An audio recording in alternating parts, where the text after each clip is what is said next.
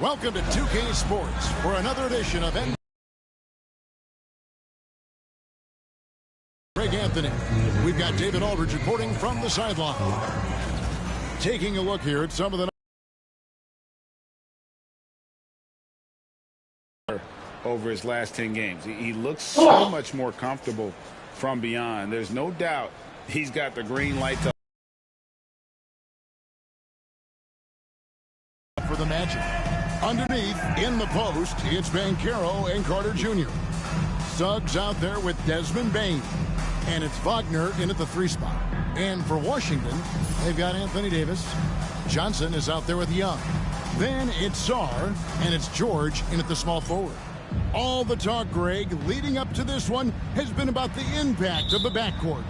And that's where it all starts. When you have a confident and competent backcourt, it just opens up a lot of things for you offensively. Now, here's Bane. There's Wagner with the 3. And Sarr pulls it down.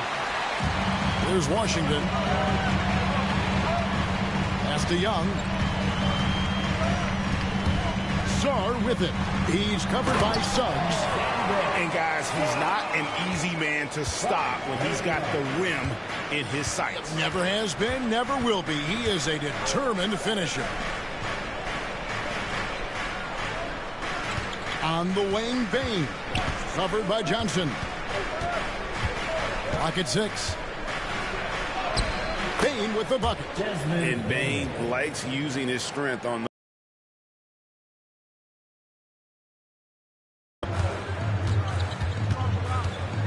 Young pass to Sarr. Rebound by the Magic. Tough loss coming against the Rockets in the last game they played. And that was a tough one. They expected to play well and did, just not well enough.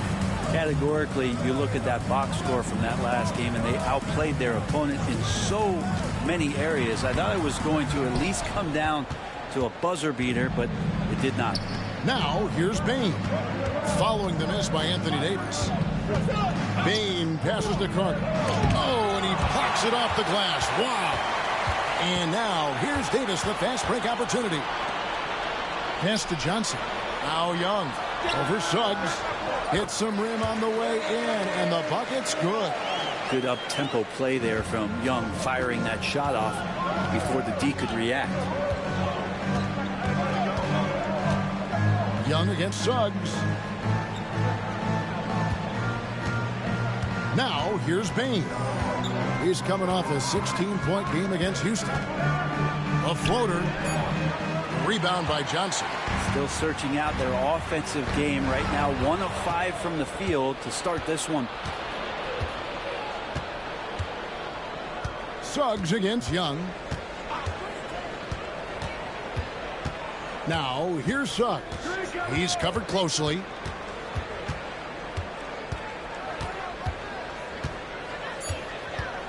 And the whistle blows on the backcourt violation. He went over and back. Now let's have a quick look at some of the league's top defenders in the season's second half. Fourth, Alex Sarr. Defensively, he's been a glove. I mean, he has just been blanketing his opponents. Suggs against Young. Pass to George. Fires from deep. Banchero grabs the board. He's not the guy that you want to give a wide open look from 3-point range. They're lucky that that one doesn't cost them. Carter finds Banchero. That one falls, coming off Carter's feet. And great work inside. This is where Banchero feasts. And so Young will bring it up for the Wizards. They're moving on after the tough loss they took at the hands of the Blazers. Yeah, you saw the communication breakdowns defensively, just giving up way too many open looks. Yeah, sometimes you can play good on-ball defense, but it's the help defense that makes you elite. And on that night, nobody rotating and not a lot of help. The Wizards shooting their first free throws of the game on this trip to the line.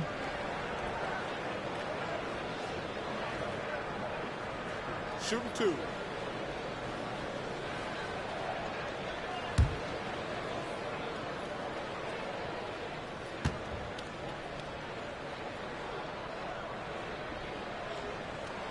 And the first one drops.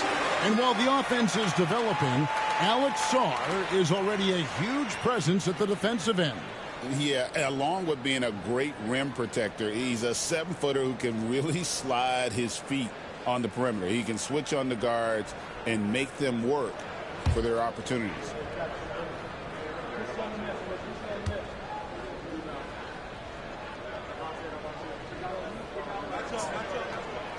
So 1 for 2 that time at the stripe. GA, when it comes to the Wizards, they have a pretty spotty track record over the past decade. Kevin, it's tough to get things right in the draft. Plus, they have just had poor lottery luck, only selecting higher than 8th once in the last decade. But they have passed on some super. His last shot. Johnson against Bain. Just 4 to shoot. Johnson can't hit. Orlando leading. Here's Wagner. And he drops in the layup off the glass. Oh, good job executing inside. Wagner in total control down there. Young looking it over. Davis with a screen on Suggs. And it's Davis at the elbow. That's in, and he found his range with that one. Now 1 for 2. Such a critical part of how their offense is going to flow. Things are only working when he seems to be on the floor. And we've got a timeout called by Jamal Mosley. Wants to talk some things over. Might be seeing some things to adjust.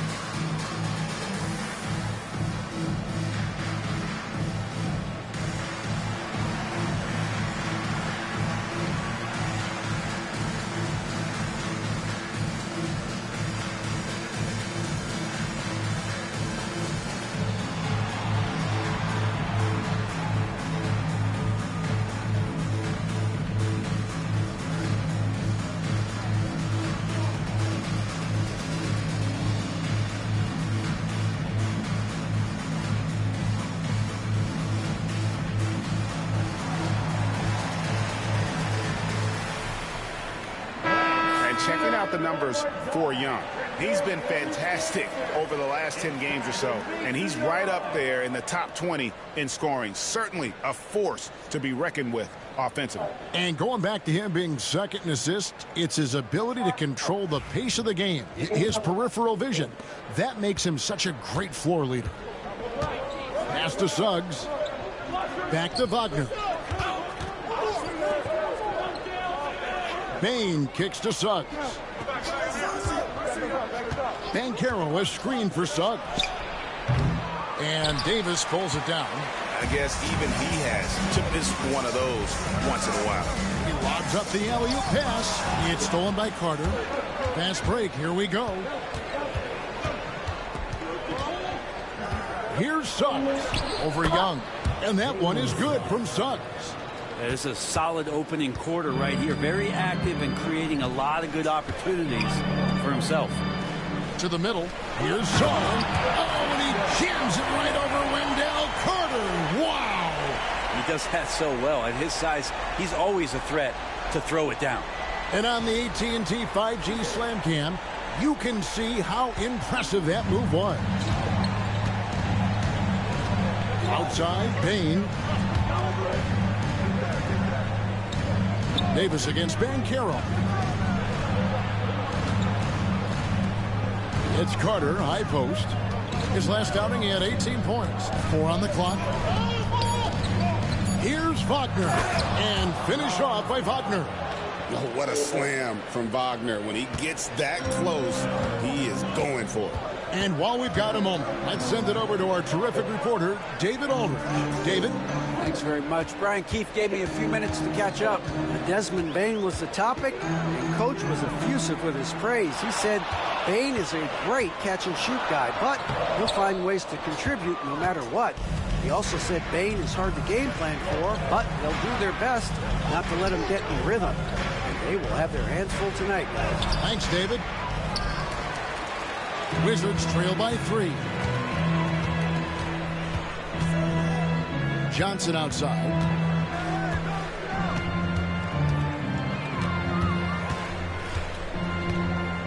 Pass to George.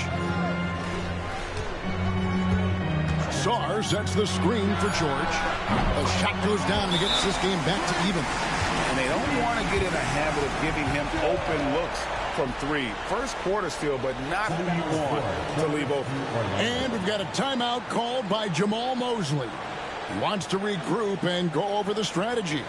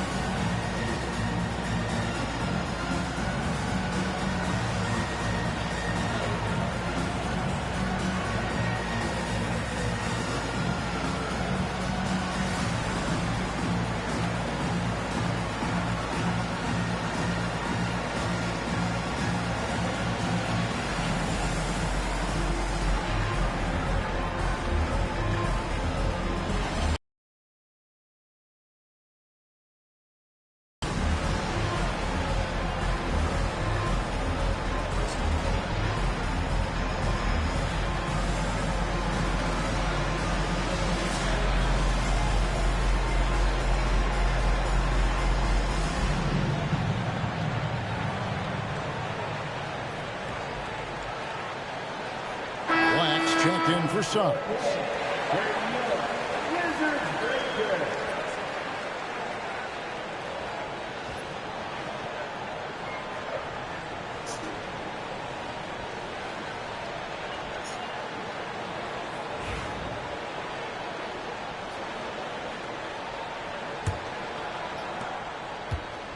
The Magic have gone 6 of 12 from the field here in the first quarter.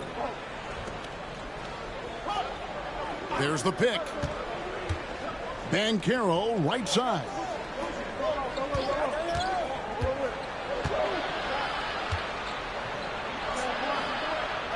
Wagner on the wing. Over George. And it's Wagner missing. Well, that mid-range, Jay, usually pretty much on the money. Maybe the timing just a little bit off on that one. And Sarr throws it down. And the pass there floated it up to the precise spot it needed to be. And no messing around on the finish. He powers it through. Now, here's Bain. And he can certainly fill it up when they need him to. He's averaging almost 21 points a game.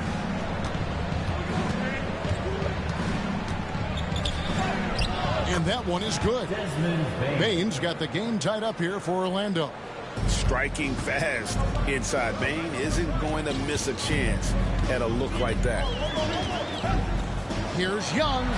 Again, the Wizards score. You got to get up tighter than that. Some players you can give that much room to, but not him. Outside, Bain. Pass to Banchero. Carter with a screen on Davis. Here's Banchero. And a lot of contact on that one, so he'll shoot 2 here. From Rookie of the Year in 2023 to an All-Star Greg in 2024. Paulo Banchero. And, Kevin, that really says it all, doesn't it? Few players hit the ground running like Banchero has. Becoming an elite competitor, people fear almost instantly.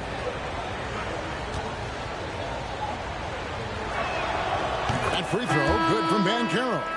Entering the home stretch of the season, GA, how excited are you for the play-in tournament? Oh, it's a lot of fun, Kevin. You can go from a 10th seed to making the playoffs. It makes this part of the year that much more entertaining. Koulibaly, he's checked in for Washington. And the Magic making a change here as well. Mo Wagner's checked in for Franz Wagner. And on paper, Paolo Banchero has so many appealing attributes. His size, build, the ability to find shots. You can easily see why scouts were enamored with this guy as a prospect. Now, here's Banchero. Following the miss by Anthony Davis. A nice shot by Black. And for his position, Banchero, great vision and willingness to make the extra pass. Washington trailing. Now, Koulibaly. Taking a look at his stats, he's averaging around 7.5 points a game. Whistle blows, bucket is good, and he'll have a chance at the line to make it a three-point play. It's going to be on Wendell Carter. Brent Koulibaly got a lot of minutes last season, and it's paid off. Well, Kevin, I think this guy is hungry. I think he's hungry to prove that he can be an elite wing player in the league. His work ethic is top-notch, and this guy, if he goes at it defensively, can be on those all-defensive teams by the time his career is done. What's up?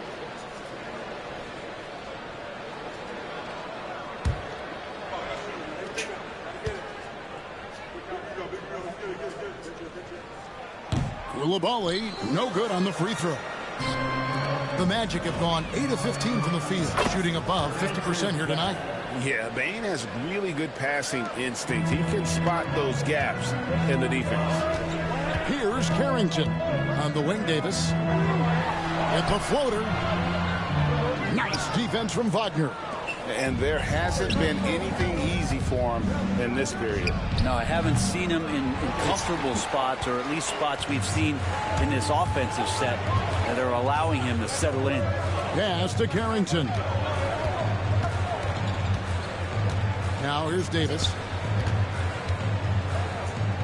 Shoots over Wagner. No good from 11 feet. If he's going to keep shooting, they've got to run some plays for him. Screens, pick and rolls, anything they can do to get him started. Magic moving the ball around. Banchero draws the double. And it's Wagner missing. And if they know what's good for them, that's the way they'll defend against him every time he takes the ball in the three-point lane. Pass to Carrington. Here is Riley. Here's the three. Rebound by Paolo Banchero. Banchero's got 6 rebounds here tonight. Here's Black. A look at his stats. He averages a bit over 8 points a game. Here's Banchero. Richardson, that's a 2-pointer. The Magic again can't hit. And it's Davis with the ball for the Washington Wizards. Trailing by 2. And now Banchero pushing it up, and no one back to stop him. And this kid is just a natural-born scorer. Banchero can post you up, face you up, and also beat you in transition. Riley against Bane. 1:22 left to play in the first. Here's Riley. Good, nice job down low. All the way to the bucket, no resistance, just swipe the candy from him. Riley against Bane. Pass to Richardson. Black kicks to Bane.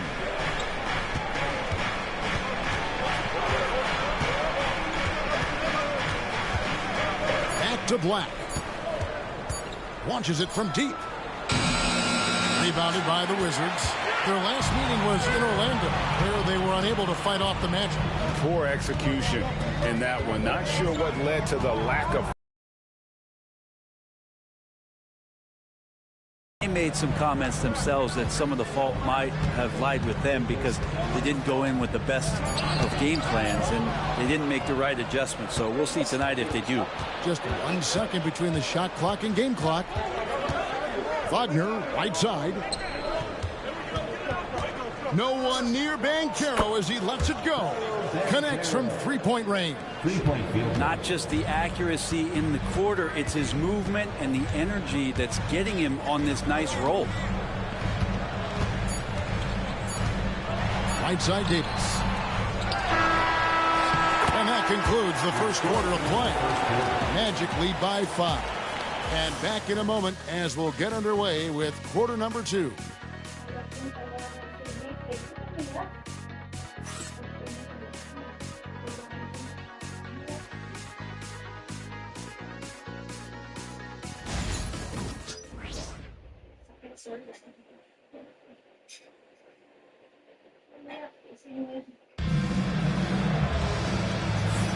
And hope you've enjoyed the broadcast so far. Halfway through the first half in this one. And what do you guys think so far about the offensive approach for the Magic? A huge part of their offense, pushing the ball, looking for fast break opportunities. Always a good idea. They've also done a great job of taking turnovers and producing out of that, working really hard that they're not wasting extra chances that they're creating. Wizards trail by 5. This is how the floor looks for the Magic starting the second. Franz Wagner is out there with Mo Wagner. Then there's Black. Then there's Richardson.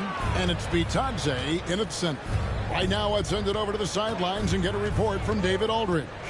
Hey, Kevin, last season the Magic extended Coach Jamal Mosley's contract through 2028. He said, it's not about me. I just want each one of these guys to reach their full potential. This game has been good to all of us. I want to be part of maximizing how great they can be on and off the court. Kevin? All right, David, thank you. And here's Young. He's coming off a 34-point game against the Trailblazers in Portland. Young knows his range to answer his opponent. Orlando leading by 5. Quarter number 2. We're about a minute in. Wagner against Riley. Wagner passes to Richardson. Here's Black. Sweet move. And the layup is up and in. And the Magic lead by 7. And they've repeatedly probed inside in the first half, guys, and it's paid off. There's the pick. Here's Young. Orlando grabs the miss. Wagner's got his 5th rebound right now in the game. Wagner against Riley. Wagner passes to Black.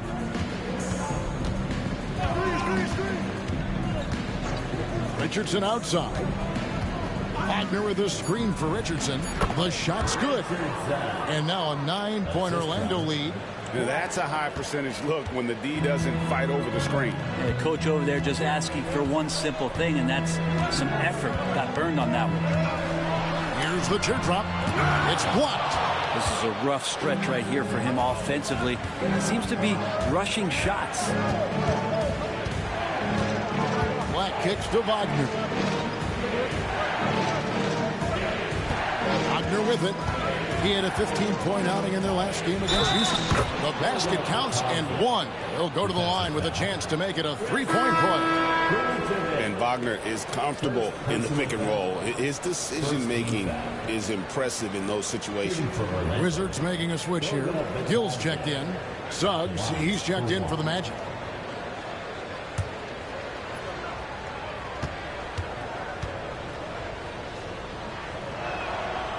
GA, when you look at the development of Franz Wagner, what now is the next step for him? Kevin, for me, it's the three-point shooting, specifically becoming more efficient out there. And I also think he's going to have to become a better passer, ball mover. I got total confidence he'll get there because the rest of his game is complete.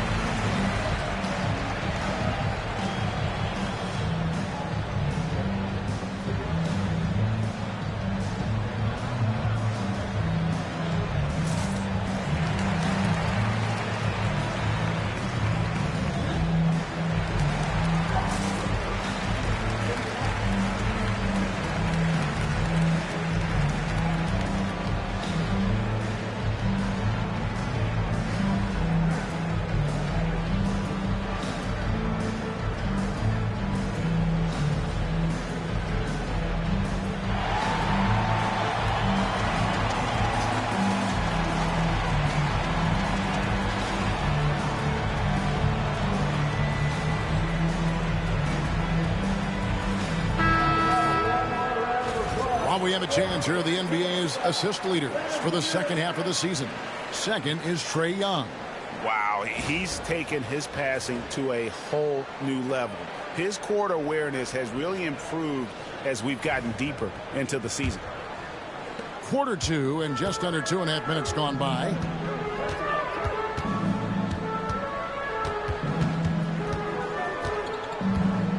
Pass to Champagnie. Patson coming off the assist from Young. Young's got 3 assists now in this one. And good recognition there from Trae. It's part of his role. He's got to find open guys. Now, here's Wagner. A good portion of the scoring has come from him. He averages more than 18 points a game. Wagner has screen on Riley. The 3. It's rebounded by Coulibaly. Wizards trail by 9. Young outside. Here's Coulibaly. He's defended by Wagner. Now Coulibaly. Tries a 3. Rebound by the Magic. Wagner's got 6 rebounds here tonight. Wagner passes to Black. And just over 3.5 minutes played here in the second quarter. Here's Bitadze. He's averaging a bit over 5 points a game. Suggs with the ball. And Young picks him up defensively. And that one's good. Suggs. A strong move by Suggs inside, not allowing the contact to hold him back. Now, here is Young. He has 7. And it's off from 3-point range. Now, here's Suggs. He's defended by Coulibaly. Suggs passes to Wagner. Shoots a fader. That one a little long. Wizards trail by 11. And here's Young. One of the most consistent producers in the league. He's averaging around 25.5 points a game. The Wizards working the ball around now.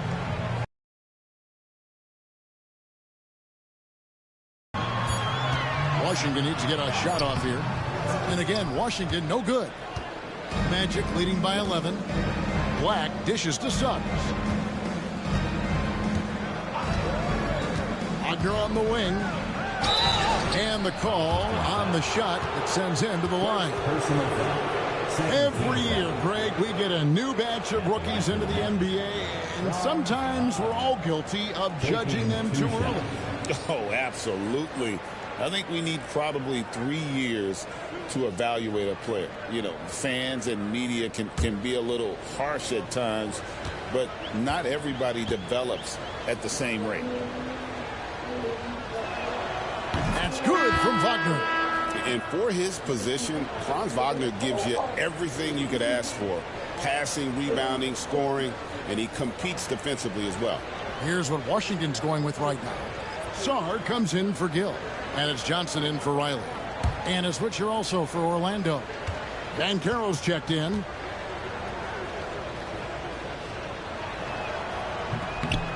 Both free throws good from Wagner. Some players, Brent, have claimed entertainment is emphasized over competition.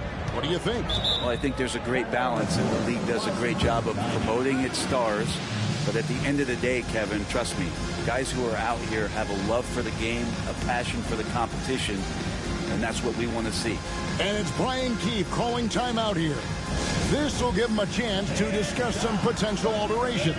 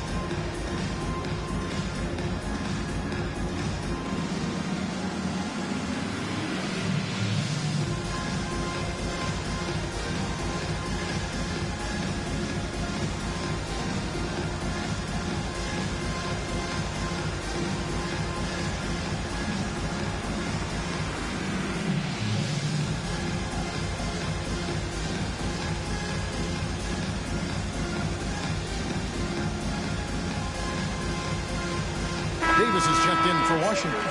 George comes in for Koulibaly. Baines checked in for Orlando. On the court.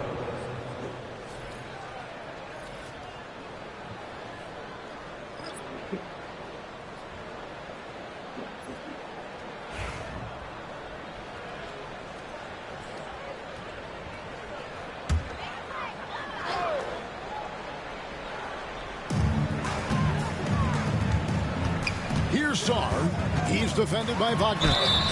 And there's the basket. Whistle blows and a chance for a three-point play. Going to the line for one. Yeah, he earned that one. I mean, taking the hit and still able to get that one to go down. Washington shooting their fourth shot at the foul line here.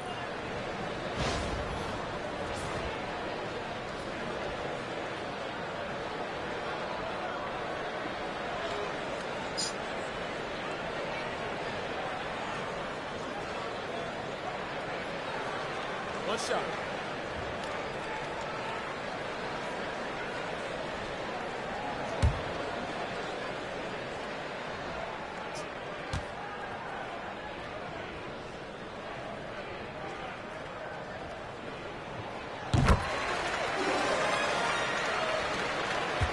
Orlando leading by 10. Banchero outside. There's a good screen.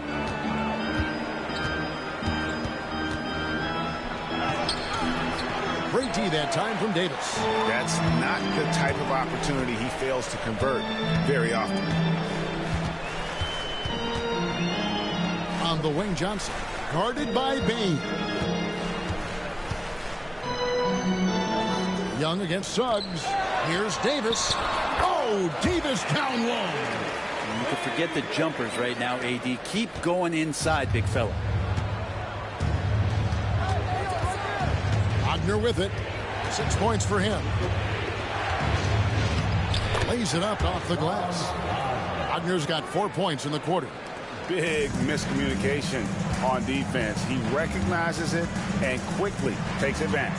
Well, I know they don't have mobile devices out there for texting, so they might as well talk to one another. Now, here is Young. He's got 7. They get a hand on it. Now, Bane. Pass to Wagner. And here's Banchero. From outside, off the mark. Here's Davis knifing inside. And yes, it's good. And you can see the lower body strength from AD right there, able to take contact, get fouled, and still get the shot to go.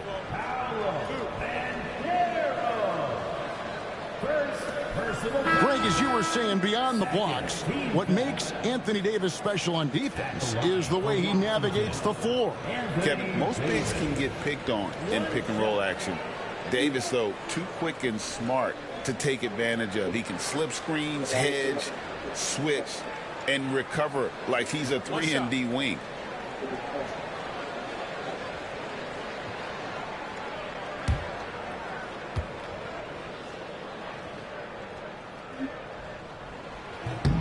I think as fans, you always want to see the best in the league healthy. Anthony Davis out there tonight. The NBA is just better when AD's playing. Here's Bitadze. Outside, Bane. Fires the 3. He made that one. Basket number 3 for him. He's also missed 2. And he just lights it up from downtown. Bane so dangerous from out there. Young pass to George. Back to Young.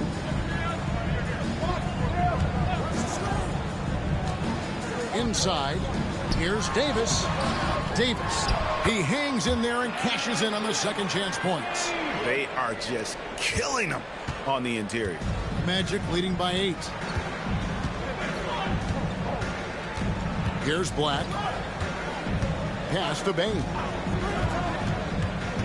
Banchero with the screen. 6 to shoot. Gets it to fall. The bucket from Bane. Bane's got 5 points now in the quarter. He's got a lot to do with the position that they're in. A very smart offensive performance tonight from him. And it's Brian Keefe calling timeout here. He wants to talk to his guys. All right, let's make some noise for your Wizards answer.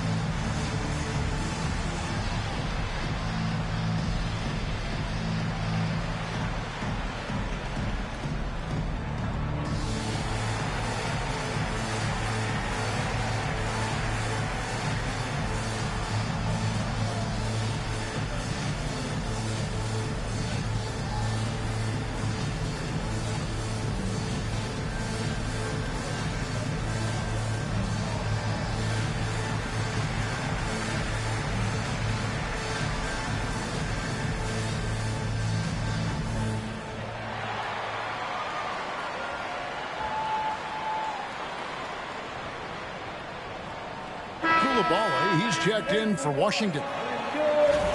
And taking a broader look here at the year-over-year scoring trend for Anthony Davis. And maybe it's shocking, maybe not too shocking, but the scoring trend over the last few years has been going down a bit. I'm sure it's something he's well aware of, and we'll see if that continues to be the case.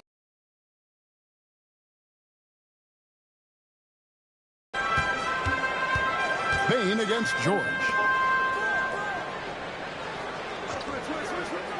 The three from Davis. The rebound by Batadze. Magic leading by 10.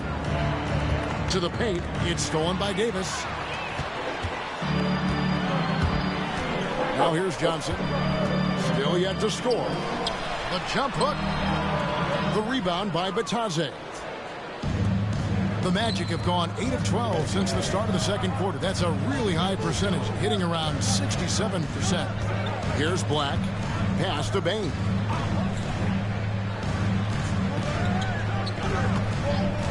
Five on the clock. Takes the three. Bangs home the trifecta. Bane's got the lead up to 13 now for the Magic. And they're not afraid to let it fly from deep. They're looking to extend their lead with the three ball here in the second quarter. George against Bane. Back to Johnson. That falls. Nice speed that time from George. George has got assist number 5 here tonight. Well, that's how you draw it up right there. A screen to shed the defense, a quick move to the bucket, and you get the lay-in. Here's Black. Pass to Suggs. Fires at the elbow. Score the basket. His fourth. He's only missed 1 of his 5 shots tonight. And because it's so easy for him to get to the cup, Suggs doesn't shoot a ton of mid-range jumpers, but he has it in his arsenal. And the shot is good from Johnson. Magic leading by 11. Banchero outside. And that one clearly a foul. Gets the whistle, and 2 shots coming up. That one on Davis. And Banchero doesn't back down from anyone, which is why he's able to draw those fouls. And this is his second trip to the line in the game. 2 shots.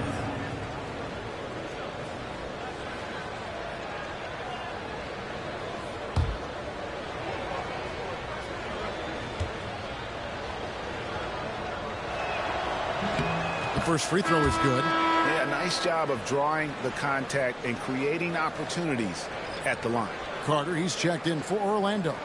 Franz Wagner comes in for Black.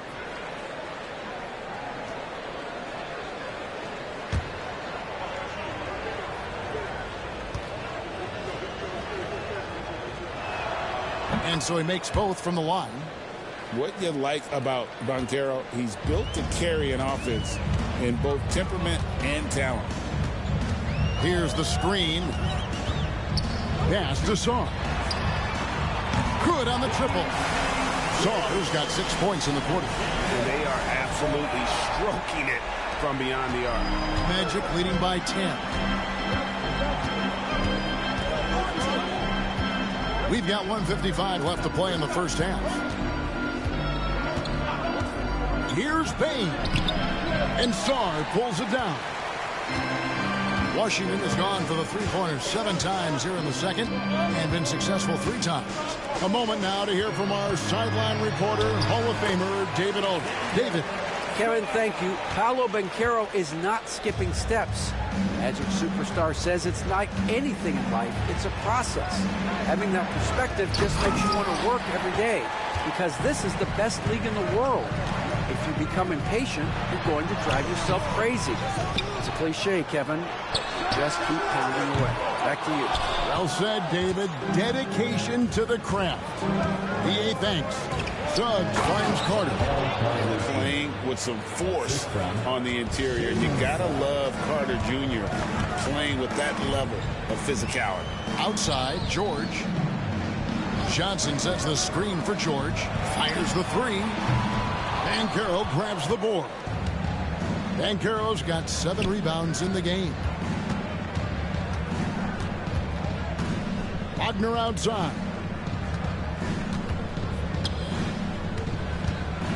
34 seconds left to play here in the half. Well, over 80% from the line for his career. You do not want to foul Franz in the act. The Magic have put up good numbers at the charity stripe, converting 6 of 7. 2 shots.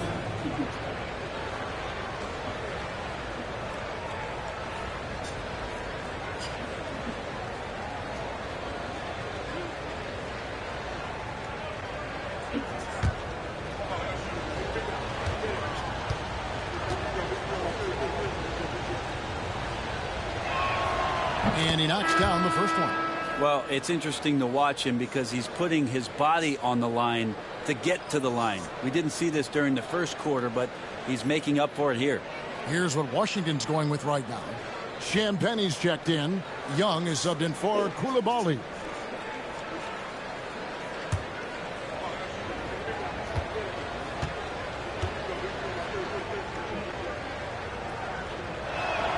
That one falls, so he hits both of them. A big fellow with the ability and confidence at the free throw line is something that every team wants. Don't have to make those late substitutions. Keep your big guys on the floor. Now here's Johnson.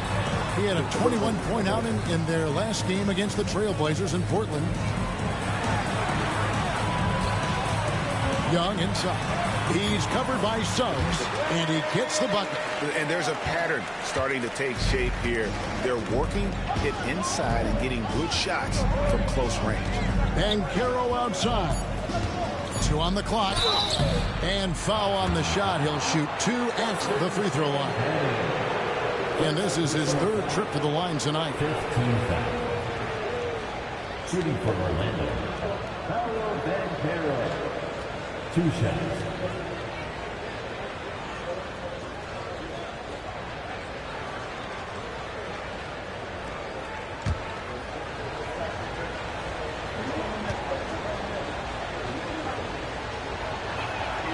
That free throw, good from Banchero.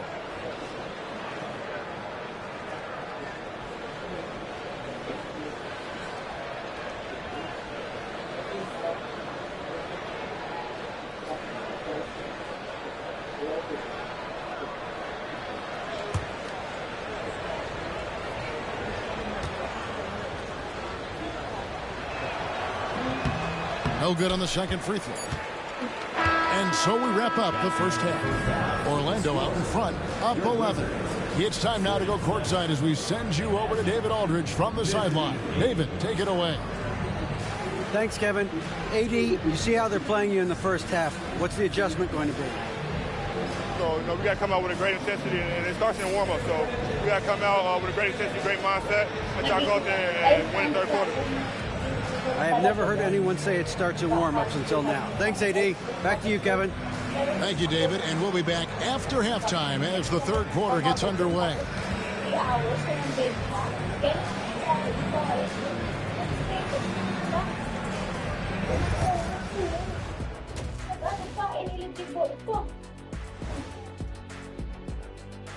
Hello, everybody. We're here to break it all down, and through the first half of play, it's a very commanding lead for the Orlando Magic.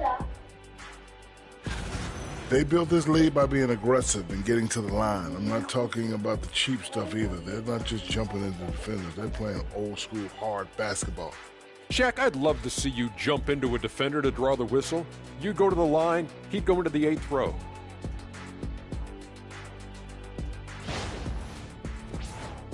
And now, not a bad time to take a look at the schedule ahead. In that game against the Knicks, they're going against #1. It's a huge challenge. They have the talent and the coaching to compete. It'd be a nice morale boost if they can pull it off. Thank you for being with us. Now let's send it to Kevin Harlan for the second half tip.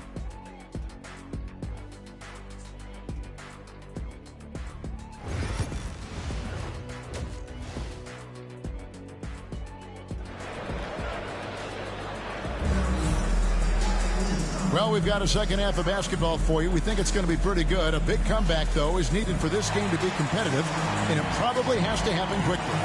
You look at Alex Sarr in this game, he's been everywhere.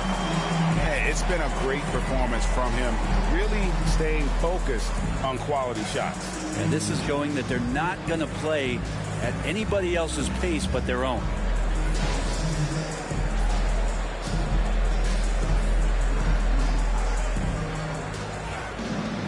And with a big gap on the scoreboard, the second half begins with very different goals for these teams.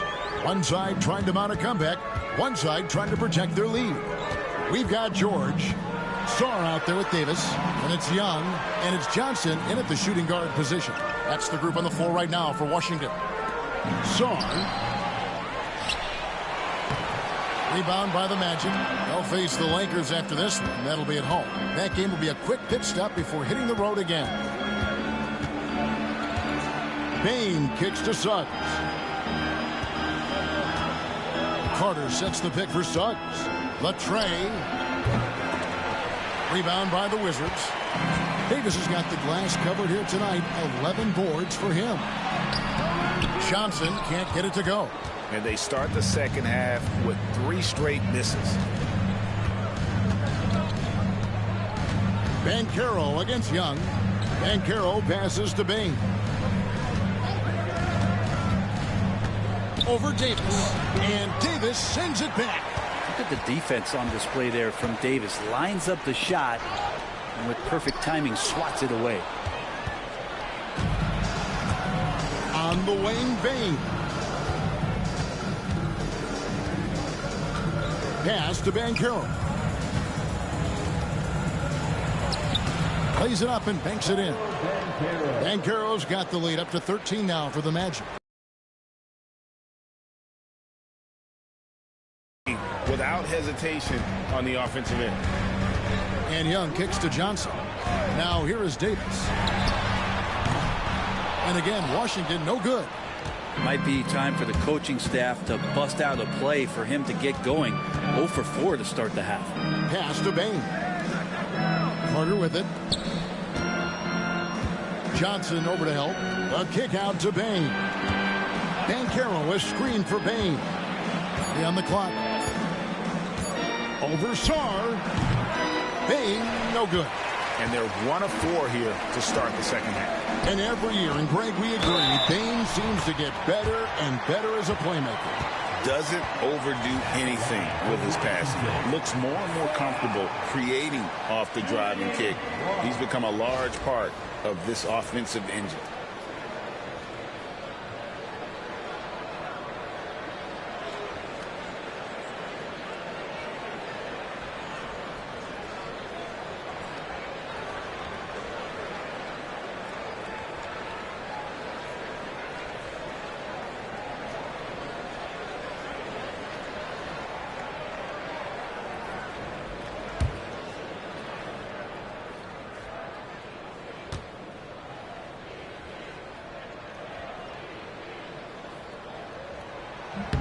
Free throw good. Sarr.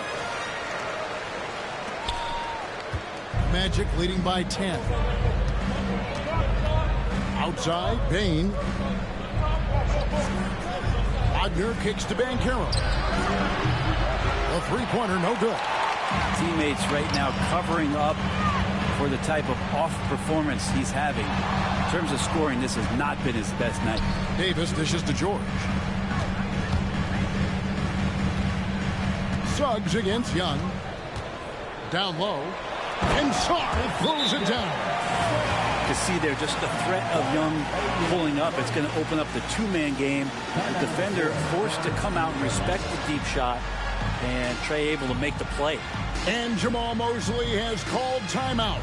And coach has decided they need a moment to talk things over.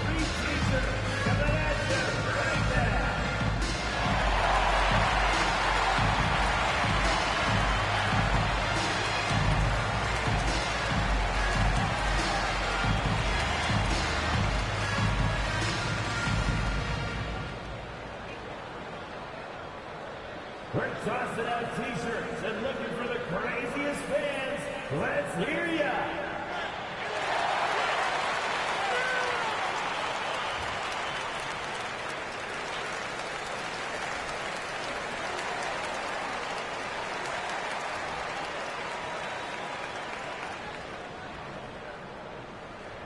It's t-shirt time.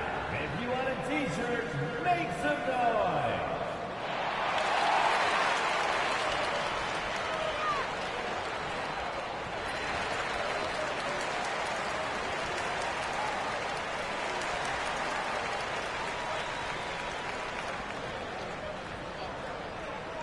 Here cut free t-shirts. Get on your feet and get loud. Backing up the points down low, well, that's exactly what these guys have done this season. Check out the top-scoring big men in the NBA. In the third spot, Paolo Banchero. That's as scary a collection of big men as you'd want to see. I mean, game planning for any of them is a challenge because you know how much defensive attention you're going to have to devote to them. Well, you're building a team. The foundation starts here. Big men who can dominate a game offensively in the low post. Every franchise would like to have one, and this is the cream of the crop. Now, here's Suggs. 8 points for him. Carter with the bucket. And out of pick and roll, Carter does a great job of positioning himself for catch and finish opportunities. Pass to Davis. Johnson outside. Lets the three fly.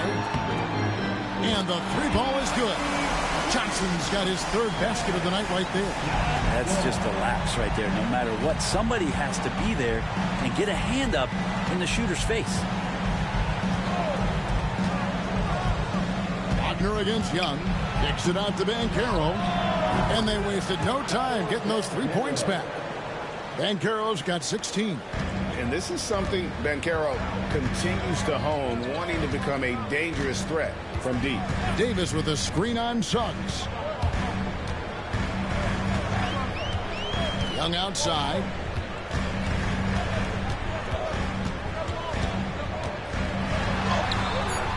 And it's Suggs with the rebound. Orlando leading by 10.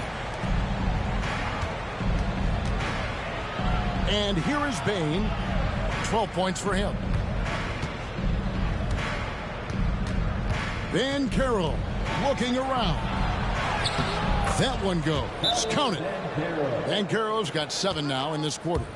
Oh, the defense puts contact on Banchero inside, but he just bullies right through it. And it's Brian Keefe calling timeout here. He wants a minute here to get things straightened out with this team.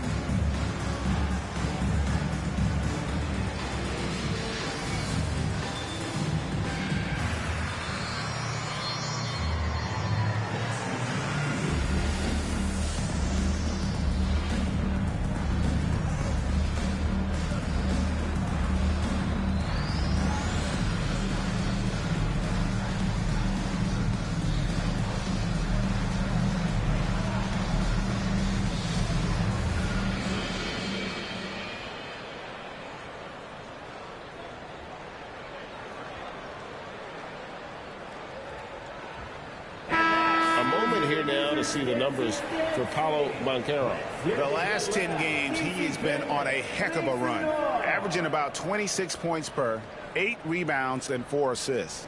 And so much of what they do on offense depends on how he plays. Well, he attracts serious attention from the defense, and that really does open up the backside for a lot of his teammates to take full advantage. Now, here is Young. He's got 9. Outside, George. Sarr sets the screen for George. Pass to Davis. Shooting foul as the whistle blows. He'll shoot 2 free throws.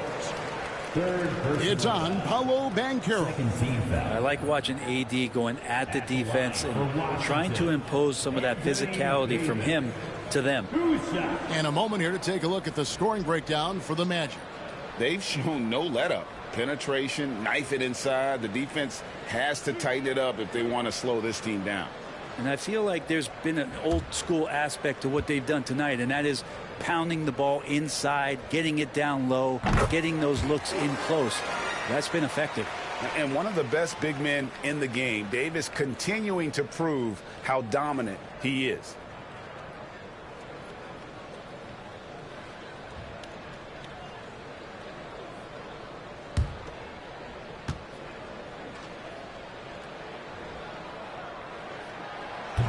He hits one and misses one, each at the line. And here's Banchero. He'll bring it up for the Orlando Magic. Trying to find Wagner and gets it to him. Here's Carter, and it's blocked. Wizards trail by 11. Young finds Davis.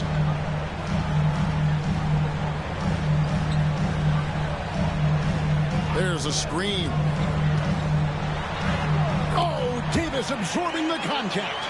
Yeah, the added muscle Davis has put on, helping him on these tough finishes, flexing on him there. In the corner, it's Bane. Makes it off the glass. 14 points for Desmond Bane. Unwilling to let up even for a moment. That's his killer instinct, just fanning the flames. Yeah, he's the guy that you want to go to right now, trying to put this one away. Now, here's George. Here's Sarr. Off target with his 3. Well, if he wants to make the defense work, he's got to start knocking down the threes. Only one so far in this game for him, and none since halftime. Johnson against Wagner. And contact on the shot, so he'll be shooting free throws here. That's the aggressiveness they want Wagner to have. Force the defender into a tough spot. He's had 4 chances at the line, made them all. And from the line thus far, how about 83% on the season? Outstanding.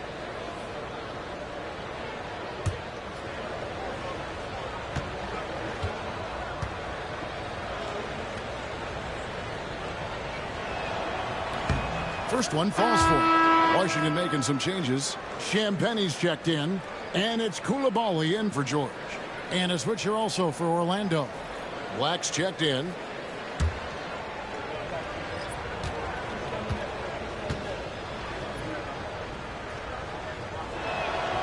Both free throws good from Wagner.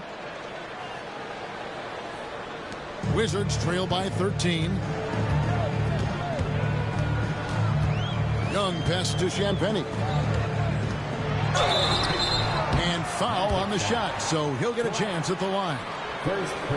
We're talking about Trae Young here, GA. What stands out most about him to you? Well, Kevin, I'd say just how confident he is, right? He plays with that unique energy and swagger. You love him if he's on your team and can't stand him if he's playing against you.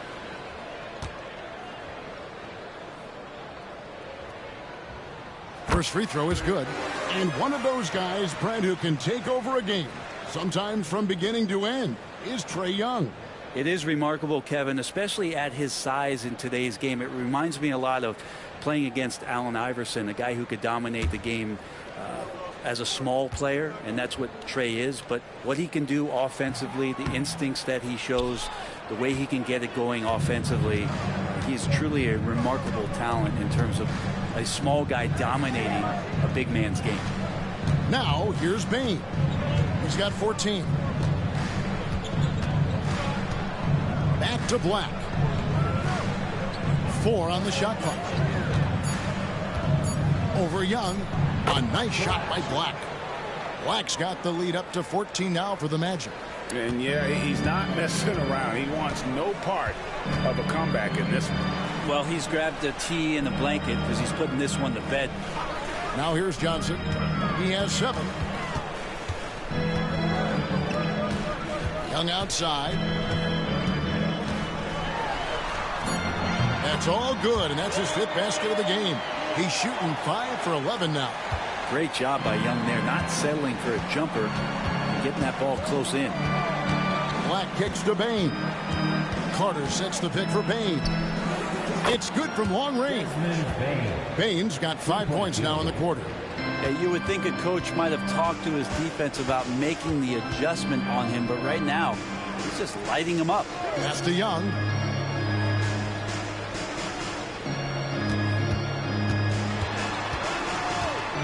A floater, right wing. It's stolen by Carter. And here we go with the side over Carter. Young's shot is off. And it's Orlando's ball. They're on a 14-6 run. Bain against Young. Wagner left side. And yep, finally drops after rolling around the rim. Wagner's got 14 points for the game.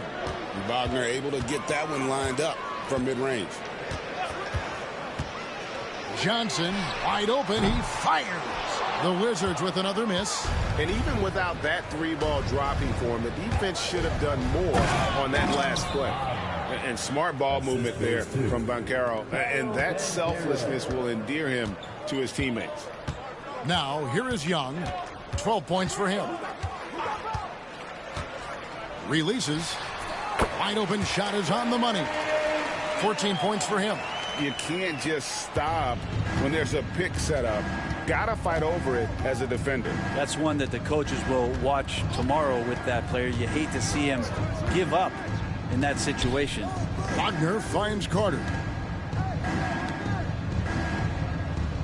Wagner against Johnson. Banchero a screen on Johnson. That doesn't go either for Wagner. Well, even though he misses that one, the defense has got to talk about that. And that's a bad miscue. And you can't give up looks like that all game long. Now, here is Young. He's got 14. And count it, the shot is good. He'll go to the free throw line. And he's really shot the ball well, but it hasn't been contagious. For Washington, they have hit 6 free throws in 10 attempts. And their success rate on the season, right around 77%. And Washington making a change here. Riley's checked in. Goga Bitadze's checked in for Orlando. Wagner comes in for Paolo Banchero.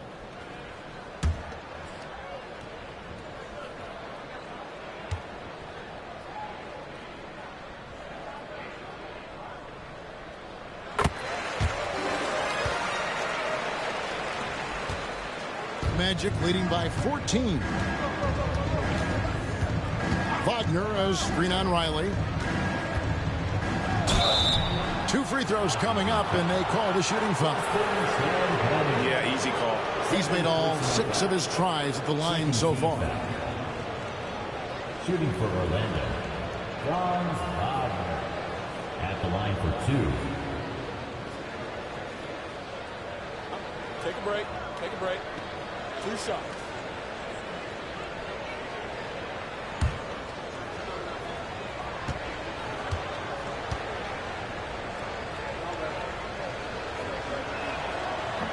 That's good from Wagner. Whitmore, he's checked in for Song.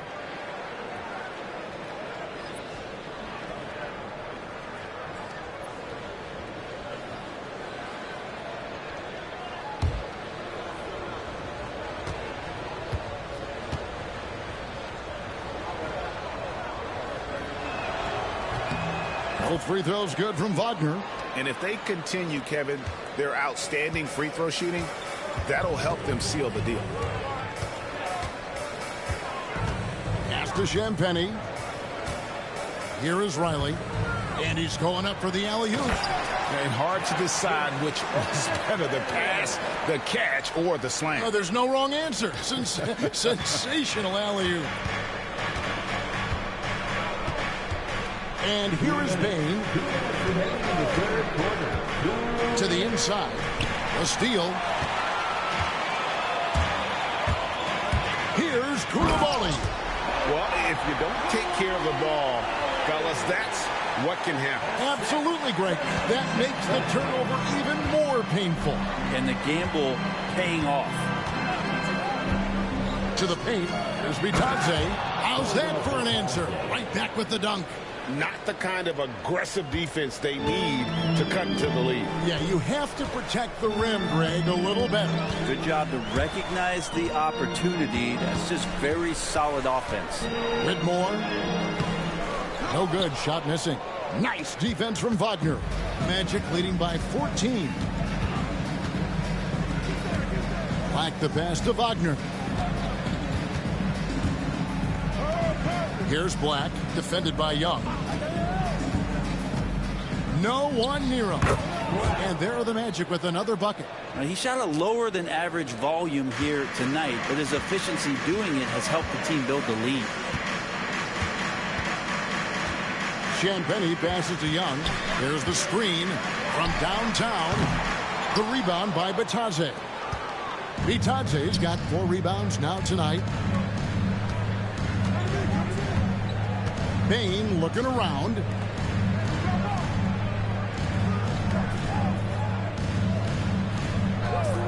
Six on the shot clock. They get it back. There's Bitadze. A three-pointer off the mark. Wizards trail by 16. Pass to Champagny. Drops in the layup for 2. Champagny's got his 3rd bucket of the night. Consistency all game long. He's going to continue, I think, to have to take it over to get them back in the game. Bain kicks to Black. From deep three-point land. And the last second attempt doesn't fall. And so it's Orlando with a 14-point lead as we bring the quarter to a close. And we'll see if they can keep up their tremendous shooting they've been dialed in so far from the field. We'll return shortly.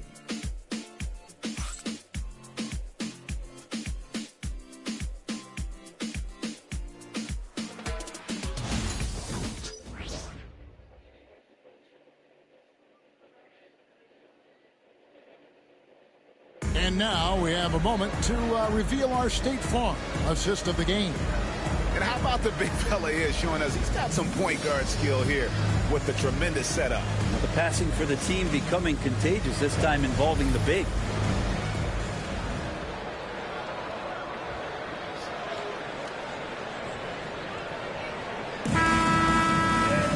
And we reach the 4th quarter in a game that may be already out of hand. Magic leading by 14 on the court for Orlando. Black is out there with subs. Then it's Paolo Banchero. Then there's Wagner. And it's Bitadze in at the 5. Oh, love that. Banchero moves so well with and without the ball. Koulibaly with it. To the middle. Here's Riley. And it's Orlando with the rebound. Banchero's. And with the success they've had rebounding the basketball, they're right where you'd expect them to be, firmly in the driver's seat. Wagner outside. Now, here's Suggs. He's defended by Koulibaly. Here's Black. And the 3 off target. Wizards trail by 16. Young outside. Pass to Riley. Nice ball movement by Washington. The kick out to Young. Nice move. And it's Wagner with the rebound. Wagner's got 8 rebounds in this game. Banchero right side. Here's Black. And he's good on the 3 ball. And the Magic lead by 19. And you like to see since the half now, he's finally starting to come around. Young with the ball. Working on Black. Young, good. Coaching staff would like some more shots from that range. Magic leading by 17. Suggs dishes to Banchero. Steps back and trains the jump shot. Banchero's got 22 points. And since halftime, he has been a different player. Pass to Coulibaly. Here is Riley. Now Coulibaly. They set the pick. Shot clock at 6. Inside. It's tipped. Suggs looking around. Down low. Here's Wagner. And he gets the whistle. 2 free throws coming up. That's on Cam Whitmore. First team foul. At the line for the Magic, Mo Wagner taking 2 shots.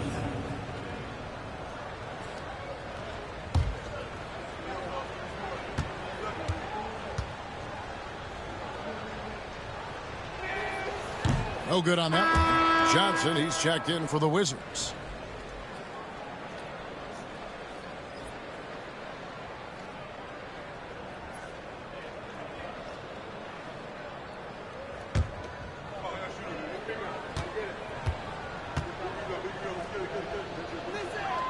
And the second free throw, good.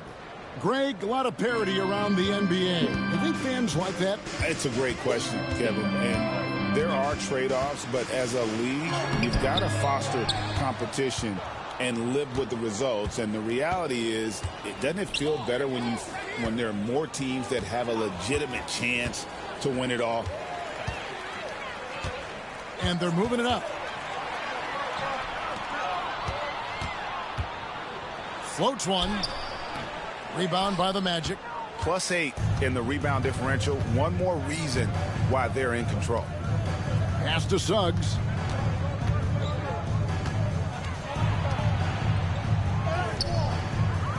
It's rebounded by Coulibaly.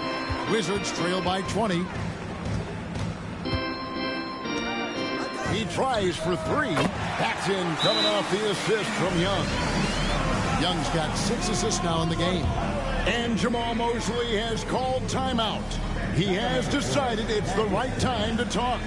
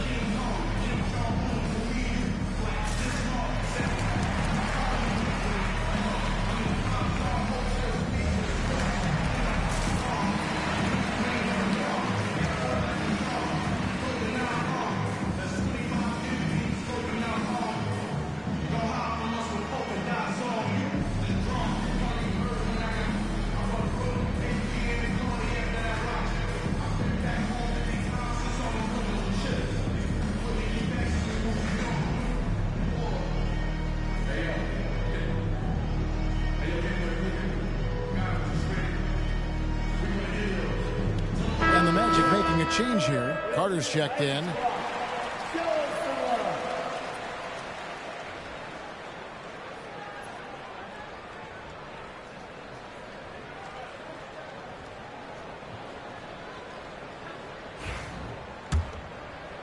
A look at the clock. A little under 3.5 minutes gone here in the fourth. Black the pass to Carter. Banchero outside. Hits the three-point bomb. Banchero's got 7 points here in this quarter. Well, he just nailed his second 3 of the half, guys. I'd be very aware of that if I were the defense right now. Johnson finds Young.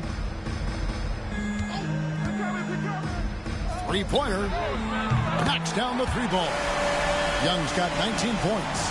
First 3 of the half, second of the game. Can he heat up? Here's Black. Pass to Banchero. And Orlando again with the bucket. I mean, the stroke looks good. He's moving well out there. What a sensational start to this game. Perfect from the field. Back to Young. Orlando grabs the miss. They have been board dominant in this game. That's definitely been a factor in crafting this huge lead. Here's Black. He's defended by Koulibaly. Here's Banchero. And that'll be 2 free throws coming up. Officials on the call with the foul. A big-time scorer, Banchero, with a deep bag. That's a great pump fake to get the defender in the air. Banchero taking 2 shots. Shooting 2.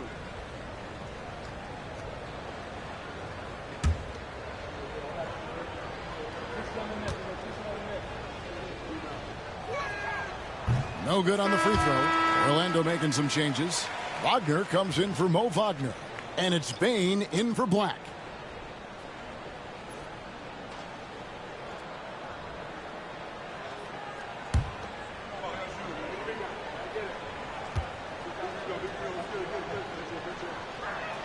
And he sinks the second. We've seen the NBA feature several overseas games, Greg, the last couple years. Always growing the sport, aren't they? And I know the fans love it. And nothing quite like seeing an NBA game in person and expanding that opportunity. Always a plus.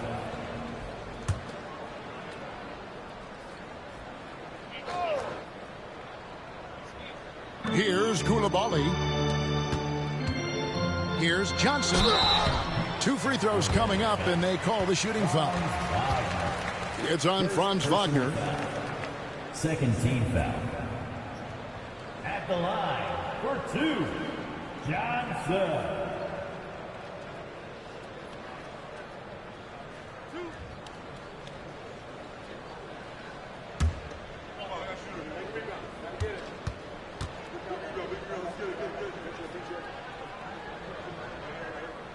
That's good from Johnson.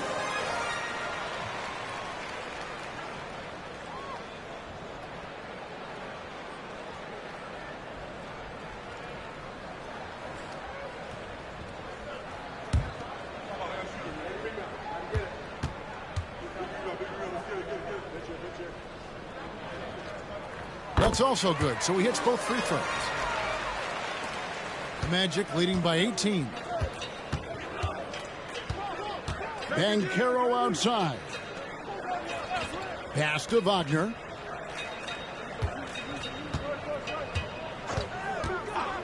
Back to Banchero. Clock at 6.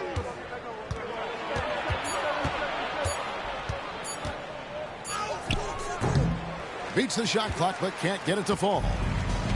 The Wizards have gone 3 of 8 here in the fourth quarter. Here's Koulibaly, guarded by Bane. No one covering. Young's got 8 points in the quarter. Young with some of the fastest hands in the NBA. Easy to see why. Suggs passes to Wagner. Now Banchero. Carter with the screen.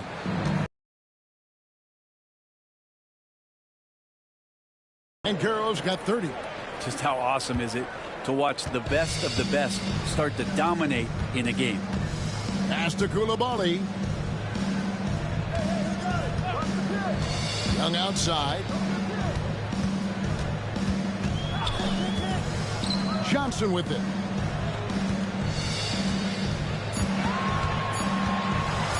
Jacks up a 3. Orlando grabs the miss. They led the game at 1 point by 20. Wagner against Johnson. And that one's good. Wagner. An explosive performance by Wagner tonight, showing just how dangerous he is when he's at his best. Young outside. Pass to Johnson.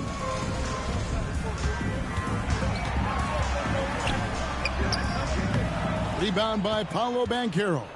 And the shots just continue to say no in terms of falling. Bain kicks to Suggs. Now, here's Banchero. Now, here's Wagner. Carter with the screen. Fires for three. Kicks it out to Wagner. Pass to Bain. Over Koulibaly. And Bain the bucket on the assist from Wagner. And that's 19 points for Desmond Bain. Wizards trail by 21. Koulibaly with it. Here's Young driving to the basket. He can't hit that time. Well, they've been better than good on the glass today, and there is a glaring discrepancy between these two teams in that area. Pass to Banchero. Kicks it out to Wagner. 6 on the shot clock. Launches it. That doesn't go either for Wagner. And they had some botched coverage that turned into no coverage. Young, a screen on Bain. Young outside. Gets it to go from beyond the arc. Young's got 16 points here in the second half. This is a one-man show right now. He's on a mission to get him out of this hole. Bounce pass Suggs. Suggs with a screen for Bain. And right away, they match it with a three-pointer of their own. Bain's got 5 points now in the quarter. And so Young will bring it up for the Wizards. And the league clearly focused on making regular season games matter. Do you think more steps are coming? Well, let's give the league credit because they've left no stone unturned. The play-in, the in-season tournament, the 65 games rule, all implemented with that in mind. And Orlando has possession. Following the three-pointer by Washington. Here's Koulibaly. The basket good off the assist from Young. Young's got his 8th assist in the game. Orlando leading by 16. Suggs dishes to Carter. Pass to Bain.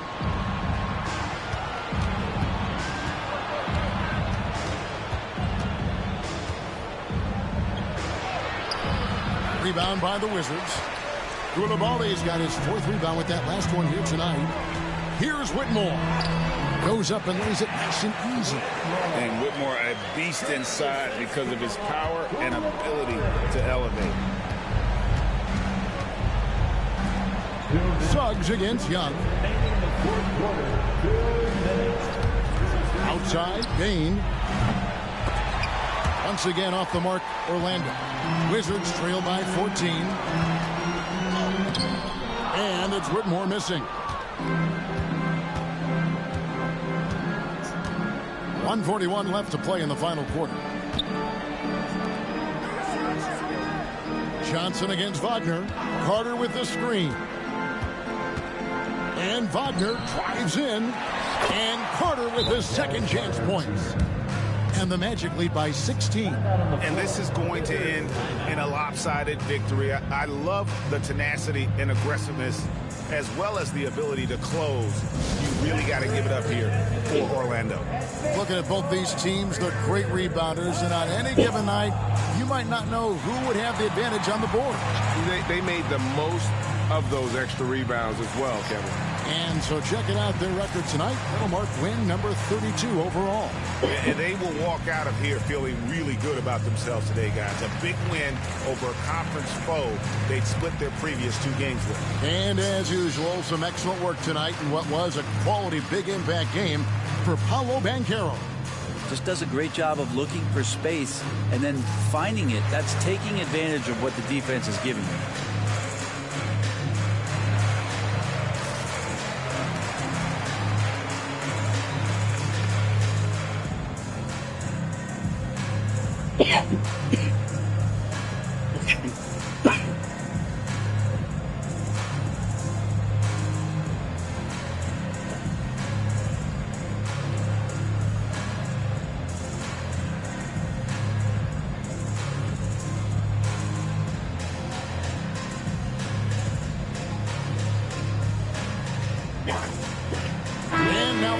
to present the New Balance Player of the Game, Paolo Banchero. And Kevin, it's a no-brainer. He's controlled every aspect of this game, and it's just so fun to see a player perform at a level that's just higher than anyone else out on the floor. They'd lost 2 straight coming into this one, and he knew he needed to put his foot down. He's shown leadership tonight, getting them back on the winning track.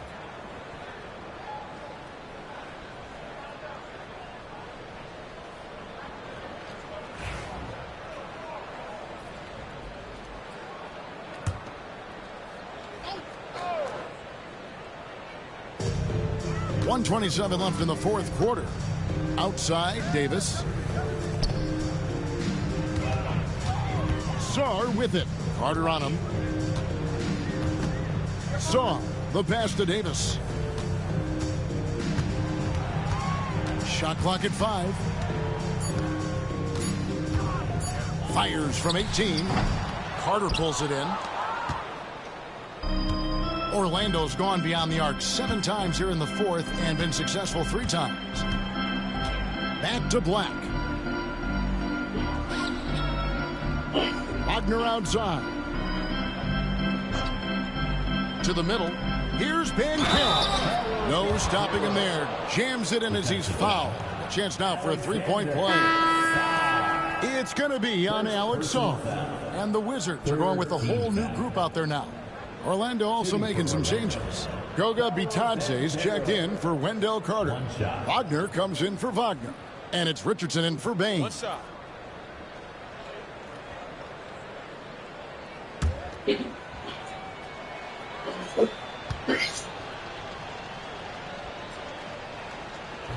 That free throw, good from Banchero. Here's Carrington. There's 37 seconds left in the fourth quarter. Pass to Riley.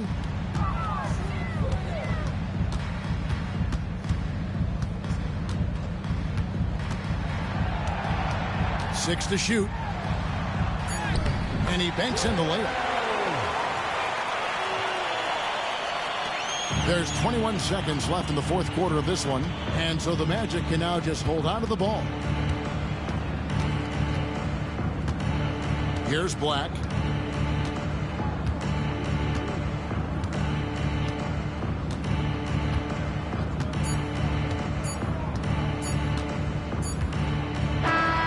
And so it's Orlando taking this one by a big margin. This crowd was stunned by the manner in which their team was dismantled. You know what? Shocking. I don't care what the matchup is. You never expect a road team to come in and just cruise to the kind of win they did tonight. And that about wraps it up.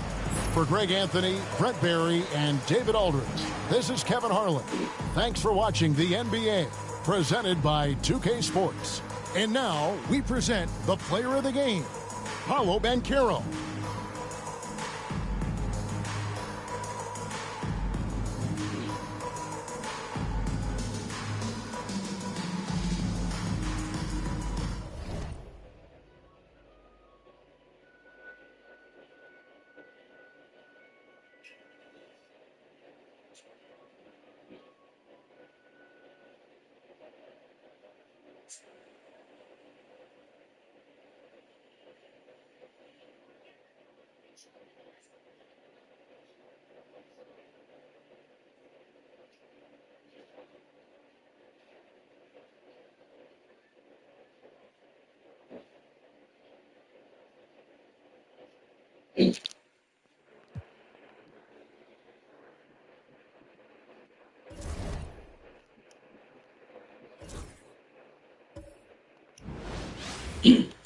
Hello from 2K Sports. We're honoring diversity and culture tonight with the NBA celebration of Noche Latina. Hi, everyone. I'm Brian Anderson alongside Clark Kellogg and Grant Hill.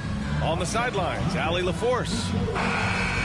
And while we have a second, let's take a quick peek at the rebounding numbers for Clint Capella. It's not a great trend for him. Not rebounding nearly as effectively anymore. Maybe it's his effort, or who knows, but that's something that needs to change.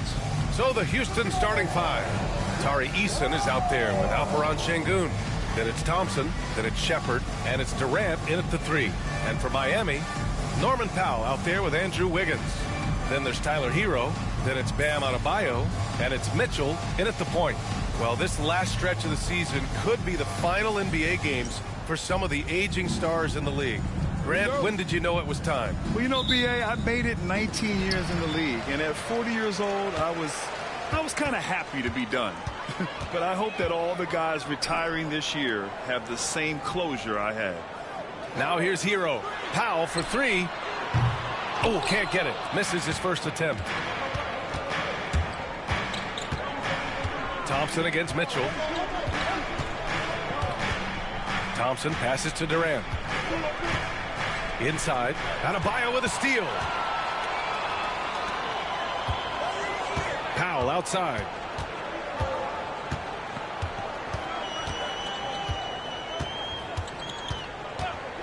Pass to Wiggins. Eason pulls it in.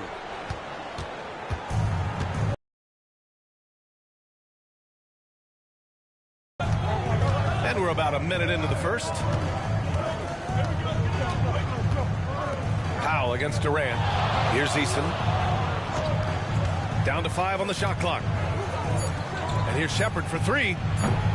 Rebound Miami. Defeated by Detroit in their last game. They'll try to put that one behind them. I really think that L has to fall on their defense, or a lack thereof.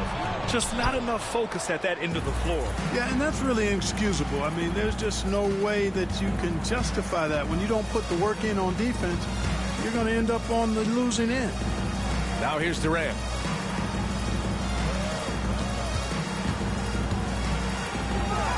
And he drops in the layup off the glass. Tell you what, that defense was physical, and yet Durant, with great balance and composure, just stayed with it. Wiggins outside. Mitchell, a screen on Eason. Wiggins for three. Hits the trifecta. You don't want to let him get into a rhythm from out there. And about 2 minutes into the first quarter here. Pass to Şengün. Up top, Durant. Powell covers. Durant on the attack. And he comes up with a bucket. Just a natural-born scorer. Kevin Durant is especially elusive and skilled at converting on the drive. Wiggins outside. Here in the first, just under 2.5 minutes played so far. To the middle. And Adebayo, the bucket, on the assist by Wiggins. That's the spot where Adebayo can do the most damage. At 6'9", Bam Adebayo is on the shorter side of centers. Yet he is elite defensively, Grant. He's been top 5 in Defensive Player of the Year voting a bunch of times. Bam has an incredible motor, a great IQ, and he's a switchable big. That's huge in today's game. When it comes to catch and shoot situations, Durant as reliable as it gets. And Eric Spoelstra decides to call timeout. He wants to review the game plan.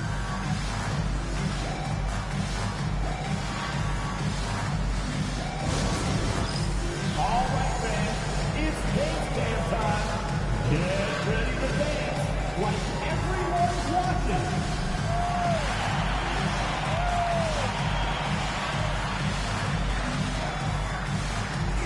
Show us those moves.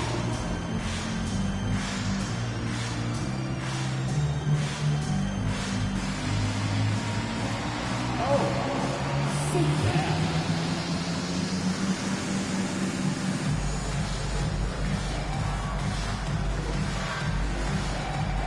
Shake it.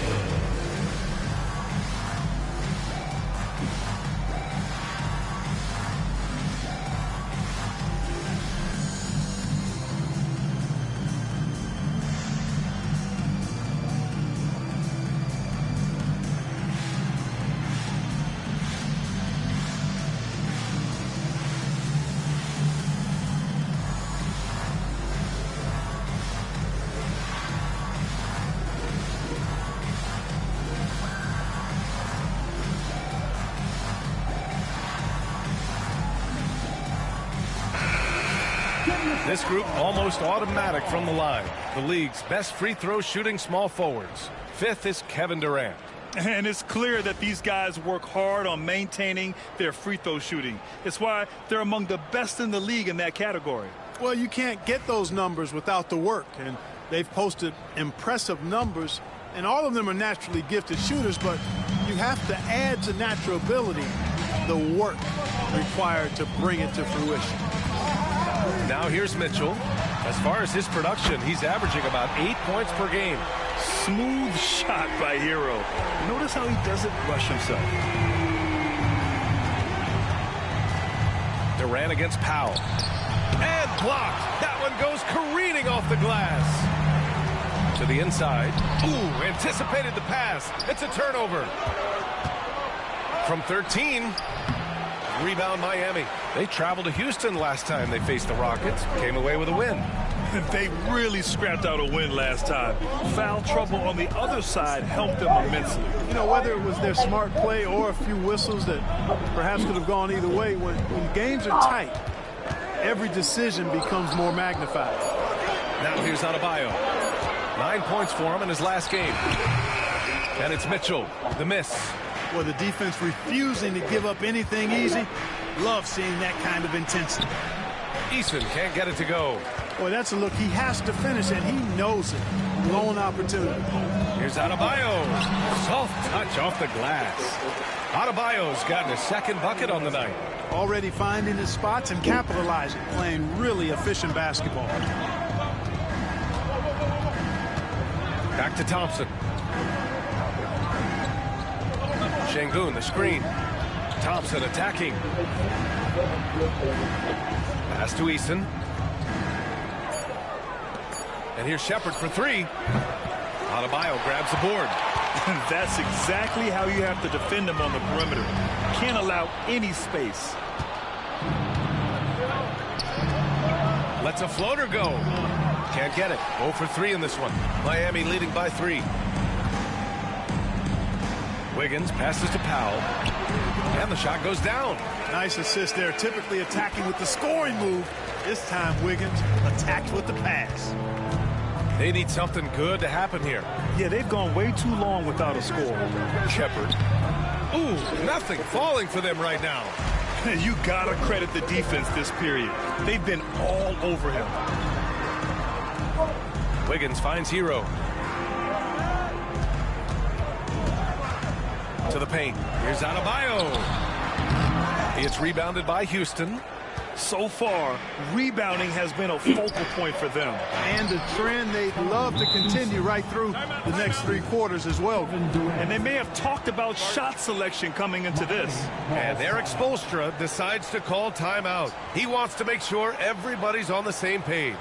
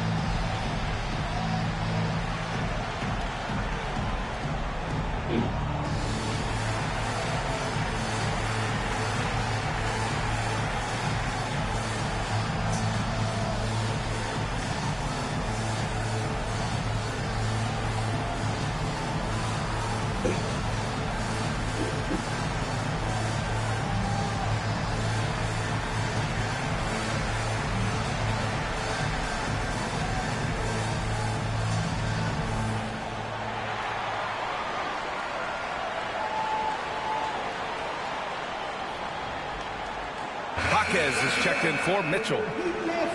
And let's look at the Western Conference standings as the playoffs approach. Taking a look at Houston, 6th best record in their respective conference right now, hoping to win the season on a high note. When I look at the Rockets, it really hasn't been the dominant season they were hoping for, but they're still in the hunt for a high postseason seed. And they need to stay focused. I mean, they have to ensure they hang on to a high seed. It's imperative for them. Now here's Hero. Looking at his stats, he's getting just over 23 points a game. Adebayo, no good. And here's Thompson. He'll bring it up for the Rockets. They trail by 3. Their last game, a win against the Magic. Looking to carry it into this one.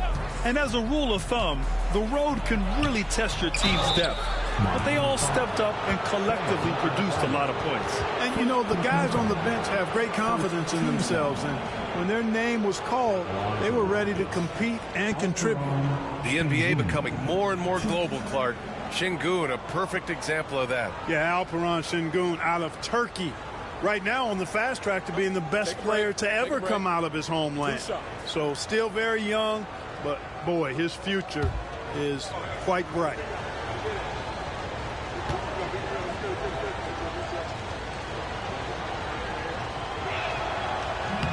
And that one misses. Since being selected in the 21 draft, Alperen Şengün has really improved. Yeah, from 9 points per game as a rookie to over 20 in his third year. Şengün has averaged about 5 assists per game over a season. A huge number for a 6'11" post guy. He is so skilled.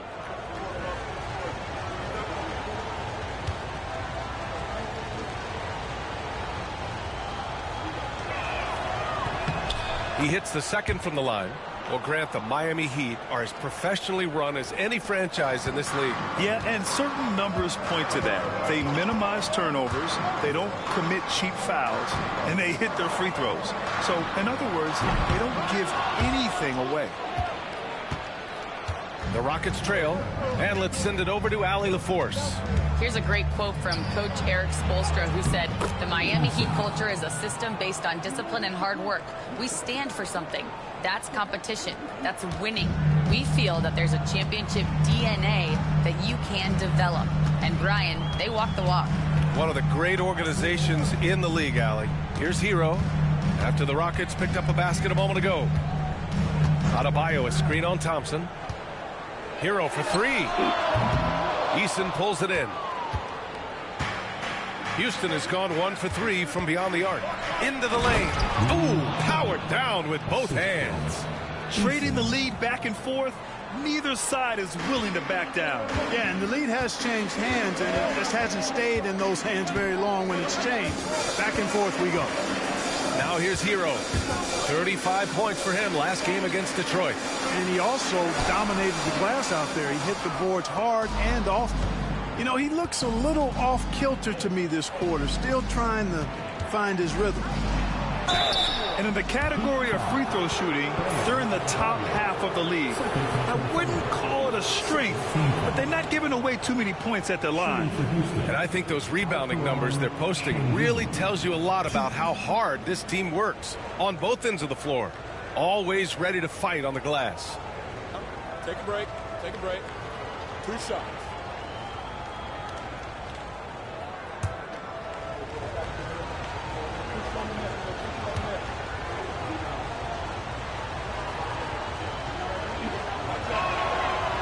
That free throw misses. After years of finishing at the bottom of the West, things are looking up for the Rockets, Clark. You know, B.A., they've done a really good job of drafting and developing players. That combination can allow you to move forward. And along with signing complementary veterans, that adds to the mix as well. Capital too, so the Rockets are certainly on the rise. Good on the second one. What I like about Şengün is how versatile he is. I mean, especially as a passer. They've been having major problems offensively. Definitely in a bit of a dry spell. Powell sets a screen. Pass to Wiggins. To halt the run. And he sinks the layup. Wiggins got 5 now. Well, that was quality defense, but Wiggins showing off tremendous athleticism, able to overcome that defense. Here's Shepherd. He picked up 12 points in their last win against the Magic in Orlando. And Grant, you look at the Rockets' additions over the last year or two. There's an emphasis on toughness. Yeah, toughness, both physical and mental. Those are the kinds of veterans they've brought in. And that extends, of course, to the coaching staff, too.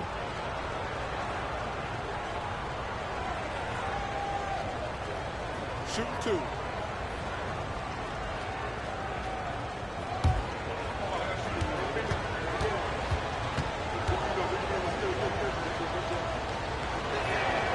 First free throw is good. And what I like about Thompson, along with the high-level athleticism, he has a high-level feel for the game. Capella, he's checked in for Houston. Fred VanVleet comes in for Shepherd.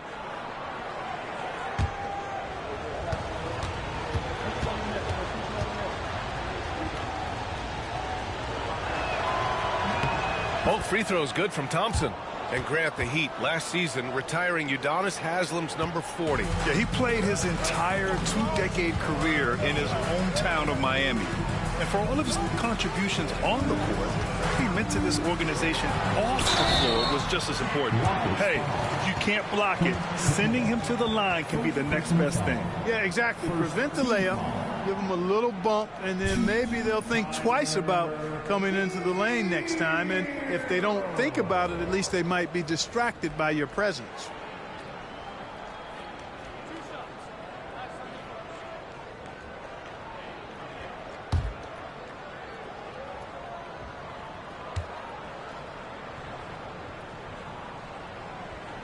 And that one falls for Hero. Now you talk about player development. In a few short seasons, Hero became a true offensive weapon, someone who can hurt you in so many ways. Holiday's checked in for Houston.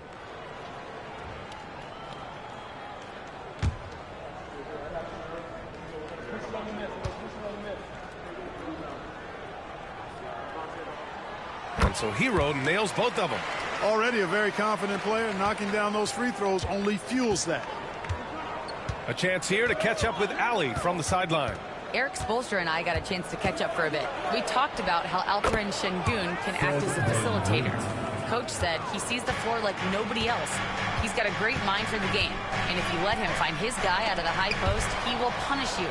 No doubt about it, they're aware. He is the engine of this offense. And Allie, thanks. Back to Holiday. VanVleet outside. Pass to Capella. Outside Holiday. Shoots over Powell. Rebound by the Heat. And so far, they've had the advantage on the boards. Yeah, nothing major, not a huge advantage, but certainly a good sign for them going forward. Now here's Hero. He's got 5. And he lobs it up top. Great teamwork and great timing. Oh, spectacular play. And the crowd got their jaws dropped on that one. Total disbelief. Hero against VanVleet. Down low. Here's Şengün. And Şengün throw it down. Excellent in the screen and roll. Şengün with a wide base and natural strength, and he makes excellent decisions with the ball. Now here's Hero. Powell outside. Takes the 3. Jaquez no good. The Rockets lead by 3. Here's Holiday. Oh, nice finish from the low block. That one's good. One of the things you've got to admire and respect about him is his aggressiveness at the offensive end, always in attack mode. Powell passes to Jaquez. A minute 39 left in the first. Very pretty alley-oop. Now that's a textbook alley-oop. I thought he'd go for the slam, but that worked. It actually almost makes it a little more special. Grace over power is how I would look at it. Now here's VanVleet. He had a 15-point outing in their last game against the Magic in Orlando. The rebound by Ware. Heat trail by 3. To the middle.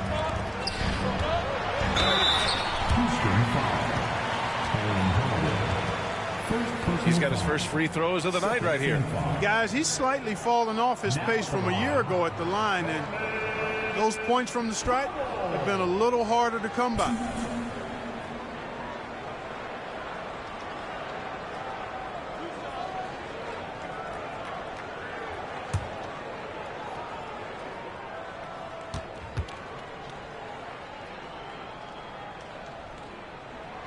First one falls for him. Finney Smith's checked in for Houston. Kevin Durant comes in for Holiday.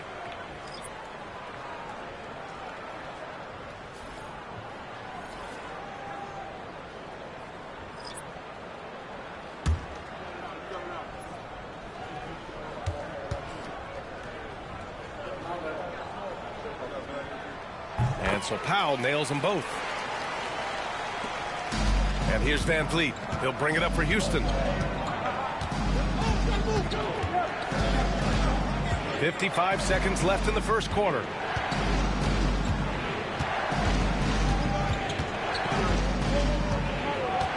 Lets it go from 11. And Rozier pulls it down. A little hesitant. Maybe he thought the D was tighter on him than it really was. Carson with the bucket. When Rozier is seeing the floor that well, makes everything easier for him and his team. Durant looking around. Good efficiency. He's drained 4 out of 5. That's 4 connections and 5 tries now for him in what's been a great first quarter. 3-second difference between the shot clock and the game clock. Pass to Rozier. And the three-pointer goes. You've got to defend this. I mean, Rozier is more than willing to take the 3-ball if you give it to him. Here's Van Vliet. Here's Durant. Here's Finney-Smith. And at the end of one, a closely contested game so far. Heat out in front. They lead by 2. Don't go away. We'll be back with the second quarter in just a moment.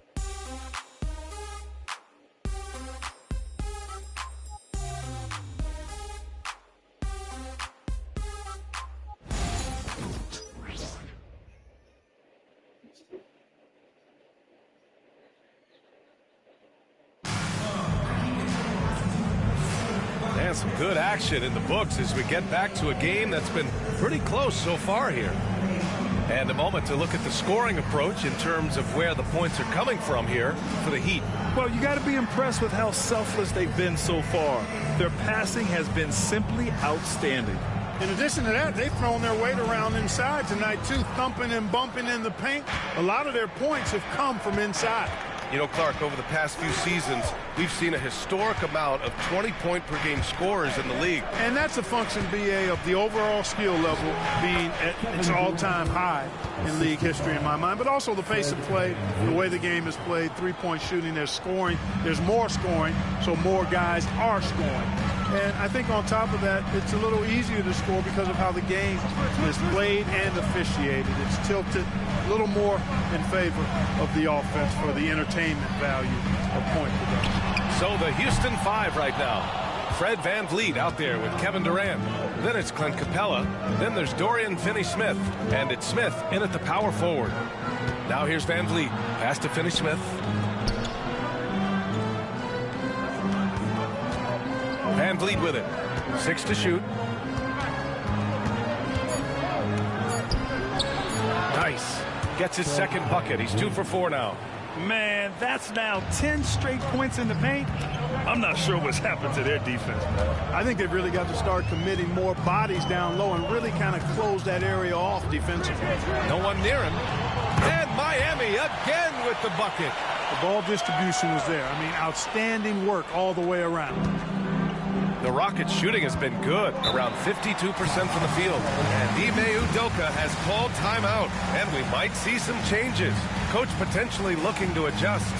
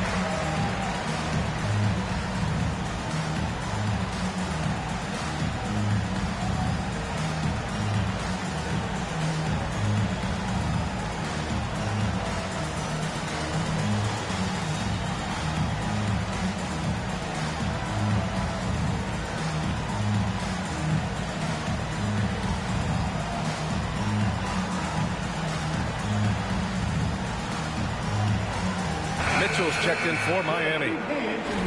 And a chance here to check out some stats for Kevin Durant. And he's been outstanding offensively as of late. These last 5 games, he's been a beast at the offensive end. A different level scorer than he had been earlier in the season. Let's see if he can keep it up.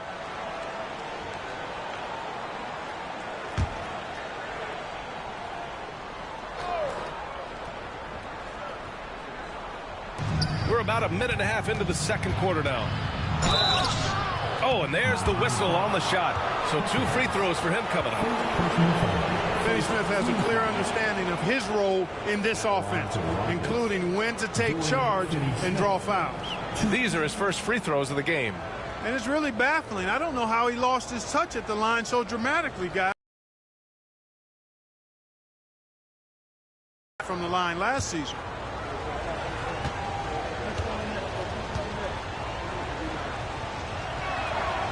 And he can't get the first one. The definition of a stretch 4. Finney Smith is a really valuable offensive player.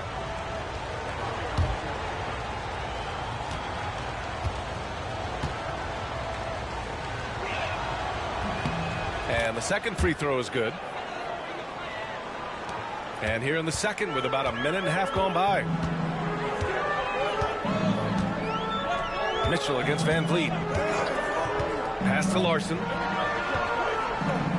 Adebayo, a screen on Durant. Here's Larson. And again, it's Miami converting. Oh, man, this has been an absolute battle in the first half.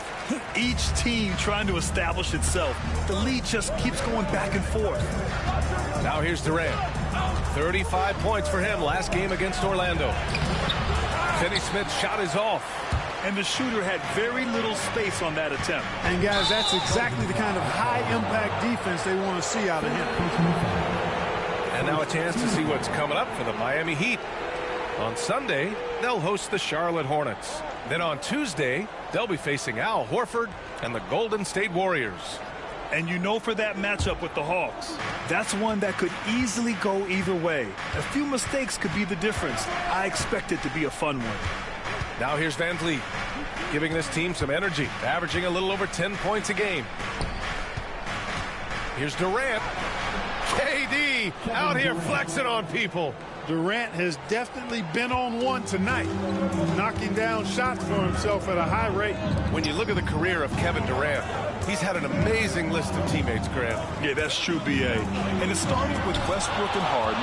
Then he had Steph, Clay, and Dre, Kyrie, and then Booker and Beal. That is quite the list. Boy, that is awesome defense, guys, against a capable finisher. Well done. I'm sure the coaches love that. Jackask on the wing, guarded by Durant. Mitchell finds Adebayo, just 5 to shoot. Durant against Jackask. No good from outside. He got his defender off his feet with a pump fake, but couldn't knock it down. Three-pointer, Van Vliet. Adebayo grabs the board. Adebayo's got his 7th rebound of the game with that last one.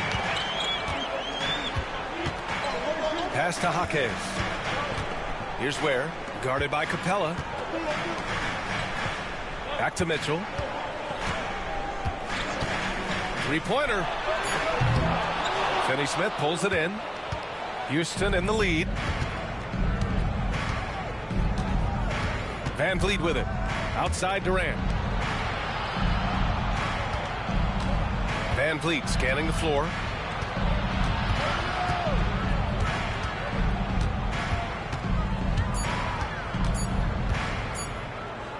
Releases.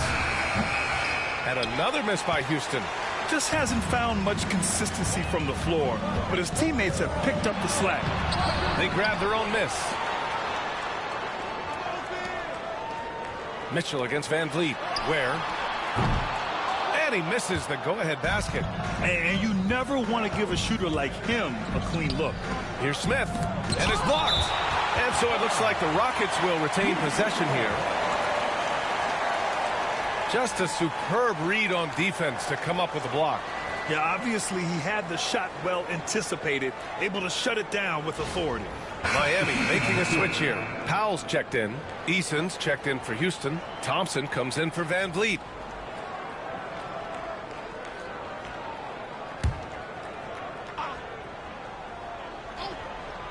So it's the Rockets now. Their defense has only allowed 4 points in the quarter. And that one's good by Durant. Just was a step beyond the half-court line. Durant a threat to let it fly. Great range.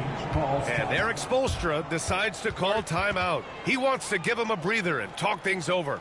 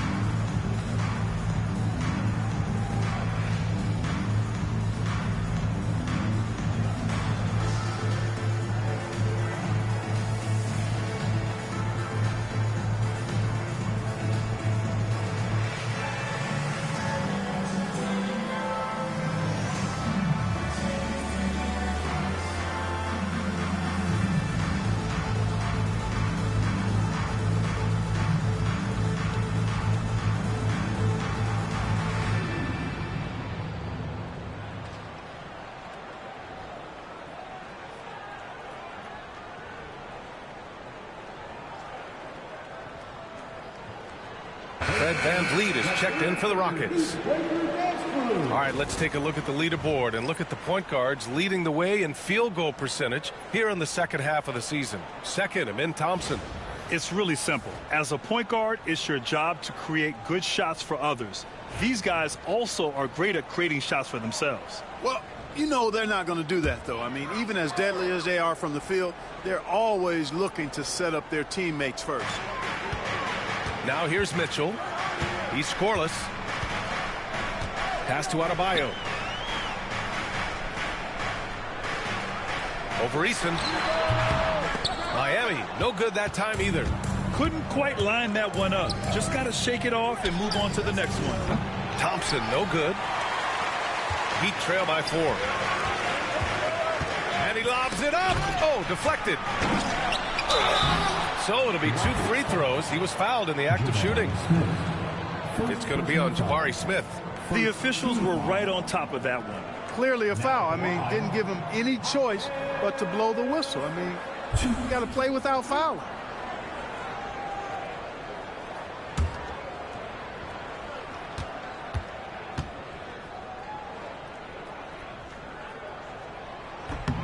The first one falls. Hero, he's checked in for Miami. Şengün checked in for the Rockets. Shepard comes in for Van Vliet.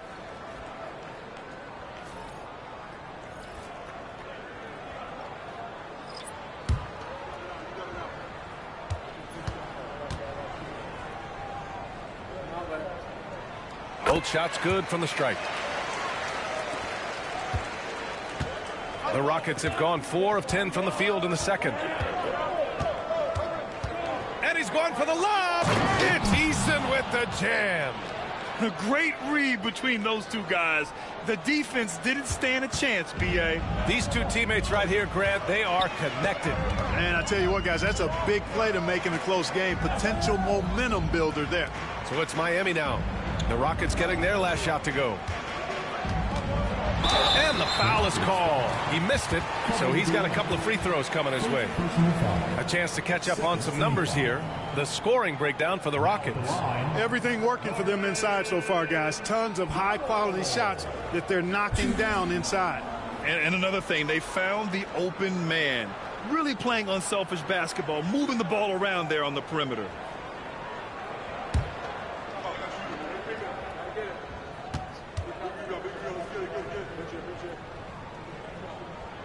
That one falls for Powell. They've scored really well this quarter. Keep it up, and they'll find themselves right back in it.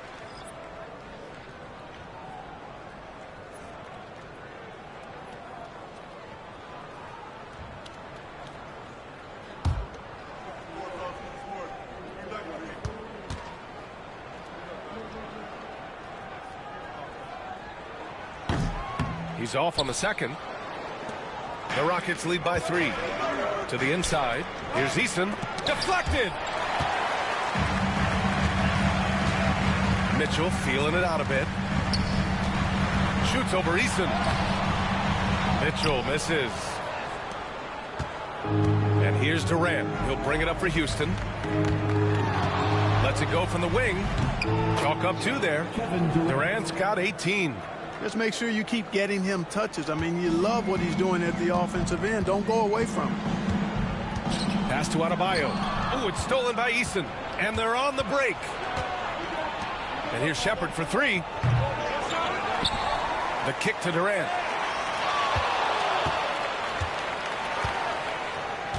6 on the shot clock.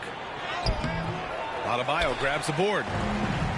Adebayo's got 10 rebounds here tonight. So active.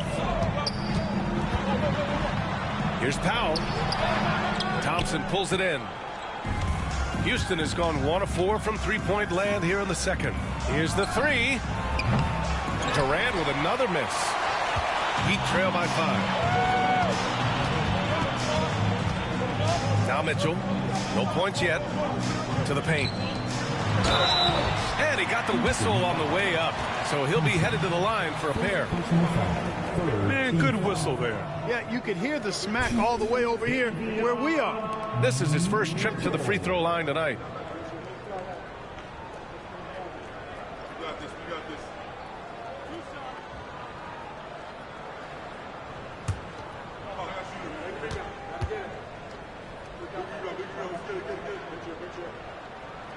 That free throw is good for Mitchell. Jaquez is checked in for Bam Adebayo.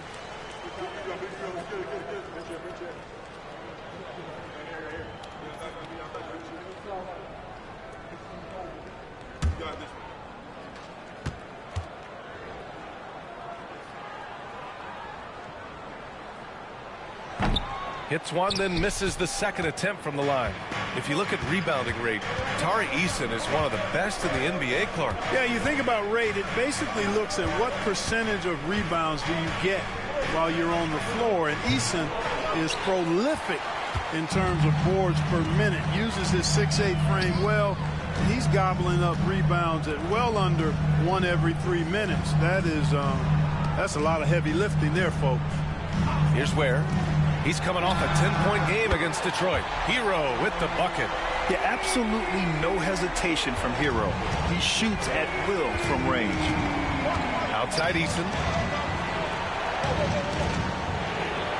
Powell against Durant. Şengün, a screen on Powell. 19-footer. And Şengün throw it down. You make your teammates better by giving them good passes. That one was perfect. Heat trail by 3. Now here's Mitchell. In his last outing, 8 points for him. Lets it go from deep. And again, it's Miami from deep. Yeah, a versatile player. Hero is terrific at sensing when his guys are open. A moment to hear from Allie LaForce. Well, similarities in the games of Alperen Şengün and Nikola Jokic. A couple years back, Jokic suggested that Houston run their offense more through him, and they have. Jokic said they'll move when the ball is in his hands. Brian? Well, Jokic would know. Thanks, Allie. Now here's Mitchell. Jaquez on the wing. Defended by Eason. They now take the lead. Credit their discipline. They've been working for high percentage shots. Here's Shepard. He's been contributing over 15 a game. And he's going to the line for 2. The official saw contact while he was going up. It's on Norman Powell. Grant, soft touch, but hard nose. That's Reed Shepard. Yeah, B.A. His shooting alone makes him a pro. But his tenacity, toughness, and commitment to his overall game give him a chance to make him a star. Take a break. Take a break. 2 shots.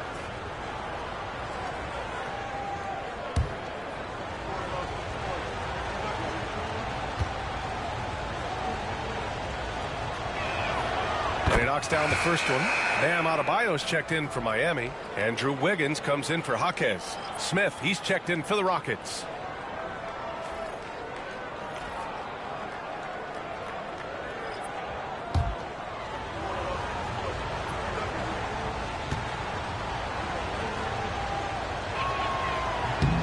And so he makes both from the line. Miami has gone 2 of 6 from distance here in the second quarter. Pass to Adebayo. Outside Mitchell. Back to Hero. There's the triple. Thompson with some nice D. And even after airtight defense like that, you still just expect him to hit those kind of shots. For 3, Smith. That's good. And so Durant with the assist. Durant's got 4 assists now tonight. And we've begun to see their three-point shooting slip a little this quarter. For better or worse, and it looks like the latter. I mean, those threes not really falling yet. Adebayo finds Powell.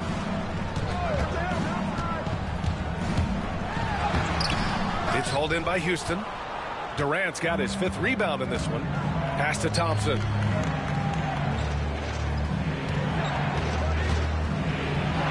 Ooh, and he took a hard foul on the shot. So he'll head to the line to shoot a pair. It's on Tyler Hero. The sheer size of Thompson makes it difficult for defenders to match up well against him. On the night, he's 2 for 2 at the stripe.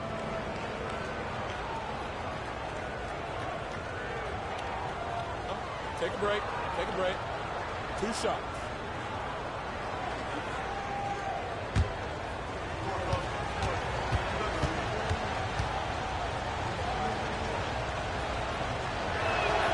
That free throw is good from Thompson.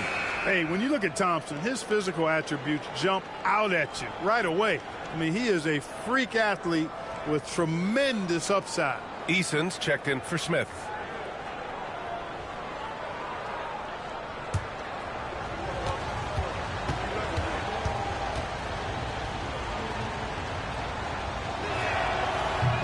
That's also good, so he hits both free throws. And it's Mitchell with the ball for Miami. It's a 5-point game. And at home for the next game, it'll be Charlotte pulling in to face him. That game will be the 3rd of 5 at home. Will it go? He hits that one. 2 for 5 now. He's finally leaving that dismal first quarter behind him. Took him a while to get going. Pass to Eason. Şengün against Adebayo. 1:33 left in the first half of this game. 5 to shoot. Şengün, a screen on Mitchell. Thompson passes to Şengün. Good work there as it goes. Şengün's got 8 points. What a move by Şengün in close. Determination for sure. Pass to Adebayo. Wiggins outside. Now here's Hero. Inside. And it's Mitchell, that time on the assist by Hero. Hero's got 3 assists in the game. You know, so far he's been dominant this period, making the most of his opportunities. Now here's Şengün. 13 points in the win against Orlando. Powell against Durant. Shoots over Powell. Ooh, lands soft on the front of the rim and drops in. Durant's got 11 here in the quarter alone. Down low. Here's Hero. Pass to Adebayo. Buries it down low. The passing of Hero keeps getting better and better as his career goes on. 29 seconds left to play in the first half. Durant, pass to Şengün. With the drive. Can't get it to drop. Oh, great D that time from Adebayo. One reason this game is so tight is because both teams are hitting the boards with reckless abandon. The battle to a standstill on the boards has really been something to watch. The game's not over yet. We'll see if one of these teams maintains more energy than the other going down the stretch. Kevin Durant has been leading the charge for Houston. He's been productive scoring the ball. He's got 20 points so far. More NBA on 2K Sports right after this.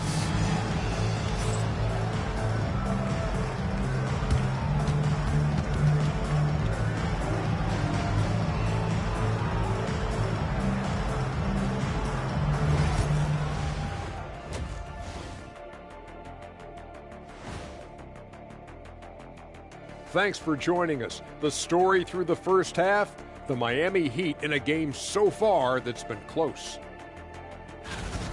The bench has stepped up to where I can see a couple of those guys closing out this game. Yeah, we'll see how the second half goes, but they may have earned that right, given the way they came in and changed things. Taking a peek now at the upcoming schedule. And that game against the Nuggets, this looks like a complete toss-up to me. Talent level is similar. These games often come down to a few key plays. And if that's the case, we'll see who has the better closers tonight. And that'll do it for us. Thanks for stopping by. We'll head back down to Brian Anderson and crew for the start of the third quarter.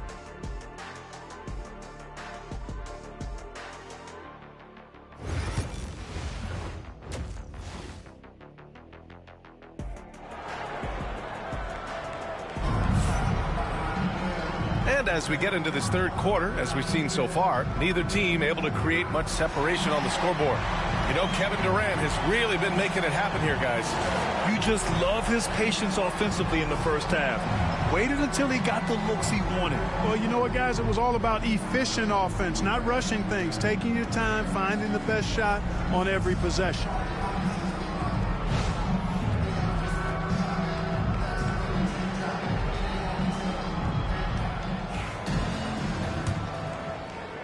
And it's the Rockets with the ball.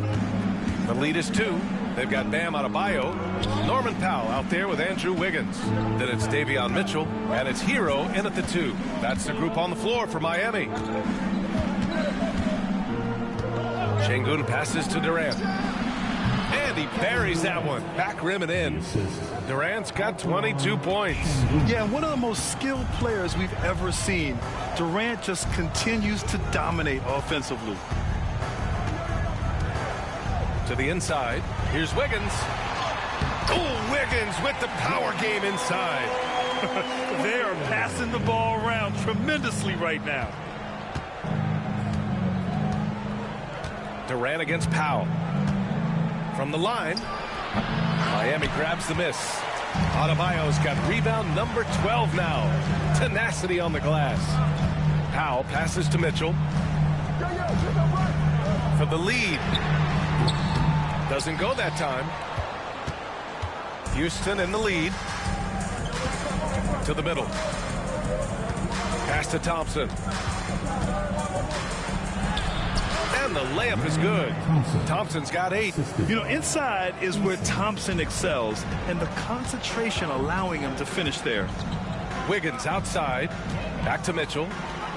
Hero outside. Now Adebayo, defended by Şengün. And out of bounds. The Rockets will take it. Boy, that looked like a failure to communicate. You hate unforced errors. Third quarter of play with just over 1.5 minutes gone by. Pass to Shepherd. And here's Şengün. Eason finds Durant.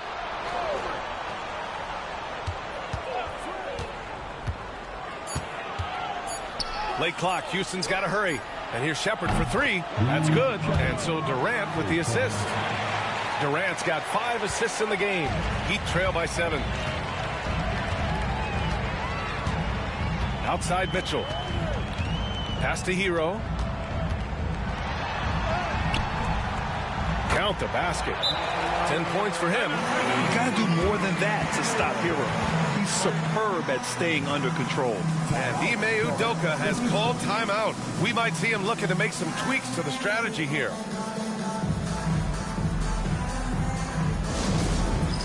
It's time for this game. If you see yourself on the big screen, then you know what to do.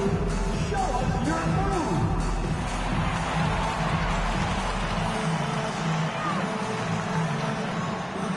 Bring those moves.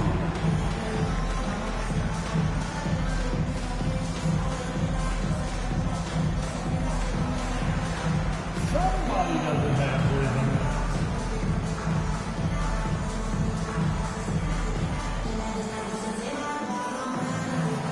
We have an answer.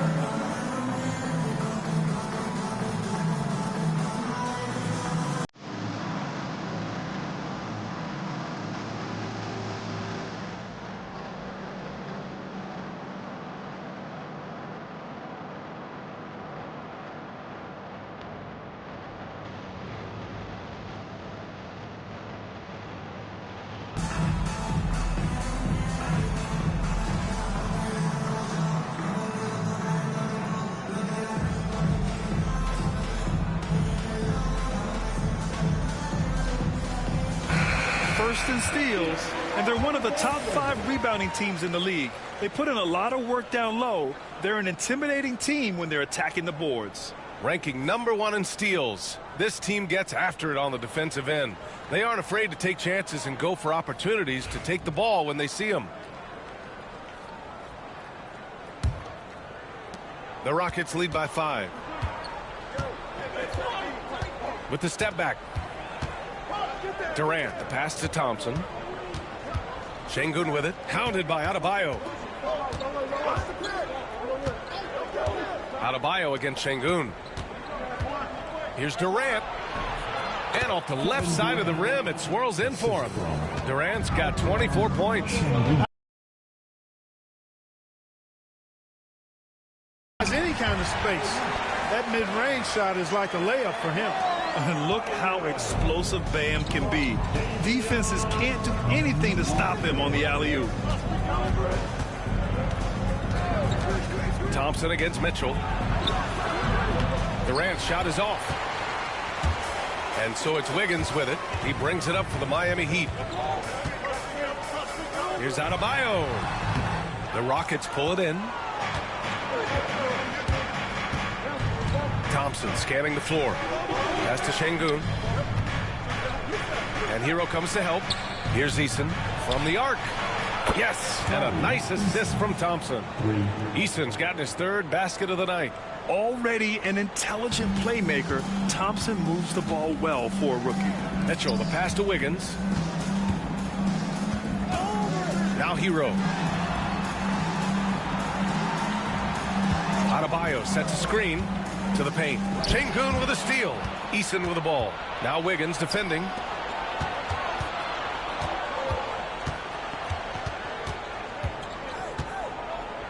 Here's Shepherd. Checked by Mitchell. Pass to Shepherd.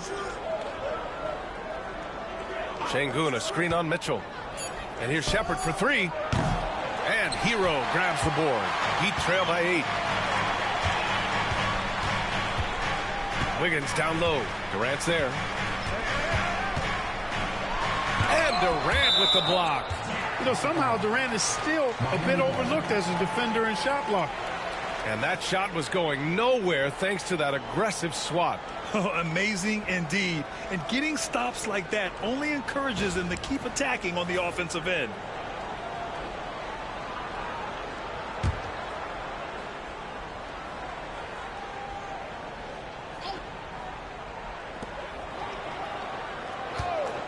Mitchell against Thompson.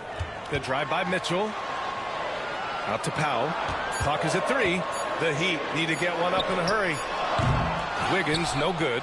And that's a strong closeout defensively. Great effort to deter the shot. Eason, good. Woo! His energy is unmatched. And, you know, you're going to get those buckets, guys, when you're quick to get out on the break. Get that ball up the court as fast as you can. And Eric Spoelstra decides to call timeout. Coach wants to speak to his guys, maybe alter some of the game plan.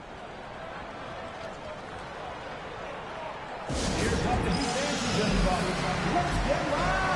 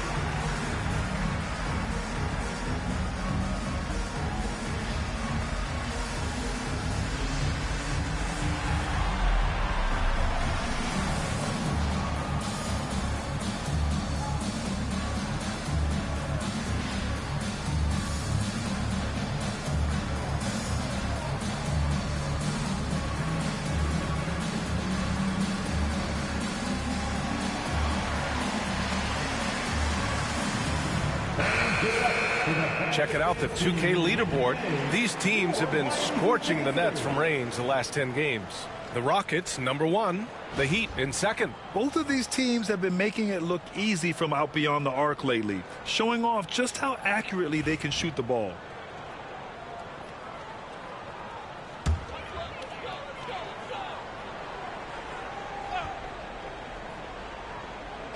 Houston on D. 10-point lead. This is their biggest of the game. Hero on the wing. 10 points for him. Eason pulls it in. Eason's got his 6th rebound on the night. Thompson outside. Here's Şengün. Yes, and a nice assist from Thompson. Thompson's got 4 assists in the game. Their ball movement on this run has been tremendous. It's led to a lot of good, clean, open looks. Back to Mitchell. Wiggins finds Adebayo. Over Şengün. He hits the back iron and sinks it. Adebayo's got 4 points now in the quarter. Nice form on that J from Bam. He's really worked on his shot. Powell against Durant. Durant owning the inside. Boy, absolutely no rim protection, leading to a lot of easy buckets here. Mitchell, the pass to Powell. Hero outside. Powell, a screen on Thompson. Hero against Thompson. Fires for 3. Hero, no good. The Rockets lead by 12. Pass to Durant.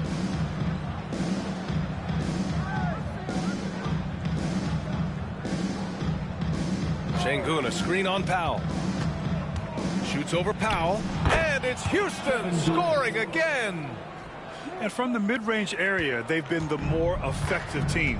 Well, when you knock down jumpers like that, it opens everything else up as well. Mitchell, the pass to Wiggins. Launches it. The rebound by Shepherd.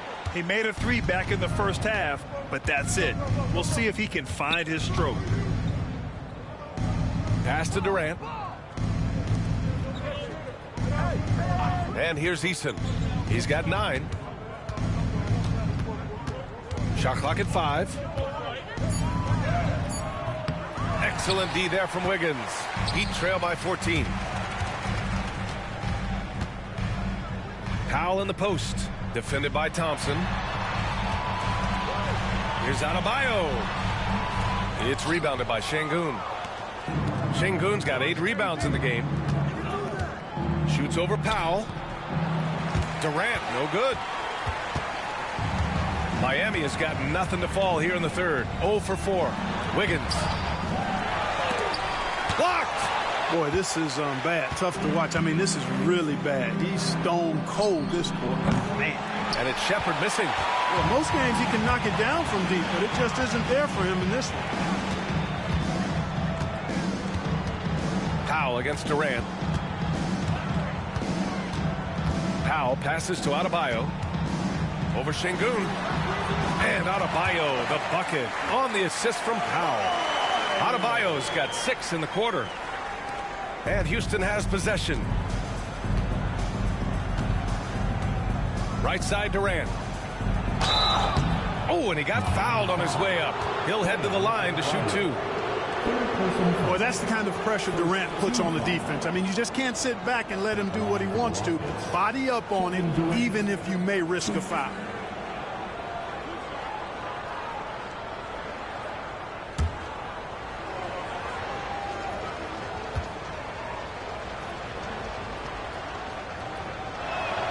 The first free throw is good.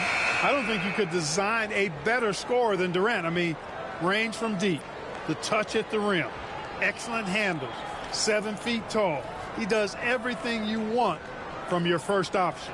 Miami making a switch here. Jaquez is checked in. Smith, he's checked in for Houston. Van Vliet comes in for Shepherd. And both free throws good for Durant. Really always a plus to have a big guy stroke it from the line like that. The soft touch on full display. They're searching for a way to score. Yeah, buckets have been very tough to come by. And the basket is good. And just an effective offensive talent. Adebayo plays so hard, and that's really what drives his game. Van Vliet with it. Left side, Durant. And he recovers it. He's putting them to the test this quarter, attacking every chance he gets. Heat trail by 14. Now Hero. He's got 10. Here's Adebayo. Tries again. They shoot again. And it's good for 2. Adebayo's got 10 points here in the second half. And bouncing off defenders, Adebayo kept his eyes on the rim. Three-pointer, Van Vliet knocks down the long J. And in the second half here, they're shooting a terrific percentage from 3. No question about it. They found a nice rhythm from deep. You know, Grant and Van Vliet, they've got a guy who's been through everything in this league. Yeah, B.A. Van Vliet's seen it all. He's won a championship. He's been in the All-Star game. He's been on a last-place team. No wonder nothing seems to faze him. That shot wide open. Hero's got 4 points in the quarter. And just letting the play develop. Hero is gifted at reading and breaking defenses down. Smith finds Durant. Şengün, the screen. Durant with it, guarded by Adebayo. Şengün, no good. And so Hero will bring it up for the Heat. Trailing by 13. Foul, it's good. He made the most of that opening, teaching the defense a lesson. Houston has gone 3 of 5 from downtown here in the second half. Here's Şengün. Ooh, coming through again, shooting 5 for 7 now. You know, in that first half, a lot more three-point shooting. Since then, though, they've dialed it back. Thompson against Powell. Pass to Adebayo. Now here's Hero. Banked it in off the glass. Hero's got 14 points. You're busting his way inside. Hero making sure he kept moving toward the hoop. And Ime Udoka has called timeout. He'll take the opportunity to regroup.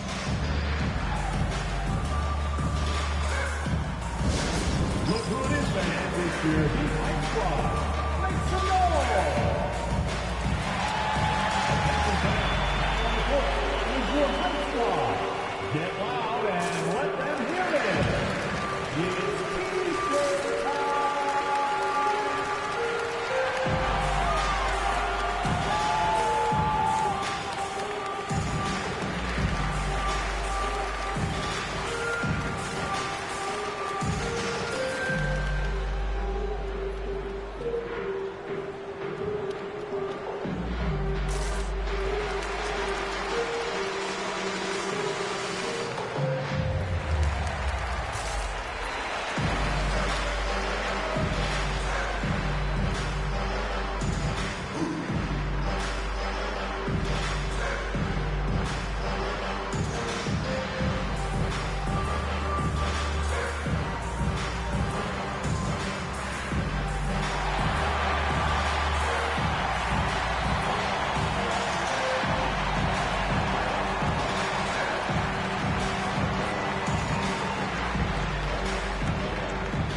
Making some changes.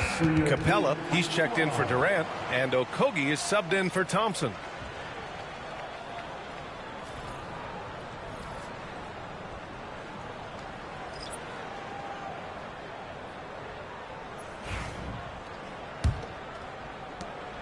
The Rockets lead by 10.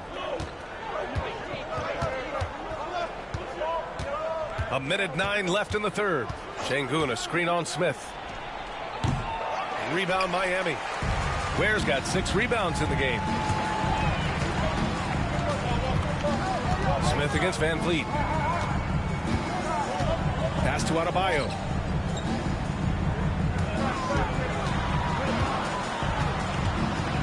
Clock at 6. Off the mark. Had a chance there to trim it to single digits. 35 seconds left in the third quarter. Okogie, the pass to Şengün. It's tipped. Jaquez against Smith. Here's Larson. Rebound by Van Vliet. Houston has got 6 out of 15 threes so far in this game.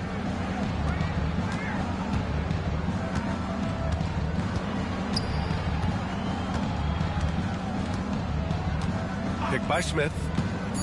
Let's go with a three. It's not going to go for him. And so it's the Houston has been their dominance in the paint. They've been the more physical team. And don't go far. We'll be right back.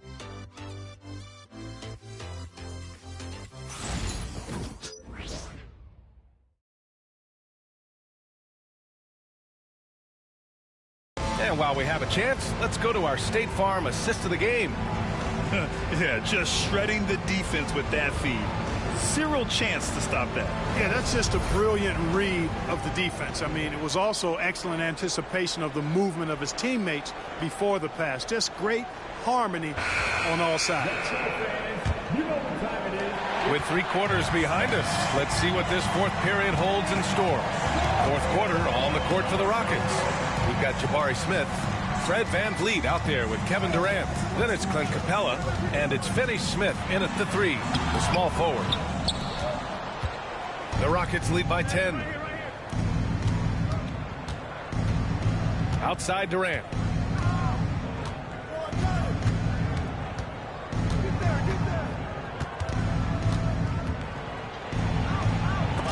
Blocked. Jaquez, the pass to Mitchell. Back to Jaquez. Outside Mitchell. Smith against Jaquez. Here's Powell. Shoots over Capella. That one's good from Powell. On the assist from Jaquez. Jaquez has got his 3rd assist of the night. Outside Durant. A few possessions into the 4th. Just over a minute played. Smith outside. VanVleet against Mitchell. There's the 3. And Fred VanVleet, good for 3. Just another day doing what he does. VanVleet lines it up and drills it. Powell outside. Pass to Jaquez.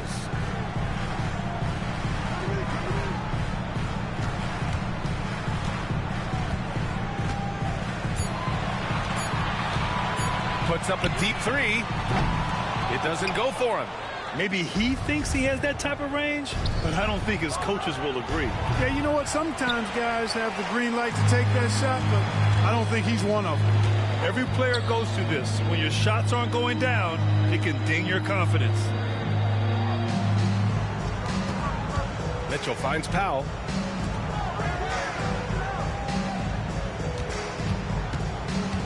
Outside Jaquez. Up and over Smith. And the rebound goes to the Rockets. The biggest lead of the game, 15 points. Here's Finney Smith. Oh, and a beautiful feed leads to a monster jam. Hey, I know he makes a lot of threes, but he is not just a shooter. Finney Smith will throw it down on you if you're not careful. Up top, Powell. He's marked by Finney Smith. Powell's shot is off. Houston leading by 13. Smith inside. Checked by Mitchell. And so he draws the foul. Headed to the line to shoot a pair. And the 3rd pick in 2022. Jabari Smith Jr. He struggled at times in his rookie season. But Clark, he's making some major strides now. You know, B.A., you've heard me and others say this, but every player runs their own race. Everybody's development journey is their own, to own and to run. Sometimes it just takes a little while longer for guys to adjust at this level. But I tell you one thing about that young man, the progress he made lets you know he's got what it takes to one day be an all-star in this league. And when you talk about guys who are built for the modern game, add Smith's name to that list. And the Rockets making a change here. Thompson's checked in.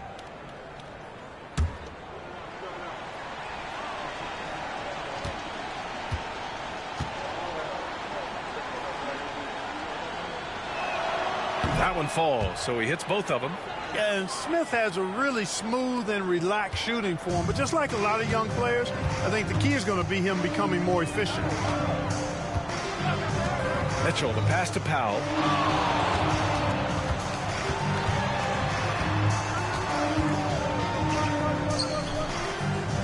Back to Mitchell. Shot to stop the run. Blocked. I mean, that was pure hustle by Van Vliet, giving his all to influence the shot and swat it away. Powell outside. He can't hit that time. Where? And that one is stuffed right through. Grabs the board and goes right in for the putback. I love it, B.A. Yeah, wanting to close the gap. Makes sense to get aggressive on the glass here. Well, I don't think it would be a bad idea, but, I mean, they could use all the second chance points they can get. And that one's good by Durant.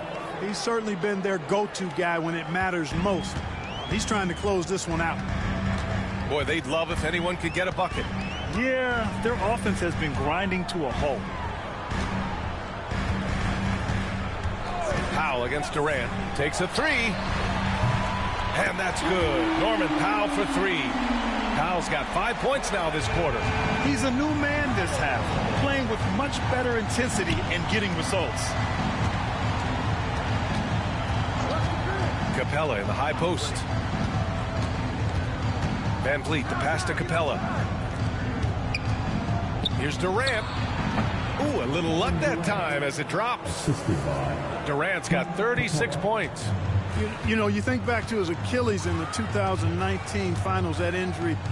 Great to see Durant back in action. He's one of the best scorers ever. In my book, top 5 for sure. It's Powell on the wing, guarded by Durant. From deep, Mitchell. Back to Powell. The three is up. Another score. His 5th make out of 10 tries. A total defensive collapse. I mean, no reason to allow him that kind of space from behind the arc. Takes a step back. Here's Durant. And off the front iron, and in it goes. Durant's got 38 points. Durant against Powell. 4-3. Thompson pulls it in. Houston leading by 13. On the wing, Durant. The basket's good. Off the assist from Thompson. Durant's got 40 points. His big night continues. He is fueling this lead. Mitchell against Van Vliet. Mitchell, the pass to Powell. Capella with a rebound. Capella's got 4 rebounds in the game. Smith into the lane. Oh, the dunk by Smith. This kid can fly. Smith with unbelievable hops. Miami has gone 2 of 6 so far in the 4th. Here's Ware, guarded by Capella. Here's Powell. Drilled from 11 feet out. Powell's got 10 points now, just in this quarter. Doing what he can to help shrink the deficit, but it has to be a team effort. Powell against Durant.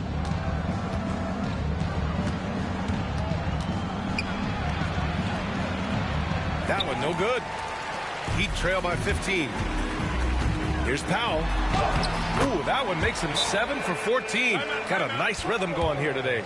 That's a nice play there. Not going to miss many from there. And Ime Udoka has called timeout. He wants to make sure they're purposeful with the game plan.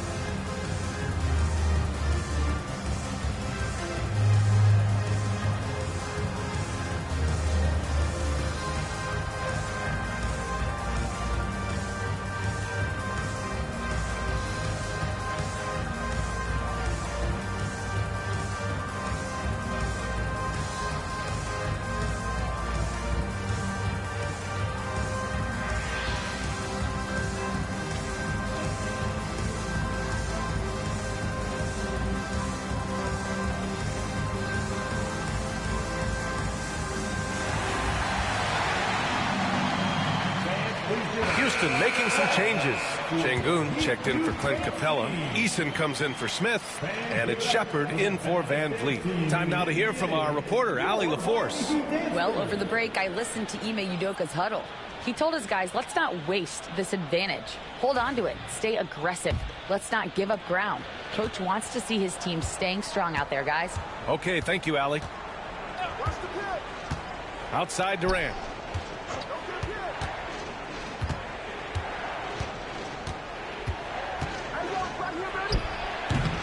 And another miss by Houston. Heat trail by 13. Outside Mitchell.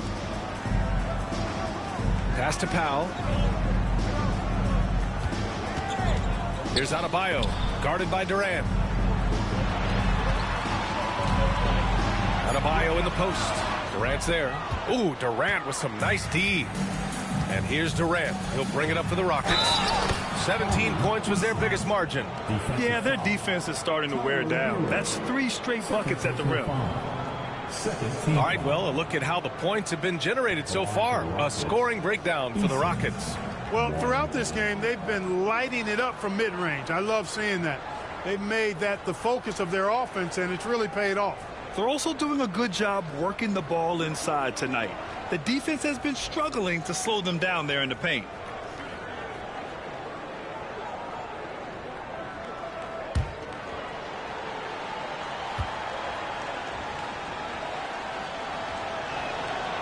The free throw off from Eason. Grant, some rookies come into the league with a ton of hype. You've lived through that. How does it affect a young player? Well, it can be overwhelming, and certainly it's a lot to endure. You're the focus of so much attention, and there are so many expectations. And with all the media these days, it's even more magnified and intense. First team foul. Now at the line, Tyler Hero. Shooting 2.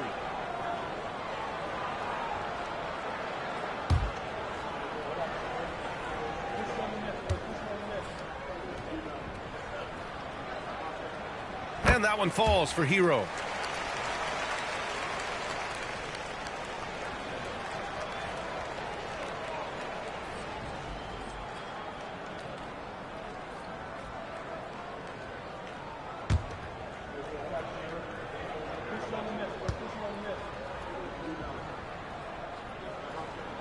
And so Hero nails both of them. The Rockets lead by 13. Now here's Thompson. Pass to Şengün. Now here's Durant. Now covers. Rebound Miami. Powell's got his 4th rebound in this one. Oh, there's the alley. Here's Durant. Oh, KD flying in to cap off the break. Strong pass there to set up the basket. Here's Mitchell. Pass to Ware. Powell outside. Hero outside. Adebayo sets a screen. Just 5 on the clock. They get it back. Here's Ware. Second chance effort. And it's in after a nice bounce off the right iron. Tell you what, the way they've been eating up that offensive backboard in the second half, you would think they're the team that's leading. Durant against Powell. Ooh, Durant takes the contact and puts it in. Monster quarter for him. He's put the team on his back, trying to carry them to the W. And Eric Spoelstra decides to call timeout. He's looking to make some very important adjustments here.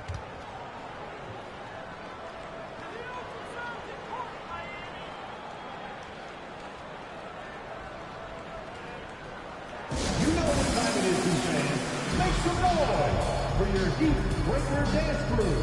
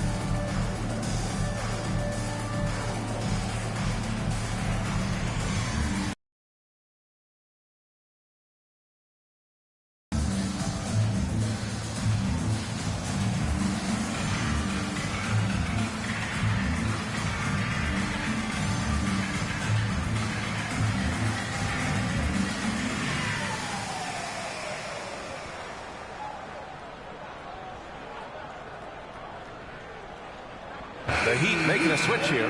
Wiggins is checked in. Give them a round of applause.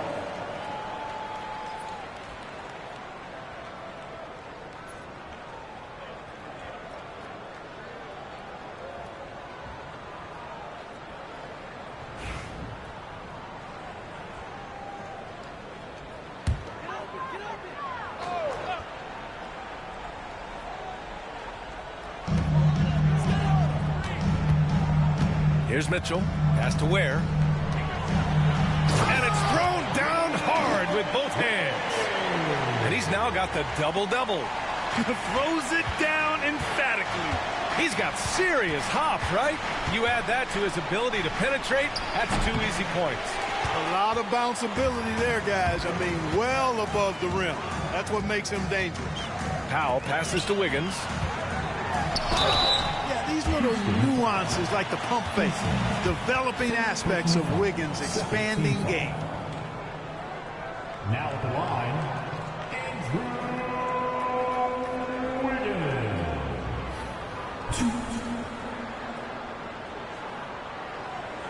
Shoot 2.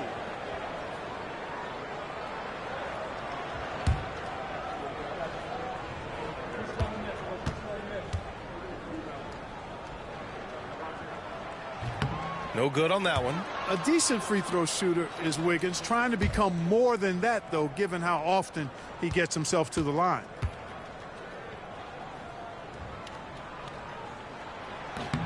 And he sinks the second.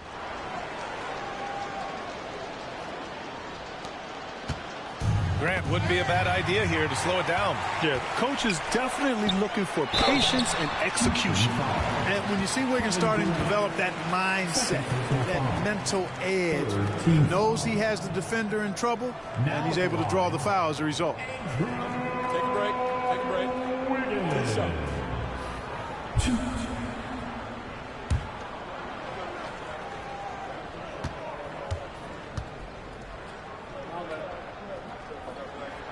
The free throw drops for Wiggins. You know, it's interesting. Some people say Wiggins should play meaner, but to me the most important thing is that he improves his overall game every year.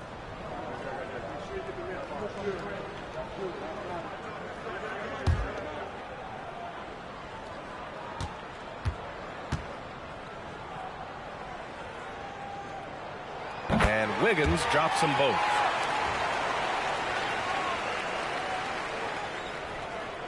Here's Durant.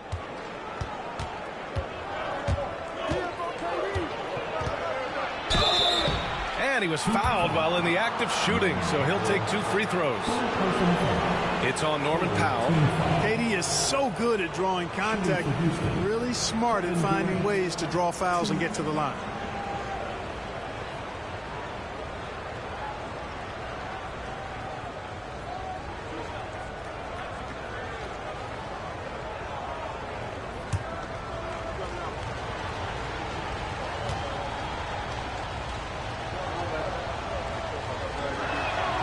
And he drops the first. Talk about a modicum of consistency. Kevin Durant has played at an elite level since he's been in the league, and that's a lot of years, and continuing to do just that. Bam Adebayo's checked in for Miami.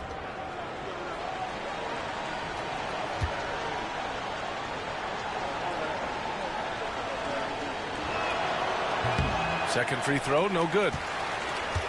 Heat trail by 11. The kick out to Wiggins. Adebayo sets a screen. Wiggins gets a step, and there's the slam dunk to finish it off. What a play from Wiggins. Fantastic in out-quicking the defense off the dribble. Bang! The Rockets lead by 9. For 3, Durant. Rebound Miami. Wiggins got 6 rebounds in the game. Oh, it's blocked. It deflects off the backboard. He gets it in there. 1:33 left in the game. Powell against Durant. Out to the wing. Eason, pass to Durant. Beyond the arc. And it's Miami with a rebound. Adebayo's got rebound number 19 now. Incredible board work. Hero outside. You can't fall for the pump fake if you're the defense, because Hero will go into the contact every time.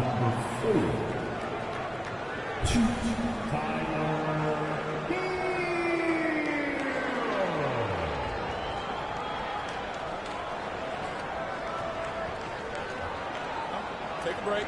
Take a break. 2 shots.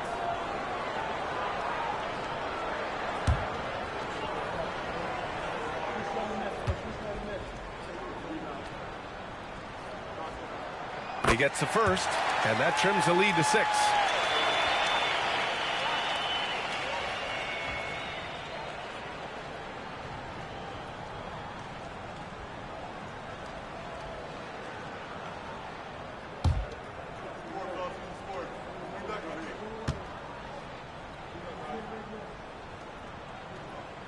And so Hero nails both of them.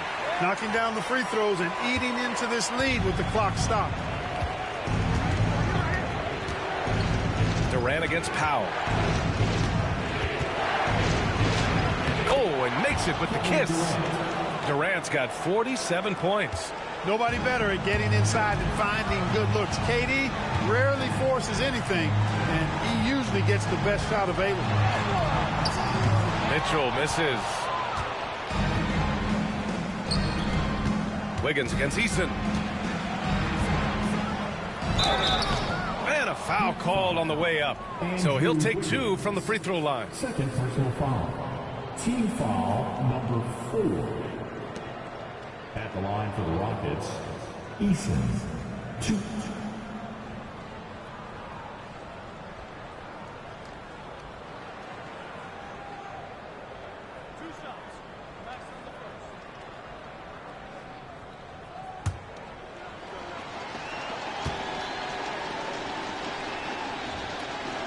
First free throw is good, and that stretches their lead to 8.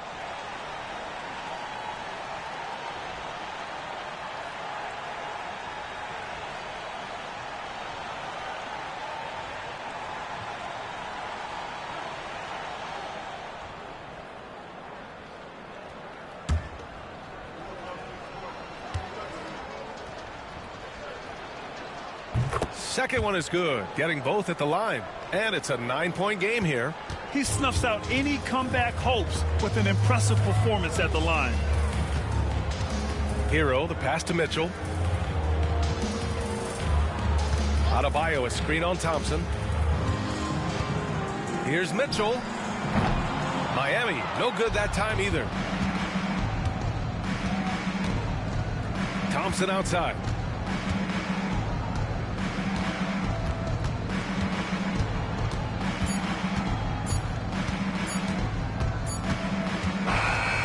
So it's Houston winning this one. Exceptional effort on the road. They were ready and they were focused. Focused indeed. I mean, it takes a strong mental approach to block out the distractions. These guys stepped up 100%. And now let's check in with Allie LaForce with the player of the game. Allie. Kevin, you had a great performance individually. What made the game look so easy for you? Well, my teammates, they played so well tonight, setting everybody up. And I knew it was winning time, so I just tried to be aggressive. Winning time. That's what I like to hear. Guys, back to you. Thanks, Allie. Great interview once again. Well, folks, that's going to do it for now. For Allie LaForce, Clark Kellogg, and Grant Hill, this is Brian Anderson thanking you for watching the NBA presented by 2K Sports. And let's reveal our player of the game, Kevin Durant.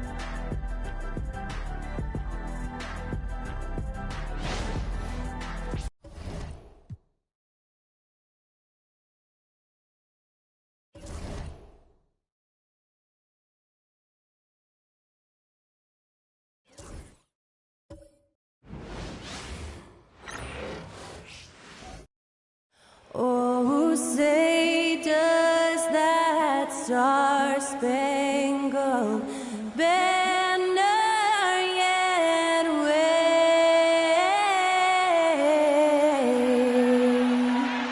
o'er the land of the free and the home of the brave? Thanks to Skylar Cole for that stirring rendition of our national anthem. And we'll be right back.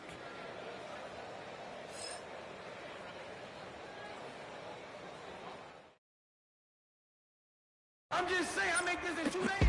It is evident I do better when I feel like the world against me and think I should never win. Can I stop and pocket profit every morning? Pussy me. He had to get it out the mud and rise up out the sediment. Catch me early like Sunday school. Sunday suit. Pastor play with the fool. Me, I just keep it cool. He tell me dirty. Ask for my dirty money. Talking wash away my sins like Jesus opened the laundry.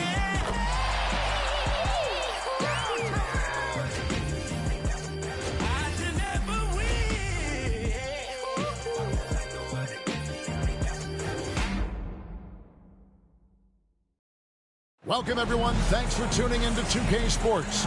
We've got some NBA action for you coming up. I'm Kevin Harlan with Greg Anthony, Hall of Famer Doris Burke, and another Hall of Famer, David Aldridge, from the sidelines. Chance now to take a look at some of the steal numbers over the scope of the last few months for DeJounte Murray. I feel like he hasn't been paying as much attention to the defensive aspect of the game as he needs to. His steals have dropped over the past few months, and he needs to get back some of that fire on D. Now let's take a look at the starters for New Orleans. And it's Williamson in at the force line. And for the Timberwolves, Edwards on the wing. He's joined by McDaniels. Julius Randle is out there with Gobert, and it's DiVincenzo in at the 1 spot. So, Greg, with the season winding down, a lot of what-ifs for the teams. What about players? Do they experience that as well? You can't help but wonder what could have been if your team struggled, Kevin. Players are just like fans in that regard. Boy, Edwards so good in close. This guy has got touch and strength, everything you could ask for. Murray against DiVincenzo. Now here's Murray, guarded closely. Shot clock at 6. Here's Jordan. He can't get that one. Gobert with the defensive effort. And Hall of Famer David Aldridge spoke with Chris Finch. David? The first player that Coach mentioned was Zion Williamson. He said, we don't see anyone like Zion all year. His power is unmatched, but Zion also has the touch and burst. We have to create a wall around the basket. Now, we've seen Zion play, and I think he's going to break through that wall more than once. Guys? Thank you, David. Here's Murray, following the basket by Julius Randle. Murray right side.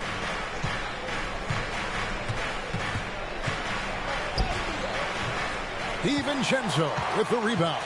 Boy, 9 times out of 10, that's going in. I'm sure he surprised himself with the miss. Inside.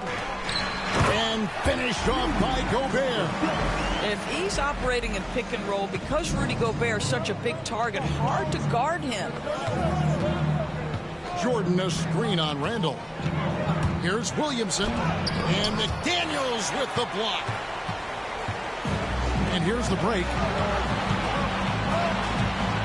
Outside Edwards. Back to McDaniel. Pass to Gobert. Here's DiVincenzo. His three-pointers off the mark. Well, he's got a great stroke. That one almost dropped. Out of bounds. Minnesota takes possession. As the playoffs near, let's take a look at the Western Conference standings. You look at the Timberwolves. Unless they completely melt down, they should be in good position for a playoff run. And, of course, the New Orleans Pelicans, just a couple spots back.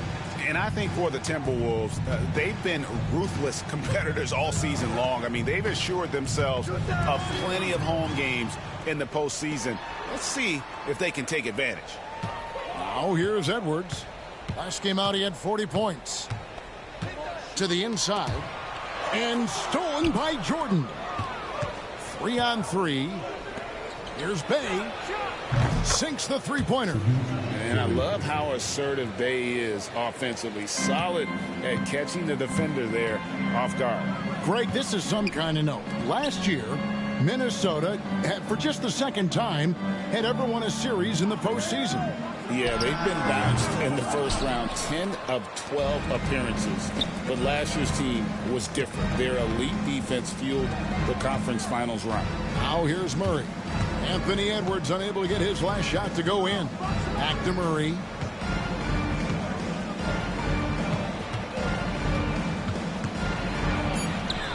Rudy Gobert with the rebound. Minnesota leading by 3. Bounce pass from Randall. And Edwards slams it in. Oh, my goodness. The athleticism of Anthony Edwards on full display. Williamson against Randall. They set the pick. The try by Williamson. Greg, one of the best assets of Zion Williamson is his versatility. And the combination of power and skill, it's obviously unique. And what I love about him is he's making better and better decisions. He's become as reliable as he is explosive. Shooting 2.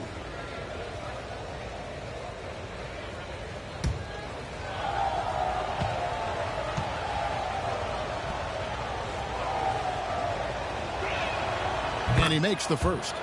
Well, with his attacking style, Williamson spends a lot of time at the foul line.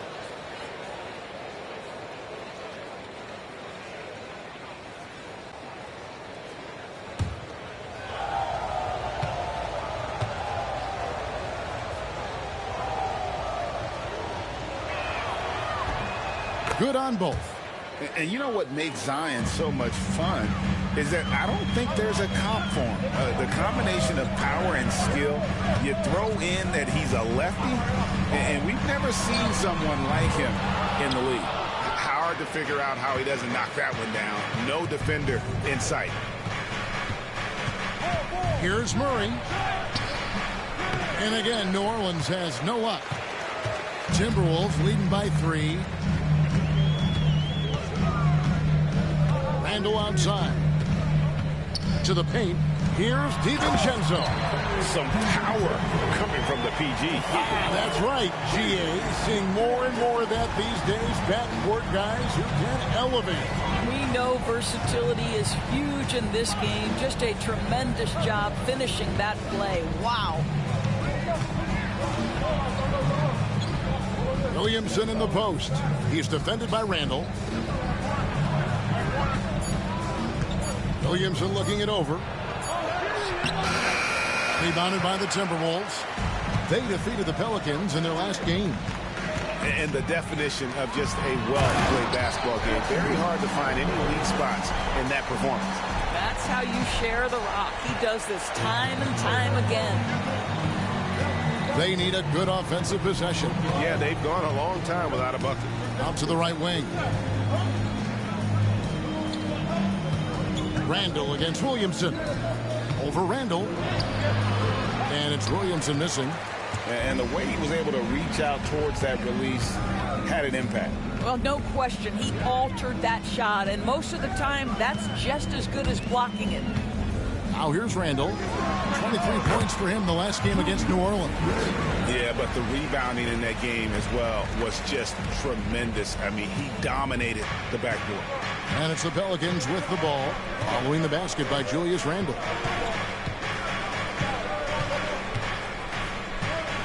Pass to Murray. To the middle. And too much time in the lane. They get called for the 3-second violation. And now, a look at Rudy Gobert here. They've gotten some big performances from him since the All-Star break. 8th in field goal percentage, and he's among the top 15 in rebounding. Just a powerful presence in the paint. And back to his phenomenal efficiency from 3, top 10 in the league. His consistent shooting creates so many openings in the defense. Jones checked in for the Pelicans. At the elbow, it's Gobert. Pass to Randall from deep. Hands it from downtown. Randall's got his 3rd basket of the night. They've been excellent so far, coming in with a well-balanced attack. On the offensive end, it feels like they're getting the shots they want, and defensively, they are connected and on a string. And so it's Willie Green here calling timeout. He's made the decision. He wants to huddle up with his guys.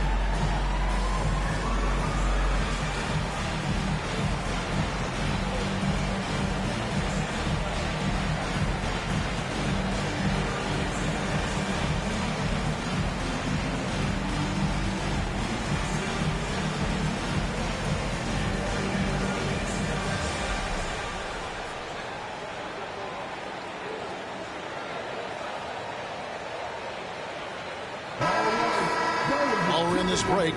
Let's take a moment now to acknowledge the strong defense we've been seeing from that point guard position lately. These are the steal leaders among point guards since the All-Star break. Fourth, Dante DiVincenzo. And with these guys, they are always going to give you an equally outstanding effort at both ends of the floor. I mean, it takes very aggressive defense to put up steal numbers like that. You know, I think that's the mentality they have when it comes to defending, aggressive. They don't let up for one single second at that end of the floor, and they're always looking to cause you discomfort. Now here's Jones, currently averaging almost 6 points a game. Outside for Murray.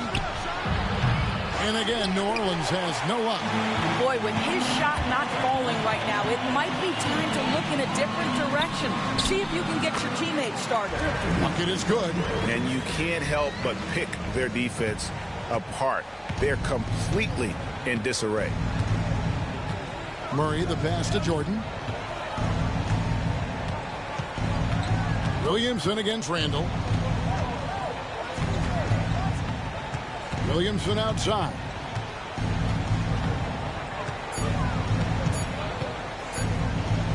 Over Randall. And the Pelicans miss again. Boy, a tough go for him in this quarter. You can see how desperately he wants to get things started. He just can't make a shot. Here's Murray. The shot from the low post is good. Such a multi-talented threat on the offensive end, and you love his confidence. Here's Minnesota. They're on a 19-7 run.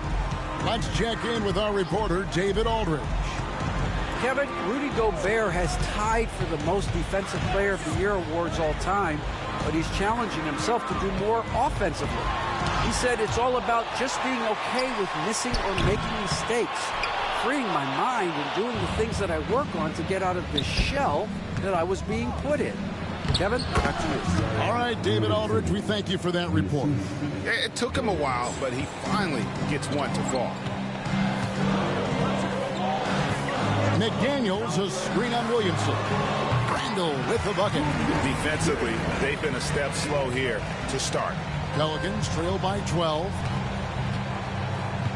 Murray outside.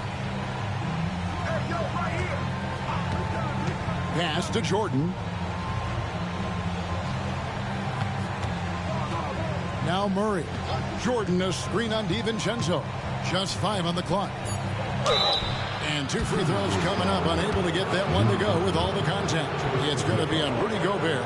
You know, Greg, it's been great to see the Pelicans get to the next level these past few seasons, hasn't it? It has, and they've become one of the deeper teams in the NBA over that time. It's not just about one guy. There's talent up and down that roster.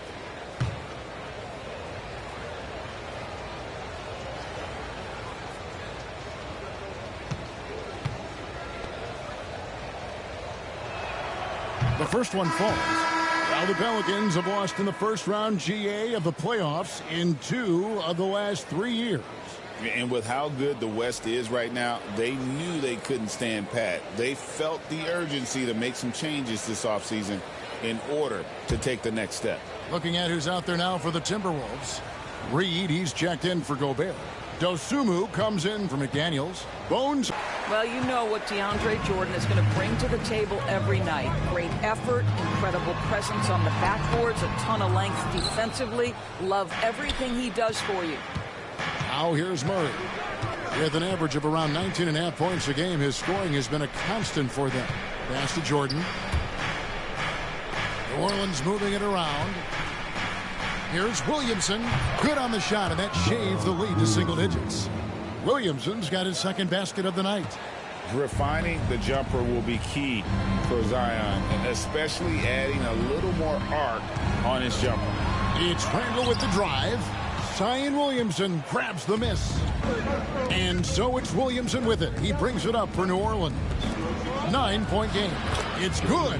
That pass was about the location. Puts it perfectly into the hands of his teammate. Murray against Conley. Pass to Highland. Randall right side.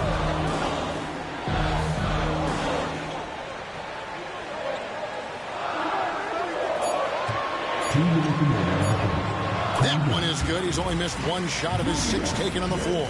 And their offense already in a flow. Some stellar shooting to jump out to this lead. Jordan the screen. Over to the wing. Williamson against Randall. Charity stripe shot. The rebound by the Timberwolves. Randall's got his 4th rebound in this one. And that one gives them a +5 rebound advantage, Kevin. Reed gets the bucket. And you can see their strategy coming in. They want to control the paint. They have used their size and their strength to get off any shot they want. They've dominated on the interior. And so here is New Orleans after the basket by Minnesota. A moment now to check out some numbers for Anthony Edwards. And guys, in the past 10 games, he's stepped up his role in the offense in a big way. His usage rate has increased. He's finishing off a lot of possessions, and that's just how this team wants it.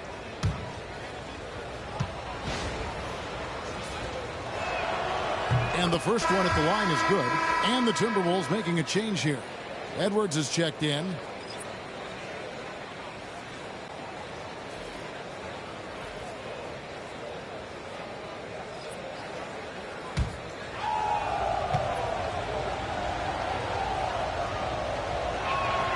And that's good as he hits both of his shots. Here's Randall. 11 points in the game.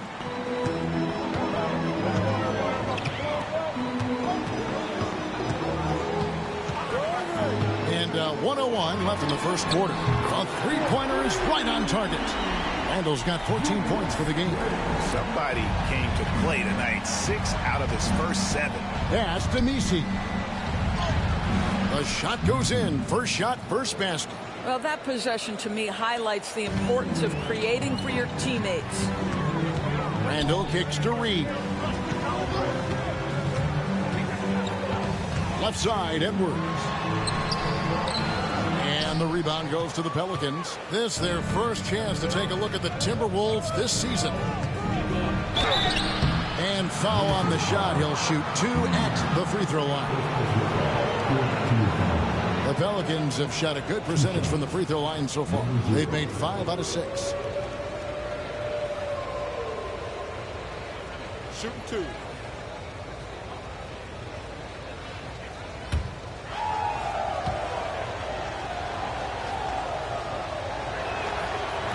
That free throw, no good.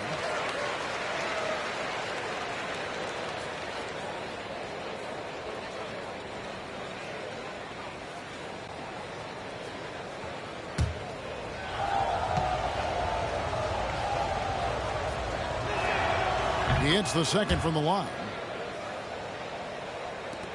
30 seconds left in the first quarter. Pass to Randall. Now that one is his 7th make in 8 attempts. A scorching 88%. Well, the advantage they have right now is largely based on his play. What an outstanding night.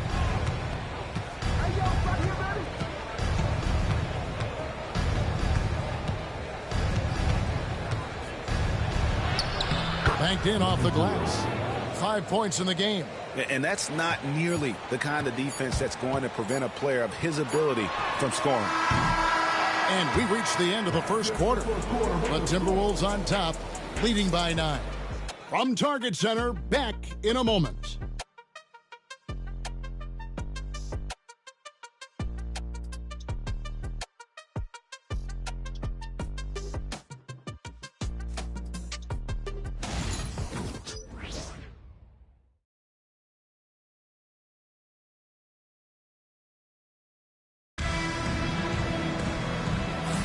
And so far through one quarter, it's been a lopsided game. We'll see if that changes here in the second. What do you guys think so far about the offensive approach for the Timberwolves? And they've set the tone from the jump. They're looking to pound it inside and score in the paint. Yeah, and in addition, their ball movement has really unleashed their offense. Boy, they've been fun to watch. Pelicans trail by 9. They've got Bones Highland. Naz Reid out there with Anderson. Then there's Edwards. And it's Dosunmu in at the 3, the small forward. That's the 5 to begin the second quarter for the Timberwolves. Pass to Misi. Clock at 6. New Orleans needs to get off a shot. Great D that time from Edwards. And they're controlling the boards, Kevin. That's +5 in that category. Where there's a lot of emphasis on three-point shooting, Greg. What's your opinion of that? Well, Kevin, stretching the D isn't just about how far out they have to defend. It's the distance between that and how far in you have to defend. That's why analytics favors shots at the rim and from distance. And the Pelicans with possession here after Anthony Edwards made that last three-pointer. To a certain extent, you like the aggressiveness, but that's 2 fouls already. Take a step back. And we've played through the first minute here in the second. 6 on the shot clock. Reid with the rebound. Listen, he knows he should have made that shot. We'll see if they can work it back to him in that same area. Here's Dosunmu. Nothing on the board. There's the 3. And another 3 for Minnesota. Yeah, that's too good a look to give them from behind the arc. Pelicans trail by 15. They've been looking out of sync offensively. Yeah, their offense has ground to a standstill. Fouled in the act of shooting. Gets the bucket anyway, so a 3-point play chance for him.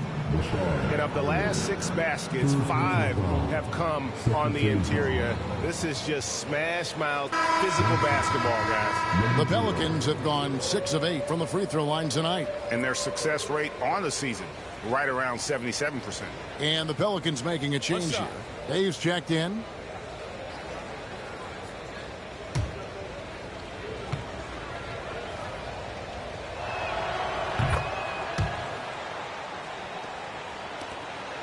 Timberwolves leading by 12.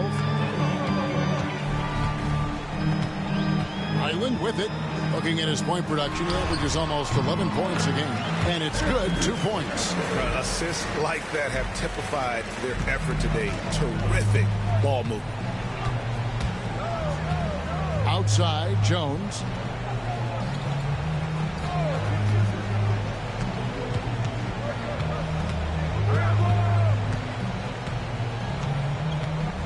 Down to 5 on the shot clock. For 3. Reid with the rebound. And they've got a big lead, not just on the scoreboard, but really in the rebounding numbers as well. Highland passes to Edwards.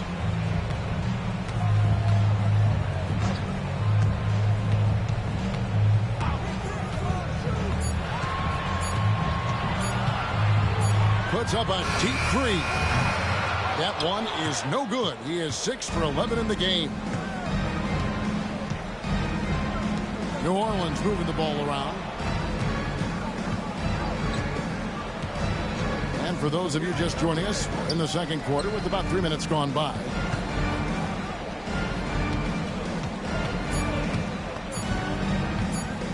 Pulls up on the wing. And the Pelicans miss again. And it's Anderson with the ball for the Minnesota Timberwolves. In the second quarter, they've given up just 3 points. Pass to Reed. Here's Highland. Reed with a screen for Highland. Over Jones. Highland misses. Well, terrific defense. They obviously respect his ability and just want to make it tough. And almost 4 minutes gone here in the second quarter of play. Outside, Jones. For the three. Drills the three-pointer.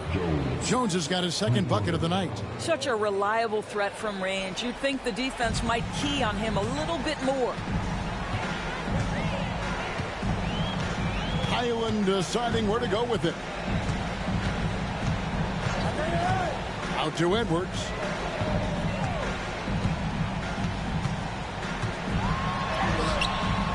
It's rebounded by New Orleans, coming off that loss against the Timberwolves.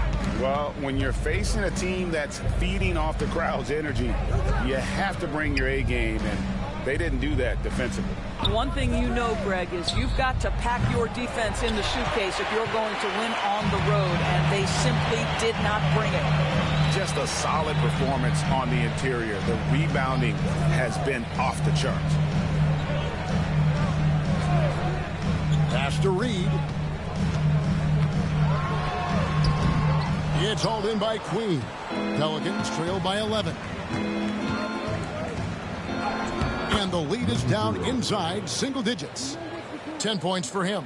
Yeah, and there it is again. On a lot of their possessions this first half, they've established great inside position. Anderson with the screen for Edwards.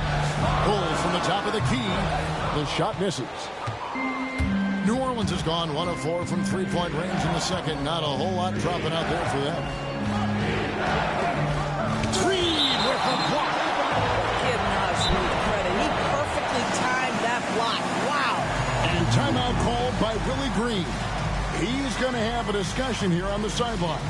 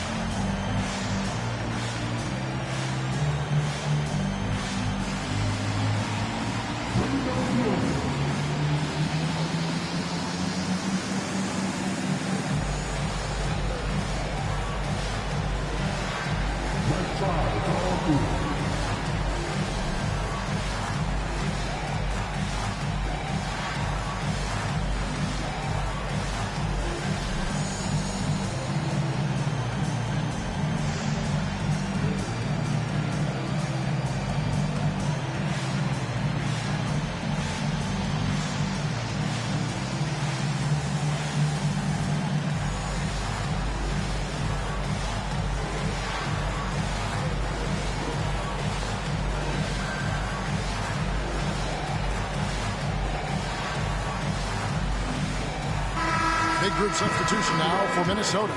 Rudy Gobert, he's checked in for Reed. Julius Randle comes in for Kyle Anderson. Daniels, he's checked in for Dosunmu. And it's Dante DiVincenzo in for Highland.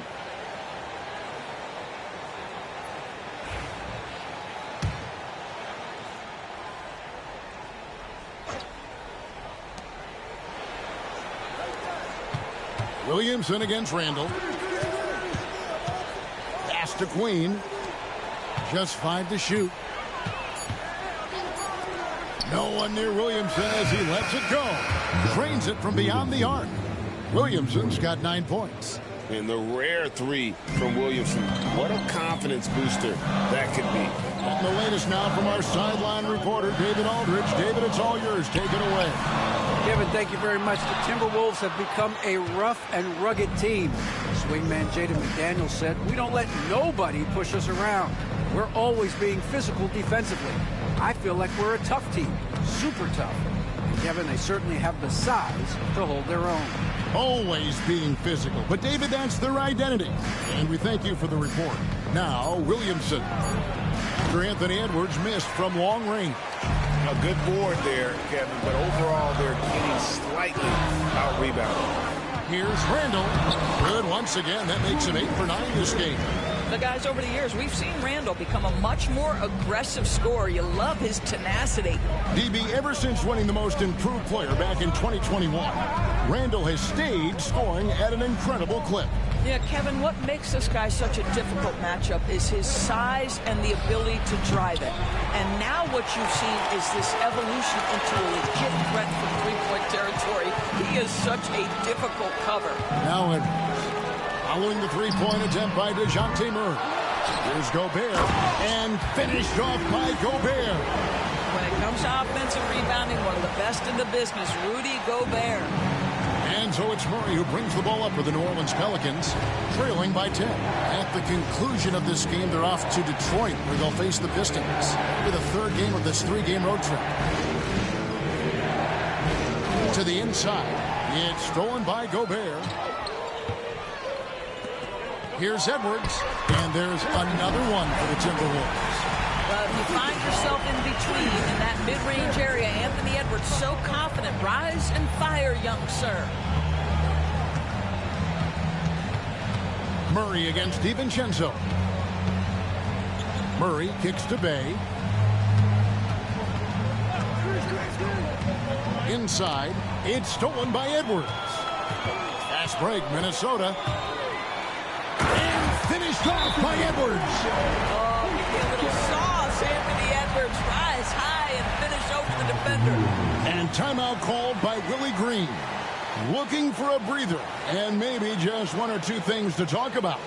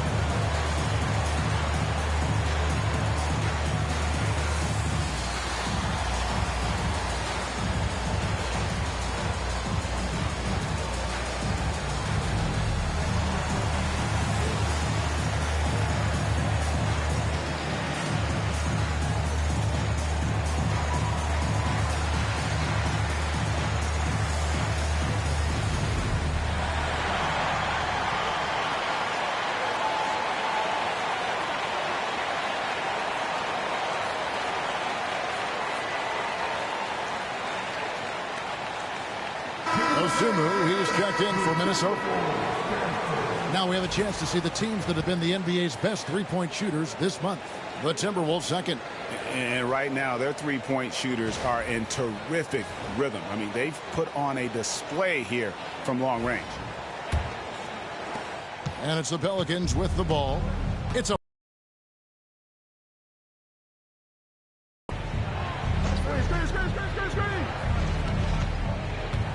out left to the wing.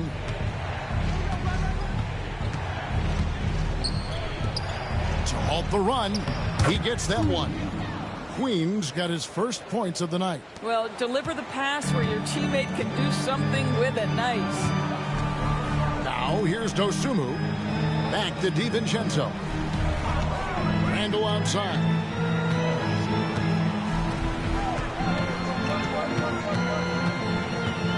Six to shoot. And they call the foul, so a chance at the line for one more coming up. And this has been a great job of just getting into the middle of that defense and really scoring effectively from the paint. The Timberwolves shooting their first free throw attempt on the night.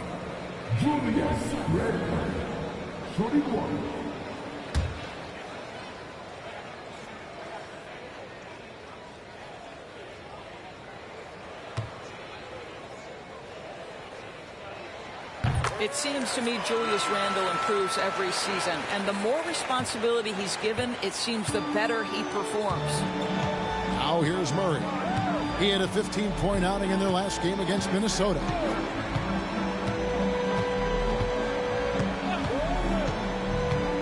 Puts up a three. Gobert pulls it in. Gobert has got 4 rebounds in this game.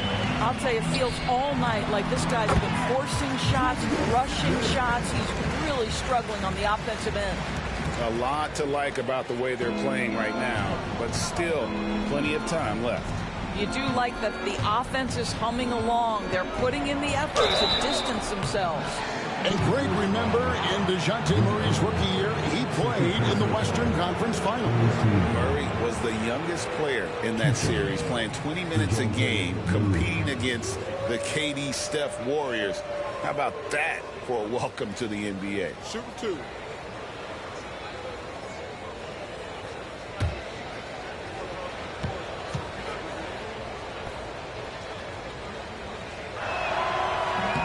And the first one drops. And you know, one look at Murray's game, and you can tell he's been well coached over the course of his career. His awareness, his work ethic, this guy is just always bringing it. Bones Highland is checked in for Dosunmu.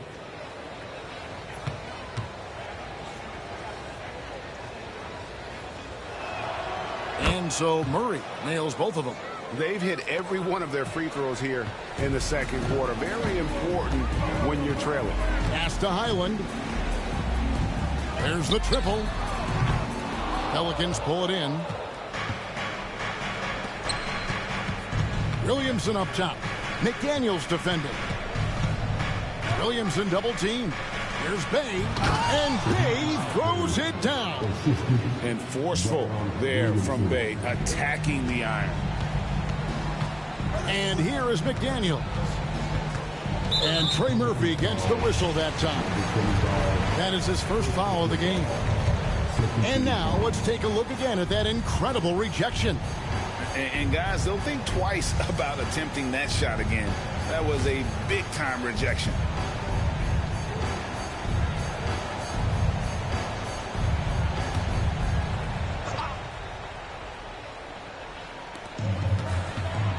McDaniels passes to Highland. The 11-footer, and there's another one for the Timberwolves. He has not missed a shot in this quarter. They've tried running different things in him, but he's been unstoppable. Murray against Highland. Williamson outside. Count that bucket. Williamson's got 5 points now in the quarter. That's just all Zion. But once he gets that close, he's zoned in on capitalizing no matter what. Now here's Gobert. 14 points from him the last game against New Orleans. DiVincenzo can't hit it. Pelicans trail by 13. Here's Williamson. And rebounded by McDaniels. Got to credit the defense. They found a way to stop him, and that's never an easy task. Second personal foul, third team foul. For Minnesota, they have made their only other free throw attempt today in an earlier trip to the line. And on the season, you know, they're hitting about 76%, which is a decent rate.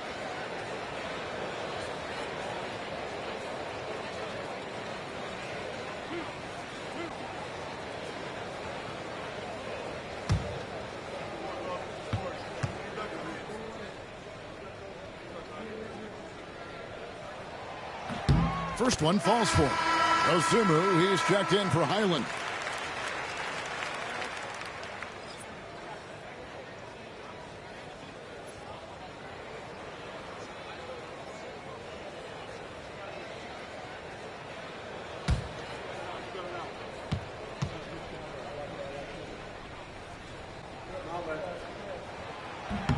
And that one goes in. 2 from the line that time.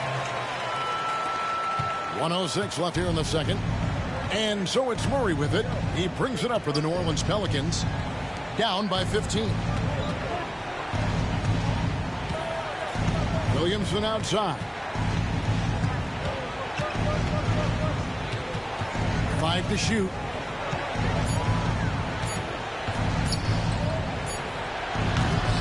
Another miss by Williamson. I think this is a spot he has got to become more consistent from if you want to command the defender's respect. McDaniels kicks to DiVincenzo. Dosunmu, the pass to Gobert. Back to Dosunmu. Off with the layup. Pelicans trail by 15. Now Murray.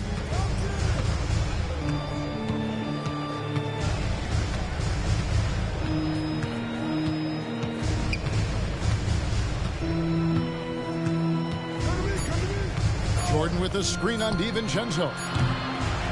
Julius Randle getting it done for the Timberwolves. He's at the quarter-century mark. 25 points for him in this game as they have looked to him over and over to make things happen. We've got more in store for you right after this.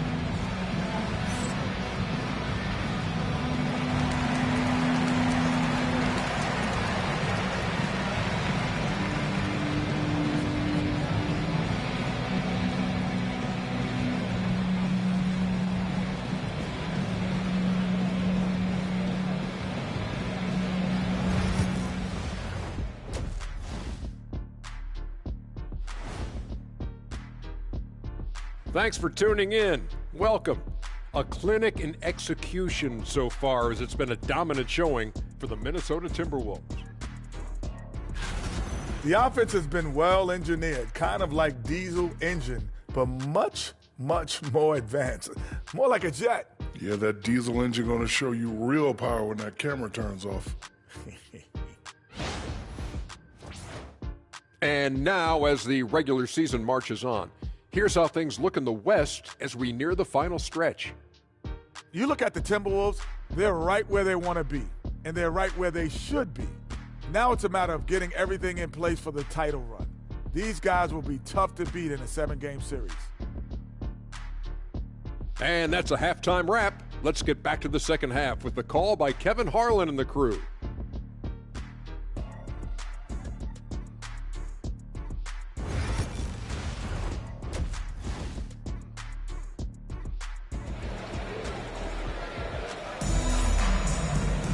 And with the second half upon us, we'll find out if this game becomes the route that it's threatening to be. We're seeing a tremendous game from Julius Randle. The way he was able to finish on the block was incredible there in that first half. It felt like his work on the interior really gave this offense a boost. Let's see if he can dominate the rest of the way.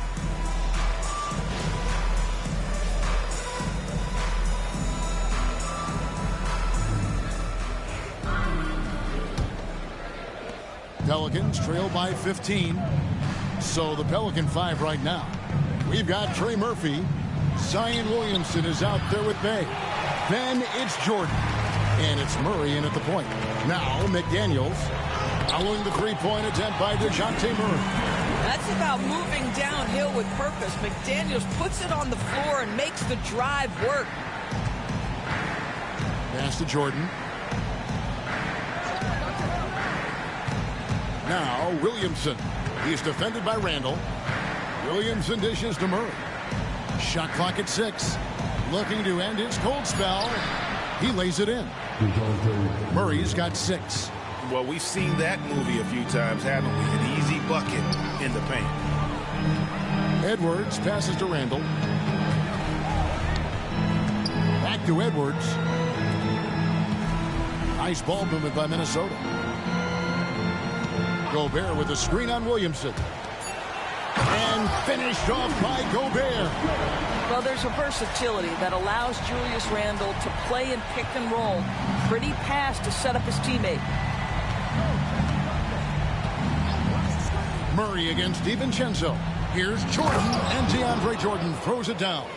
Well, the coach loves this kind of ball movement. Anytime you create something inside the free throw line, you know it's a good look. Gobert finds Randle.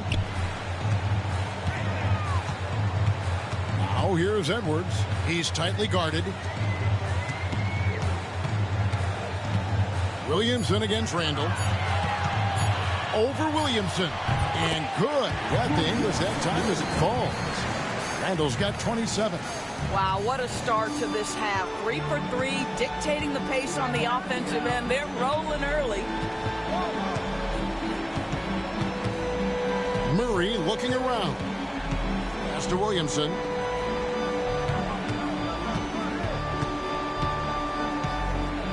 And Williamson throws it down. Goodness, I mean, we feel those science dunks shake the floor. Randall outside. And looks like the illegal pick was set. Yep, that's right. That'll get their attention. You know, looking at the turnover story, they've had a few miscues along the way, but as we see on the scoreboard, it hasn't hurt them. Pelicans trail by 15. Now here's Murray. He has 6. Well, we're into the third quarter, just over 2.5 minutes played. Down low, here's Williamson. Pass to Murray.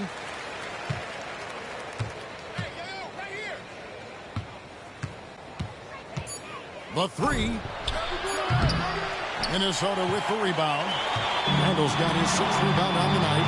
+8 in the rebound differential. One more reason why they're in control. McDaniels passes to Randall.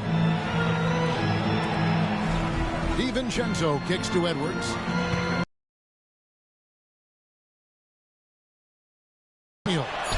Looking at his point production, he averages almost 8 points a game. Although they're down big right now, Greg, still plenty of time left in this one. At this point, they got to take it one possession at a time. Timberwolves have gone 3 of 4 so far in the third quarter from the field. Pretty good start to the half. And once again off the mark by Minnesota. New Orleans has gone 0-2 from deep to start things here in the second half. Murray against DiVincenzo.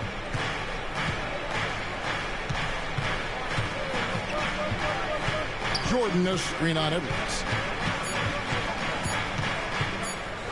Let's go. Good as a jump shot falls. I'm not sure what he was thinking exactly, but he finds a way to convert. Timberwolves leading by 13. And we've got a timeout called from Chris Finch. He's ready to talk things through with the team.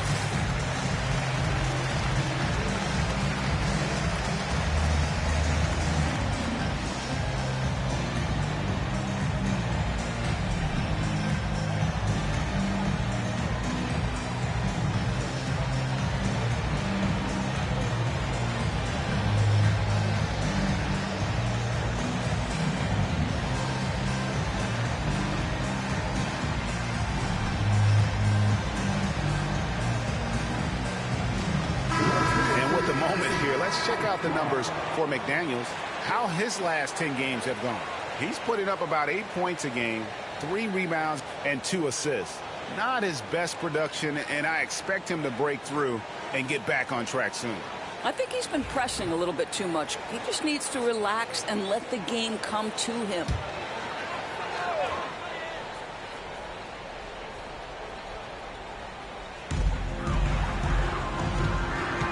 Gobert against Jordan. Back to McDaniel.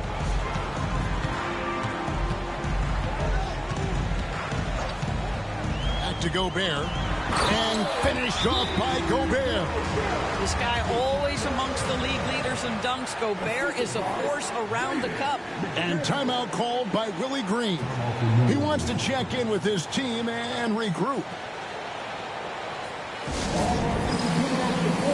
Come on, get out for your Timberwolves.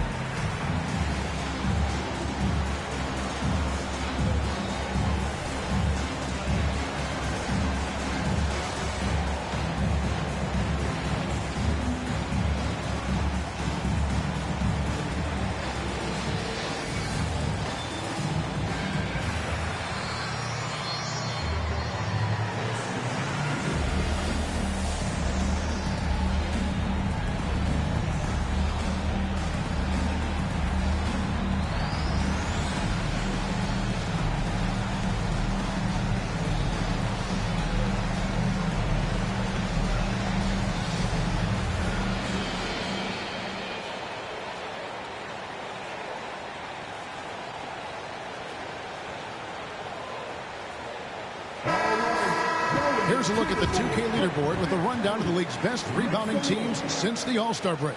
In fourth, the Timberwolves. I mean, they just out-muscled their opponents under the glass. I mean, impressive rebounding numbers, and they've really only gotten better. And the Pelicans with possession here. 15-point game. Murray the pass to Jordan. Williamson against Randall. Now here's Williamson. Defense right on him. Julius Randle with the rebound. Randle's got his 7th rebound here tonight. Pass to DiVincenzo. Bay against McDaniel. And finished off by McDaniel. Oh, such an impressive athlete. Mr. McDaniel, send it in.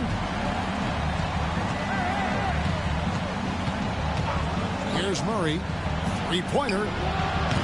And again, New Orleans has no up. And there's the call on Zion Williamson. That's foul number 2 for him. And the Timberwolves making a change here.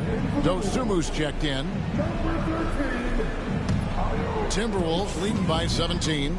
You know, when Rudy Gobert is down low, it strikes fear into the opponent. This is a guy who has led the league in blocks and rebounds at different times. Inside the paint, he is just a nightmare to battle against. Unwilling to let up even for a moment. That's his killer instinct, just fanning the flame. One thing I enjoy is watching players who don't pay attention to the score. You lock in on the moment and play the right way. Inside, it's stolen by Gobert. Edwards, the bounce pass. Randle outside. Back to Dosumu. Clock at 6. Shoots over Bay. And again, it's Minnesota. I love the efficiency he's playing with tonight. Not scoring as much as usual, but he's been effective, and they're winning. Murray against DiVincenzo. Jordan a screen on Edwards. To the middle to end the cold streak. And DeAndre Jordan throws it down. Well, that's about as high percentage as it gets for DJ. Go to work, big man. DiVincenzo passes to Edwards. DiVincenzo with the screen for Edwards. Step back shot. Nice spin off the left rim and in. Edwards got 19 points. Well, overall, they're the team getting the better looks here in this second half. And I think what's happening is they're getting their shots within the flow of their offense, and you can clearly see the difference. Now here's Williamson. He's got 13. Jordan kicks to Bay. Here's Randle. Zion Williamson grabs the miss. The Pelicans have gone 5 of 12 from the field since the third quarter got underway. Pass to Jordan.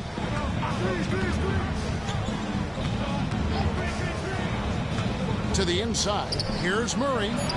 Uses the glass to finish the layup. Murray's got 4 this quarter. Pounding it in the paint there. Murray doing it all. Now here's DiVincenzo. On the wing, Dosunmu.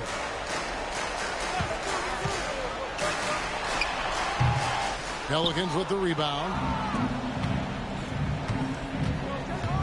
Here's Bay. He has 5. Murray outside. Buries the long-range jumper. Murray's got 11. And that's the shot he's developed and worked really hard at. Murray's hands lightning fast. Edwards inside. And finished off by Edwards.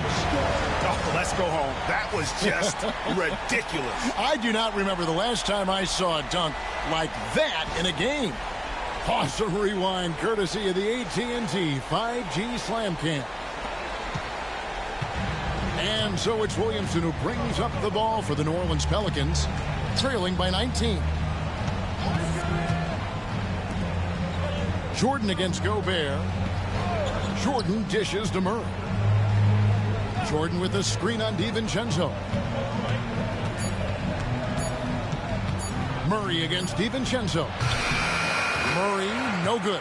Well, defenses are content to give up the mid-range, right? It's not the high percentage restricted area or the 3. You can see they're prepared to give up that shot. Big miscommunication on defense. He recognizes it and quickly takes advantage. And that's typical of this guy. He's always reading the situation, reacting quickly, and capitalizing. And another 3 for New Orleans. Great quarter for him at the offensive end, trying to will his team back in the game. DiVincenzo passes to Gobert. Left side, Edwards.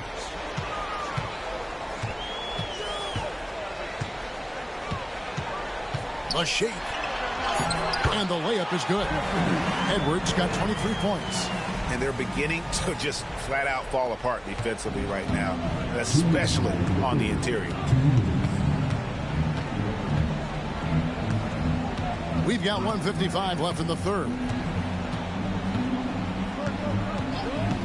Murray against DiVincenzo. Now here's Murray. Defense is right there. Shoots over DiVincenzo. Offensive rebound. DiVincenzo against Murray.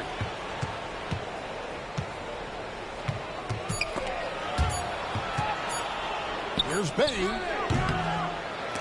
Rebounded by the Timberwolves. Gobert's got 9 rebounds in the game. Getting it done. To the paint and stolen by Williamson.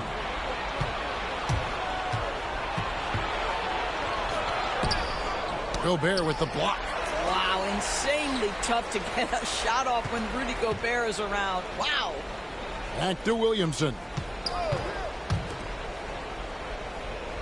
Murray against DiVincenzo. Second shot opportunity. And it hung on the rim, but wouldn't fall for him. This guy just can't find his rhythm, and you look up at the scoreboard, they absolutely need his productivity. Pelicans trail by 20. Pass to Murray.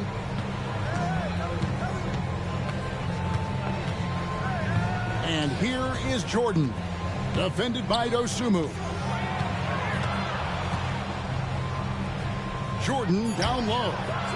5 points in the game. Timberwolves leading by 20. I always like to hold for the last shot right here. Well, that's great execution if you can do that, because it takes any chance at momentum away from your opponent. Edwards goes to the reverse layup and drops it in. Edwards got 8 points in the quarter. And the combination of his quickness and soft touch around the rim really allows him to pull off shots like that. A lot of players don't have a reverse in their arsenal. And as we conclude the third quarter, pretty much a blowout. It's been a one-sided affair. The Timberwolves on top, running away with it. And fourth quarter basketball will be coming your way on 2K Sports right after this. While we have the chance now, folks, let's go to our State Farm assist of the game. And he sliced the D wide open with this feed. They had no chance to prevent that basket. Well, that's what a great pass will do, right? You love the unselfish play.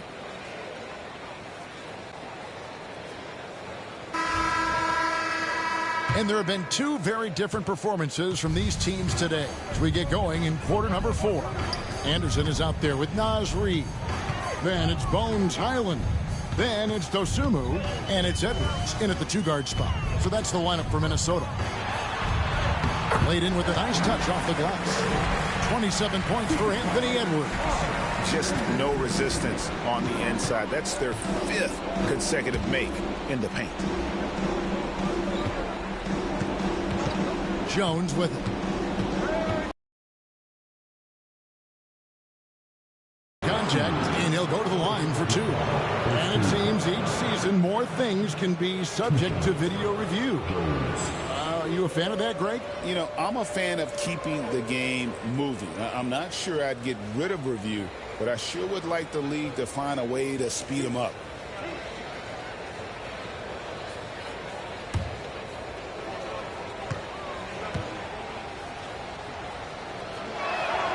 And he knocks down the first one.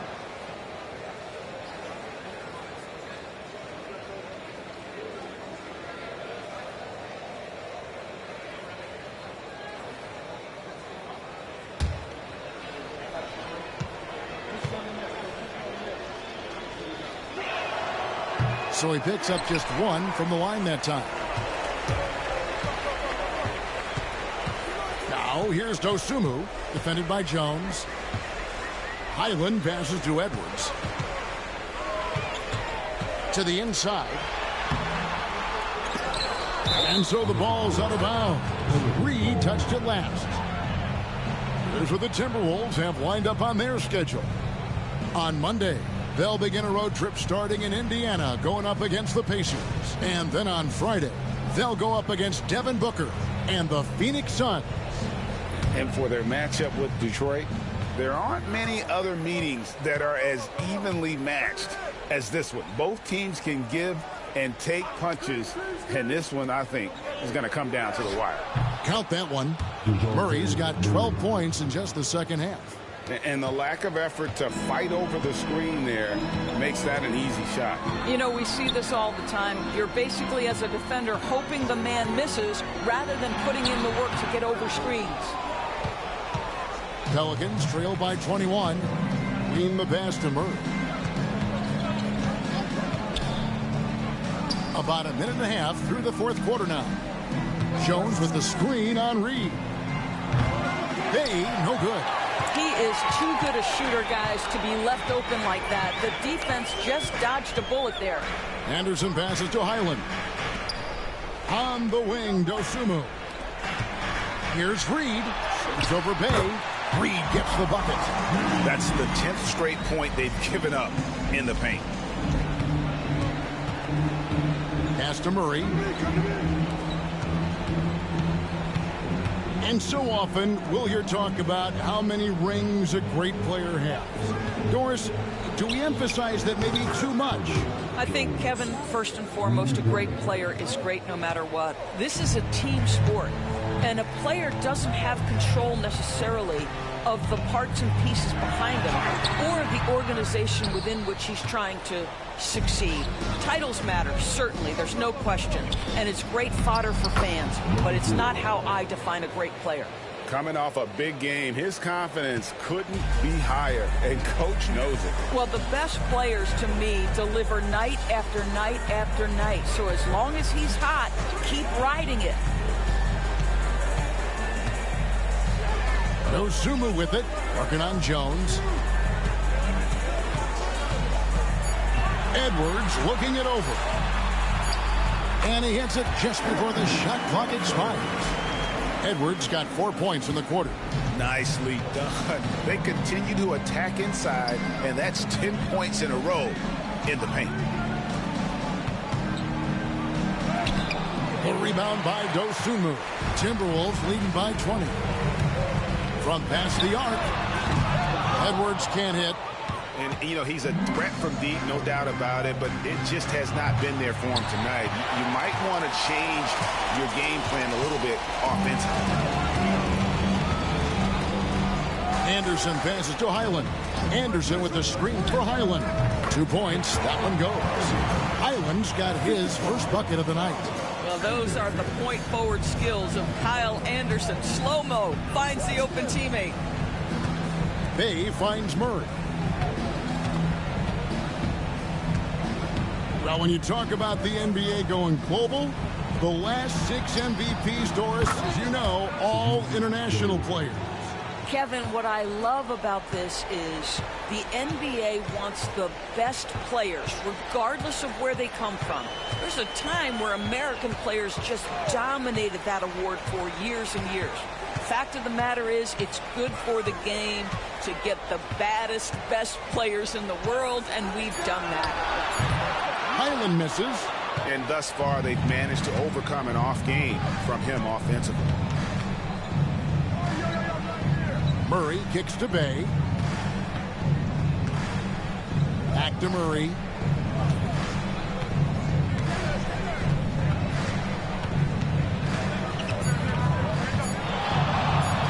And it's Murray with the jam. And just making it hard to stay on it. The dribble moves gets Murray the space he needs to operate. Outside Edwards. Pass to Anderson. From the arc. Gets the three-pointer to fall. Anderson's got himself going with the triple, his first basket of the game. Pelicans trail by 20.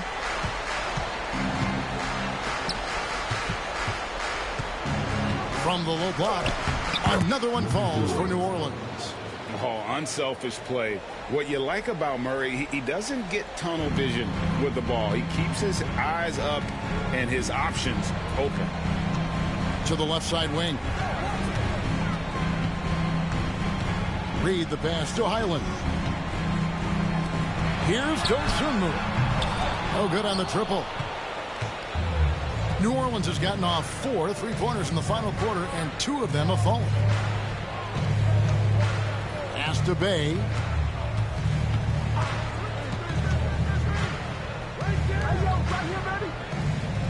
Screen by Jones.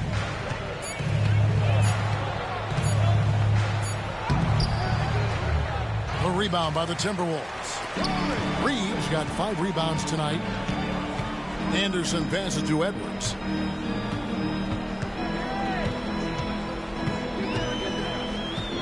Shoots from the line. And a kind roll that time off the rim as that one falls. Edwards got 14 points now in the second half. Pelicans trail by 20. Inside, here's Queen. Reed with the rebound. Reeves got 6 rebounds now in the game. Edwards. And the layup's good off the glass. Edwards got 8 points here in this quarter. Well, all night he has made an impact at the offensive end. Now he's trying to shut the door. They could use a big shot here to get this offense going. Too many empty possessions. Right now, they need a basket.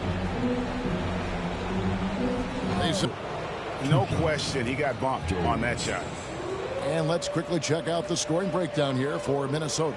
You love how they've lived in the paint, making the defense just consistently have to collapse and still finding ways to convert. I think another thing that's striking here tonight, the ball movement is incredible. Again and again, they're making smart passes to ready shooters. Than ever before. It is. All over the league, teams now building their systems around their stars, surrounding them with complementary players and running the offense through them as much as possible. And so Jones nails both of them. Minnesota leading by 20. Now DiVincenzo. Randle surveying the D. Julius Randle is never going to back away from a defensive player. He knows he's got the strength to play through contact. Nice job drawing the foul. At the line for your Timberwolves, Julius Randle. taking 2 shots.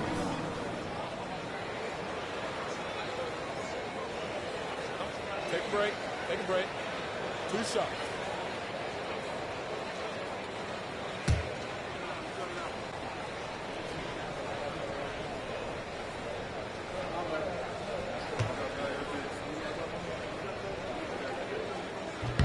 The first one falls. Bays checked in for the Pelicans.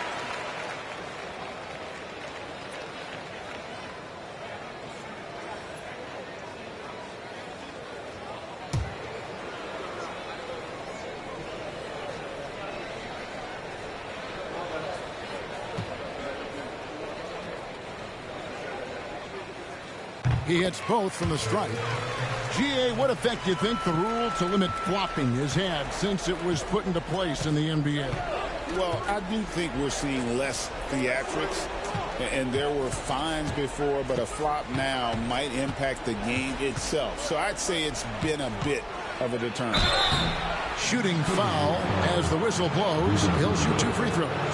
And I like to see Murray dictate the action like that inside. On the front foot, forcing the defender into a foul.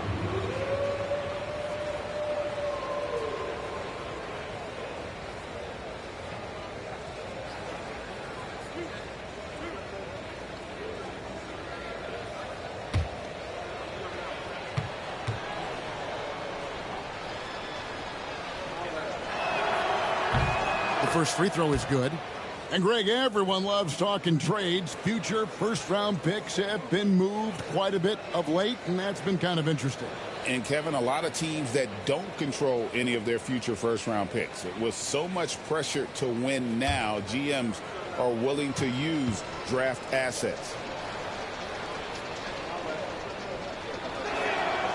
And so Murray nails both of them. Minnesota leading by 20. DiVincenzo kicks to Gobert. Pass to Randall. And he uses the glass on the layup. Randall's got 31. Julius Randle, once he starts percolating, is a dangerous offensive player. Here's Murray, defended by DiVincenzo. Jordan with it. Got a piece of it. It's stolen by DiVincenzo.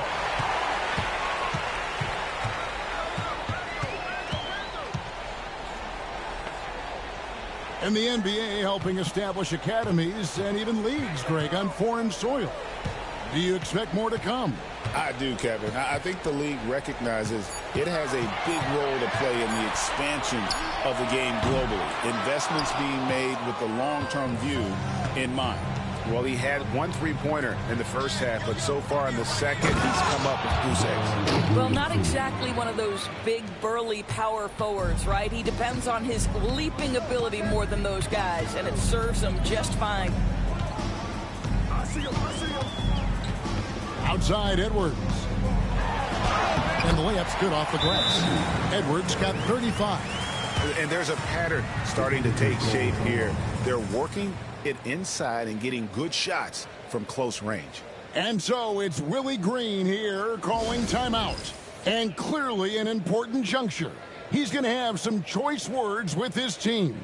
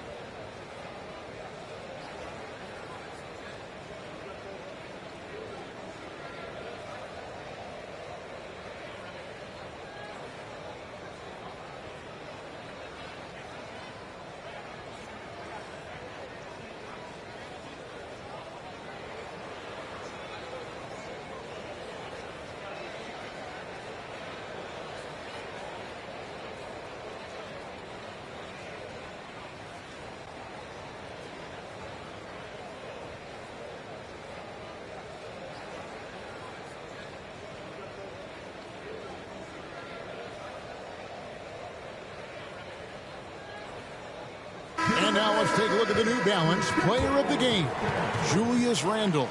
And, guys, he's been about as close to perfection as you can be. The intensity he's played with has been amazing. Just no let up. And as fired up as he's been, he's never let his emotions get out of control. What a connection he has to these fans. They love him here. And the more he has games like this, the deeper that connection gets.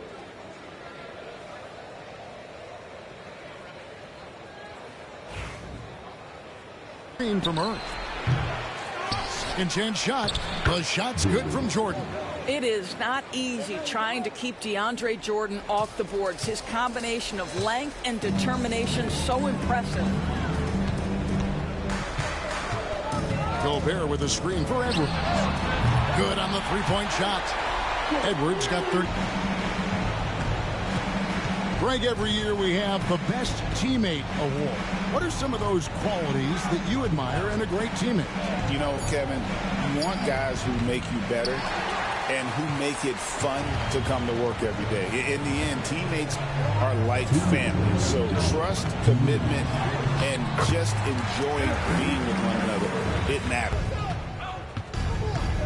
A minute 50 left in the fourth quarter. Out to the wing. Here's Williamson. Rebound, Minnesota. Now here's DiVincenzo. And here is McDaniels. Randle outside. Shot clock at 3. Launches a 3. It's hauled in by DeJounte Murray. And the great shooters know when they've got enough opening to go for the 3. I didn't think it was a bad choice on that possession. And one team is just completely outclassing the other tonight. Spirited performance, and it really ignited what is turning out to be a monster win here for Minnesota. It was a standout performance across the board. I mean, it was like watching a cat play with a mouse. They were able to do more or less whatever they wanted. In what's been a good season already, tonight's win will take their record to 50 wins, a big milestone here tonight. They were really smart in the use of that game plan tonight. Used it in their first 2 games against this team, which equaled to 2 wins. And you know, looking back at all the contributions tonight, it was a really phenomenal all-around game for Anthony Edwards. No doubt he came to play tonight. This guy has been aggressive and effective. Pass to Bay. New Orleans moving it around. Jordan with it. And here is Murray. And there's the drive. Now Williamson. They need this. Jordan kicks to Bay. Good, and the assist goes to Jordan. Showing the range. How about Bay taking and making his fair share of those triples? Highland against Murray. Here's Highland. So it's Minnesota winning this one easily. They poured it on tonight. Dominant showing in front of a crowd that loved every minute of it. And, you know, this game could really be a defining one for what they can do when they are playing at their best. I mean, being here at home no doubt helps, and the execution was flawless. And a chance now to send it over to David Aldridge, standing by courtside. David. Kevin, thanks. Rudy, another strong performance for you guys. How good is this team playing right now? We're playing great. You know, it's all about our defense. You know, when we play defense, when we focus, we communicate, and after we get easy stuff on the offensive end. Rudy, a great win. Congrats. Back to you, Kevin. Thanks so much, David. And that'll do it, folks. For Greg Anthony, Doris Burke, and David Aldridge, this is Kevin Harlan. Thanks for tuning in. And now, our player of the game, Julius Randle.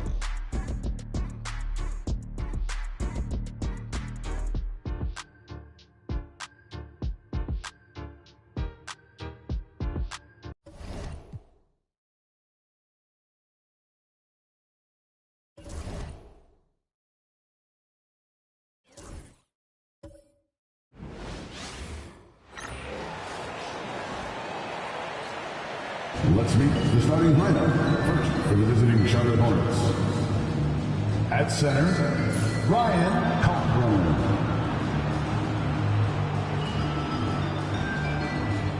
At power forward, Miles Bridges.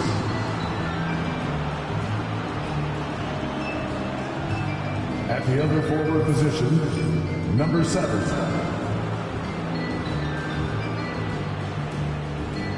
At shooting guard, Brandon Miller.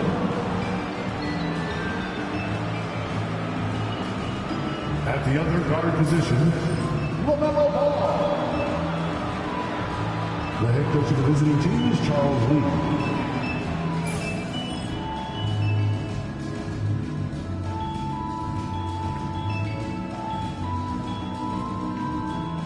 Let's meet your Oklahoma City Thunder.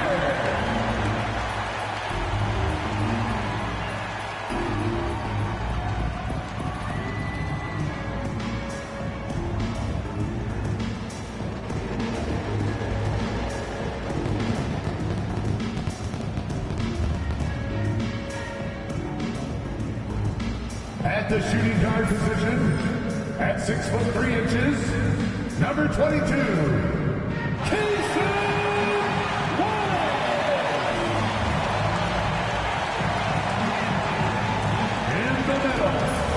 At 7'0", number 55, Isaiah Hartenstein.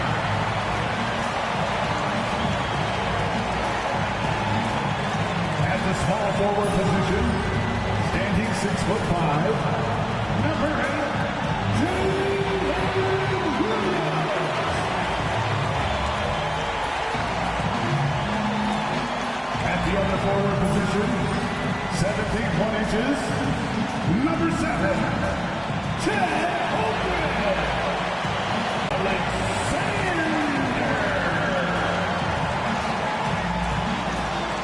TGIF, everyone. It's the NBA on 2K Sports. We're bringing it to you live. In this game, we'll see the Oklahoma City Thunder against the Charlotte Hornets. With Hall of Famer Grant Hill and Brent Barry, this is Brian Anderson. We'll be hearing from Allie LaForce from the sideline. And let's check out a breakdown looking at some stats for LaMelo Ball. Over his 10-game stretch, he's taken on a bigger role in this offense. His usage rate has gone up, and he's accepted this additional responsibility seamlessly. And a look at the starters for Charlotte and for the Thunder. Some serious height in the middle. Holmgren, the 4, Hartenstein, the 5. Shai Gilgeous-Alexander is out there with Cason Wallace. And it's Williams in at small forward. Grant, looking at these two teams, my attention is drawn to the front court matchup. Oh, yeah, this should be a battle on the baseline. Great to watch skilled bigs trade blows and show off what they can do down low. Tip-off goes to the Thunder. Now here's Wallace, guarded by Miller. Pass to Gilgeous-Alexander. Hey, right there. Down low. Here's Hartenstein. And Hartenstein slams it in. Involving guys with your eyes and seeing plays like this, that's a beautiful play by Gilgeous-Alexander. Knocked loose. Oh, and there's the whistle on the shot. So 2 free throws for him coming up. Grant, the Hornets are a team hoping to end a pretty substantial playoff drought. Yeah, it's been a long time since they made a buzz in the postseason, but their return could be closer than people think. A few smart moves here or there might be all it takes. Take a break. 2 shots.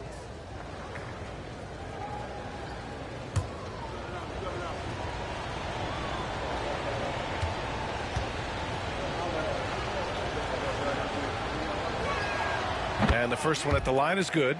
Grant, how about the rise of OKC? In just 2 years, transforming from a 24-win team to the top seed. Incredible, B.A. The Thunder drafted well and gave those picks lots of playing time. Plus, they made some fantastic trades. And of course, don't forget, OKC still has a boatload of picks. No good on the second free throw. And up the court come the Thunder on the break. Here's Wallace. The kick out to Williams.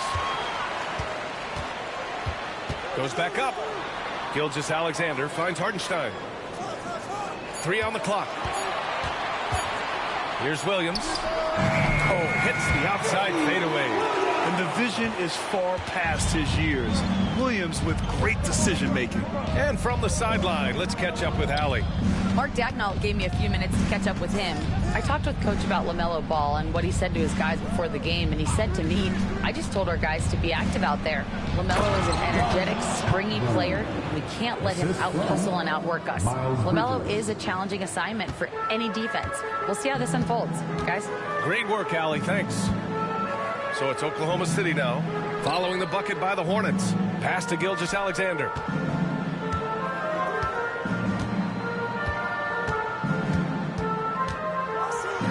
And slam dunk by Gilgeous-Alexander. How about the vertical of Gilgeous-Alexander, a guard who can get up and throw it down. Miller outside. Ooh, poked away.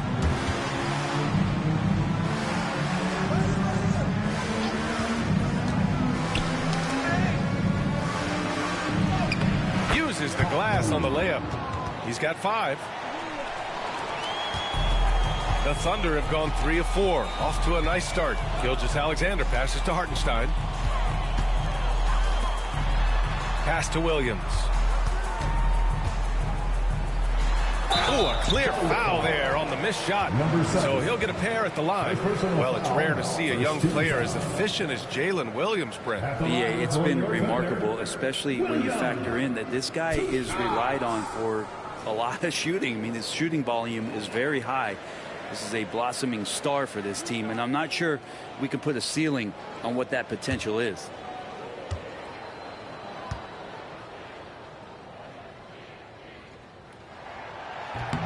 That free throw, no good. Just keep seeing more and more evidence about Jalen Williams being the total package, a swingman who scores it, rebounds, passes, and can defend.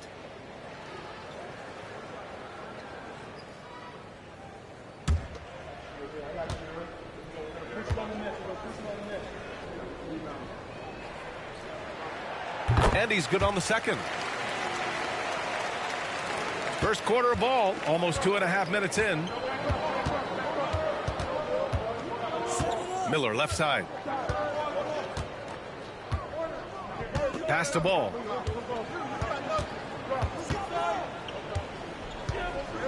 Shot clock at 6. Oh, sweet move. Hartenstein pulls it in. That's a shot he'd like back. He's usually going to make those. About 3 minutes gone here in the first quarter. Here's Williams. Hartenstein a screen. Inside.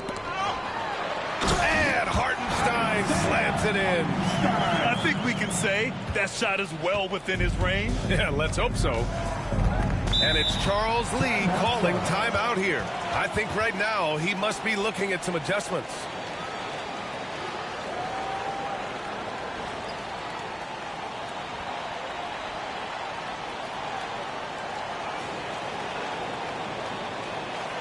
Ladies and gentlemen, your Thunder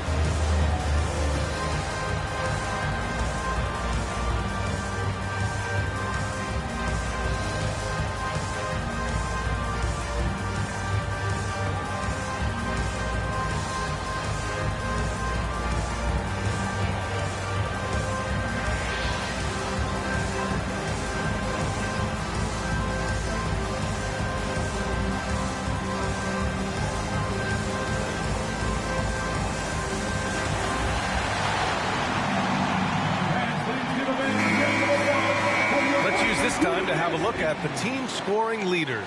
Oklahoma City, second. They've been having a great season on the offensive end of the floor. It never takes this team long to put big points up on the board.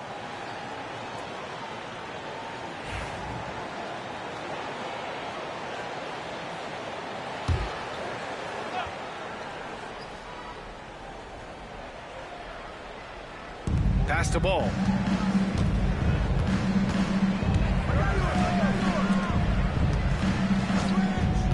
And here's Miller. His offense has been fantastic, averaging just over 17 a game. And we're approaching about 3.5 minutes played in this first quarter. And stolen by Bridges. Over to the left wing.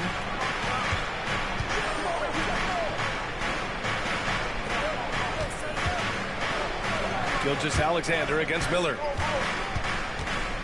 6 to shoot. Here's Ball. And Ball throws it down. And look at Ball take off. Love seeing him use his athleticism to slam it home. Pass to Holmgren. Back to Gilgeous-Alexander. Hartenstein with a screen on Ball. And out of bounds. Charlotte will have it.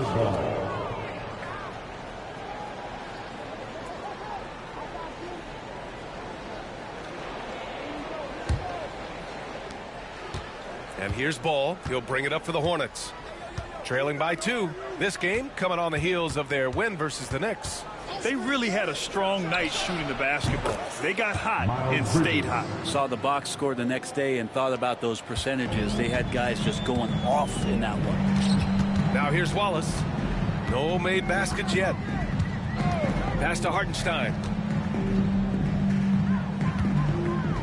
Gilgeous-Alexander against Ball. And he's going to the line for 2. The official saw contact while he was going up. Now one on Ball. Gilgeous-Alexander does a good job of just staying aggressive, and that just forces the defense to do something.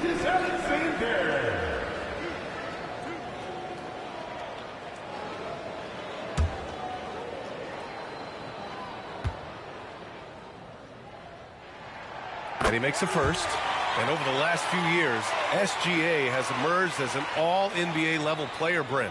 What's been the key to his success? I think the key, BA, to him is his confidence. I think that he feels like he is overlooked on a nightly basis and does not get the respect he deserves. So he comes in with that chip on his shoulder, and he plays the entire game coming at any defense that people throw at him. Brent, we're now in the later stages of the season.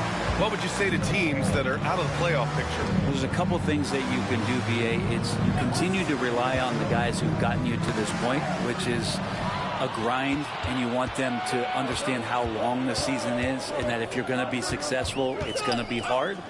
And then the other thing you can do is turn over some minutes to younger players, obviously, to get development, put them in those situations, and continue to build those relationships for the strides that those players need to take come the offseason. Just 2 to shoot. He's in his comfort zone. 2 for 2 to start this one. Gilgeous-Alexander, fantastic concentration.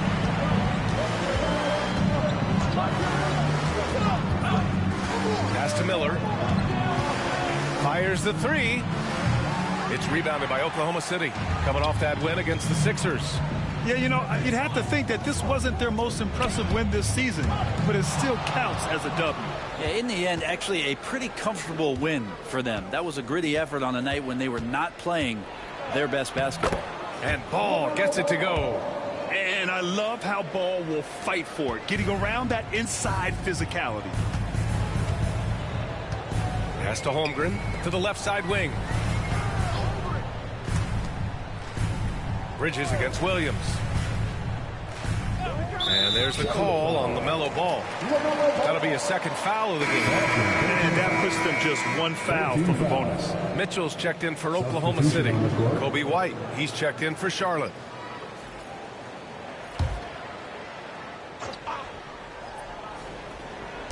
Charlotte on D. They trail by 1. Here's Gilgeous-Alexander. A tad short, but it's good off the front iron. Gilgeous-Alexander's got 8 points. There's a great pace to Gilgeous-Alexander's game. Mid-range fits well. And it's Charles Lee calling timeout here. He wants a few moments to regroup with his players.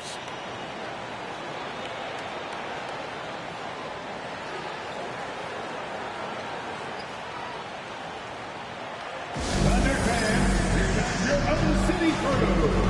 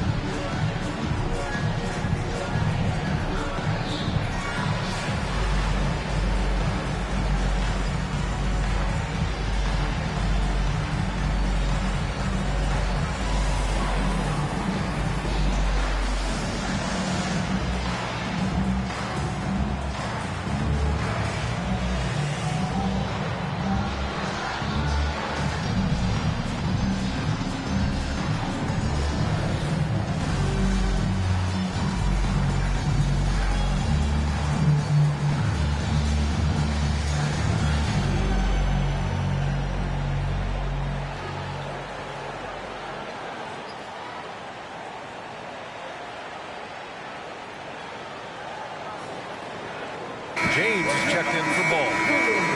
Show us some love once again.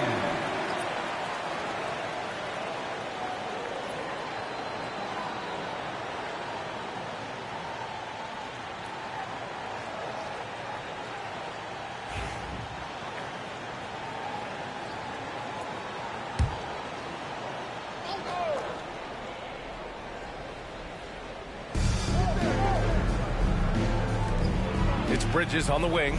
He's covered by Holmgren. Pass to White. And there's the screen. Just 4 to shoot. And stolen by Williams. Mitchell up top. Jumps up. And Mitchell with the slam. Just making it happen. Williams with active hands defensively to jumpstart the fast break. And here's White.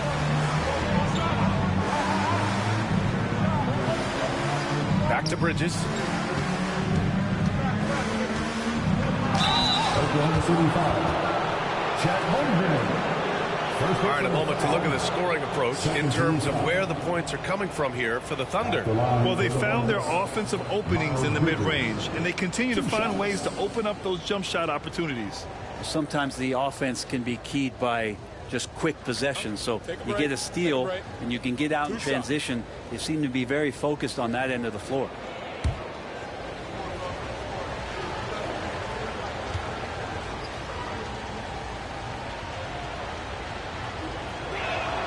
The first one falls.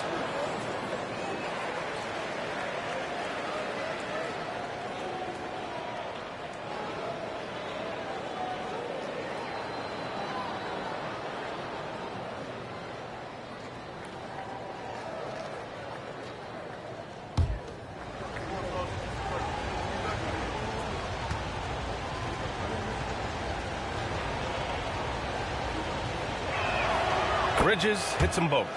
Productive trip to the line. He doesn't like to leave points on the table.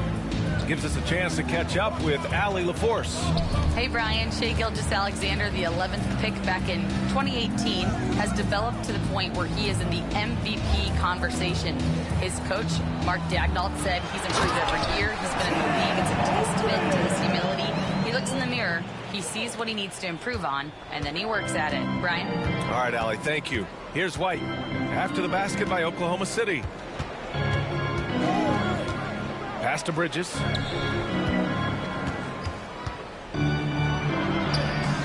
The shot off that time. Great D that time from Holmgren. Williams in the post. Takes it into the teeth of the D and converts the layup. And he is stronger than he looks, trust me. I mean, Williams has the bulk to win those tough battles inside. White against Gilgeous-Alexander. It's James on the wing. Over Mitchell. Hartenstein pulls it in. Hartenstein's got 5 rebounds tonight. Williams. James with the rebound. Well, you got to miss sometimes, but that one seemed like a gimme. White for 3. The rebound by Shai Gilgeous-Alexander. On offense, here are the Thunder. They're on a 12-4 run. To the inside. Here's Hartenstein. Another shot. And it's good on the lay-in. Hartenstein's got his 3rd bucket of the night. And now almost all their points coming from the paint. Gilgeous-Alexander against White. Pass to Bridges. Puts up a 3. And it falls. 2 for 3 from the field so far. Defensively, you can't afford to get stuck on the pick. That's one that the coaches will watch tomorrow with that player. You hate to see him give up in that situation. Now here's Hartenstein. He had an 18-point outing in their last game against Philadelphia. And he also positioned himself perfectly to grab all those rebounds. Guys, can't forget about the fundamentals. And it's Mitchell. The miss. Hornets trail by 6. To the middle. And he takes that one up and powers it through. Both teams are hot. Woo! This is a fun one to watch. Yeah, made for TV game here. Pace is great. Scoring is coming in bunches. And both of the teams feeling confident right now. Pass to Williams. Now Holmgren from behind the arc. He drops it from range. Holmgren's got his 2nd bucket on the night. A superb 3-point threat. When Holmgren is knocking down triples, he's hard to contain. James deciding where to go with it. Bridges left side. All sorts of time. And that makes him 3 for 4. He's looking good. This is not a player who likes to be trailing in any game. That lights a fire. Here's Gilgeous-Alexander. Off target at the rim. And here's Bridges. He'll bring it up for Charlotte. It's a 5-point game. And I think they were prepared to face pressure D, but that never materialized, so they took advantage. It took just a little bit of time, but once they figured out the D on that night, man, their offense was rolling. James, that's good. Interesting choice going for the fadeaway, an unnecessary flourish in that case. Gilgeous-Alexander passes to Holmgren. Back to Gilgeous-Alexander. Hartenstein with a screen on White. Gilgeous-Alexander from outside. Can't get it to fall. Now 3 for 5 in this one. Hornets trail by 3. Bridges on the attack. And he finishes. That makes him 4 out of 5. And what's working here? Each guy is willing to make the next pass. Gilgeous-Alexander against White. Gilgeous-Alexander no good. Here's Charlotte. They're on an 11-3 run. Up top Bridges. Gilgeous-Alexander defending.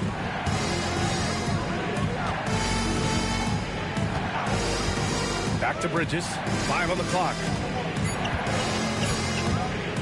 From deep 3-point land. Hartenstein pulls it in. Hartenstein's got his 7th rebound of the game with that last one. Here's Williams. Foul called on Jalen Williams. That's his first foul. A great job to establish position and square up.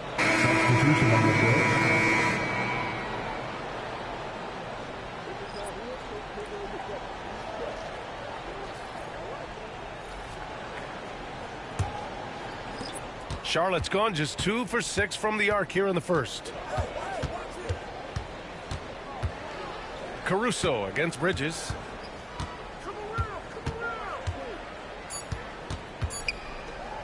White for 3. Well, a good close contest so far as we finish the first quarter. Oklahoma City ahead, up 1. And we'll get things started in the second quarter when we return.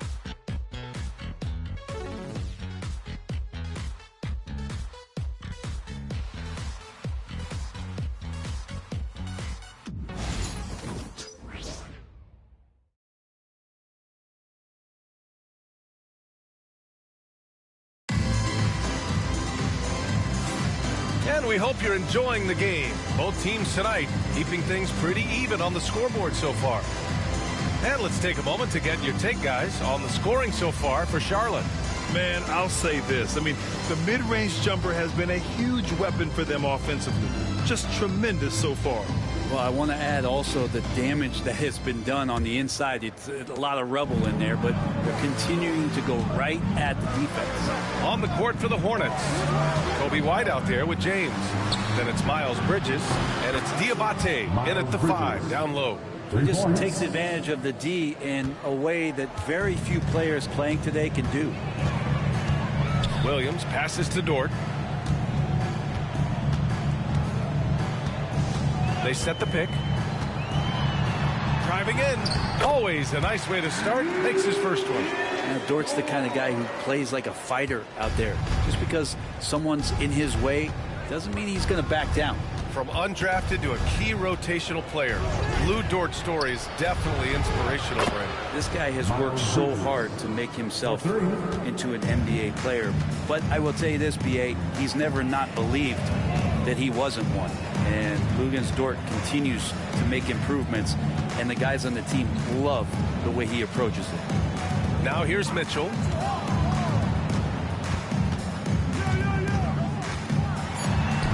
An easy 2 on the layup. Mitchell's got his second bucket of the night. And once more this half, they find a way to get great position inside. Bridges outside. Here's Salon. Williams defending. And there's James from the arc. The Thunder with the rebound. Gotta love how they've been crashing the boards, fighting hard for every miss. Count that one. Williams has got 7 points. And Jalen Williams had a plan there to outwork the defense. He knows you got to bring it to the paint. Now here's White. 11 points for him last game against New York. And let's not forget about the assist. His playmaking was critical for this team. White with it. Checked by Mitchell. For 3. White. Good. And the Hornets lead by 2. Man, they're having a hard time defending the triple. That's 3 in a row. Mitchell feeling it out a bit. Oh, and that one, no question, powered it down. Terrific body control from Dort, setting a firm pick and then rolling to the gap. And how about our AT&T 5G slam cam? Couldn't have captured that play any better. Quarter 2 and just under 2.5 minutes gone by. White finds Bridges. Back to White. There's a screen. Going inside. Diabate controls the rebound and the putback. And those second chance buckets are major bonus points if you can get them. Caruso against Bridges. Dort outside. Down low. And there's the rejection. Dort against James. Pass to White. It's Bridges on the wing. 18 points for him. Clock at 6. Here's White. Tipped. Dort outside. The kick out to Williams. Knocks down the triple. Williams has got 5 points in the quarter. Well, you got to be able to shoot fast in the league. So it's nice to see Williams doesn't need a lot of setup time. And it's Charles Lee calling timeout here. He's going to gather the troops and talk it over. All right, Grant, which U.S.-born player do you think has the best chance to supplant LeBron as the face of the league? Oh, man, you're putting me on the spot, B.A. Well, the conversation has to be between Jason Tatum, Ja Morant, and Anthony Edwards. They're the best young talent that the U.S. has to offer, and they're only getting better.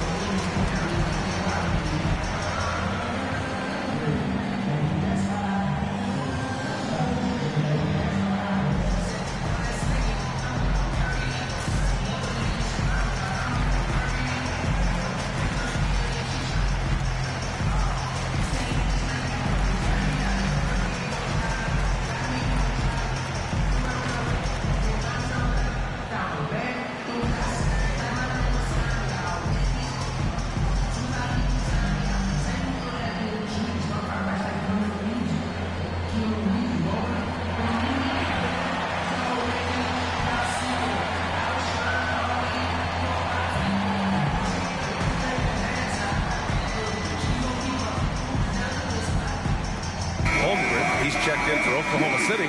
Wallace comes in for Caruso. And here's a rundown of the teams that have not wasted their opportunities at the line in the last month. Fourth, the Hornets. And looking at last month, this team really got it done from the charity stripe. Whenever you foul them, they made sure to make you pay for that mistake.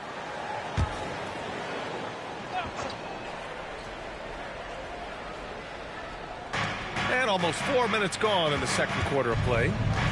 Pass to Bridges.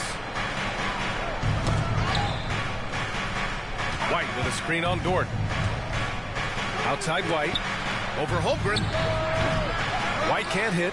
And he's having an ugly quarter from the field. It seems really frustrating.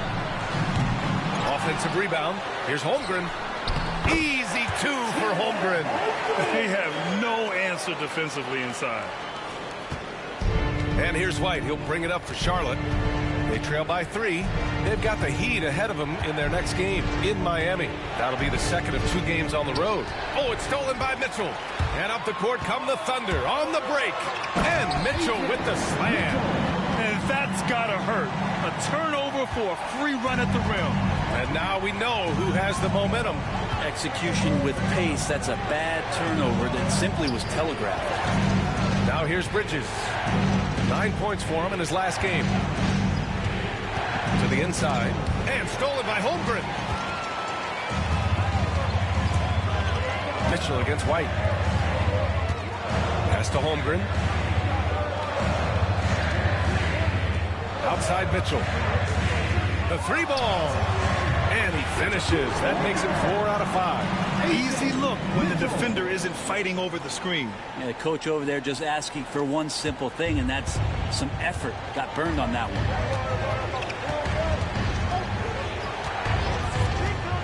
It's Bridges on the wing.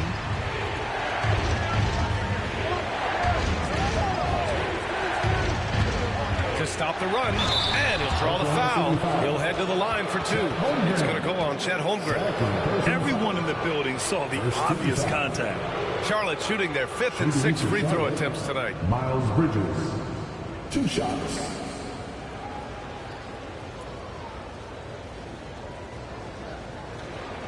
Shooting 2.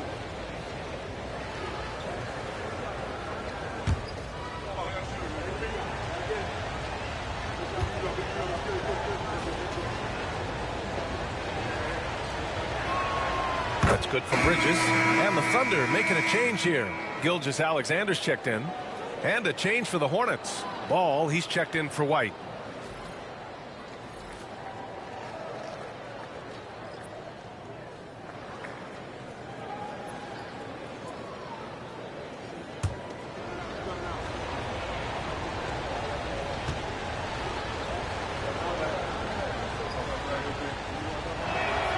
Bridges hits them both.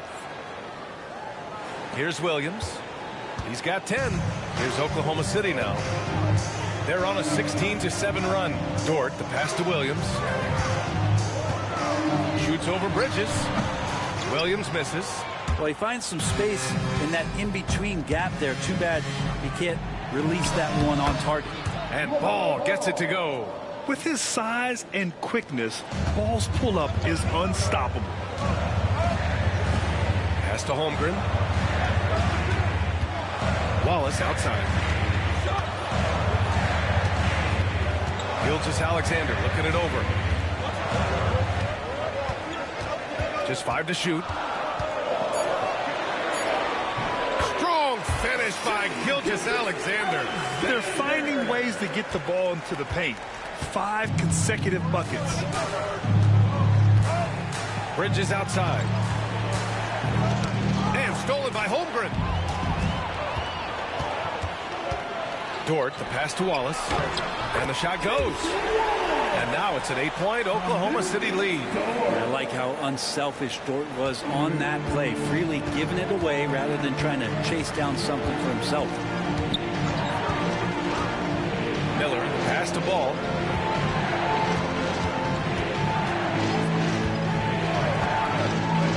From deep. And it's Holmgren with a rebound.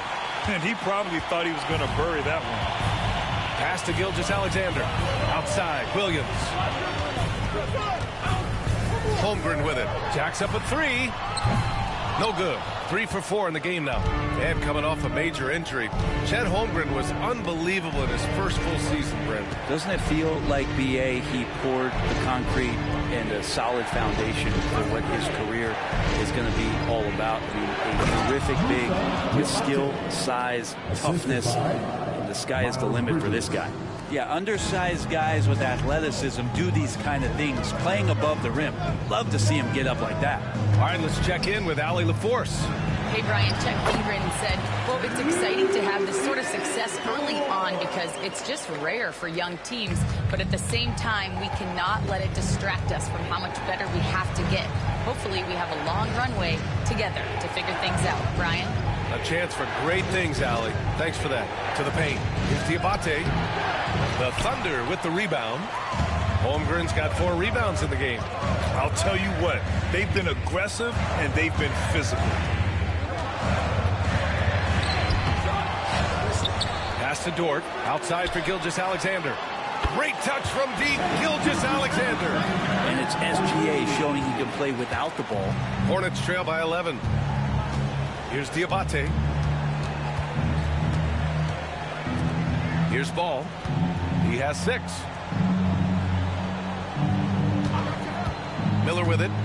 Shot is up. And it's Holmgren with a rebound. Not a bad shot from the mid-range. The D's giving it to him, and he's usually got an eye in that kind of range. Charlotte's gone 5 of 12 from three-point range tonight. Oh, yes. 2 loud points from Miller, making his presence felt. Thunder leading by 9. Pass to Holmgren. Dort for 3. His 4th make in 5 tries. Solid start for him. It took a little bit of time, but now he's taking the pen off the cap and putting his mark on this game. Miller outside. 3-pointer. Offensive board.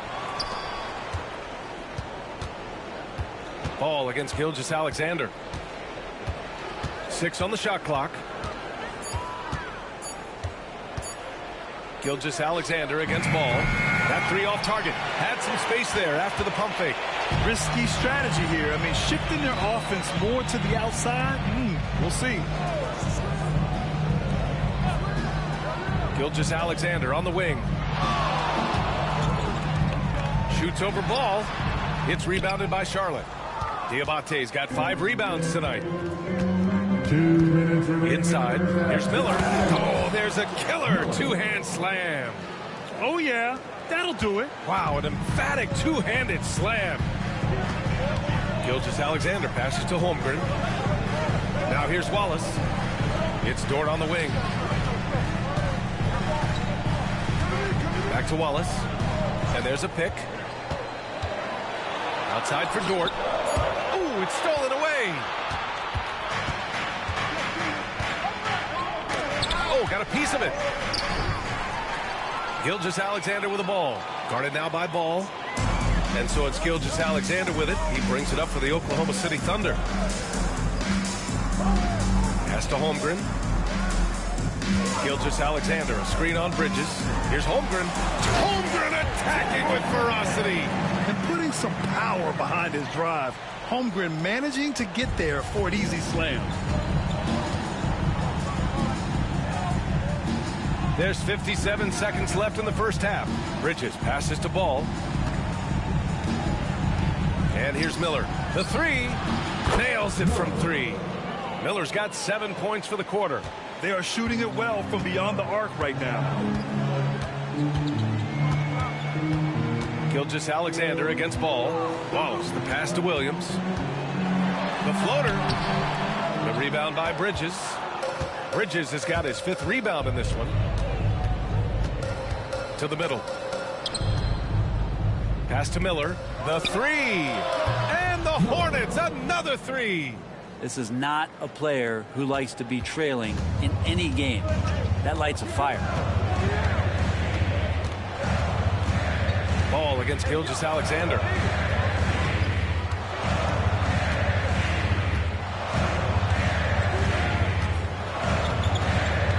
With 4 on the clock. And he was fouled in the act of shooting. Opportunity for a three-point play here. It's very difficult to slow him down defensively, especially when you have communication problems. This will be his third free throw attempt of the game. He did a lot of damage at the free throw line in their last game. First team foul. At the line for your defender, Shea Gilgeous-Alexander. One shot.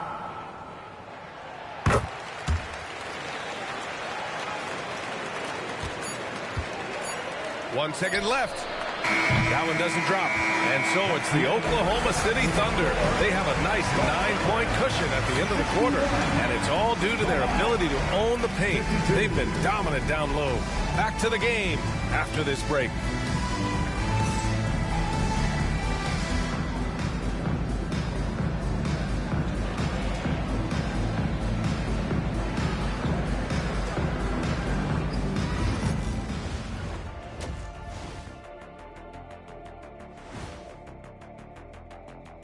Thanks for joining us. Through the first half, there is still some work to do for the Charlotte Hornets. Where's the intensity at the defensive end? They need to get a hand up and contest more shots. Coach needs to encourage them to be better moving forward, just like I do with you guys. I'd better put my feet up. It's getting deep in here. And let's turn our attention now to the Rookie of the Year race. I think it's fair to say we know how this probably is going to shake out, but crazier things have happened. Thanks for tuning in. Now we head back to Brian Anderson for the start of the third quarter.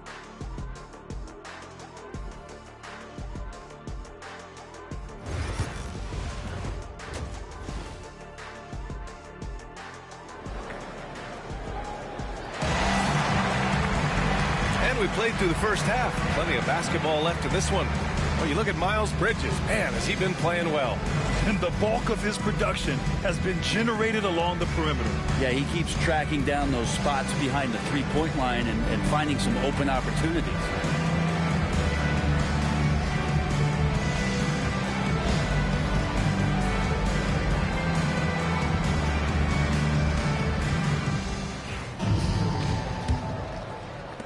Hornets trail by 9. Some serious height in the middle. Holmgren, the 4. Hartenstein, the 5. Cason Wallace out there with Shea Gilgeous-Alexander. And it's Williams in at the 3 spot. That's the group from Mark Daigneault starting the second half. Now here's Bridges. 6 to shoot. He's guarded by Hartenstein. That one is off. And they just continue to dominate the boards. Wallace. And he bangs it home with one hand. He is such a smart player. Jalen Williams making people around him better. Bridges outside. Launches a 3. Fires in the triple. This defense just can't stay connected to shooters. Oklahoma City leading by 8. To the wing, right side. Holmgren, the pass to Hartenstein. The layup off target. And he gets a lot of points right there at the rim, but the defense determined not to give up the easy deuce there. He's covered by Holmgren. Pass to Bridges. From outside the arc. And the rebound goes to the Thunder. They held a 12-point lead earlier. Gilgeous-Alexander with the ball. Pounded by Ball. Holmgren against Ball. Back to Gilgeous-Alexander. Shoots over Bridges. Gilgeous-Alexander takes the contact. Gilgeous-Alexander has blossomed into this forceful guard. Just look at this performance. Miller outside. Unloads. Nice spin off the left rim and in. He's got 5. And we're just about 2 minutes into the final half of play now. Outside, Williams. Back to Gilgeous-Alexander.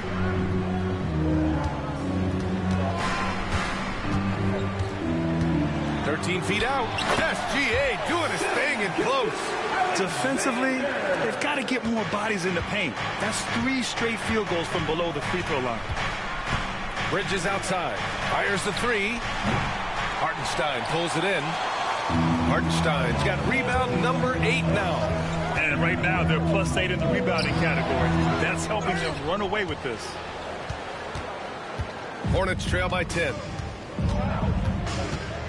Pass the ball.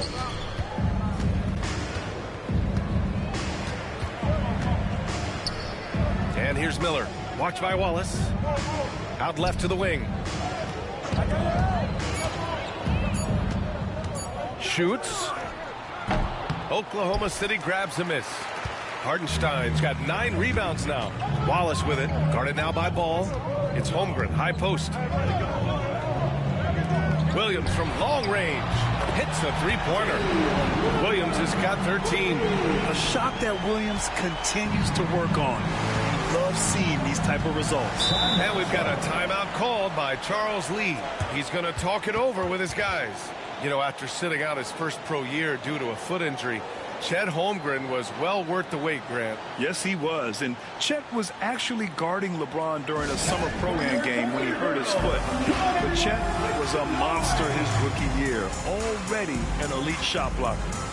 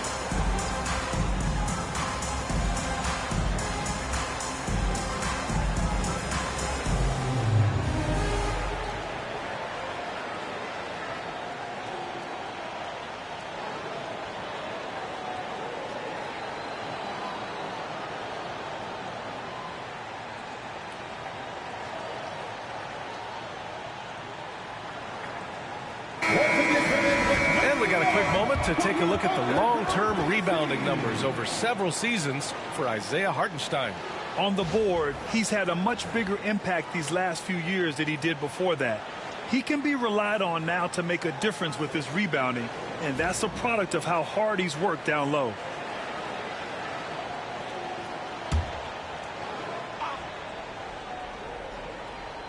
Just under 3.5 minutes played here in the third quarter. Williams defending. Oklahoma City grabs a miss. You have to credit their effort. I mean, they've done an amazing job on the glass. Oh, another basket for him. He's 6 of 11 now. Oh, man, this would be a different ball game if they didn't have this type of scoring to rely on. Bridges outside. Pass the ball.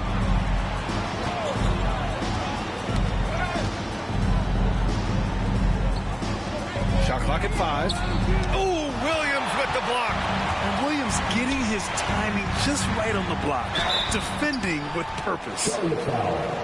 And the league's best since the All-Star break in steals. 5th on the list, the Thunder. As the season goes on, their defenders have only gotten more confidence, eagerly attacking the ball handlers and being as disruptive as possible. Shooting 2.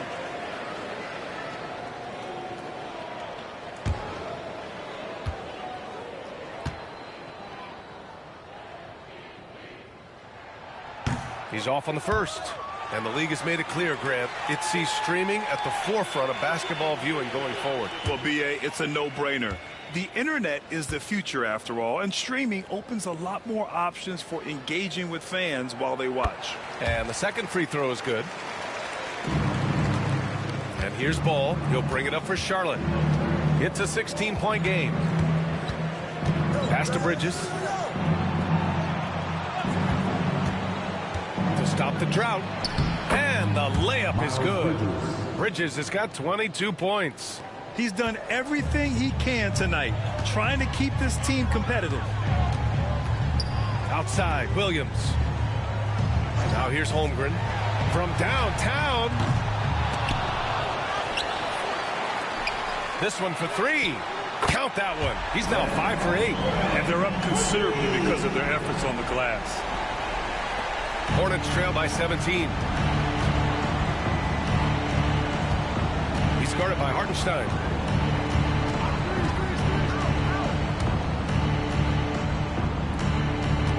Here's the pick. Down to 5 on the shot clock. That shot missing. Some solid defense from Williams. Oklahoma City leading by 17. Now Gilgeous-Alexander. Ball with the rebound.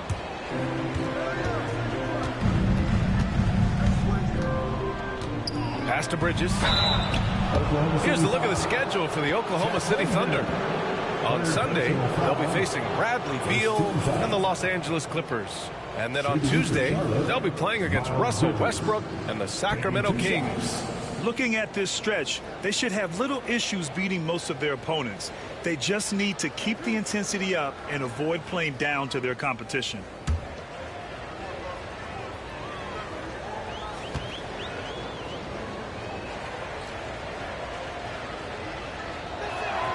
That's good from Bridges.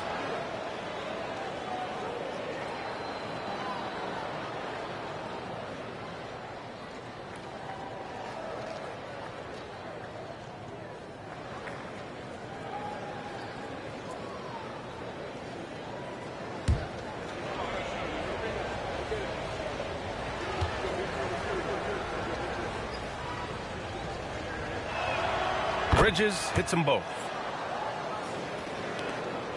Thunder leading by 15. Now here's Gilgeous-Alexander. Give him 20. And yep, it's good. Gilgeous-Alexander's got 22. Charlotte's gone 1 of 4 here in the third from range. To the paint. Here's Bridges. Great D that time from Holmgren. Oklahoma City's gone 7 of 13 from downtown so far in this game. The three is up. Ball with the rebound. Hornets trail by 17. To the inside. Oh, plenty of contact on that shot. Officials call the foul, and he'll take 2 free throws now. It's on Isaiah Hartenstein. And a chance to catch up on some numbers here. The scoring breakdown for Oklahoma City. The fearlessness they've shown going strong inside has been impressive. The defense hasn't been very effective against them. Well, another part of what they've done tonight is to get a lot of work done in the mid-range. And that's a shot that a lot of teams are willing to let you take. Well, they've knocked them down.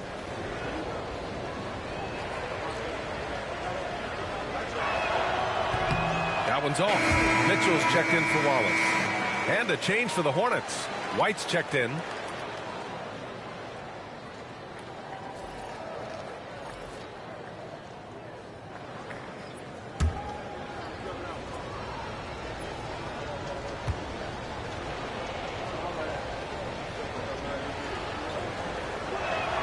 Then he sinks the second. So it's Oklahoma City now. Outside, Williams. Back to Gilgeous-Alexander. Lets the three fly.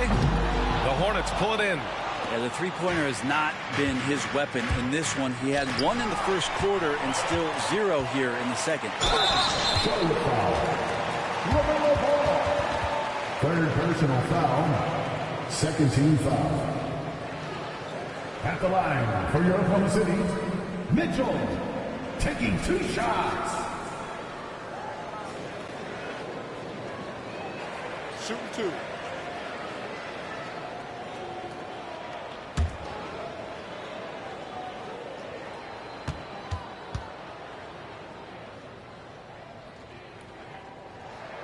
That free throw is good from Mitchell.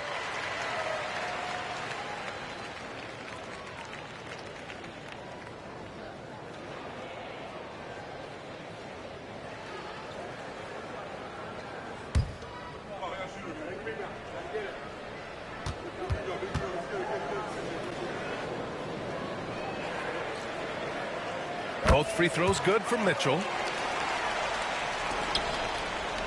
Hornets trail by 18. And here's Ball. 6 points for him. Here's Bridges. That's tipped. Mitchell with the ball. Guarded now by Ball. Mitchell against Ball. Fires from deep. Melo knocking down a three. Fearless from beyond the arc. LaMelo has unlimited range and tremendous confidence. And given LaMelo Ball is 6'7", how does this give him an advantage in his position, Greg? Well, B.A., he's able to score on smaller guards, as well as see over them and find his teammates. His height and quick decision-making are real weapons. And so it's Ball with it. He brings it up for the Hornets. Down by 15. He's guarded by Hartenstein. Ball outside. They set the pick. And the bucket counts. And he is on his way to the line. He'll try to make it a three-point play. And this is his first trip to the line tonight. Team foul. At the line for the Hornets, LaMelo Ball. One shot.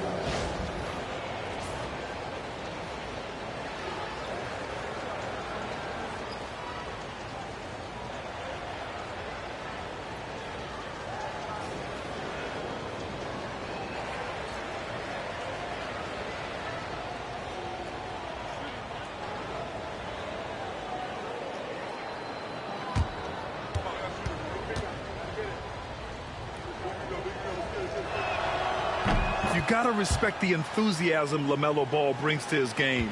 He thrives out here under the bright lights with all eyes on him. Now here's Mitchell. 11 points in the game. Here's Gilgeous-Alexander. The bank shot, no good. Hornets trail by 12. Outside White. Pass to Bridges. From behind the arc. Hartenstein pulls it in. Hartenstein's got rebound number 12 now. Tenacity on the glass. Williams against White. Gilgeous-Alexander on the wing. Screen by Holmgren. Just 5 on the clock. Gilgeous-Alexander, good. Gilgeous-Alexander's got 24 points. And we're all too familiar with these kind of outbursts from SGA. Pass to Bridges. And they call an illegal screen here. The screener was leaning a bit right there. His foot may not have been planted. Pretty obvious call by the officials. Gotta hold firm or you're gonna get a call. And the Hornets making a change here. James is checked in. Oklahoma City leading by 14. And we've got a timeout called by Mark Degno. A moment to rest and confer on the game plan. You could really see his squad was losing steam. Smart timeout to give them a breather.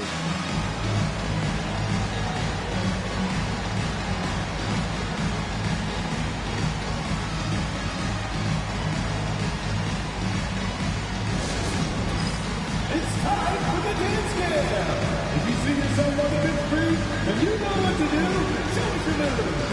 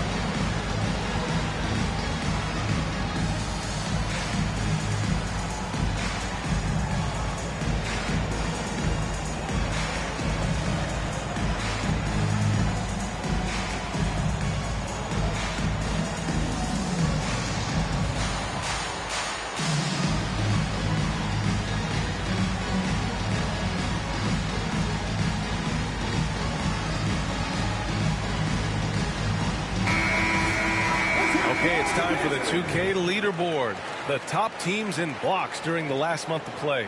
Oklahoma City, 2nd, 4th, the Hornets. And lately, both of these squads have been dominant defenders in the paint, piling up some jaw-dropping shot-blocking stats.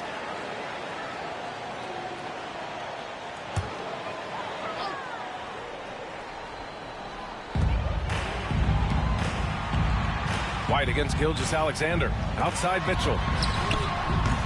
Gets the three to fall. Mitchell's got 14 points for the game. And just executing at a high level. I mean, taking what the defense allows and putting in the work. Basketball IQ is something that gets talked about, but its importance to a team showing up here, running plays that turn into scores. Now here's White. He's averaging more than 12 a game. A consistent threat on offense. Solid defense from Gilgeous-Alexander. And their physical dominance has been on display. A 10-rebound advantage is a good indicator of how this game has gone. If it ain't broke, don't fix it. They should continue to ride the hot hand. And something that makes SGA so dangerous on offense, his elite drive and kick ability. Yeah, you have to load towards him when he comes off a high pick. He just draws so much attention and can find another cutter or spot-up shooter. He has so much gravity to his game. Williams is checked in for Oklahoma City. Lou Dort comes in for Holmgren.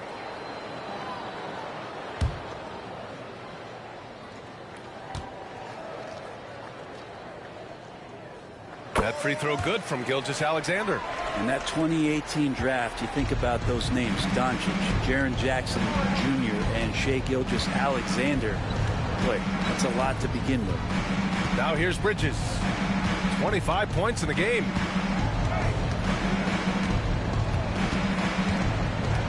Five to shoot to end the run. Kept alive. They set a pick. Down low. Here's Diabate. And he takes the fantastic lead pass up strong for the slam. And this is something he does all too well. Great position for the putback there. And I like how he doesn't think twice about passing it out. Just going right for the slam. Oh, his competitiveness right now is why the teammates love him. Like a matador. Olay! There was no defense. That has to be one of the easier shots I've seen tonight. Yeah, feels like Christmas right now, just gift wrapping points. Good on the shot. White's got 5 now. When the player gets a feel for that floater, you can really make things tough on defenders. You're just not sure how to guard them and where your point of commitment is. Outside Gilgeous-Alexander. Diabate grabs the board. Diabate's got 7 rebounds in the game. White with it. Now Gilgeous-Alexander defending. Back to White. And 1:01 left in the third. For 3, Bridges. Mitchell grabs a miss. He's lost his momentum in a big hurry. Coming off an excellent quarter, now he just can't find the bucket. The shot by Dort, no good. And here's Bridges. He'll bring it up for Charlotte. It's an 18-point game. Pass to James. Here's Salone. Outside White. Lets it go from deep. Out to Bridges. They set the screen to the inside. Dort with a steal. Outside Mitchell to the paint. Williams against James. Outside Williams. Dort for 3. Oh, and the buzzer beater is good. Oh, they're on fire. The run punctuated by the big trifecta. What a performance for Shai Gilgeous-Alexander. He has been the story for the Oklahoma City Thunder. A tremendous offensive output. He's got 29 tonight. And more NBA action on 2K Sports. Coming your way right after this.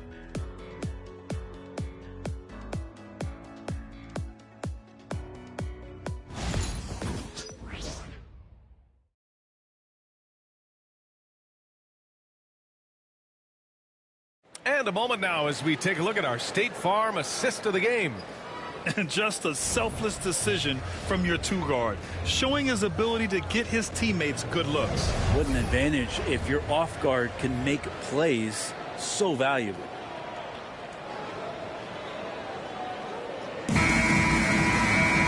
And there have been two very different performances from these teams today as we get going in quarter number 4. On the floor for Charlotte, they've got Miller, also Kobe White out there, and it's Diabate in at the pivot spot, manning the middle. Yeah, it's just too easy for him. Man, is he fun to watch operate off the catch. Mitchell against White. Pass to Miller. From deep. Sinks it. What range from downtown. Oh, you gotta love the back and forth, showing real confidence at the arc. Yeah, both teams finding ways to the three-point line and trying to take advantage from distance.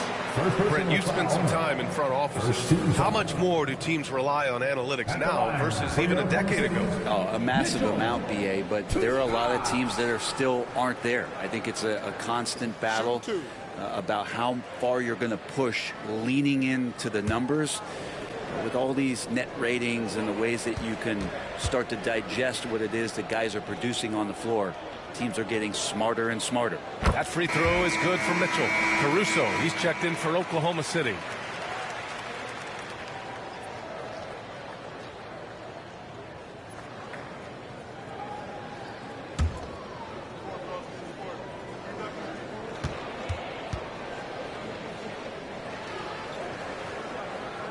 Both free throws good from Mitchell. The Hornets shooting 47% in this one, looking efficient. Pass to Miller. Launches it from deep. They get the rebound.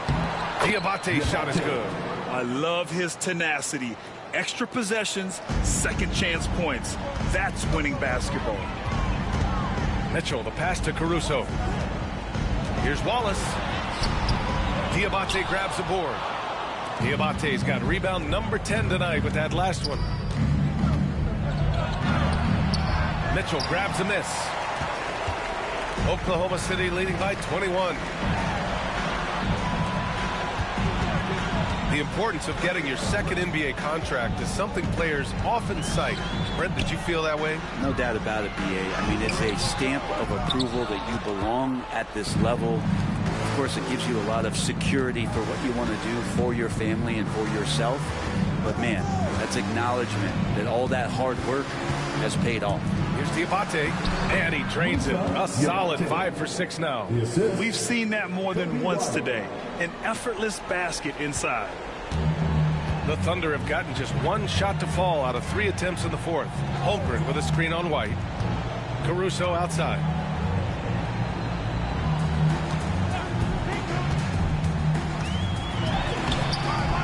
No good. Hornets trail by 19. Miller outside. Pass to White.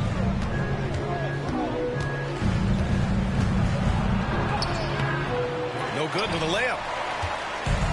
The Thunder shooting has been great. 57% and finding ways to score consistently.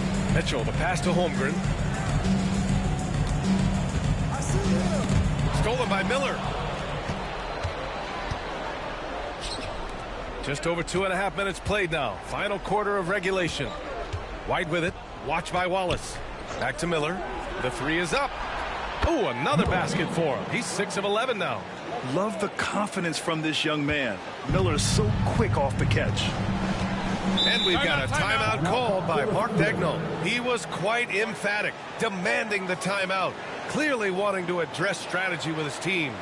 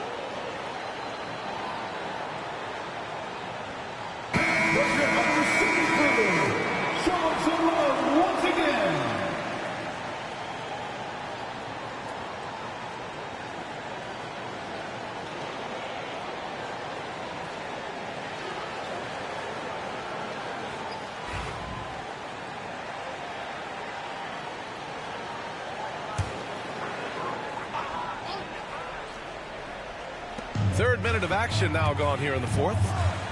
Mitchell, the pass to Wallace. Back to Mitchell.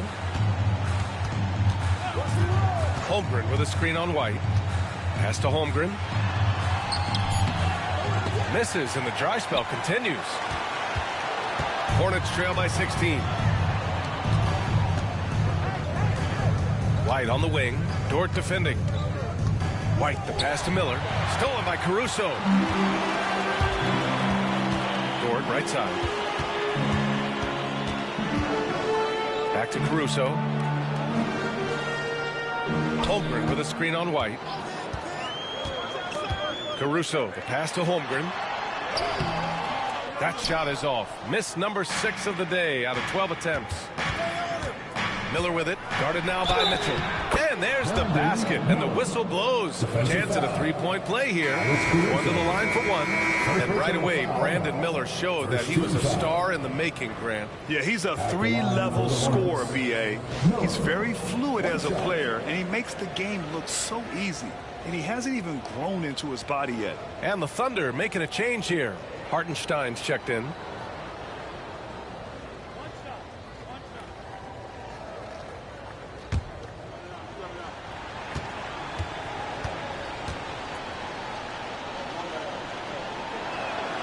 That's good for Miller. Yeah, with the size and versatility Miller brings to the table, he's a tough cover for just about anyone. Mitchell against White. Holmgren with a screen. Another miss by Oklahoma City. Here's Charlotte. They've got a 13-2 run going. Outside White. Pass to Miller.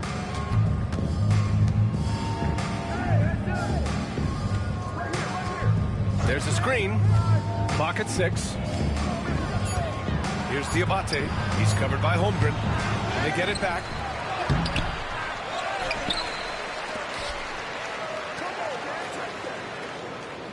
White against Mitchell. Now here's White. He's guarded closely. Over Mitchell. Charlotte again missing.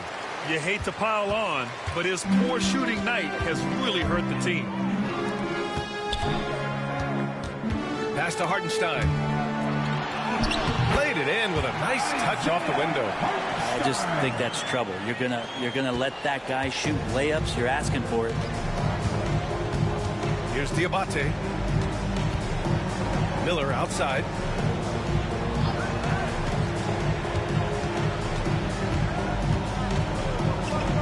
He's guarded by Hartenstein.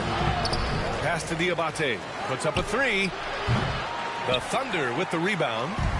Hartenstein's got 13 rebounds in the game. Glass eating. Here's White. And the layup is good off the glass. That's the kind of passing right there that makes a difference. Not just in that possession, but maybe on your play for the entire game. Now here's Wallace.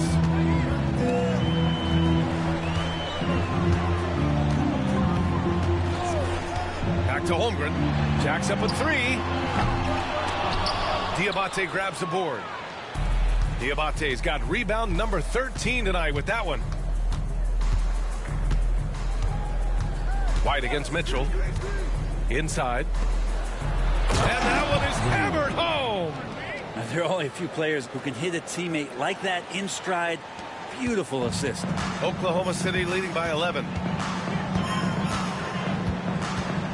Holmgren with a screen on Miller. Here's Wallace. And there's the whistle. He'll head to the line to shoot 2. And already one of the more consistent three-point shooters.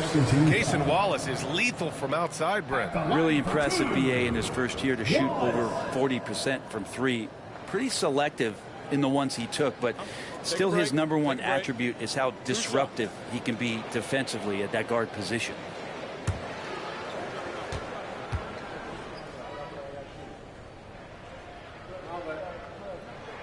The first free throw is good. A different look for Oklahoma City. Williams is checked in for Dort, and Gilgeous-Alexander is subbed in for Mitchell. Bridges, he's checked in for Charlotte. Ball comes in for Miller.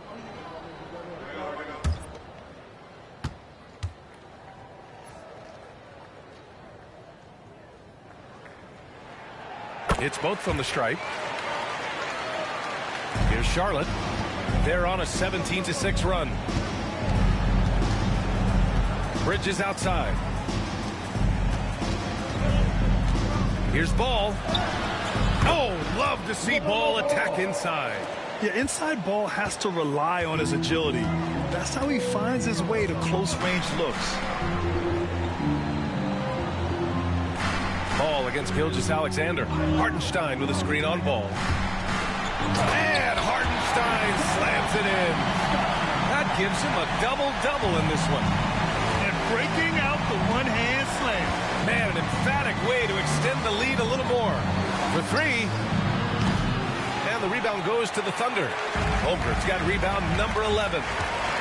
Wallace, the pass to Gilgeous-Alexander. He got a piece of it.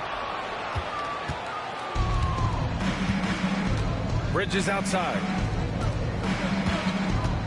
Here's Ball. And it's Holmgren with a rebound. Holmgren's got a rebound number 12 here already in the game.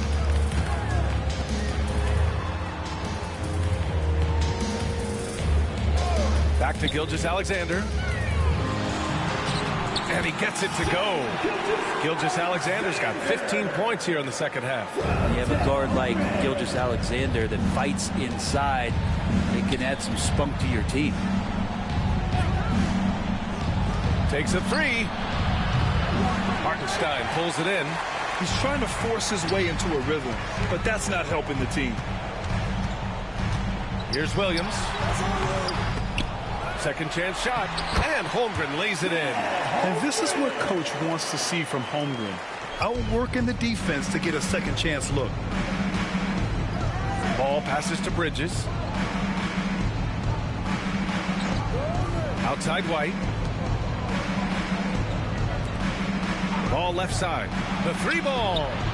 Ooh, he's now 7 for 12. After doing nothing from beyond the arc in the first half, he has turned things around. Ball against Gilgeous-Alexander. Pass to Hartenstein. And the rebound goes to Charlotte. Practically a block. Good, strong challenge. Yeah, altering the shot just as long as there's a miss. That kind of energy not wasted. Now here's White. The three from Ball. And Charlotte, another three. He's looked like a totally different player in the second half. That's his third triple. Oklahoma City leading by 11. Gilgeous-Alexander finds Holmgren. Wallace right side. Pass to Holmgren. Gilgeous-Alexander with the ball. Shot clock at 6. And no good. Good D by Ball. White for three. It's good. And the assist that time from Ball. They're doing the job on both ends, getting stops and attacking offensively. Yeah, coaching staff probably loves this, just grinding out defensive possessions, which is helping them get back into their offensive flow. Wow! Always fun to see point guards who can elevate above the rim like that. Oh, a strong mindset and even stronger finish. Well, just seeking out weaknesses in the defense and then exploiting it. And we've got a timeout called by Charles Lee. No doubt he's going to utilize the opportunity to make sure they're all on the same page here.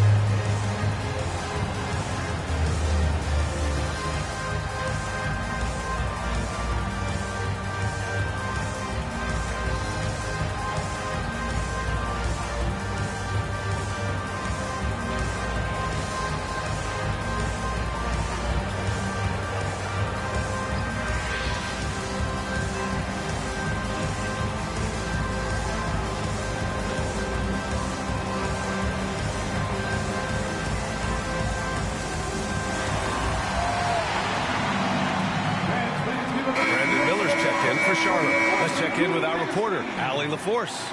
Over that last break, I got a chance to hear what Charles Lee said to the team.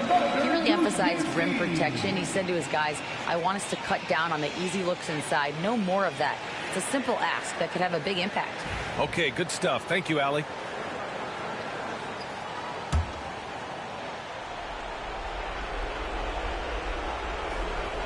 Here's Miller. Pass the ball. A minute 53 left in the fourth quarter. Over Gilgeous-Alexander. Ball no good. And here's Gilgeous-Alexander. He'll bring it up for the Oklahoma City Thunder. The biggest lead of the game was 24 points. And rejected. Bridges outside. And here's Ball.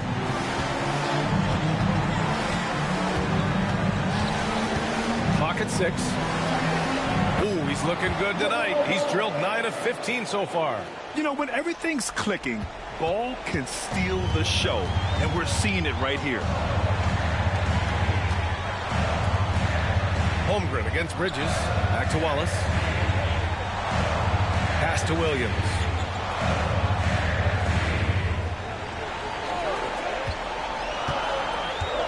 From 17.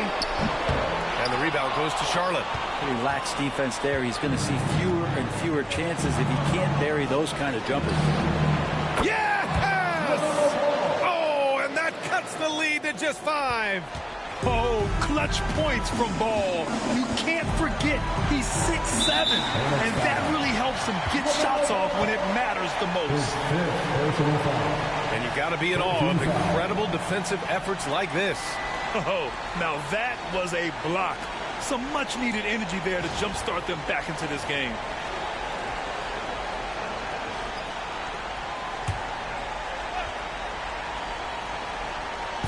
.43 seconds left in the game. And that's an intentional foul. Miles Bridges. First personal foul. 14 foul. At the line for your Oklahoma City, Isaiah Hartenstein. Taking 2 shots.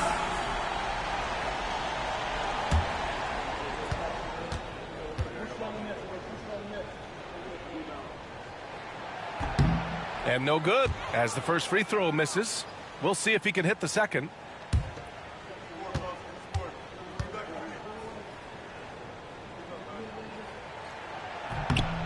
That's good. Going 1 of 2 from the line. And that increases the lead to 6. Important possession here. Yeah, we'll see how they execute under pressure. Ball taking his time here. Miller outside.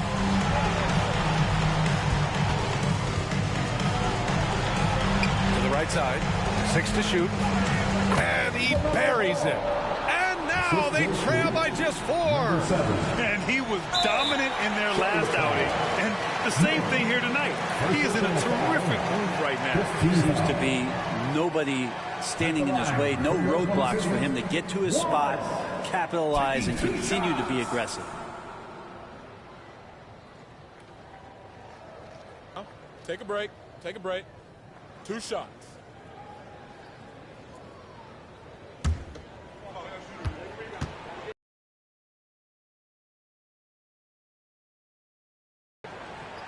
He drops the first one, and that puts him up 5.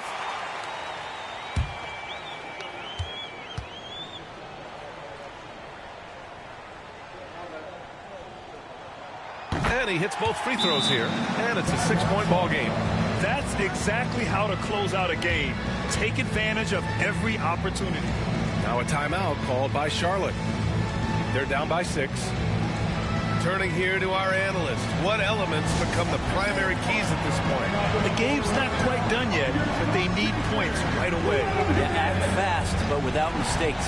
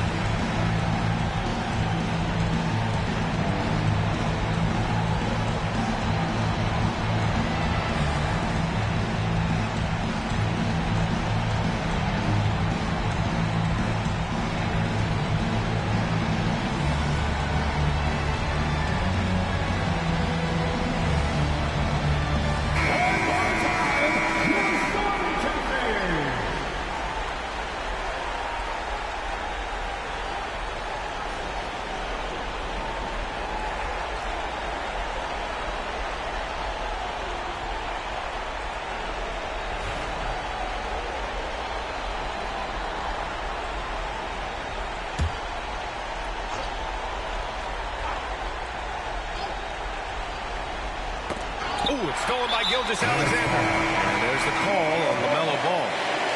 And so he's picked up his final foul, and he'll sit the rest of this one out. At the line for your Oklahoma City, Gilgeous-Alexander. Take a break.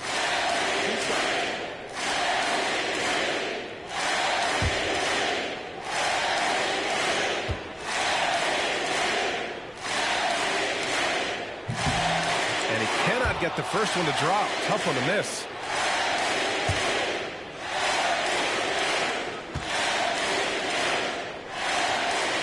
And he does get the second one. And that makes it a 7-point lead. 19 seconds left in the fourth quarter. Back to White from downtown. And it's Holmgren with a rebound.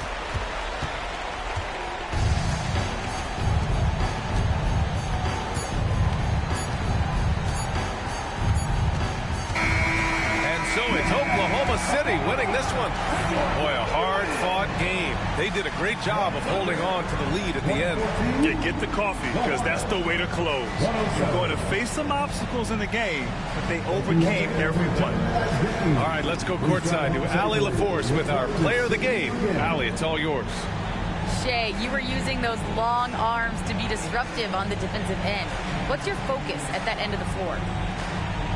I'm just trying to be as active as possible. And like you said, getting my length involved, something I've been blessed with, and I just want to use it.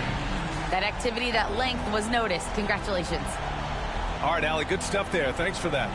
Thank you for joining us. That'll do it for now. For Brent Barry, Grant Hill, and Allie LaForce, this is Brian Anderson. Thank you for watching this 2K Sports presentation of the NBA. And we present the player of the game, Shai Gilgeous-Alexander.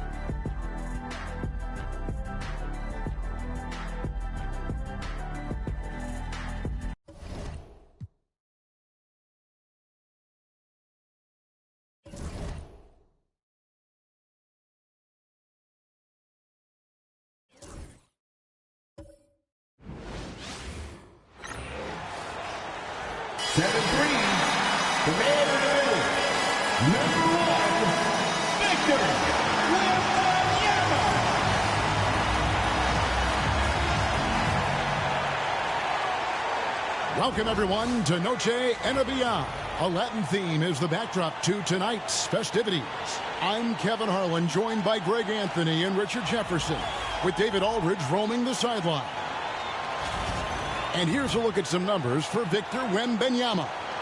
And the past 10 games have been all about his work on the boards. He's been a different guy when it comes to rebounding. He's battling like he hadn't been earlier in the year, and it's great to see that kind of hustle. Now a look at Philadelphia's starting lineup. We've got Joel Embiid. Paul George is out there with Trendon Watford. Then there's Maxey. And for the Spurs, up in the front court, it'll be Vassell and Barnes. Harper is out there with Castle. And it's Wembanyama in at the 5, roaming the paint. And teams getting geared up, Greg, for the stretch run. Does that give you extra motivation as a player? Oh, yes. Seeing that finish line can really help you out down the stretch. As a player, ending the year strong is key, whether you're in the playoff race or in the locker room. Now, here's Harper. Pass to Wembanyama. Takes a 3. Paul George grabs the miss. And here's George. He'll bring it up for the Philadelphia 76ers. Their last encounter was in Philadelphia. Yeah, and last time out, they sort of shot themselves in the foot with the foul trouble. That was what led to them having such an ugly scoreline. They had to rely on their bench a lot in that game, and maybe it instilled some confidence in those guys. And so it's the 76ers getting on the board first. Here he's it from three-point range. For real. Come at us, and we're coming right back at you. Yeah, I love the competitive fire right there. You drain a triple on us, and I'm coming for my revenge. Now here's Embiid. He's coming off a 31-point game against Oklahoma City. Just 5 on the clock.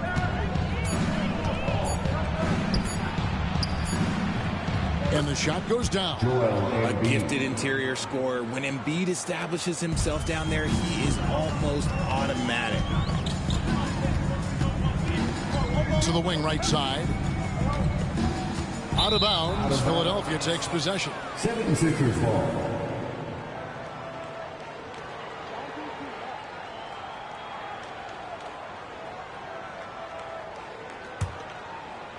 First quarter, about a minute and a half in. Maxey kicks to Embiid.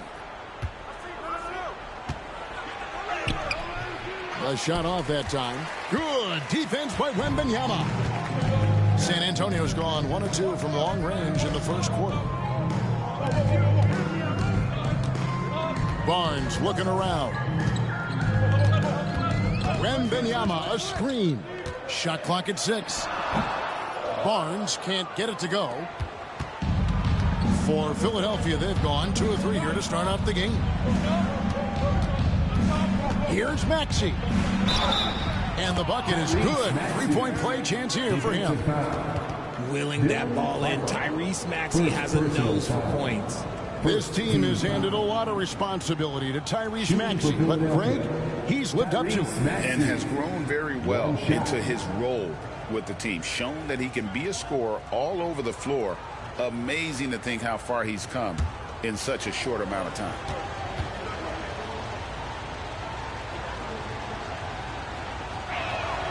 Free throw good, Maxey. Hard to talk about a guy who can completely take over. Tyrese Maxey. Oh, I love his energy. I love his focus.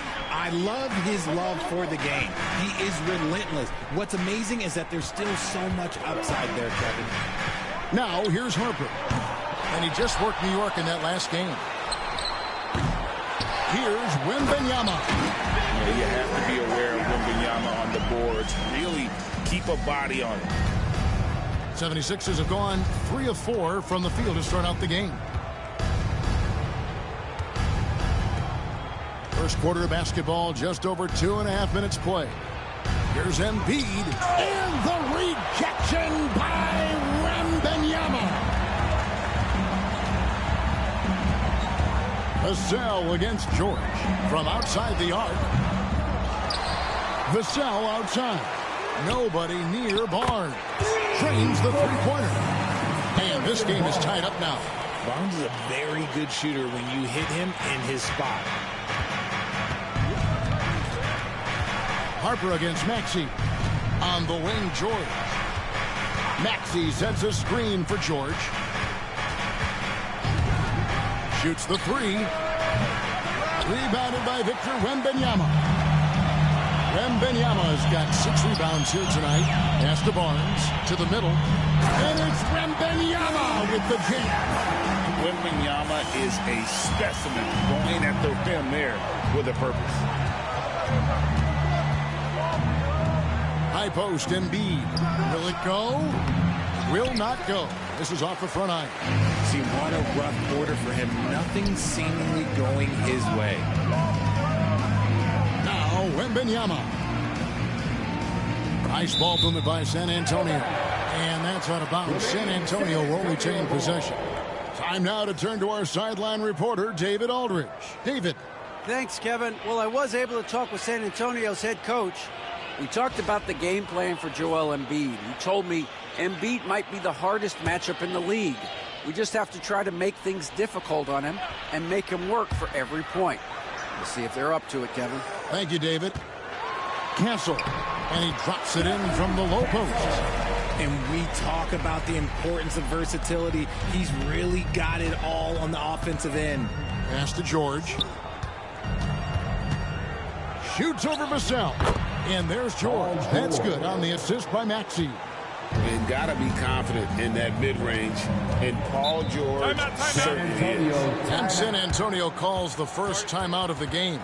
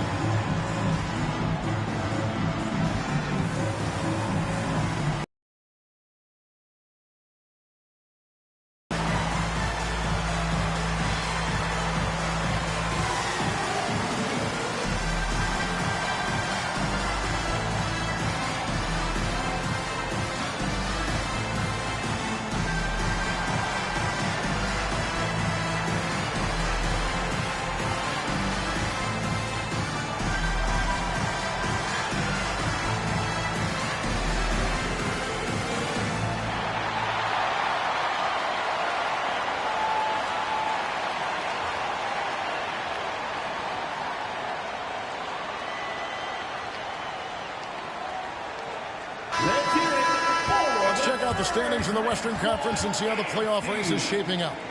Take a look at the Spurs. Right now, they've acquired the second-best record in the conference.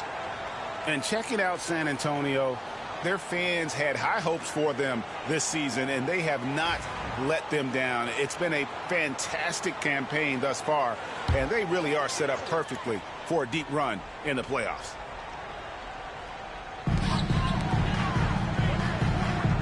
Here's Castle, coming in off a 10-point performance last game out.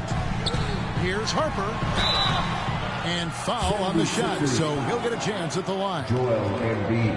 And Nick Nurse, Greg, the 26th head coach in 76ers franchise history. And Kevin, known for his creativity and that outside-the-box thinking. I think it's a good fit with this forward-thinking front office. The Spurs shooting their first free throws of the evening. And how about as a group, 80% on the season, one of their best attributes.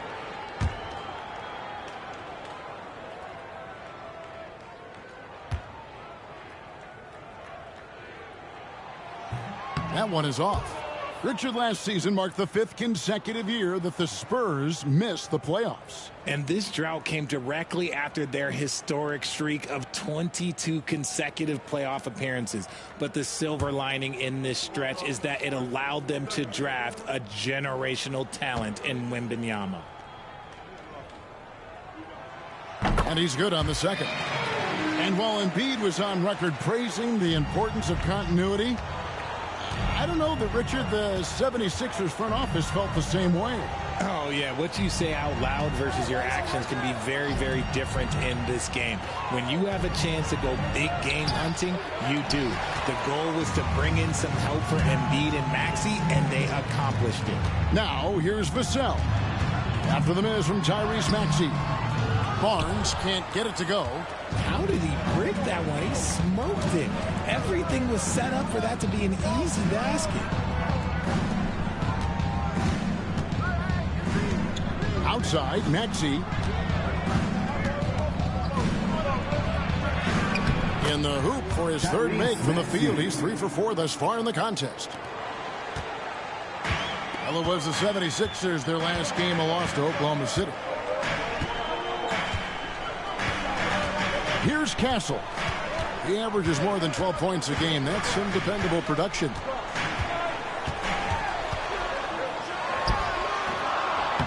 And Philadelphia grabs the miss.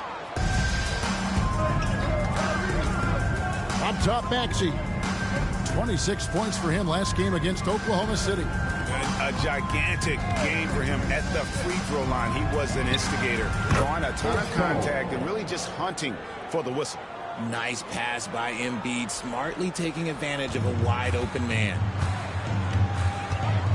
Pass to Castle.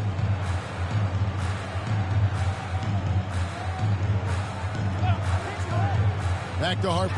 Embiid with the steal.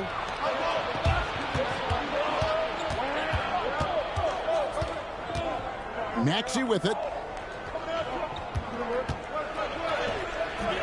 And it's Harper with the rebound. San Antonio trailing here. Here's Wembanyama. And oh boy, a lot of contact there, but he gets the call and will shoot 2. That one on George. A generational talent. For Wembanyama, the sky is the limit and the reality. Shooting 2. Shooting 2.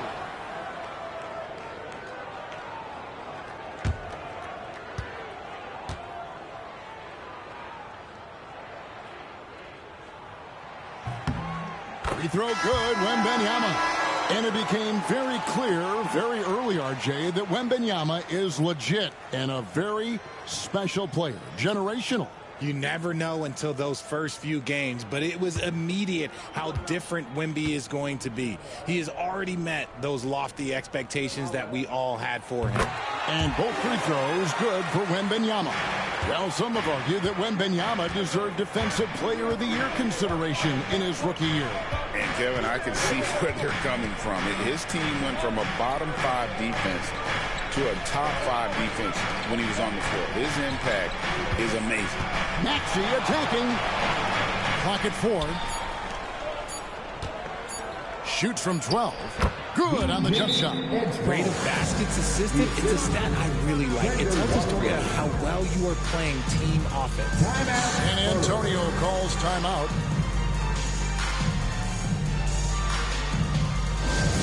Let's go, fans! Now it's time to make some noise for your Spurs Night Squad. A victory train. Now on the court is your Night Squad. Get loud and let's hear it. Our promo team is looking to throw out some T-shirts to the loudest section. Get power!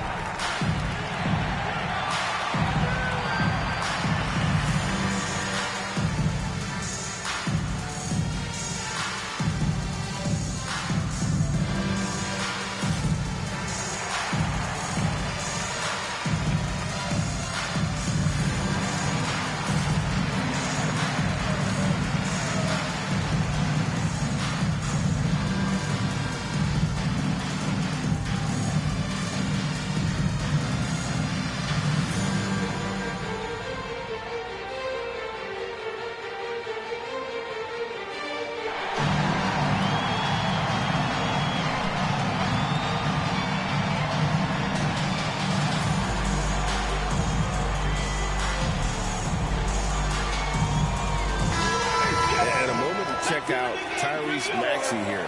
Tremendous numbers for him over the last 10 games. And he's in the top 20 in assists per game. His talent for creating easy buckets for his teammates, such an asset. As we've seen, he's a difficult defender to bring the ball up against. Quick feet, quick hands. Always looking to force a mistake. Here's Castle. Barnes outside. Here's Castle. He's covered by Maxey. And the basket by Castle. And we've seen several lead changes tonight. Neither team giving an edge. I've been on the edge of my seat courtside. Man, this has been a barn burner. Embiid, no good. And that one gives them a +5 rebound advantage, Kevin. Barnes, screen on Maxey. And it's Barnes slamming it down. Doing his job and understanding where the soft spot is in the defense. Barnes, such a smart player. Pass to Watford. Down low. Embiid, no good. More than a few bad breaks for him this quarter. He's struggling, and the team is following suit on the scoreboard. And that one, good. Barnes has got 7 points in the game. Great teamwork, punctuated by a strong finish. Yeah, that's nice execution, running with purpose and creating an easy scoring opportunity off the break. George with no one around. Hits it from three-point range. 5 points in the game. And George is a phenomenal catch-and-shoot player. Measuring the shot before receiving the pass, you can't guard that. And now we've got some time to check in from the sideline. You got for us, DA? Kevin, the Sixers have their superstar in Joel Embiid, but Coach Nick Nurse says they have to maximize him in different ways.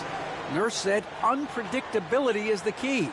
We have to relieve some of the pressure. Guys are overplaying and sending multiple players at him. We have to find easy baskets out of him. Kevin? Makes a lot of sense, David. Thank you.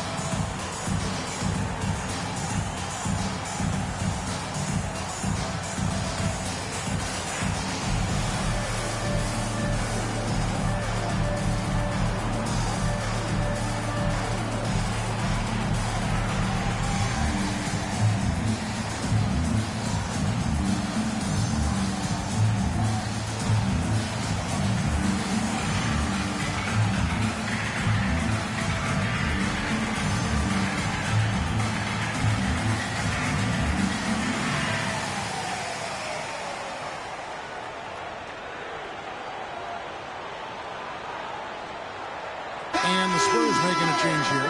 Champagne's checked in.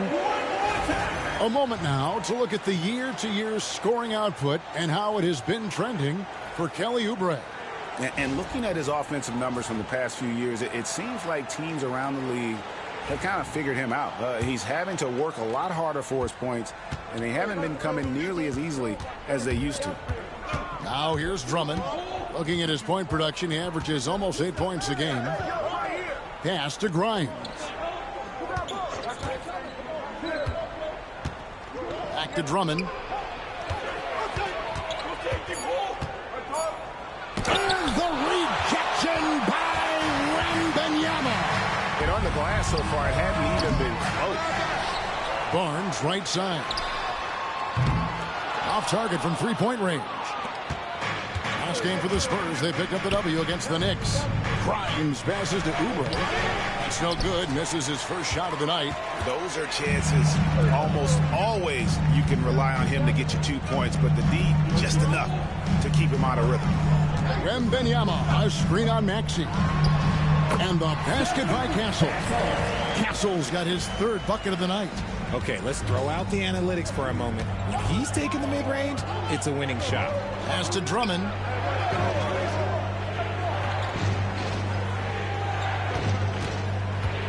Back to Maxey.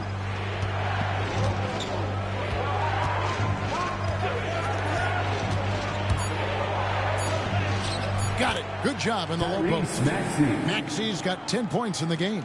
And he has been on fire this quarter in terms of his scoring. Hopefully, that fire spreads to his other guys and they can rally. Richard, one thing is for sure with these Spurs, a lot of top free agents have got to be looking at him now as a destination. It doesn't take a lot of skill to see that Wemby is a different type of player. And look, if you are a free agent, that's the player that you want to look at to say, hey, can I team up with him and go on a string of championships? The 76ers trail by 4. Here's Oubre, and the 76ers tack on 2 more. There's 1:26 left to play here in the first. Pass to Champagne.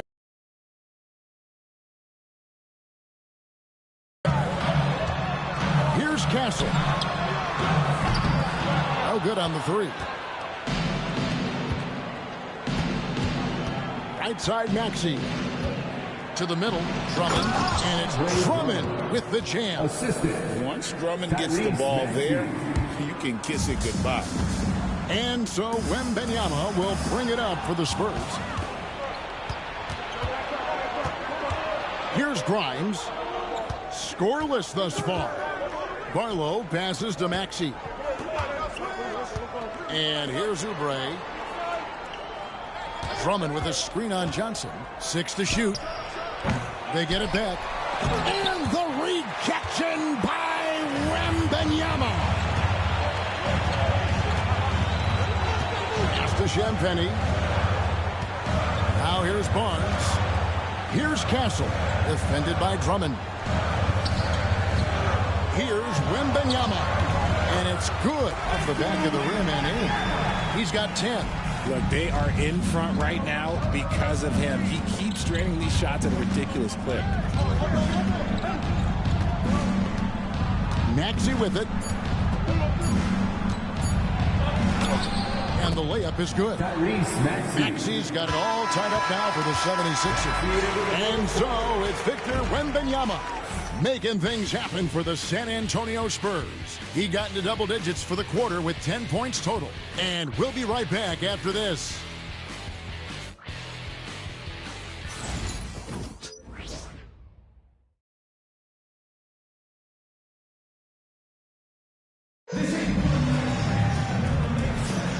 We welcome you back to Noche Latina.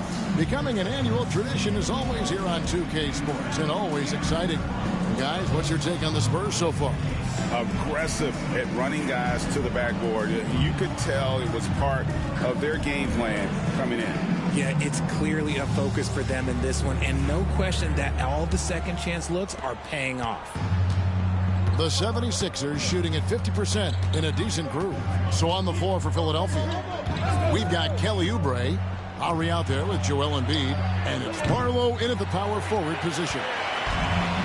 And San Antonio shooting with confidence, 50% from the field so far.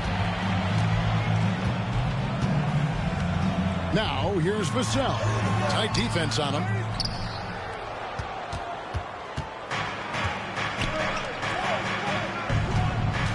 And here's Lowry. To the inside. Here's Embiid. The big man Embiid converts inside. It's near impossible trying to guard Embiid in the pick and roll. He's just so clever. Pass to Champagny. Now, here's Vassell. Not a lot of room. To the paint. Here's Cornette. And down it goes. Dunk threw off a wonderful assist. Those plays can make a difference in a game like this. Well, you know it's going to fire up, Greg, everybody on that bench. And you can feel the jolt of energy that he sent through his team. That is a huge boost in a tight game like this. In the mid-range, rarely the hallmark of efficiency in today's NBA, but it is on point tonight. Here's McLaughlin. Still without a basket. Johnson gets the bucket. A point of emphasis for Johnson, knowing he needs to keep taking and making threes. Bounce pass from Lowry. Embiid from outside. Johnson outside. This one for three.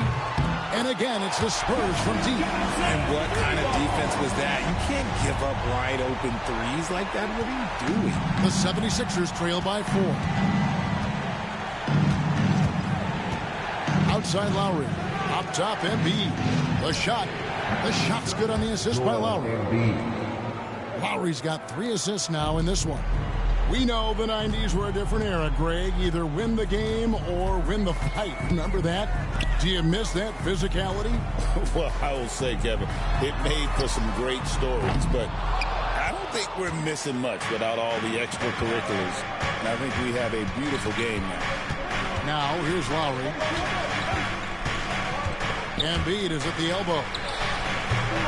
Again, Embiid missing. Not sure what the D was doing there. Clearly a breakdown. You can ill afford to give a guy like him that good a look. Pass to Johnson.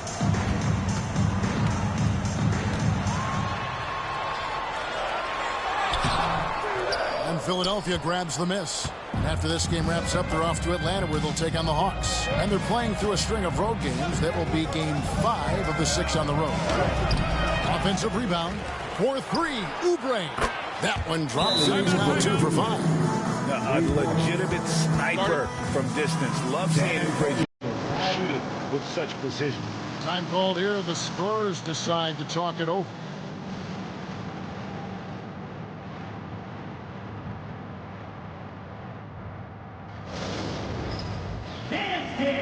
Get ready, everyone.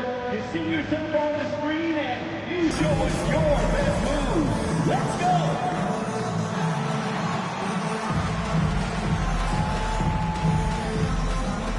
Let's see those dance moves.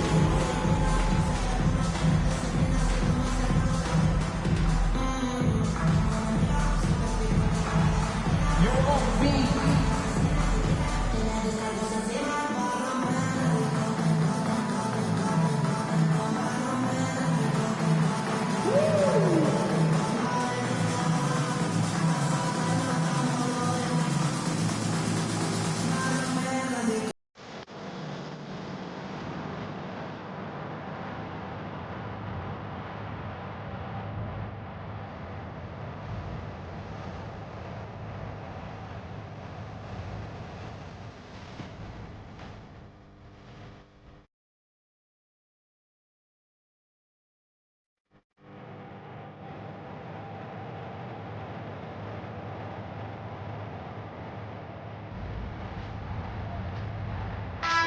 Checked in for San Antonio. Harper comes in for Jordan McLaughlin.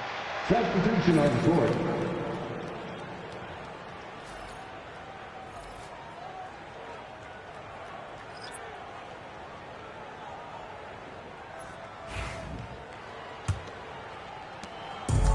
San Antonio's gone 2 of 3 when they've stepped beyond the arc in the second quarter. Cornette passes to Harper, and he banks in the layup. Harper's got 6. Well, guys, this first half has been about as tightly contested as you could hope for. There have been a lot of lead changes. My goodness. Pass to Grimes. He's guarded by Harper. Embiid the screen. Inside. Whoops, anticipated the pass. Turnover. Harper the pass to Cornette. Good on the bucket. What a play there. The hoop plus the harm. Defensive foul. DJ, it's called. First personal foul. First team foul. And guys, let's get your take on the scoring breakdown for San Antonio. The ball movement has been outstanding so far. They've come out of the gate looking for that extra pass. And on top of that, they've been asserting themselves offensively, getting a good chunk of their points from inside.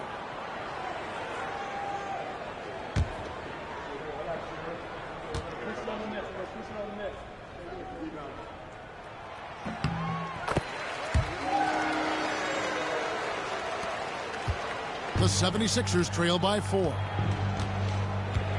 Pass to Grimes. He's guarded by Harper. Knocked loose, and it's going to be out of bounds. The Spurs will take it. Let's take a look at the 2K leaderboard to see the teams that have been the biggest three-point threat since the All-Star break. In 4th, the Spurs. I mean, they've gotten better shooting the ball as the season has gone on, and you like their trajectory. I mean, they're in a great offensive groove right now. Spurs leading by 4. Vassell outside. Here's Castle. He's got 6. Nice ball movement by San Antonio. Harper's shot is good. Not too much respect shown to him by the defenders. The 76ers trail by 7. GA, there is a lot to like about the game of Stephon Castle. Size, playmaking, defensive intensity. I guess the question, is there that one thing that he can do at an elite level? That will be a crucial step if he's to become a star. 2 shots.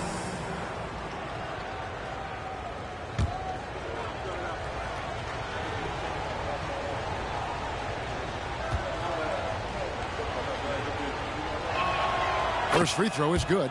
And you know, guys, with Embiid on the floor, it's not just about his individual play.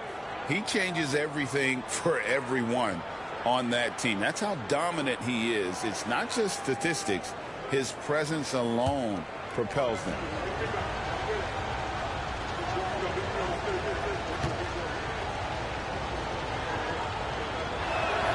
And Embiid drops them both.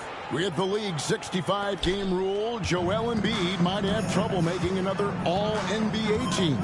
Yeah, he's only reached that 65-game mark twice in his career. But he's still a lock to make the Hall of Fame, Kevin, because of how dominant he is when he plays. And look, he's already got an MVP. The 76ers trail by 8. Pass to Watford. Oubre against Vassell. Down low. Here's Embiid. Embiid powers it down. A dominant night for Joel Embiid offensively. He's taking whatever he wants. Vassell outside.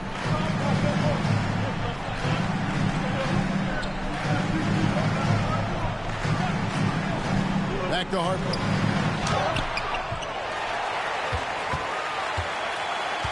A second chance effort, and it's good on the layup. Harper's got 7 points here in this quarter. Well, we've seen that movie a few times, haven't we? An easy bucket in the paint.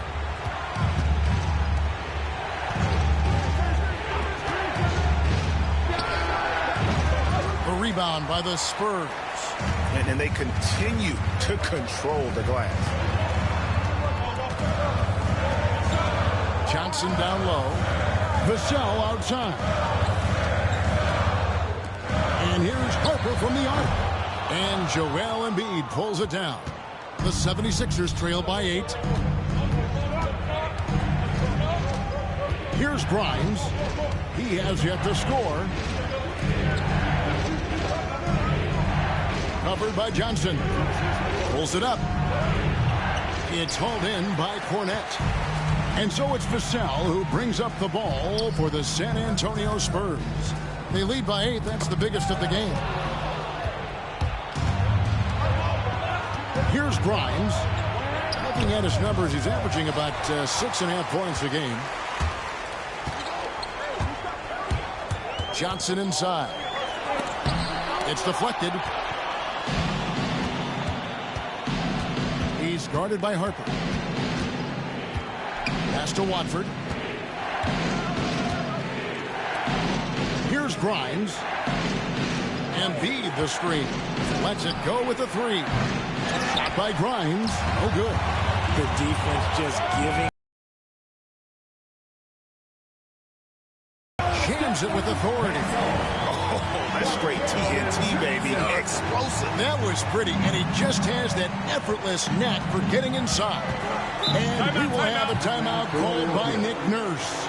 He wants to make some adjustments to the game plan, clearly.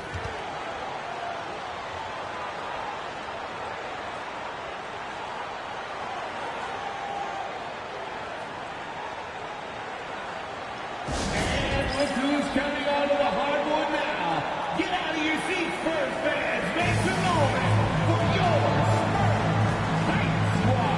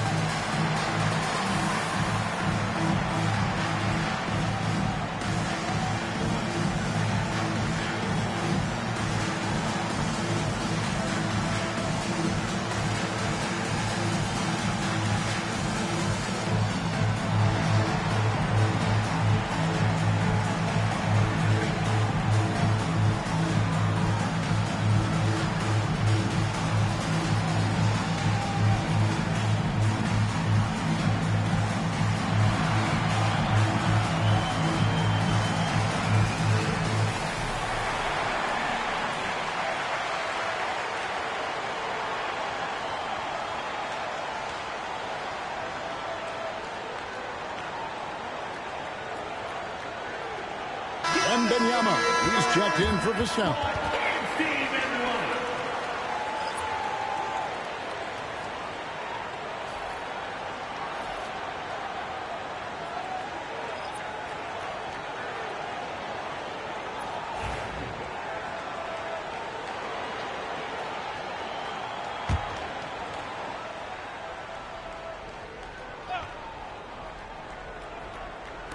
And Philadelphia has possession. Trailing by 10. And the call on the shot that sends him to the line. Maxey straight challenging the D. Rewarded with the whistle. He made the only free throw attempt he had earlier in the game. Tyrese Maxey taking 2 shots.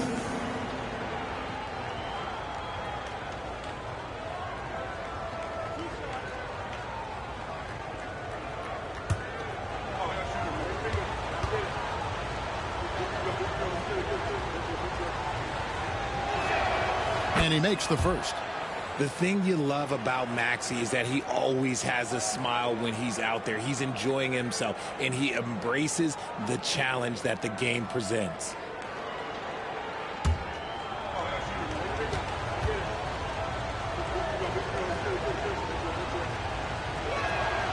Maxey hits them both. And working, Kevin, themselves to the line here in the second. A nice way to get your offense going. Pass to Johnson. Harper against Maxey. Down to 5 on the shot clock. Off the mark there with the three-point shot. The 76ers trail by 8. Here's George. The 10-footer finds the target. George has got 7 points. Just devastating. George making it look easy with that move. It's time now to hear from our Hall of Fame reporter, David Aldridge. What's the latest, David? Kevin, thanks. At this point in his career, Paul George says he's in bully mode. He said, every night I'm on the floor, I'm there to dominate. Whether it's being more physical or going right at whoever I got to go at, you're going to feel me. I'm having that approach every time. I'm there to destroy you. Kevin? Wow. I love it, though, D.A. Got to admit it. Awful powerful. Thank you. Philadelphia's gone 1 of 4 from three-point range in the second. Not a whole lot dropping out there for them. Pass to Maxey. Beyond the arc. That one is good again. He's 6 straight from the floor with the basket. When Maxey is feeling himself, he can really fill up that stat sheet. Outside Harper.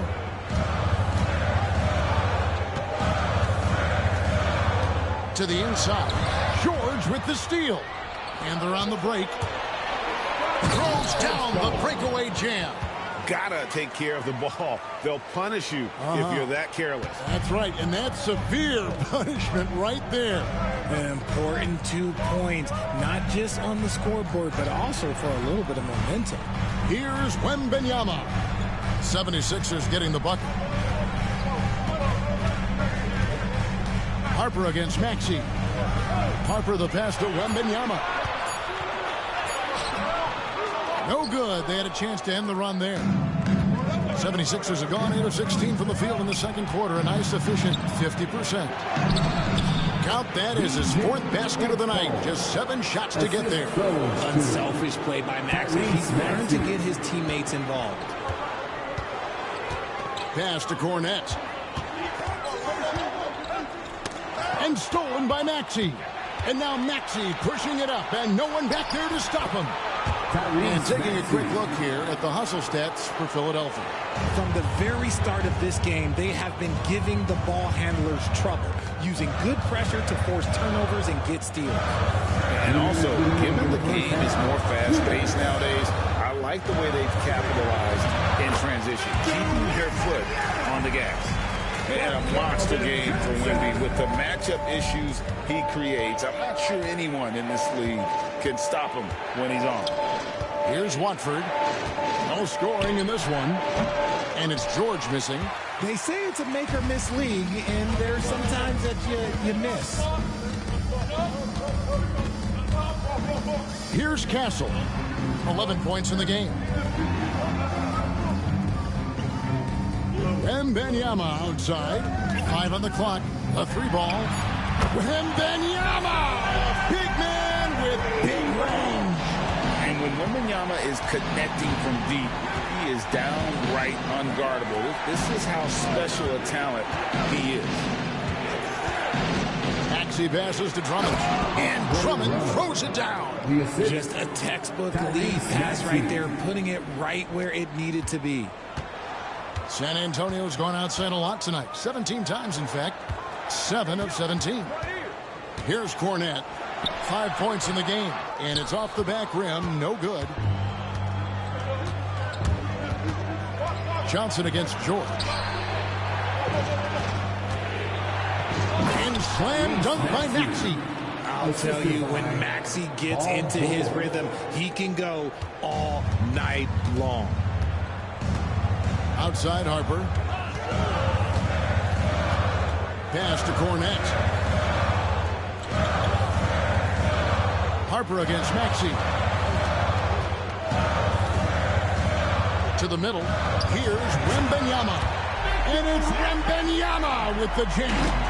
Oh, great decision there. Get it to Wembanyama and let Victor finish as the roller. George dishes to Drummond. Here's Maxey. And it's blocked. And the first half comes to a close in a tie game. We'll step away briefly, but get you right back out here for the start of the third quarter after our halftime. 57. Fans, please direct your attention to center court and get ready for the fan half-court shot. Drums. There, and here's the shot. Give it up for the participants.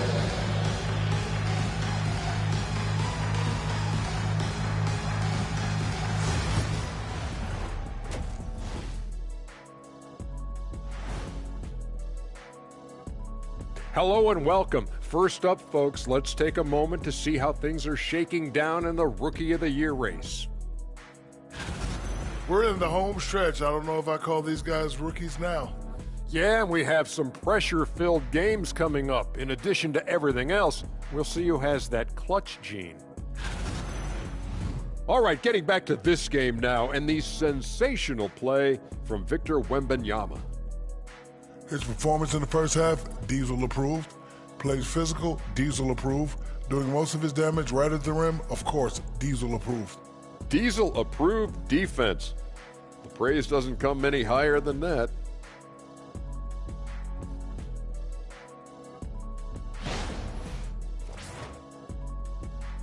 Thanks for spending halftime with us. Time to get it back out to Kevin Harlan for the start of the third quarter.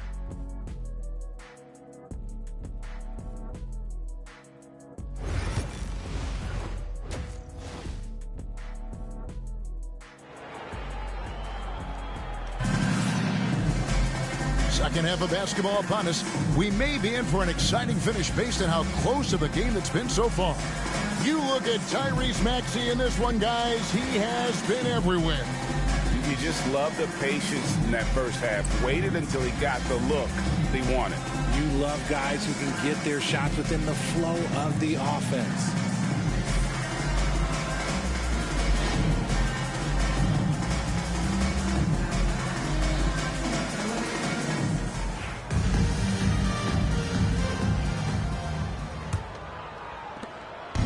And so it's Maxey who brings up the ball for the 76ers. Up in the front court, it'll be Vassell and Barnes. Castle is out there with Harper. And it's Wembanyama in at the 5. That's the San Antonio 5. 76ers ball. And we have to take another glance at that powerful rejection. And in a close game, blocks like that are so clutch. And that could be a real difference maker here tonight.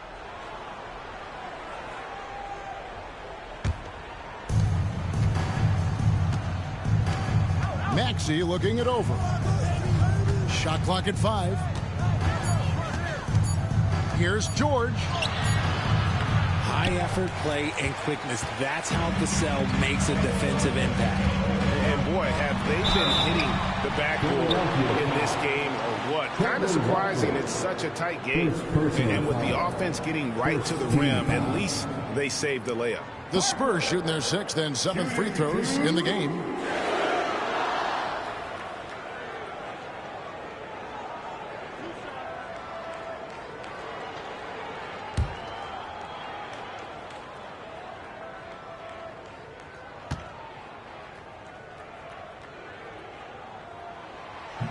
And that one falls for Harper.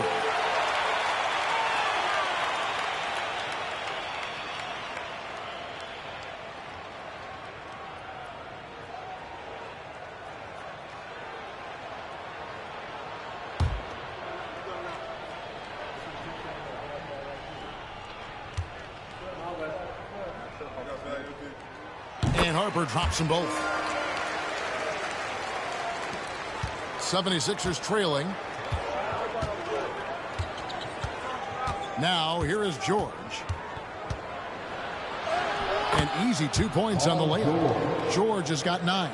The plan of attack is obvious. Get the ball inside and go strong to the rim.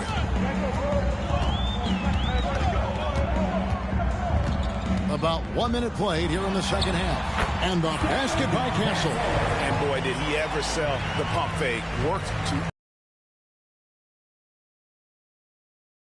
One of 3 since starting the second half. Now Maxey. Field goal number 9. He's 9 of 12 with that basket. I don't know what's happening defensively, but they're not putting up any resistance. Harper the pass to Barnes. Back to Harper. Wembanyama high post. And contact on the shot, so he'll be shooting free throws here. That one on Embiid. Maybe the most hyped teenager since LeBron James. Wembanyama is the poster child for upside. These are his third and fourth free throw attempts of the game. And he is a cool customer at the line, guys. You've got to be when you're shooting 84% on the season.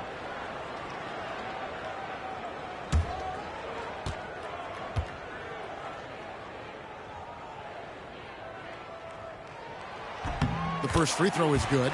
Everyone has an opinion on Victor, but my advice to Wembanyama is to ignore them and just focus on doing you out there.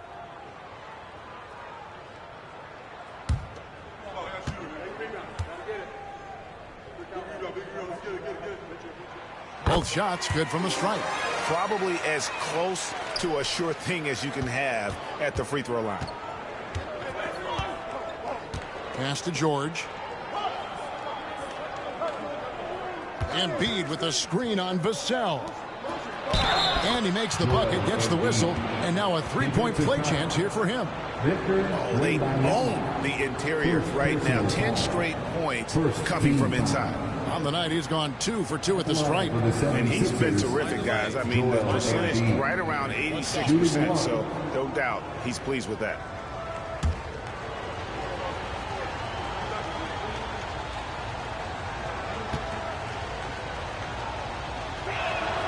And they now lead as the free throw drops for him. It's tough to find things to not love about Embiid's game. It's so complete. He's a true two-way player who is a nightmare you have to deal with on both ends. Now here's Barnes.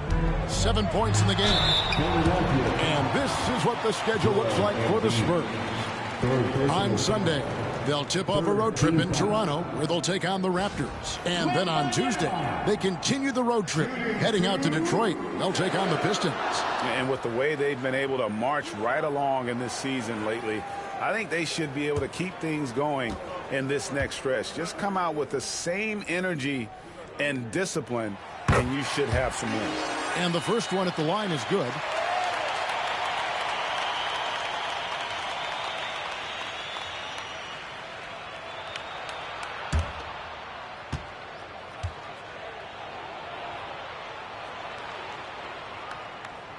And both free throws good for Wembanyama. Some big guys struggle at the line, not him. He's put in the work to defy that assumption. On the wing, George.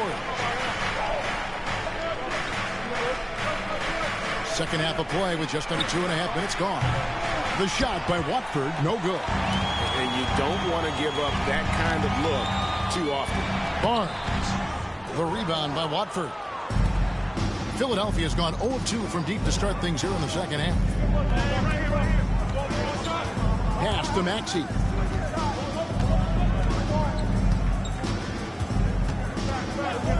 High post, Embiid. Over Wembanyama. And there's Embiid. That's good on the assist by Maxey. Maxey's got 5 assists tonight. Time called here. The Spurs decide to talk it over.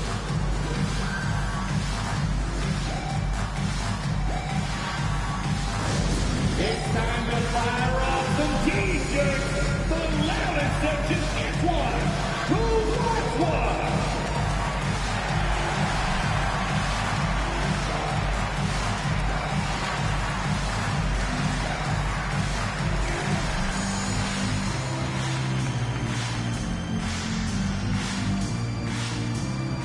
It's time to give out some T-shirts, but only to the loudest fan. Show us what you got.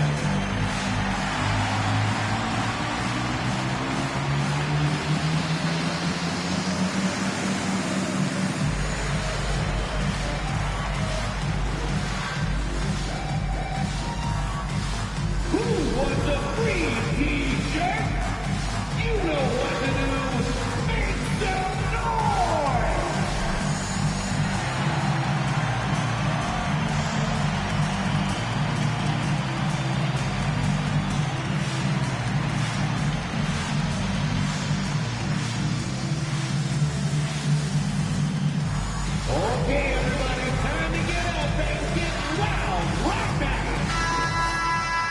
Well, every team needs rebounding. Let's check out the league's top rebounders. Victor Wembanyama, number 1. And guys, his rebounding has taken a lot of pressure off their other bigs. It frees those guys up to contribute in a lot of other ways. San Antonio trailing here. Harper the pass to Wembanyama. Outside Harper. They set the screen to the paint. No hesitation from Barnes. Knew he was going to get the whistle. Played right through it. This is his first chance at the line tonight. Harrison Barnes, shooting 2.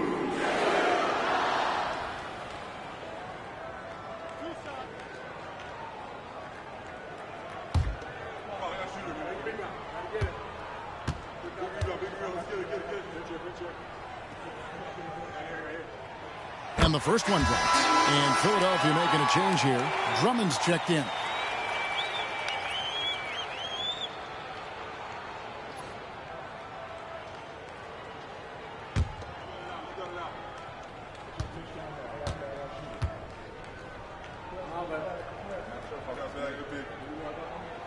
So he gets them both.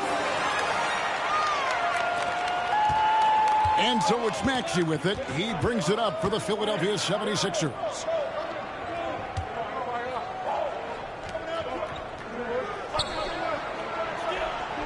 Vassell against George. And he gets the whistle. 2 free throws coming up. And you know, George is a tough cover. The length, the range, smooth athlete, very difficult to match up with. First trip to the free throw line for him in this one. 2 shots. 2 shots.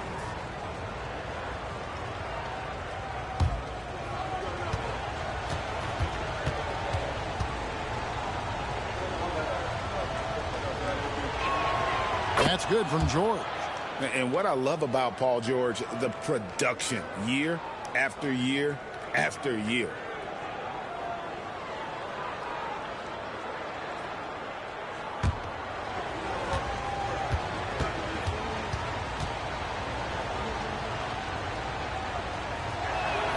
And good on the second, so he makes them both.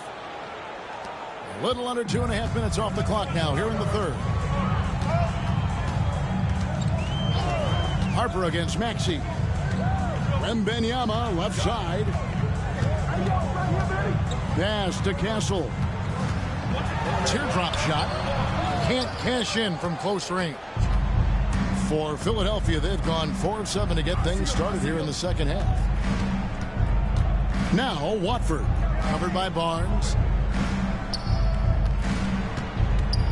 Now here's Drummond. He's guarded closely. 6 on the shot clock. Philadelphia needs to get a shot off. And that one's good, George. And what a smooth three-point shot. George has worked hard to develop that stroke. Vassell outside. He's looking for Wembanyama and finds him. The fadeaway. And the basket is good. 23 points for Victor Wembanyama. Well, you like guys who can work that in-between area. Really keeps the defense honest. And when we talk about the numbers, the analytics for great shooters like him, pretty much any shot is a good shot. Now, here's George. Looking now at some numbers for Victor Wembanyama. In the second half of this season, he's been nothing short of spectacular.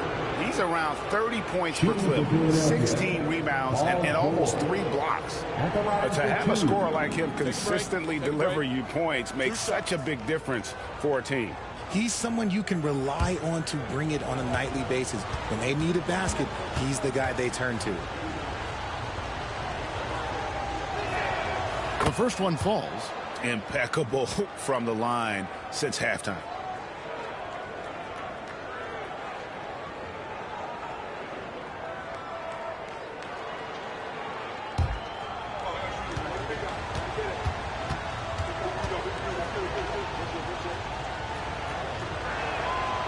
That one is no good. Spurs trail by 3. Here's Barnes. Buries it down low. Barnes has got 11 points. Here's Maxey. 23 points in the game.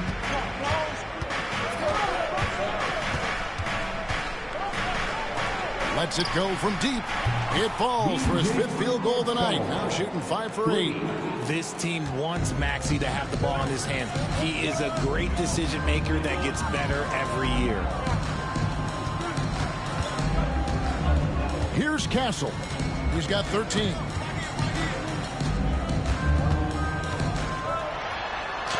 A beautiful reverse layup. Castle's got 4 points in the quarter. And the combination of his quickness and soft touch around the rim really allows him to pull off shots like that. A lot of players don't have the reverse in their arsenal. Watford with it, covered by Barnes. Watford passes to Maxey. Here's Vassell.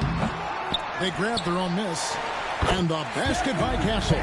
He knows his job on the glass, and he does it well, cleaning it up and sending it right back.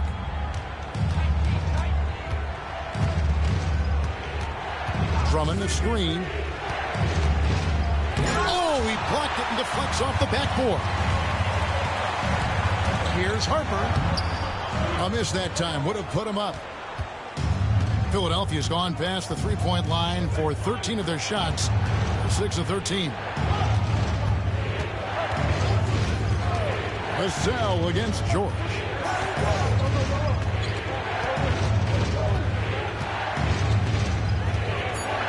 Going inside. Good.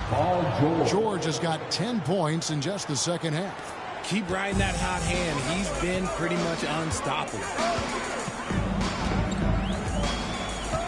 Here's Castle.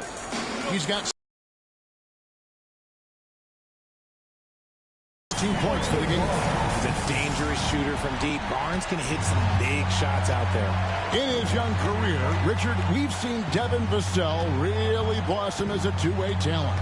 He's a talented player, but I think there's still another level that he can reach, and he needs to continue to grow as a playmaker to get there. Here's Watford. Still scoreless. Drummond passes to Watford.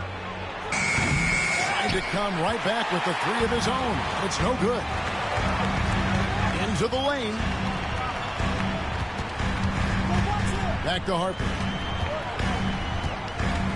And Benyama outside. Offline with his 3. And so George will bring it up for the 76ers. Pass to Maxey. Releases. Up and in. That's his 10th make in the contest. He has only taken 13 shots. Sometimes you just got to look away, man. I felt that move from Maxey. Here's Castle. Barnes outside. To the right side. Here's Wembanyama. Wembanyama sets a screen for Barnes. Traps in the tray. Barnes has got 10 points now just in this quarter. As we approach the 4th quarter, still anyone's ballgame. Yeah, neither team able to create much of a cushion. And he can't answer back. The three-pointer offline. Harper against Maxey. Here's Castle. No look there. Miss number 4 in 12 tries. Maxey kicks to Drummond. Back to Maxey. A good finish at the rack off the slick feed. Maxey's got the game tied up here for the 76ers. The Spurs have gone 7 of 13 in the 3rd quarter so far. Just above 50%. Barnes outside. Wembanyama sets a screen for Barnes. And they call the foul, so he's got the and one chance here to make it a three-point play. And he has flat out taken over this quarter. Keep feeding the beast. And a chance for just a second to check out the scoring breakdown for the Spurs. The name of the game in the modern NBA is making threes, spacing the court, and that's exactly what they are doing tonight. And you also have to applaud how they've attacked the interior in this game. A lot of points happening for them in the paint tonight. That's good from Barnes. And it's the 76ers with the ball. It's a three-point game. Maxey against Vassell. And the 76ers tack on two more. Capitalizing from the mid-range. Maxey just taking what he sees and making it available. Vassell with it. Hasn't made one yet. And here's Barnes for three. And it's Philadelphia with the rebound. Drummond's got his fifth rebound in this one. Pass to Grimes. Nailed from three-point land. What a game. This lead just keeps going back and forth. Spurs have gone better than 53% from the floor since halftime. Shooting 8 of 15. Here's Champagny. It's Vassell on the wing. He's covered by Maxey. Puts the move on. And there's the nice layup by Johnson. Johnson's got 8 points. What physicality from Johnson down low, throwing his weight around and getting past the contact. Here's Maxey. Off target from outside. And he got a couple to fall from long distance in the first half, but still looking for that number 3. Barnes passes to Vassell. And Wembanyama outside. There's the triple. It's Drummond with the rebound. Drummond's got his 6th rebound on the night. Oubre with it. Out-guarded by Wembanyama. Count that one. Crafty at cashing in from there. Oubre Jr. enjoys working on his interior game when given the opportunity. Johnson outside. Vassell wide open. Oh, good with the triple. He is single-handedly dropping the temperature in here with that cold streak. Yeah, right now, he's just in his own head. Not much you can do to try and push through it. Now, here's Vassell. After the miss from Tyrese Maxey. There's the pick. Johnson, that's for 2. It's Drummond with the rebound. Just 1 second between the shot clock and game clock. Oubre passes to Barlow. 5-on-3 break.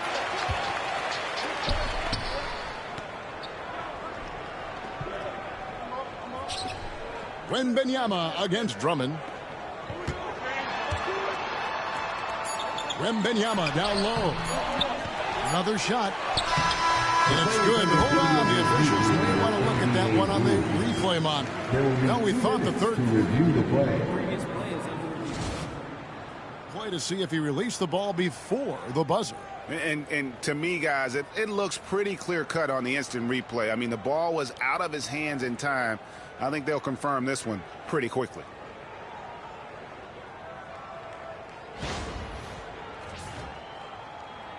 After the review, the ruling on the floor is overturned. They're going to switch the call. There is no doubt, looking at the replay, that he got it off in time. Well, it's good they decided to take another look at it. I know some folks don't like how replay slows the game down and interrupts the flow, but when you have it there, you got to use it. And so it's Victor Wembanyama making things happen for the Spurs. He made his mark in a big way on the boards in that quarter. Back to the action in just a minute.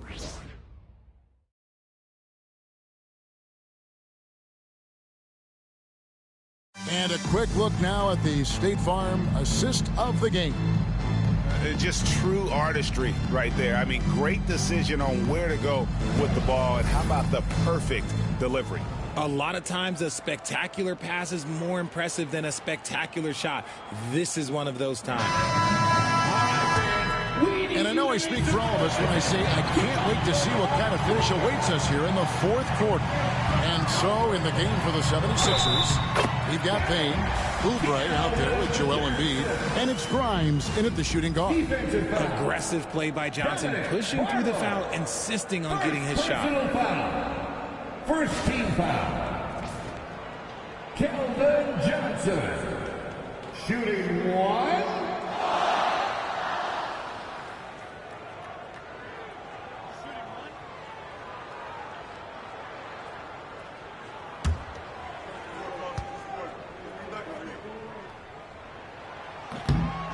on Johnson. No good on that one. No, look, he's a versatile weapon. Johnson is someone that wants to keep improving and shouldering more responsibilities on both ends of the floor. And you want him taking big shots for you in big moments. That one was as easy as it gets. Yeah, it's clear why they go to him in these moments. They know he's going to deliver for him. So it's San Antonio now. Philadelphia getting their last shot to go. Harper. Great D that time from Oubre. Philadelphia's gone outside a lot tonight. 17 times, in fact. 7 of 17. Dane looking around. Pass to Embiid. Just 5 to shoot. And that'll be 2 free throws coming up. Officials on the call with the foul. Yeah, Embiid just terrorizes defenses on the inside. Good luck guarding the big fella. Shooting for Philadelphia, Joel Embiid. 2 shots. Shoot 2.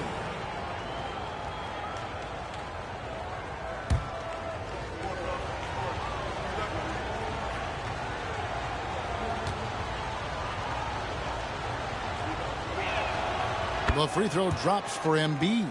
Shooting over 80% from the line during his career. Embiid is not only one of the best free throw shooting centers in the league today, he's one of the best all time.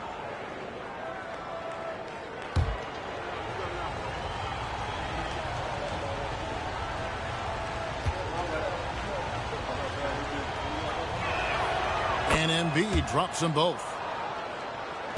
1 minute now into this fourth quarter. San Antonio trailing here. Pass to Harper. And here is Johnson. They set the pick. A 3. Down low. Harper kicks to Johnson. A 3 ball. Down through the hoop it goes. That's his 5th make on 9 shots from the floor. Barely beating the clock. Good awareness by Johnson. Now here's Payne. He's guarded by Harper. At the top of the key, Embiid. With the teardrop. That's tipped. Out to the right wing. Here's Castle. Pass to Champagny. Outside Harper. Jacks up a 3. He can't get it to go. And even though he hasn't been himself, it hasn't affected his team too much. They've still got the lead. Here's Embiid. That's good from 17 feet away. Embiid's got 4 points now in the quarter. From that in-between range, they've been the much better team. Now Johnson. Here's Cornette. It's blocked. Just over 2.5 minutes played now here in the final quarter of regulation. And out of bounds as San Antonio gains possession. Coming out of the floor for the 76ers, number 77, B.J. Edgecombe. San Antonio's gone 1 of 2 from 3-point range here in the fourth. Pass to Harper. And here is Johnson. To the inside. It's deflected. 6 to shoot. Rebound by Joel Embiid. Embiid's got his 4th rebound in this one.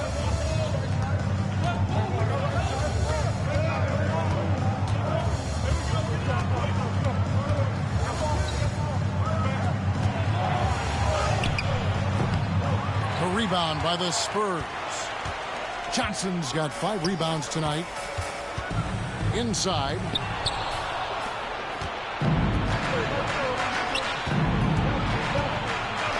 Here's Barlow. Plays it up off the glass. And the 76ers lead by 3. And a breakdown here, guys. The hustle stats. Up defensive play tonight, creating offensive opportunities for themselves by forcing deflections. And also, guys, they've been showing how dangerous they are in the open floor. When they see a chance to get easy points, boy, they just jump at it. Wonderful touch from Johnson. He's guarded by Harper. Embiid with a screen on Harper. For the three. Offensive rebound. Barlow. And he makes no mistake on the slam dunk. And when he's on the floor, offensive rebounding is always going to be a strength for them. Greg, he keeps so many possessions alive, doesn't he? Yeah, you can feel Coach smiling on the sidelines with every offensive board. Now here's Johnson. There's the drive. Tries again. And that's 2 points on the layup. Johnson's got 11 in the second half. And they haven't been able to turn it into a big lead, but their rebounding advantage is starting to add up. Pass to Embiid. Oubre with it. 76ers moving the ball around. Embiid inside. Got a piece of it, and he gets it back. Okay, so if I were to say this was a disaster of a period for him, it would be an understatement. But hey, sometimes you've got to shoot your way out of the slump, even for him. They now take the lead.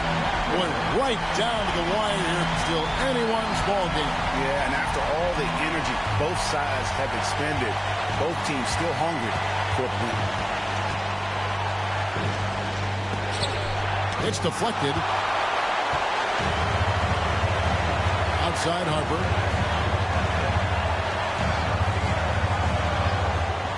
Pass to Castle. Now here's Johnson. They set the pick. From the line. Rebound by the 76ers. Here's Grimes. The 76ers with another miss. San Antonio leading. Here's Castle. Outside Harper. To the middle. Here's Champagnie. Takes it up with both hands and rips it down. Oh, an aggressive move and fantastic finish. Trying to send a message with that slam, I think. To the paint. Here's Embiid. Oubre outside. Embiid sets the pick for Oubre. He's looking for Embiid and finds him. Here's Champagnie. Oh, that's blocked.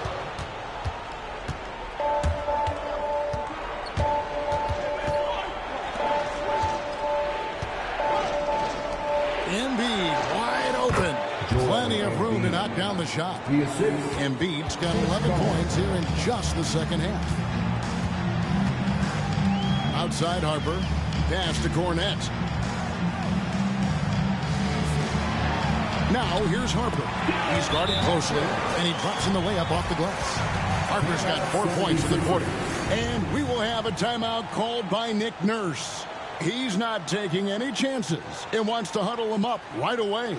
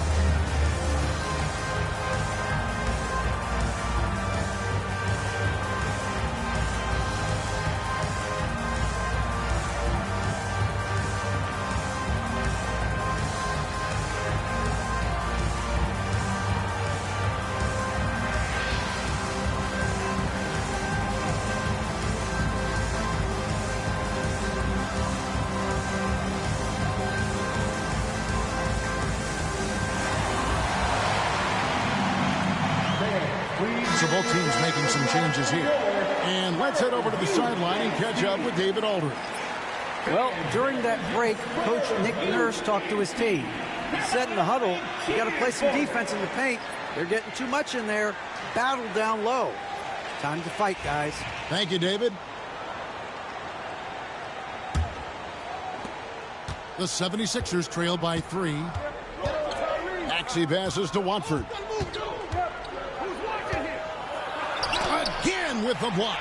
A defensive stalwart so far. That's 6 blocks. Greg protecting the rim.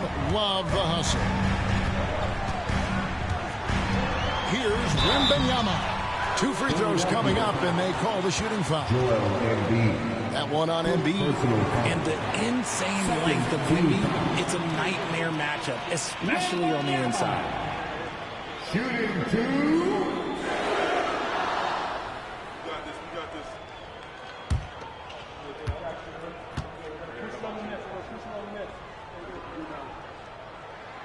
Free throw good, Wembanyama.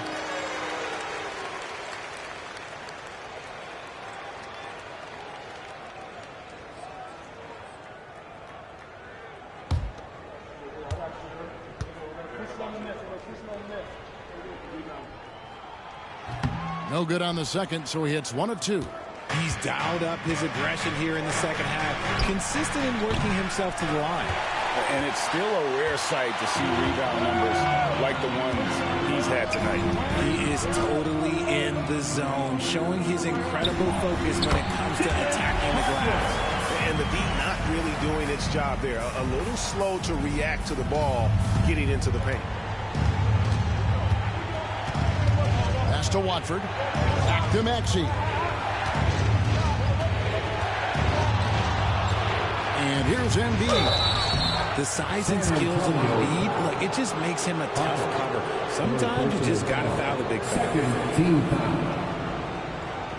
At the line for the 76ers, Joel Embiid.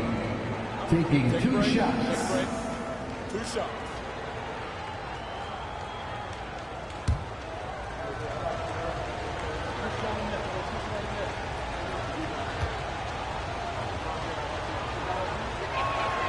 The free throw drops for Embiid.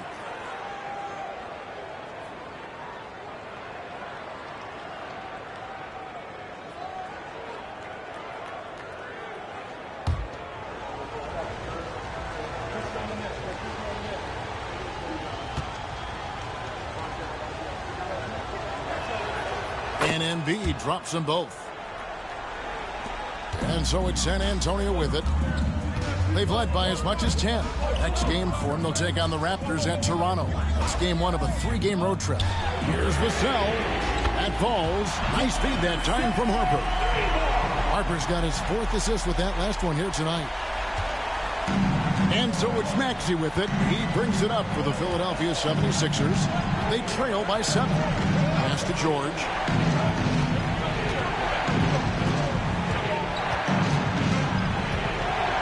Shoots over Vassell. It falls for his 7th bucket of the contest. He's 7 for 9. And we know George can score from all 3 levels, which is why he's capable of catching fire.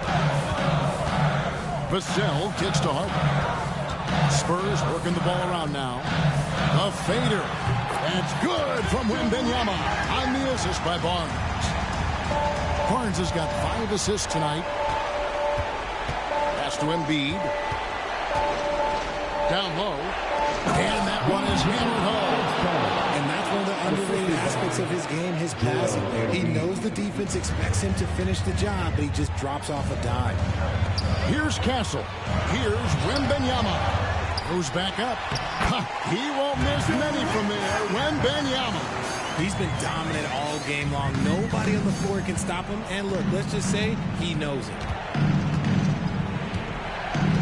Pass to Embiid. Over Wembanyama. Embiid, no good. Credit the defensive effort there, not giving him room to operate. And it's Barnes slamming it down. When a crafty scorer like Barnes gets on a roll, it can turn into a big night. Here's Maxey. 2 minutes remaining. 2 minutes. There's 1:59 left to play here in the 4th. Here's Embiid. Locked in. Embiid with the contested shot. A list of guys as strong as Joel Embiid in this league is very short. Now here's Harper.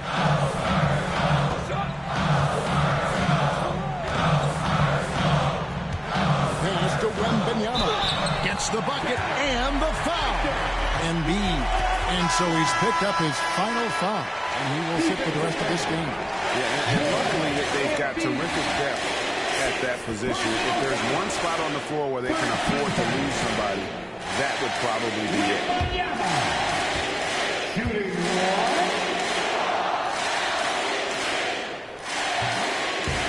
Free throw good, Wembanyama. The 76ers trail by 10. Here's Maxey. And the layup falls. Maxey's got 10 points in just the second half. Nice work on the interior. Maxey looks so composed amongst those trees. Here's Castle. Outside Harper. Fires the three. Paul George grabs the miss. George has got 4 rebounds in this game. Here's Maxey. Good D by Barnes. Spurs leading by 8. Pass to Castle.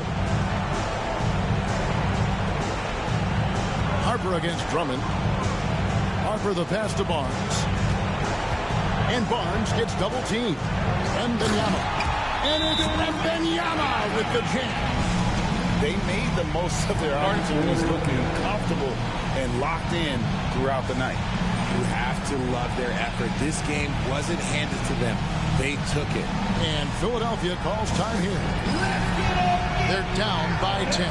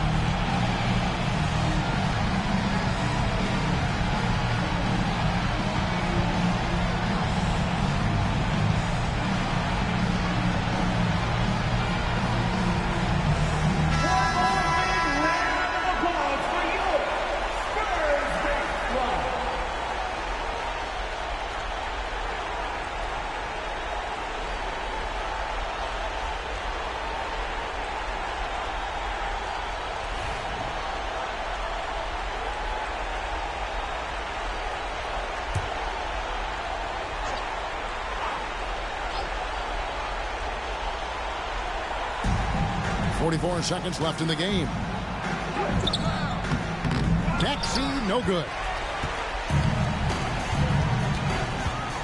Here's Castle. Pass to Barnes. Here's Castle. Nice ball movement by San Antonio. Here's Wembanyama. Andre Drummond grabs the miss. And the 76ers with possession. It's a 10-point game. Sinks the triple. 3 points.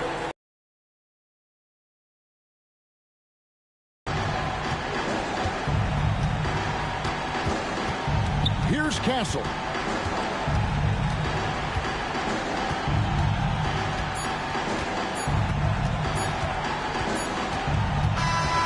so it's San Antonio with the win.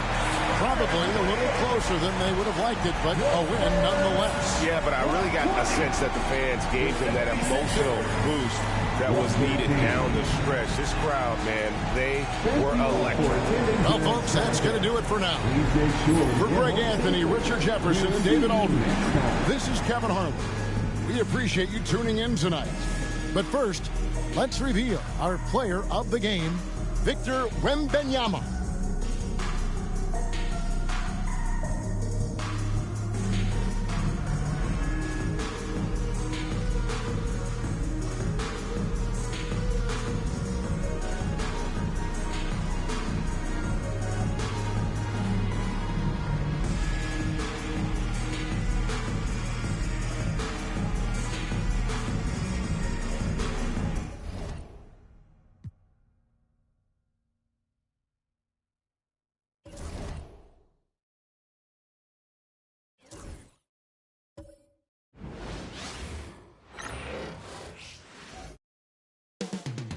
Big D, Dallas, Texas, the location for the Pistons.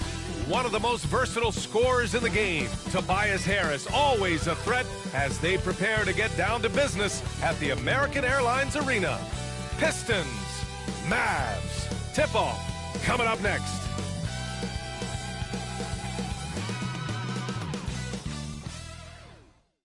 I'm just saying, I make this in 2 days. It is evident I do better when I feel like the world against me and think I should never win. Can I stop and pocket profit every hard to pussy me? He had to get it out the mud and rise up out the settlement. Catch me early like Sunday school. Sunday school. Have to play fool. Yeah, I just keep it cool. He tell me dirty. Ask for my dirty money. Talking wash away my sins like Jesus opened the laundry.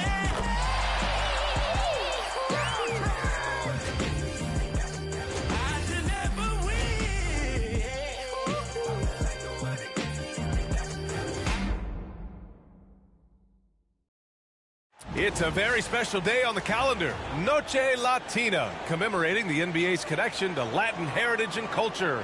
This is Brian Anderson. Coach Stan Van Gundy, Hall of Famer Grant Hill, and Allie LaForce round out our broadcast crew for this one. And checking out some numbers for Kyrie Irving. And he's been outstanding offensively as of late. These last 5 games, he's been a beast at the offensive end. A different level scorer than he had been earlier in the season. Let's see if he can keep it up. A look at the starting group for the Pistons. Thompson and Harris are the 3 and the 4. Duncan Robinson is out there with Cunningham. And it's Duren in at the 5. And for Dallas, Washington and Lively down low. Kyrie Irving out there with Klay Thompson. And coming down the home stretch of the regular season, Grant, have modern training methods helped players get through it in one piece, you think? Without a question, B.A. At the same time, it's a keeping up with the Joneses situation. If the guy you're guarding is in top form, that wears you down, too. It'll be the Mavericks off the tip. Defended by Thompson. Pass to Thompson. Outside Irving. There's the drive. Shot clock at 3. Off the mark there with a 3. And so Thompson will bring it up for Detroit. Outside Robinson. Cunningham against Irving. It's blocked. Robinson against Thompson. Thompson with a steal. Takes a 13-footer. Shots blocked. The 3 from Thompson, counted from distance. Not too many players have ever had the feel for the three-point shot like Klay. He was born to shoot the deep ball. Harris outside. Thompson in the post. Harris against Washington. Here's Cunningham. That's good. His first made shot in 3 attempts. Well, the physicality of the NBA takes some getting used to, but Cunningham is able to make those tough finishes.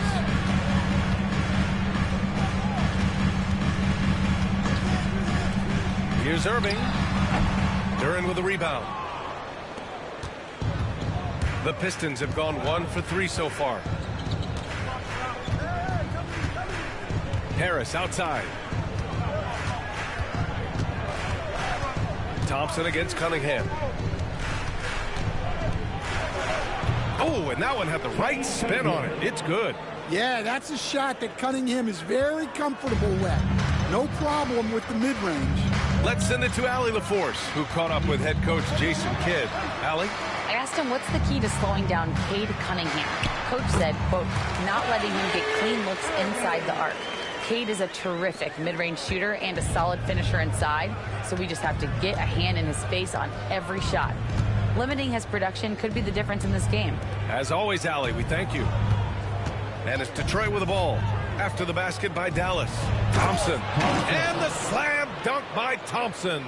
Flying high, Asar Thompson. I wish I still had hops like that. The Pistons have had quite a few high lottery picks of late, Stan. However, they haven't had much success yet. Well, Brian, you know, sometimes it takes a lot of time. Some teams will come together quicker. Some players and some teams need more time to develop. Detroit's just got to keep adding to what they have and continuing to develop the players that are already in their system. And a great fan base in Detroit, starving for victories. Thompson outside. Back to Irving.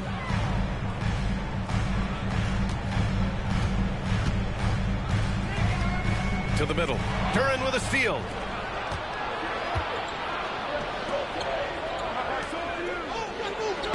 That's good from Robinson on the assist by Thompson.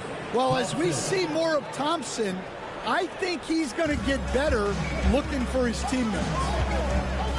Washington outside.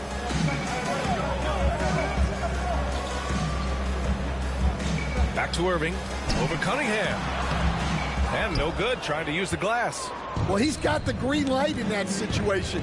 They want him taking that shot, even if he didn't get it to go. Thompson scanning the floor. Duren the screen. Thompson goes in. There's the block. They retain possession. It's stolen by Washington. To the wing on the left. Offensive rebound, Mavericks. Lively with the bucket. Plays like that make a coach's life easy. Love the work rate he shows on the glass to get the score. Thompson outside. Pass to Cunningham.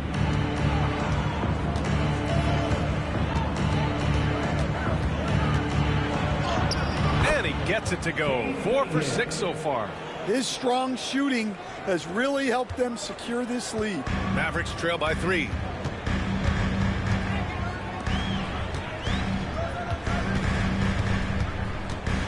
On the wing, Irving. He's watched by Cunningham. Washington with the ball. Defended by Thompson. From deep. Sinks the tray. He's got 5. Defensively, you have to stay connected to him on the perimeter. Irving against Cunningham. Let's go with a 3. Lively grabs a miss. Dallas has gone 2 for 4 from range to start things off. Pass to Irving. Buries it. He's 2 for 4 in this game. They keep capturing the lead, then giving it back. We'll see if they can hold on to it this time. Well, this is why the fans are here. Each team trading blows, increasing the entertainment value. Now here's Cunningham. Last game out, he had 38 points. Steps back and shoots. Cunningham can't get that one to fall. And so it's Irving with it. He brings it up for the Dallas Mavericks. And they blow the whistle just as he gets it off. That's 2 points with a chance at another one at the stripe. And you like the balance here. Not just falling in love with the 3 ball. First trip to the free throw line for him tonight. Holland, he's checked in for the Pistons. That's his first personal. First team foul. At the line for Dallas, P.J. Washington. Shooting 1.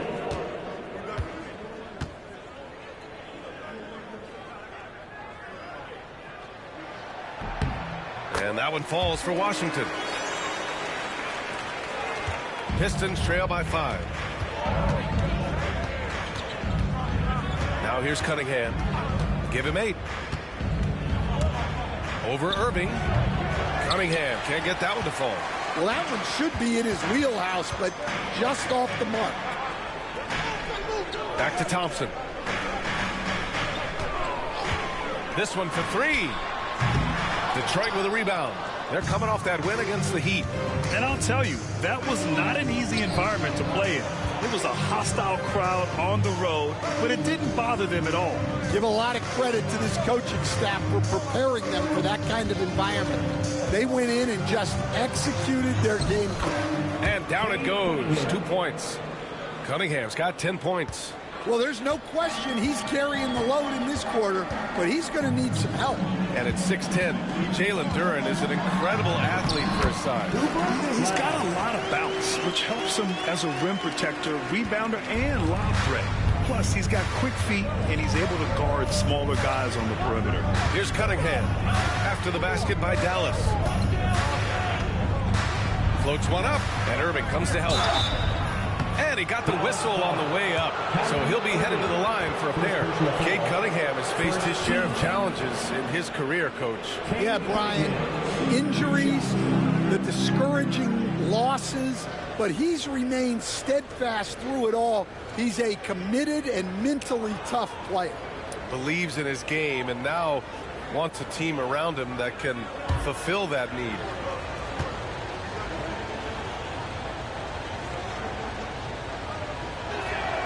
That free throw good from Cunningham. And make no mistake, Cade Cunningham is the engine of this team, Grant. Man, his vision and playmaking are crucial to the offense. Coach trusts him to make the right reads and set up his teammates. He has cut down on mistakes and is rounding into an elite point guard. And Dallas making a change here. Christie's checked in. And that's good as he hits both shots. I'm sure they don't want to send him to the line. That has to be in their scouting. Inside. Thompson. Oh, he hangs in there and cashes in on the second chance points. Thompson's got his second basket of the night. They're finding ways to get the ball to the paint. 5 consecutive buckets. Pass to Robinson. Now Cunningham. He's got 12. Here's Holland. Down to 5 on the shot clock. Duren, the screen. The Pistons need to get one up quick. And the dunk by Duren. Well, that is a solid screen by Duren. And then the big man rolls right into scoring position. Here's Christie. 11 points for him last game against the Pacers at Indianapolis. Yeah, and you see this with a lot of great scores. When they're putting up big nights, a lot of times it's because they're making a lot of free throws. Well, you can tell he thinks he should have had that one. Even harder on him when he's got a good look like that and it doesn't go down. Cunningham finds Harris. That falls. Nice feed that time from Cunningham. And that ties it up. Always ready to fire. Give Harris a good pass. Tobias will get you an assist. And so Jason Kidd calls for the timeout. He wants a few moments to regroup with his players.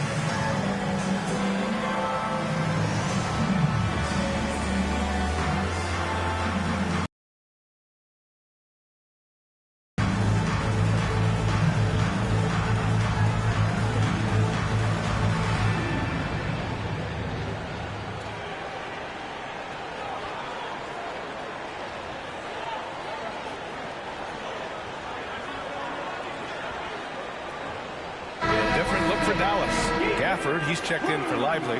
Bagley comes in for Washington. And it's Johnson in for Klay Thompson.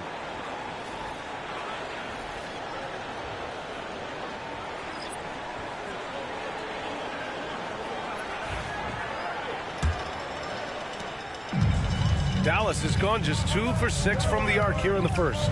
Johnson passes to Christie.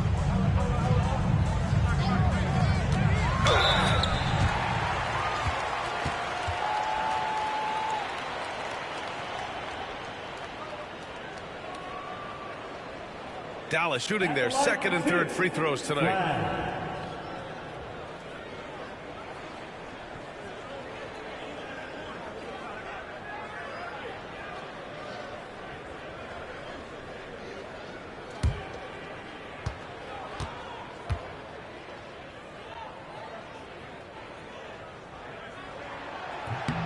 First one falls for him. And Dallas making a change here. Nimhard's checked in.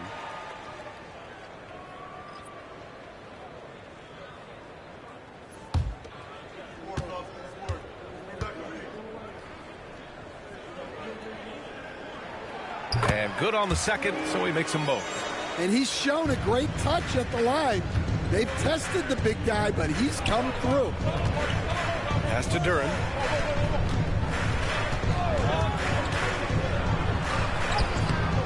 Nice D from Gafford. And we talk about the importance of protecting the rim. Right there, outstanding defense. Christie passes to Nimhard. Left side Bagley.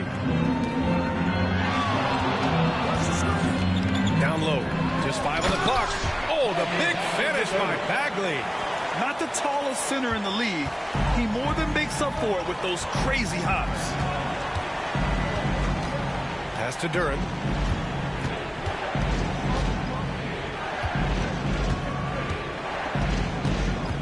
Here's Jenkins. An 11-point game for him in the win against Miami. From deep three-point range. They get it again. Duran. And Gafford with the block. And guys, his shot hasn't been falling this quarter. Time to settle down, refocus, and get a really high percentage look. Pistons trail by 4. 2 minutes remaining in the first. It's Herder on the wing. He's guarded by Nimhard. Here's Jenkins. Gafford grabs the miss. And it didn't register as an official block, but he did everything you want in disrupting that shot. Well, you know, sometimes the most pivotal plays don't always go on the stat sheet. Showing off with the floater game, not a shot you can swat. Pass to Stewart. Here's Jenkins. Three-pointer. Range the triple. That's inexcusable defense right there. You gotta contest the shot better than that. Nimhard outside.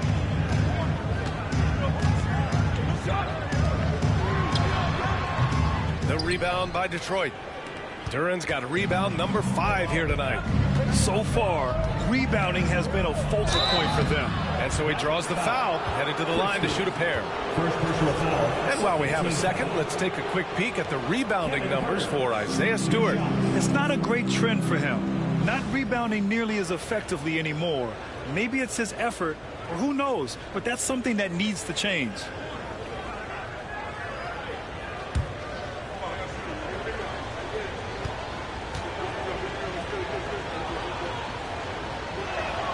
Free throw good. Herder. Marshall, he's checked in for the Mavericks. Irving comes in for Nimhard. And a switch here also for Detroit. Thompson's checked in.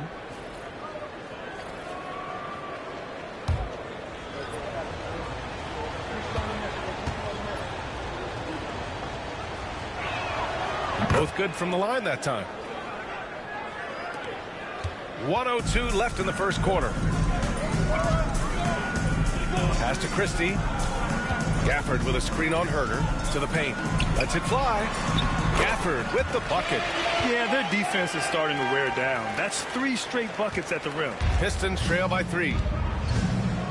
Now Stewart.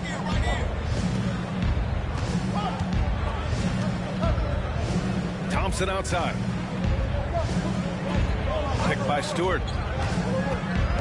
From 13, drained it for 2 points. Thompson's got his second basket.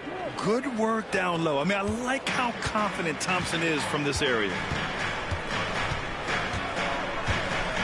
Outside Irving. Pass to Christie. And he's going for the oop here. And the dunk by Gafford. Gliding the pass to where it needed to be. Wow, a strong finish to seal the deal. Now here's Herder. Defense is right there. 4-3. The shot no good. So at the end of 1 quarter of play, still a close game. The Mavericks on top, up by 3. Let's take a quick break, and then it's on to the second quarter after this.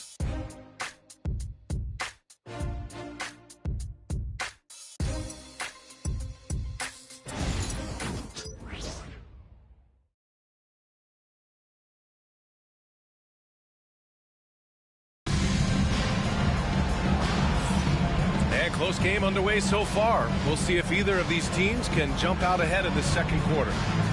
And a moment now to quickly take a look at the offensive approach for the Mavericks. Well, their game plan has been very effective so far. They're working the ball inside, putting constant pressure on it. Another thing that's gone well for them is the mid-range jumper. It's been falling with ease so far. They've got Marvin Bagley, also Daniel Gafford out there. Najee Marshall is out there with Kyrie Irving.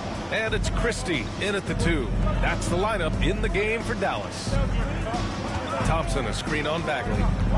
And there's the lob, and the slam dunk by Thompson. Beautiful setup on the alley-oop. Great catch, great flush. And, Coach, how about the Thompson twins making their impact felt in the 2023 draft? Yeah, Brian, we've seen twins in the NBA before, albeit not very often. But these two made history that draft day, becoming the first pair of twins to be selected in the top 5 of the same draft. Looking at lineups around the league, Greg, it seems like they're becoming more positionless than ever before. Yeah, you're spot on, B.A. To the point where some people feel all-star voting shouldn't be by position anymore. It should be by merit.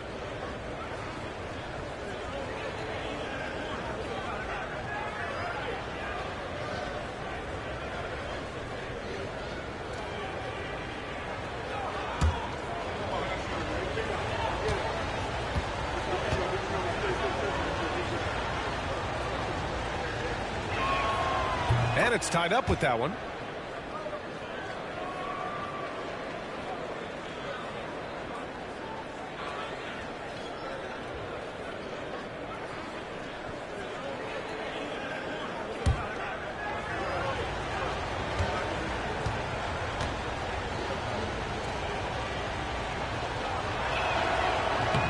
And that one drops. So now they lead by 1. And for the Mavericks, they're shooting it with confidence. 54% so far.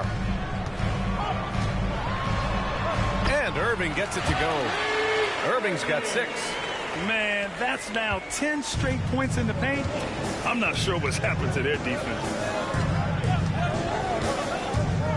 There's Herter with the 3. Mavericks with the rebound. Their last meeting was in Detroit, where they were unable to fight off the Pistons. And obviously the whistles weren't in their favor the last time these teams met, and it cost them. Oh, this is exactly the kind of opportunity you don't want to waste.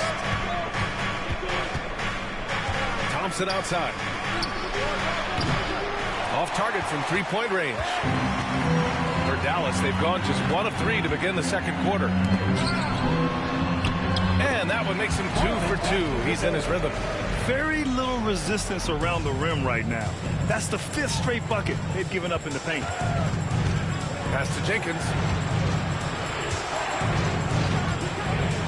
2 minutes now played in the second quarter. To the inside. And let's see which teams have been unwavering at the free throw line since the All-Star break. 5th, the Mavericks. Ever since the break, they've been shooting with great confidence from the line, and their numbers reflect that.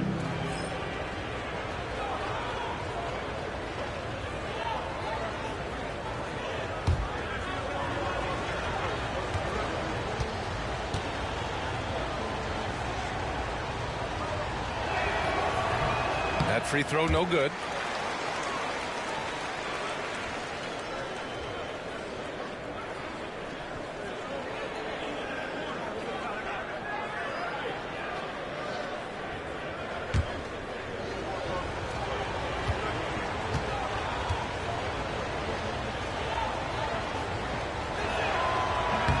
He hits the second from the line. We're now about 2 minutes into the second quarter. Pass to Christie. Basket is good. Nice setup from Irving. Christie's got his first 2 points. They have no answer defensively inside. Here's Jenkins. He's guarded by Irving.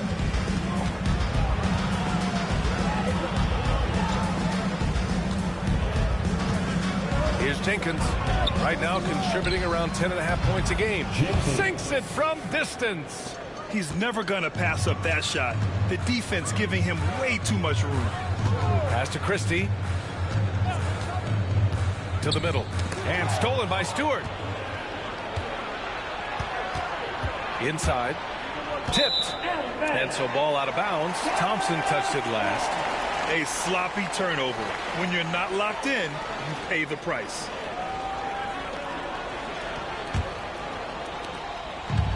The Mavericks have gone 3 of 5 since the beginning of the second. Now here's Irving.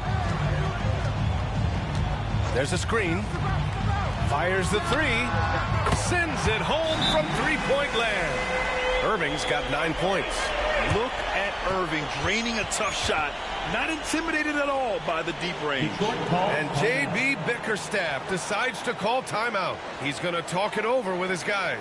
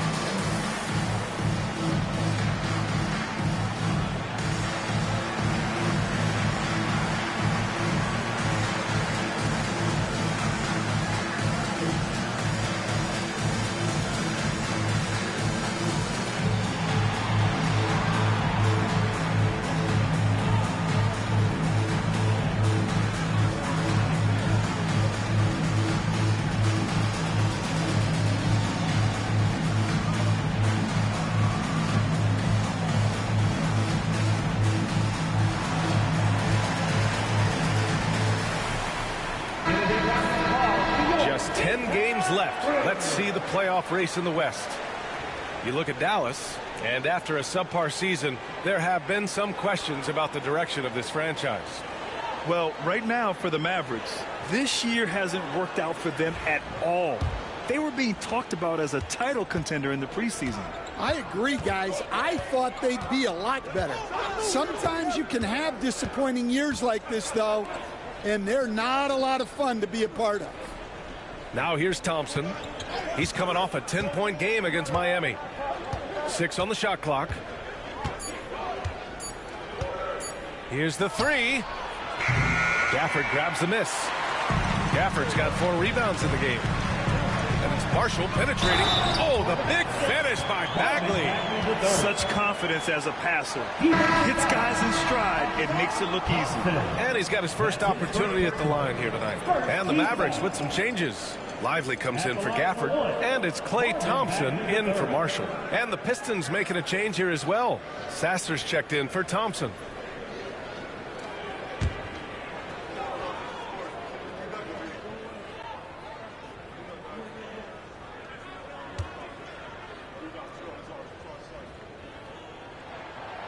And that one misses. And we all know about Stan the analyst and Stan the coach. But when you played in college, what was your game like, Stan? Hey, Brian, I had the game that would get you beat as a coach. I will say my greatest strength was this. I was never once accused of overpassing. The black hole. That is Stan Van Gundy. He buries it from 3. Irving's got 8 points here in the quarter. They're shooting nearly 50% from beyond the arc, and their confidence is growing. Pass to Holland, and he was camped in the lane there. He gets a 3-second call. Tobias Harris checked in for Detroit. Cunningham comes in for Sasser.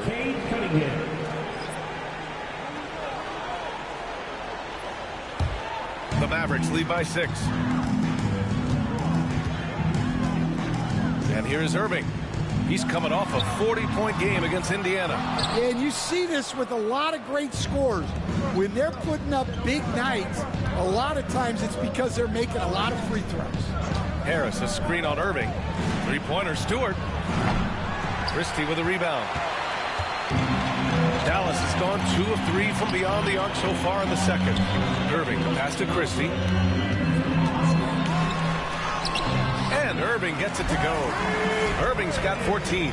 They've been a little soft with their defense on the interior. Pistons trail by 8. Here's Jenkins. Pulls it. And again, the Pistons missing. And Dallas with possession. They're on a 16-7 run. It's deflected. Great recognition from Stewart. I like seeing him use his length and size to make an impact on defense. And it's rejected. Thompson outside. Pass to Christie.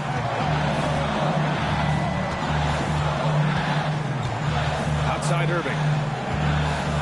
They set a pick. 5 on the clock. The offensive rebound. Oh, my goodness. What a dunk. And this kind of six slam is just one of the reasons this team is in charge of this game right now, B.A. You know, there's an edge the way they play and a confidence they're not afraid to show. Pistons trail by 10. Pass to Holland. Harris against Bagley. Oh, a clear foul there on the missed shot. So he'll get a pair at the line. It'll be on Marvin Bagley. One of the most underrated scorers in the NBA. Tobias Harris is a tough assignment. This is his first opportunity at the line this evening.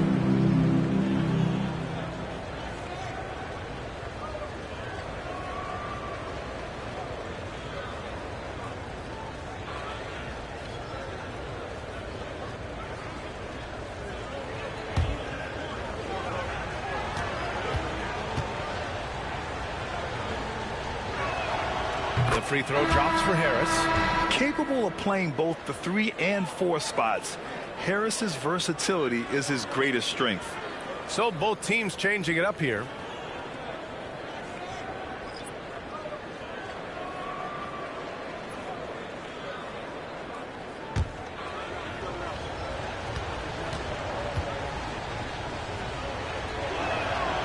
Good on both. Irving with it. He's got 14.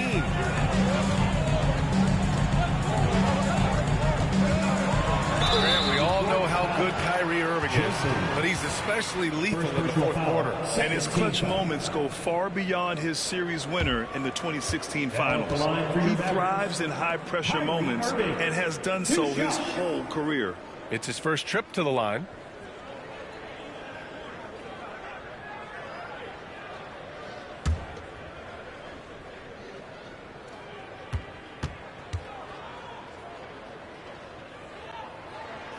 And he drops the first.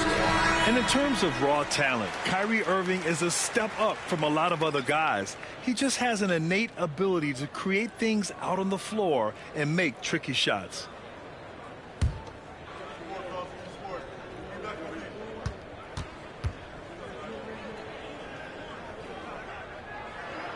So he gets them both. Pistons trail by 10. And the timeout called here by J.B. Bickerstaff. Coach wants to speak to his guys, maybe alter some of the game plan.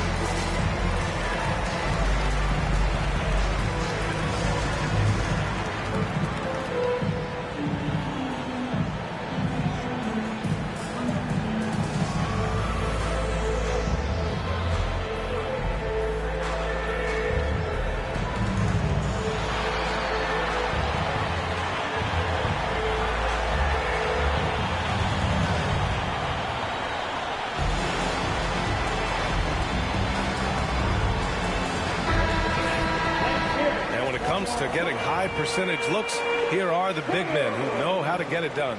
Jalen Duren, number 1. Every team in this league wants a guy like him. A big who scores at an efficient clip. What an asset to have.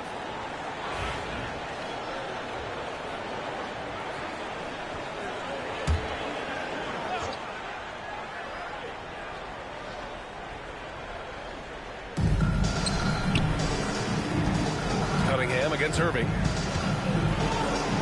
Outside Robinson. Harris outside to the paint. Duren. And the dunk by Duren. That is what they want from Duren. Spiking, young fella. Cunningham against Irving. And he'll draw the foul. He'll head to the line for 2. Stan, LeBron James is widely regarded as one of the most intelligent players in the league. Who else stands out to you as far as basketball IQ? Well, Brian, that's a tough question. There's so many of them. Nikola Jokic, Luka Doncic. There's just so many intelligent guys in this league. Fans that think it's all about athleticism don't understand how intelligent the best players are. And the first one at the line is good. Showing more aggression here in the second quarter. He's seeking contact and working himself to the line.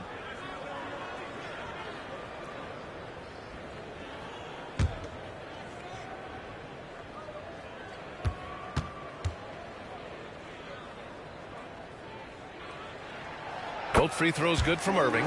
Now that we have a few years of reference, it's safe to say the NBA play-in tournament has been a roaring success, Grant. Yeah, I agree, B.A. And people forget it was created in the peak of the pandemic. The league set up a lifeline for teams that lost key players to COVID, but it has turned into something much, much greater. Duren, no good. And they're +5 on the boards after that rebound. And so it's Irving who brings up the ball for Dallas. 10-point lead. This is their biggest of the game. Down low. Count the bucket. Coming off a perfectly placed pass. Irving's got 20 points. And Kyrie loves putting on a show. This is what makes him so much fun to watch.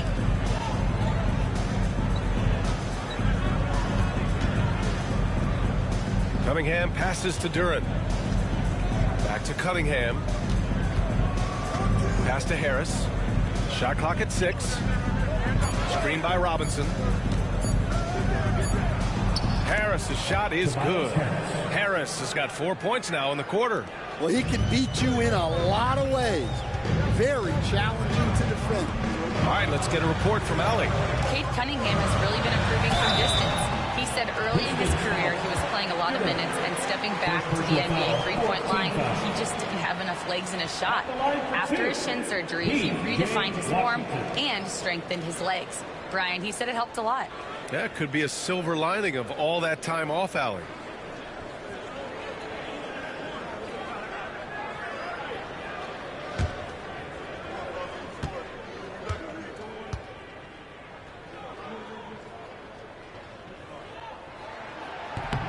He misses the free throw.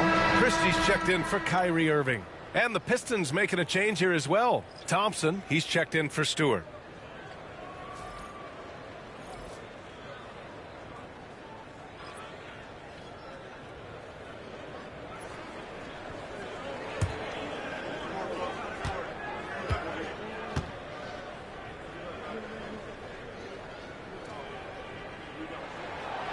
That one's no good.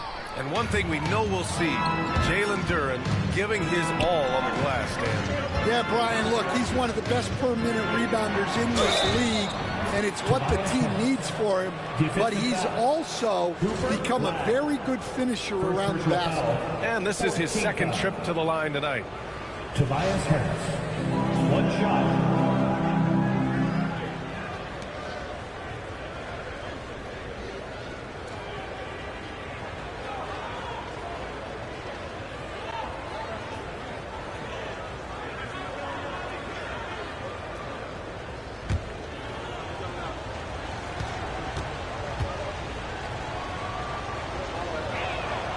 The free throw drops for Harris.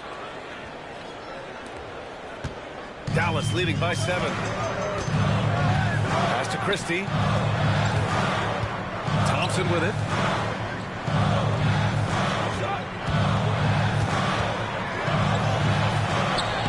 Oh, Clay takes the contact and finishes. Not just a jump shooter, Thompson is also more than capable of converting inside. Here's Cunningham. Uses the glass to finish the layup. Cunningham's got 14. And he was dominant in their last outing. And the same thing here tonight. He is in a terrific groove right now. Yeah, for sure. He is just oozing confidence. Thinks every shot is going in. They should just keep running sets for him. And so it's Dallas with it, following the score by Detroit. Launches it. Buries it from 3. He's got 12. In today's NBA, you have to stretch the floor if you want to win. They have loads of confidence from three-point land right now. Now here's Cunningham. He's got 14. Harris finds Robinson. Harris against Washington. Thompson with a screen. And here's Harris outside. And the rebound goes to Dallas. They're moving on after a tough loss they took at the hands of the Pacers. And it was an awful game defensively. They lost the individual matchups, and the help was slow to rotate. And being slow on your rotations is a killer. There's not a team in the league that won't punish you for that. Here's Cunningham after the basket by Dallas. Thompson, no good. Defended by Thompson. Here's Washington, and that's a foul called on P.J. Washington. That's his first foul. And this kind of selflessness is great to see. Textbook positioning to draw the charge. And how about that replay? Man, you got to appreciate the hustle on defense. Yeah, good offense comes from great defense. This lead is only getting stronger with plays like that. Pistons trail by 12. Outside Robinson. Pass to Harris.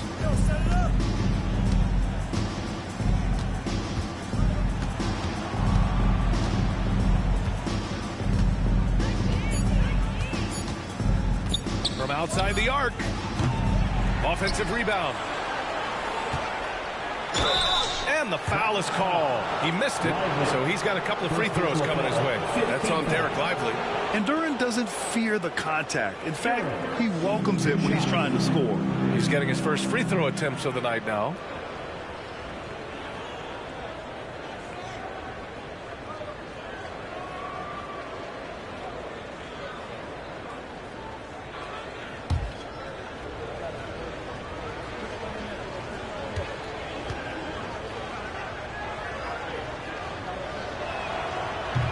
No good on the free throw. Yeah, as of right now, Jalen Duren kind of seems like a classic big man.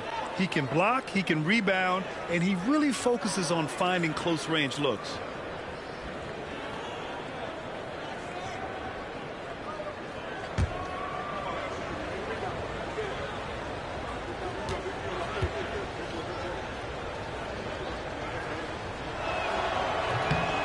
Good on the second one.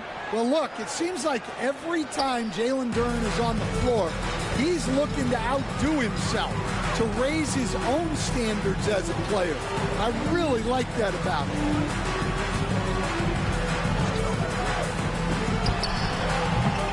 And it's all from three-point range. Pistons trail by 11. Cunningham passes to Harris. Washington against Robinson. Pass to Christie. And here's Thompson. Oh, Thompson buries the tray. With perfect mechanics, too. Klay Thompson's jumper is a work of art, an all-time shooter. Cunningham, a screen on Thompson to the paint. And there's Cunningham on the assist from Robinson. Cunningham's got 4 points now in the quarter. Well, he's playing great tonight, but not quite well enough to carry the entire team. They need to find some other contributors.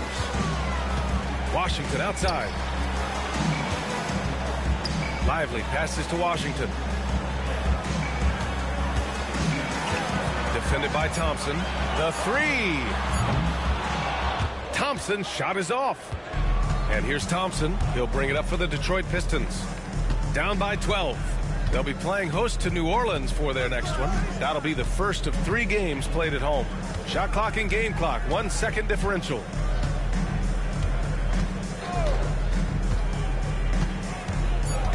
Pass to Cunningham.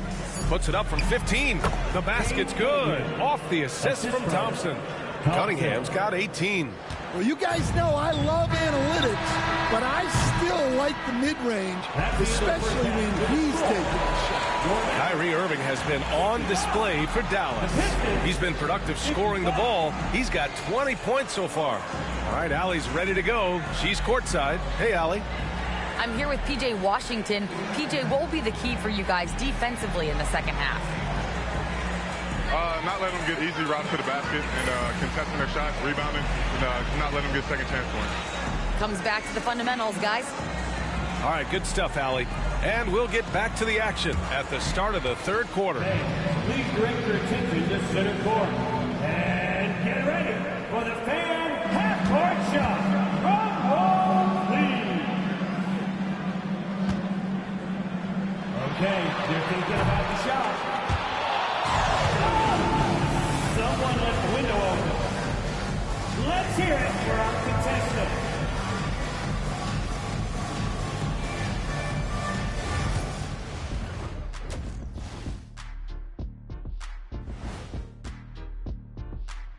Hey everybody, we've seen plenty of action in that first half to chat about. But first, we're taking a look at the power rankings during this late season push. Look here now, the Mavericks. We've seen a dip in their play. One they can ill afford with a month just left in the regular season. Yeah, this is when you want to turn up, not phase out. Circling back to our game now, Kyrie Irving on fire in that first half. We know drama sometimes finds Kyrie, but when he plays like he did in the first half, you kind of remember how invaluable he is. A special, special player at times, man. He has changed the fortunes of many franchises.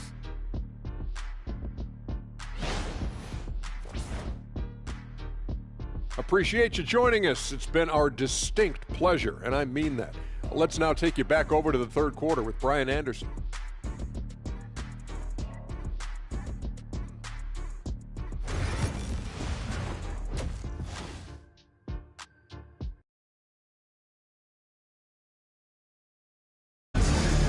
And we hope you've enjoyed the broadcast thus far. We're halfway through the game. Well, you look at Kyrie Irving in this game, he's been everywhere. What makes him an exciting player is the ultra-aggressive mindset that we saw over and over in the first half. Yeah, he hasn't been settling. He's getting to the rim, and that's him at his best.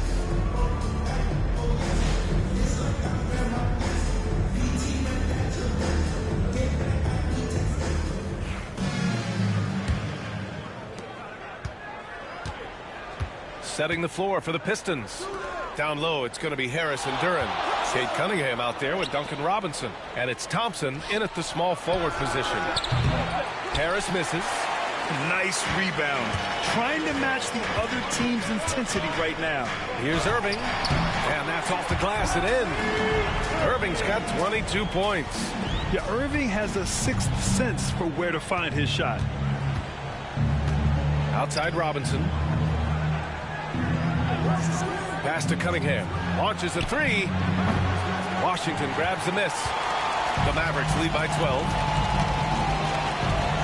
Irving for three. Duren with a rebound. Duren's got rebound number 8 now. Thompson against Cunningham. Here's Robinson. Lively grabs the miss. Lively's got rebound number 8 now. That halftime break didn't seem to do them any favors, starting off the second half with 3 straight misses.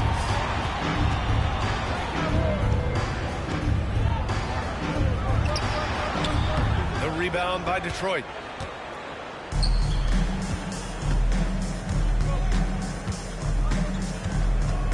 Harris against Washington. Harris outside. Pass to Cunningham. 6 to shoot. Cade on the move.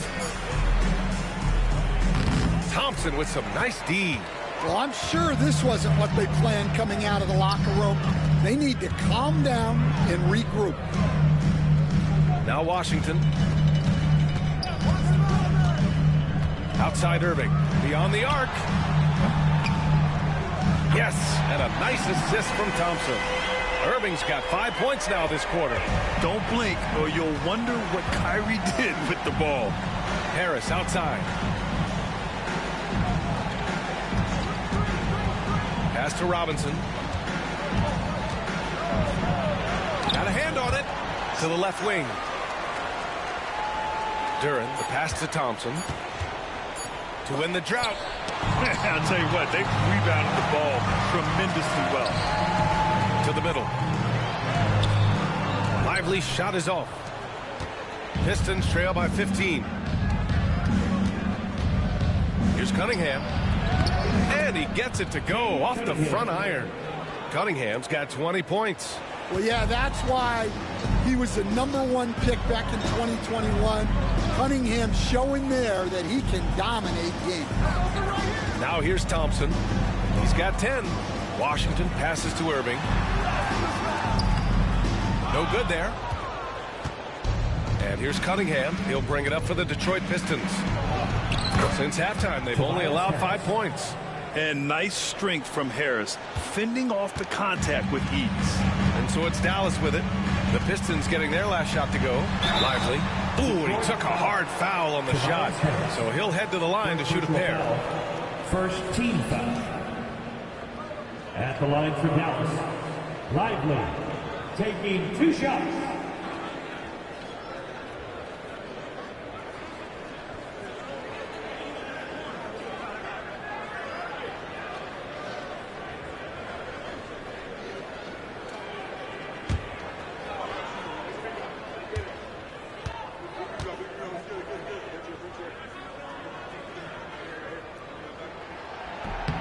And he knocks down the first one.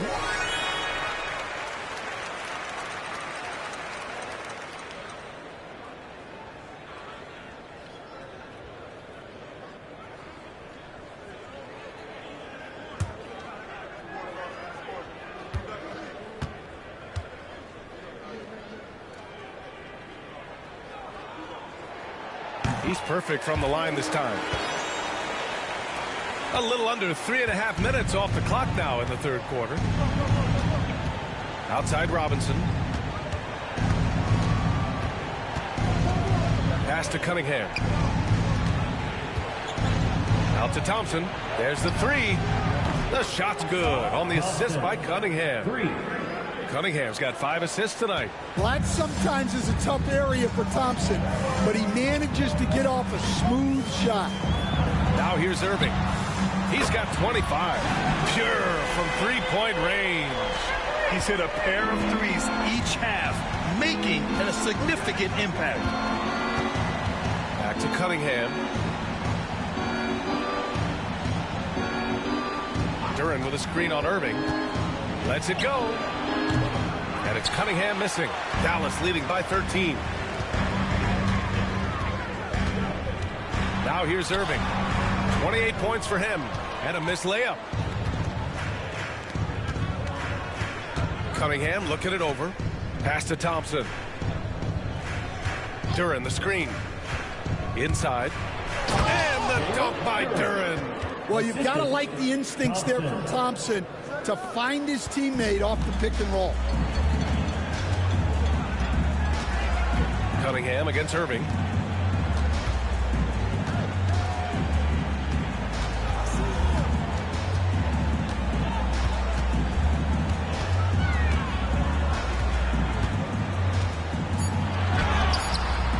The rebound by Detroit.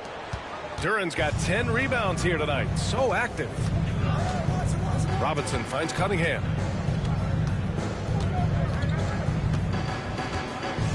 Harris up top. And Irving comes to help. Robinson for three. The shot's good on the assist by Cunningham. 3 points. Robinson's got 5 now. Well, this is Robinson at his best. He can really do damage off the catch. And one thing's for sure, when Duncan Robinson is on the court, he has the greenest of green lights, Coach. Yeah, Brian, look, he's one of the most lethal shooters around. He draws intense defensive attention, and then he's added to his game as a passer and as a guy who can take the ball to the basket. Now here's Robinson. He's got 5. Here's Cunningham.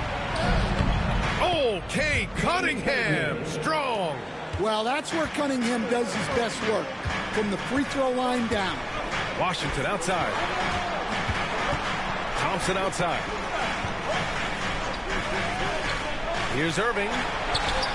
And he lays it up and in. Irving's got 13 in the second half. Well, he's just dominating right now. If his teammates are smart, they'll keep getting him the ball. Let's go now to the sideline and catch up with Allie LaForce. The NBA wants to ensure that every team has a shot. Commissioner Adam Silver said, "We want parity of opportunity. People aren't interested in seeing teams buy championships, and we've made progress. In the long term, we're better off with more competitive fairness among all of the teams." That's true. It keeps everything interesting. Thanks, Alec. Pass to Cunningham. It's stolen by Irving. And up the court they come. The Mavericks on the break. Oh, Thompson always in motion. And no hesitation from Clay. I mean, you think back to that terrible ACL injury on a fast break in the 2019 finals. This guy is fearless. Irving against Cunningham. Over Irving. And it's Cunningham missing. The Mavericks lead by 15. Irving with it. Now guarded by Harris. Turin with a steal. Here's Thompson. Here's Harris. And he scores it. Now 5 of 9 from the field. In so many ways, Harris can beat you. And so Jason Kidd calls for the timeout. He'll take the opportunity to regroup. Good idea to call timeout. It looked like the guys were getting some heavy legs out there.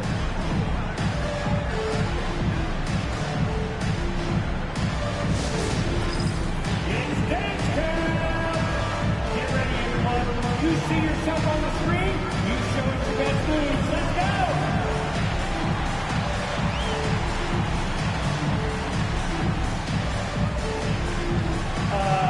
Next.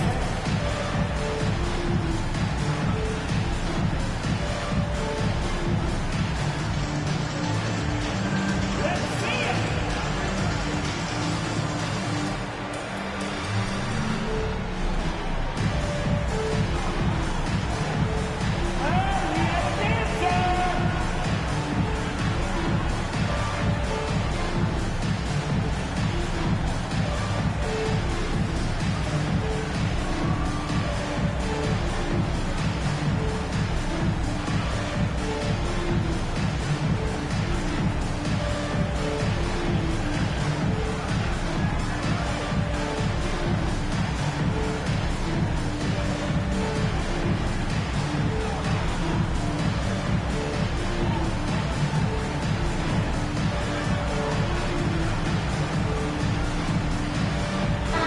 Checked in for Dallas. And the Pistons making a change here. And in today's NBA, you need your point to be able to get his own. Here are the top scorers among point guards in the league. Second is Cade Cunningham. And, of course, Kyrie Irving. You know, this is a collection of maybe the most well-rounded offensive talents in the league. Well, that's one of the biggest changes in the league over the years. Point guards are now expected to score. They have to do more than just pass. Now here's Bagley. He's got 6. Irving, no good. Yeah, and the defense has really got to tighten up on him. I mean, he's just too dangerous from the three-point line. Pass to Jenkins. Back to Harris. Here's Jenkins. He's guarded by Irving. Jenkins misses. The Mavericks lead by 13. Herder defending. And he banks in the layup. 14 points for him. Looks like we're starting to see a pattern here.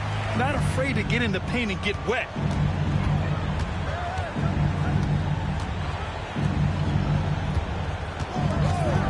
Here's Jenkins. He's guarded by Irving. Pass to Holland. Fires for three.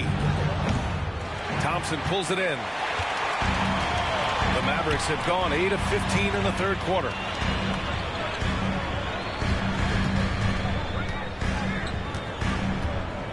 Outside Bagley. To the inside. Irving. Nice assist and nice finish. Solid play all the way around. Irving's got 35. Pistons trail by 17. Pass to Harris.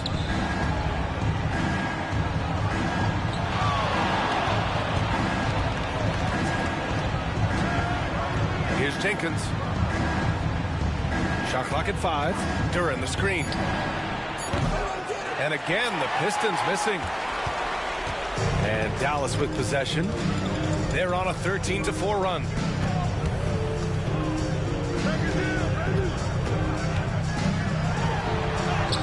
And he converts the layup. And talk about imposing your will. That's 10 straight points in the paint. And for the Pistons, they're shooting 35% in the third quarter. Harris on the wing. 2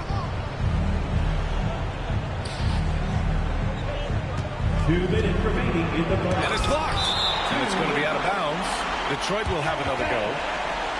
All right, let's see what Detroit has coming up. On Sunday, they go back home and will host the New Orleans Pelicans. Then on Tuesday, they'll defend the home court against the San Antonio Spurs. And for their matchup with the Timberwolves, you'd be hard-pressed to find a more even pairing in the league. That one promises to be a really closely fought battle. Gafford, he's checked in for the Mavericks. Christie comes in for Thompson. And the Pistons making a change here as well. Stewart's checked in. You have to credit their effort. I mean, they've done an amazing job on the glass. Irving for three. The Pistons clear it. Outside Herter. A minute 39 left in the third quarter. Here's Duren. And the dunk by Duren. He was gripping the rock on the weight of the slam. No way he was going to get stripped on that one.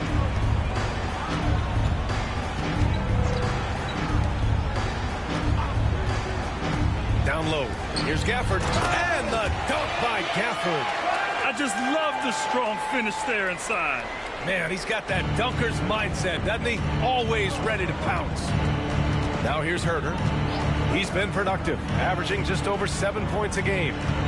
Pass to Jenkins. Herter with it. Clock at 6. Lays it up and banks it in. Well, credit the screen there, springing him loose for the finish. There's 42 seconds left to play in the third quarter. Bagley passes to Christie. To the paint. Shots blocked. Here's Holland. Pass to Herter. Now here's Stewart. Here's Jenkins from the arc. Mavericks with a rebound. Gafford's got 5 rebounds in the game. Deflects the pass. And stolen by Herter.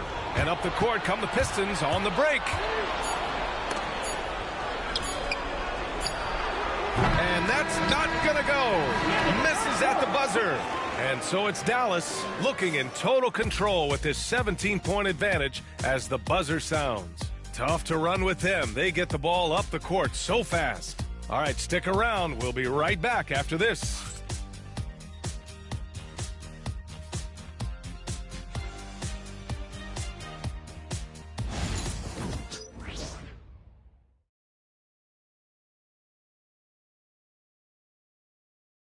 All right, let's listen in. Head coach Jason Kidd is mic'd up. Good D, good pull. Understand something, 1 shot, 1 rebound, and let's go. We take care of the ball, get good shots, and get back on defense. Keep talking. Efficiency, fundamentals. That's what I'm hearing from Jason Kidd. Yeah, there's a toughness to the way they're playing right now, and they're communicating as well. That's what Coach wants to keep seeing. And as we head into the fourth, we'll see if there's a comeback in the works, or if it's more of the same for the first 3 quarters. Daniel Gafford is out there with Marvin Bagley. Then there's Najee Marshall. Then it's Kyrie Irving. And it's Christie in at the 2-guard spot. That's the lineup out there for the Mavericks. And finished off by Stewart. Well, where was the defense? You can't let a big man like Stewart get this deep. Pass to Christie. Right side, Irving. Played it in with a nice touch off the window. Irving's got 17 now, just in the second half. Pistons trail by 19. And we played through about a minute here in the fourth. Now here's Herter. He's closely guarded. Gafford with the block. Irving with it. Now Herter defending. The drive by Irving. And rejected. Back to Gafford. Nails the baby hook. And the Mavericks lead by 21. Imagine how much bigger this lead might be if he were a little more selfish. Here's Jenkins. He's guarded by Irving. Here's Holland. Gafford grabs the miss. Gafford's got 8 rebounds in the game. 2 minutes gone by here in the fourth. Marshall passes to Gafford. Here he goes. It's good. Christie's got 4 points in the quarter. And just executing at a high level. I mean, taking what the defense allows and putting in the work. Yeah, come on. They're just having their way out there and continuing to press the advantage. Here's Clinton. Pass to Holland. And the rebound goes to Dallas. Gafford's got 9 rebounds now. Here's Christie. Herter defending. Bagley, no good. The Pistons have gone 1 of 4 since the fourth quarter began. Here's Clinton. Pass to Jenkins. They still need this. And again, no good by Detroit. Dallas leading by 23. Left side, Irving. Oh, and he got fouled on his way up. He'll head to the line to shoot 2. First personal foul. Well, Grant, we've heard some out there say dynasties are dead. And these days, there are a lot of teams contending for titles. Well, the NBA is happy to see all the competition. But, you know, this league has been defined over the decades by dynasties. We'll see if their epitaph has been written.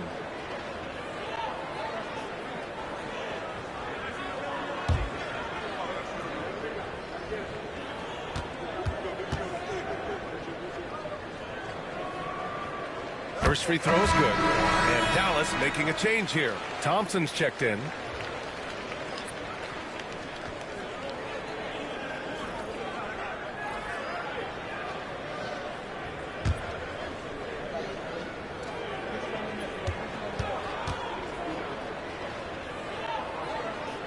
Both free throws good from Irving.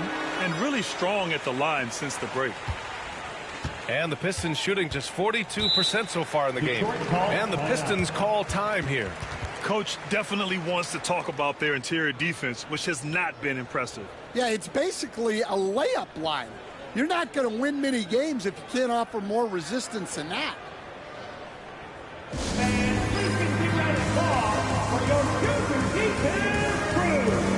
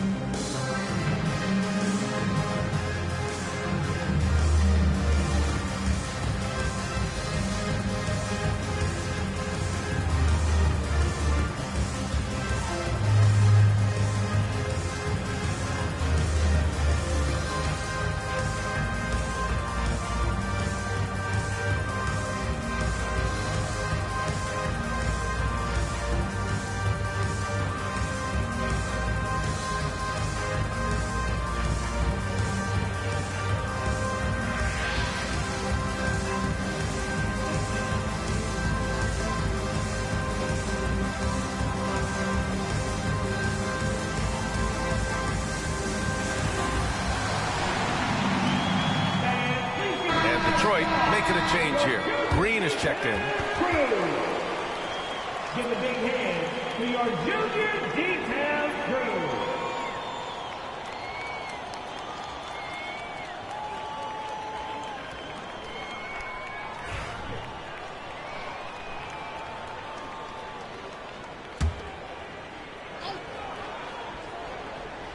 Fourth quarter keeps moving along. 3 minutes gone by now. Pass to Stewart. Now Herder. 6 to shoot. Here's Holland. Can they get it? Christie with a rebound. And they're up considerably because of their efforts on the glass. And the NBA moving to a 2-day draft. Your thoughts on the change, Grant? You know, B.A., a lot of pro sports are shifting to multi-day drafts. And the NBA draft can be long if done all in one evening. So maybe a good choice to break it up. Here's Jenkins after the basket by Dallas. Stewart, a screen on Irving. Jenkins misses. Well, after draining 3 triples in the first half, he doesn't have any in the second half. I know he's disappointed, but he needs to remain aggressive. Now here's Irving. The rebound by Stewart. Stewart's got 4 rebounds now. Green with the ball. Irving picks him up. Green against Thompson. Pass to Holland. Here's Jenkins. The 3. Knocks it down from distance. Easy look when the defender isn't fighting over the screen. Yeah, it's certainly worth it to disrupt the offense. Coaches notice that extra effort. Here's Christie. The 3 from Thompson. The rebound by Detroit. Stewart's got his 5th rebound in this one. Outside Herder. Pass to Holland.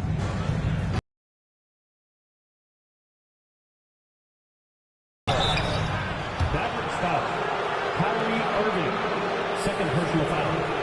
First team foul. And a look now at how the offensive approach has been going here so far for Dallas. Well, I love how they're attacking the rim. That will usually force defenses to collapse and open up a lot of outside shots. Yeah, all game long, they've been also playing well inside in the paint. Lots of points are coming their way thanks to them attacking the interior.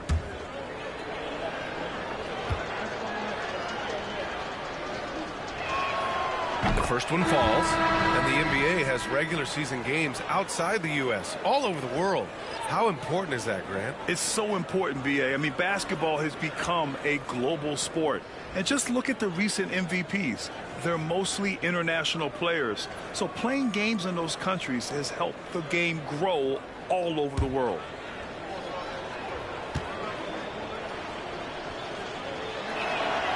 And he makes both free throws. And so it's Irving with it. He brings it up for Dallas. They've allowed just 7 points here in the fourth. Pass to Marshall. Thompson outside. Dallas no good that time either. Detroit has gone only 1 of 4 from the perimeter here in this fourth quarter. Here's Jenkins. Duran with a screen on Irving. Jenkins. Three-pointer, no good.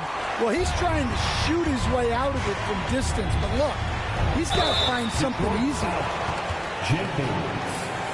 Second personal foul. Second team foul.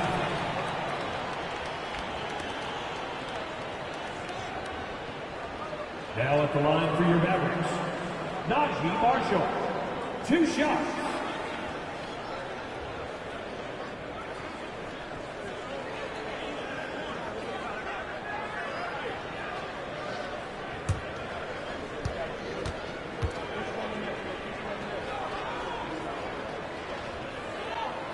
That one's off. Grant, it seems like teams today are much more data-driven than in years past. Yeah, I agree, B.A. It's much more sophisticated. And, of course, coaches and executives are still watching the games and forming their gut opinions. But now those impressions can be cross-checked with the numbers. Thompson, he's checked in for Detroit. And the second free throw is good.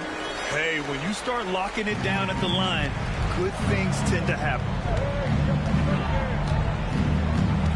Pass to Robinson. Back to Cunningham. And he lobs it up to the rim. And a big finish by Robinson. And what a read there from Cunningham, showing he has vision and timing with his passes.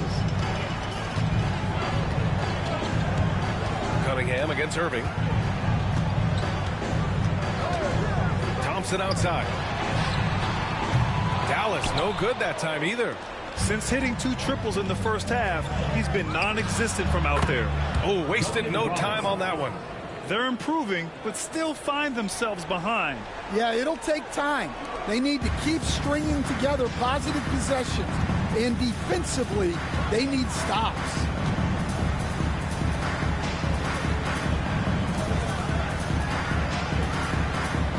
Lively passes to Marshall. On target from range. Marshall's got 4 points now in the quarter. And both teams running long-range plays that are working. Well, you know it's become a three-point shooting league. Teams shooting a steady diet from outside. And the shot's good. And it really took a while, but they've started to find their form. And this run's making the deficit look a little bit more respectable. Irving, a screen on Thompson. To the middle. Here's Lively. And a slam dunk by Lively. The sharp interior passing is so important. The best way to create high percentage buckets. Cunningham finds Robinson. And there's a pick. Stan, as a coach and now a broadcaster, you've gotten to visit all the great cities the NBA has to offer. Can you give us a favorite? So, Brian, you're going to try to get me in trouble here. I'm going to give you one city and offend 29 other fan bases. Not a chance. I love all the NBA cities. Not like you not to take a second personal foul. They're one of the greatest shooters ever. Thompson's confidence is what makes him so dangerous. Taking 2 shots.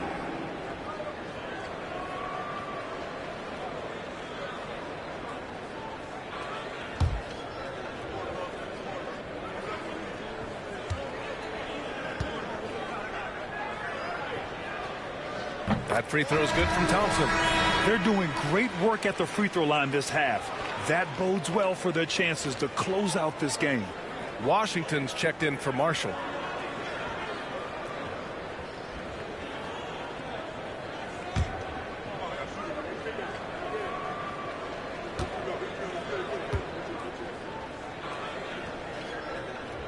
Both free throws good from Thompson. And collectively, as the game has progressed, they've been shooting really well from the charity stripe. Cunningham passes to Robinson. Cunningham against Irving. Robinson, a screen on Irving. Here's Cunningham. And the rebound goes to Dallas. Their next game is at Barclays Center in Brooklyn for a game with the Nets. They're kicking off a 4-game road trip. Well, that was clearly a foul. Second personal foul. 14 foul. One of the biggest challenges for coaches these days, Stan, is roster turnover. How do you deal with the player movement? Well, look, Brian, it's to be expected, first of all. And second of all, every year starts new. You start from square one every year, and you build it. And if you make an in-season deal, you start over again from square one and build it up.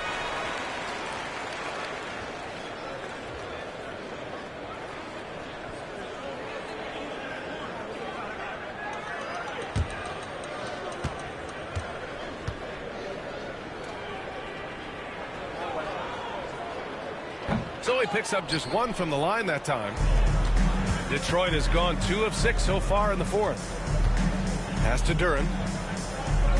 Cunningham outside. And here's Robinson. And Irving comes to help. Cunningham finds Duren. Just 5 to shoot.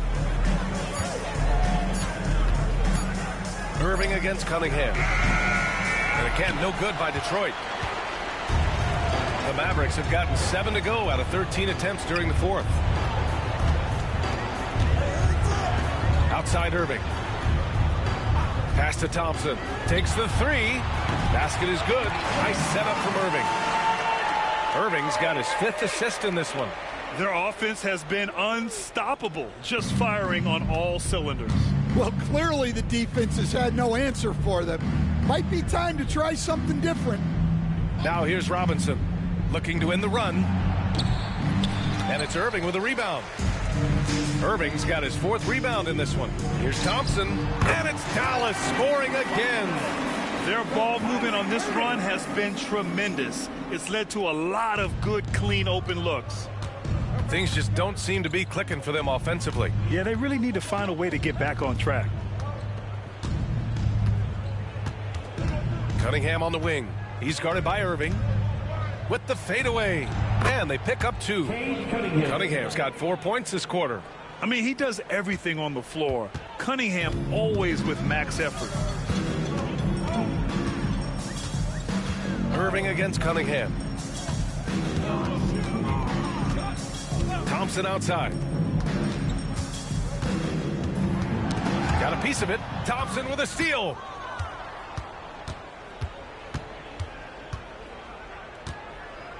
Harris outside. Gets the 3 ball to go. And the coaches rave about Harris and his three-point shooting. Helps his team space the floor. Washington outside. And a vital mission for the NBA, mental health. Commissioner Silver has said it's the most important issue for the league. And I applaud Adam for those comments he's made about it. I mean, the season is so difficult. It can really take a toll on your mind. So it's great the league is trying to help players out through this. Thompson outside. Back to Cunningham. Pass to Harris.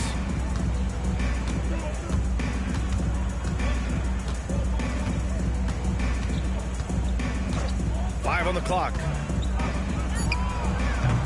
Lively grabs a miss. Lively's got rebound number 11.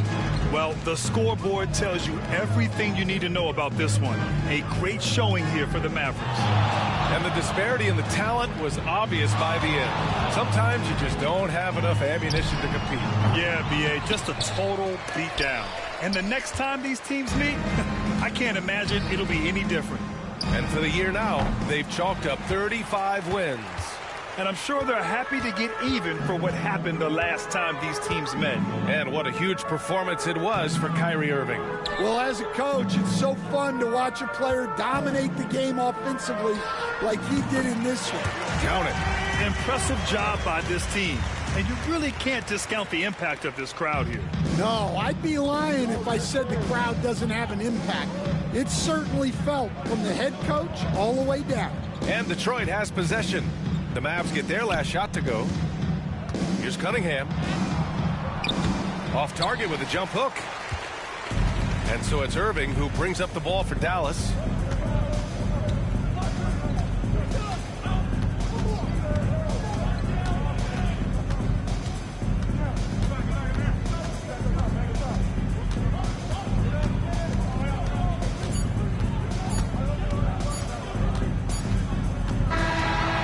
So Dallas takes this one by a big margin. Well, this might not have been the most competitive game we've ever seen, but you've got to appreciate their masterful performance. And I'm sure their fans appreciated it too. We saw the outstanding defense and a loaded offensive effort. They were just dominant out there. And now we have Allie LaForce standing with the player of the game. Allie, take it away. Kyrie, the offense was clicking tonight. Can you talk about the impact of ball movement on your success? It's very important. When we trust each other like that on both ends of the floor, especially offensively, it makes it easier for all of us to be aggressive, and I think that we did a great job of that tonight. We just got to keep it going. Fans deserve us to move up in these standings, man. We got some work to do. We got some work to do.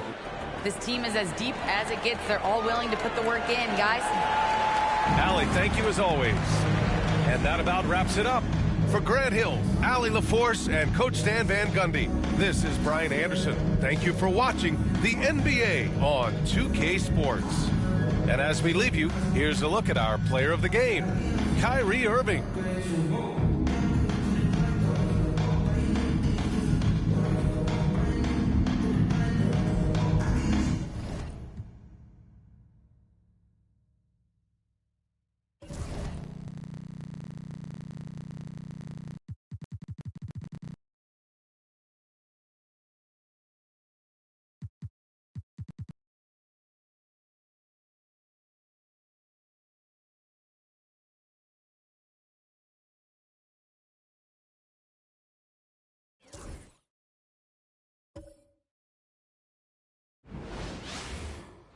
Welcome, fans. Thanks for joining us for this Friday night edition of the NBA on 2K Sports. This is Kevin Harlan with Greg Anthony and Doris Burke. Also joining us from the sidelines, David Aldridge. Looking now at some numbers for Jason Tatum. And when it comes to his scoring, he's enjoying a fantastic run. He's brought his points per game average up thanks to the work he's done in the past 10, and maybe he's got another big one in store tonight. And now the opening lineup for Boston. And in the front court, Brown and Tatum.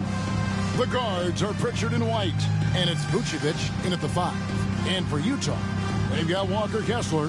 Jaren Jackson is out there with George, and it's Bailey in at the 3. Entering the home stretch of the season, GA, how excited are you for the play-in tournament? Oh, it's a lot of fun, Kevin. You can go from a 10th seed to making the playoffs. It makes this part of the year that much more entertaining. Here's Pritchard, defended by George. Vucevic a screen on George. Pritchard passes to Tatum.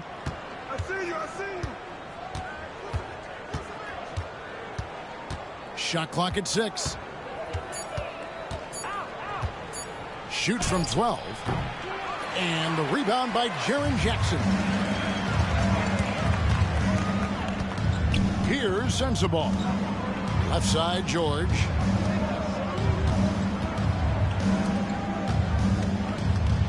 Pass to Jackson. Here's Sensabaugh. Utah needs to get off a shot here. George, no good. First quarter of play, 1 minute played. Pritchard. And no good.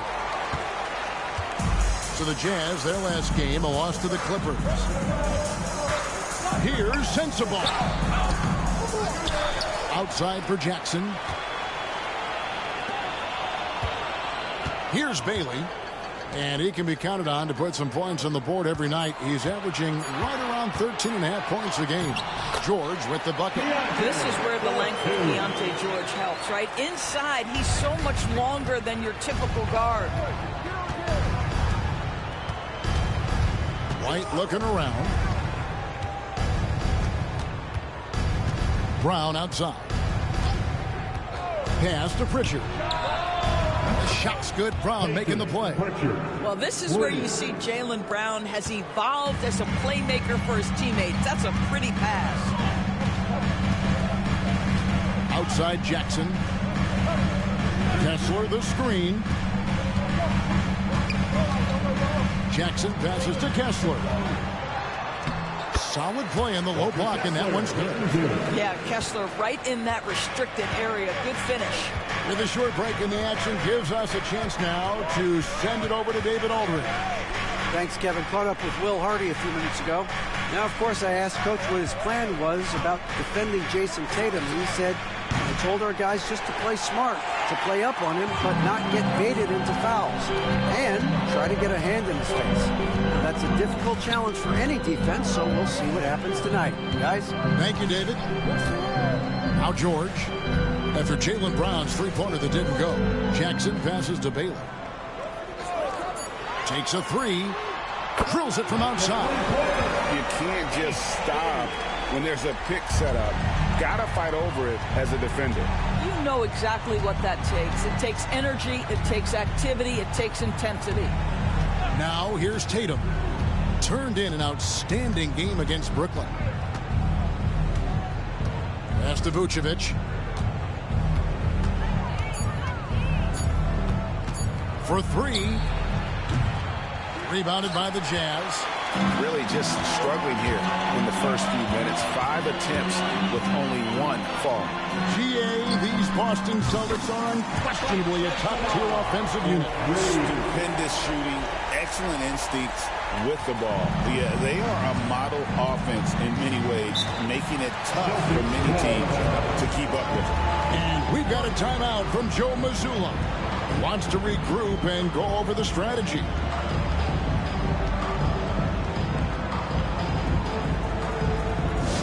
Here they come. The Utah Jazz High Squad. What a Vegas, man.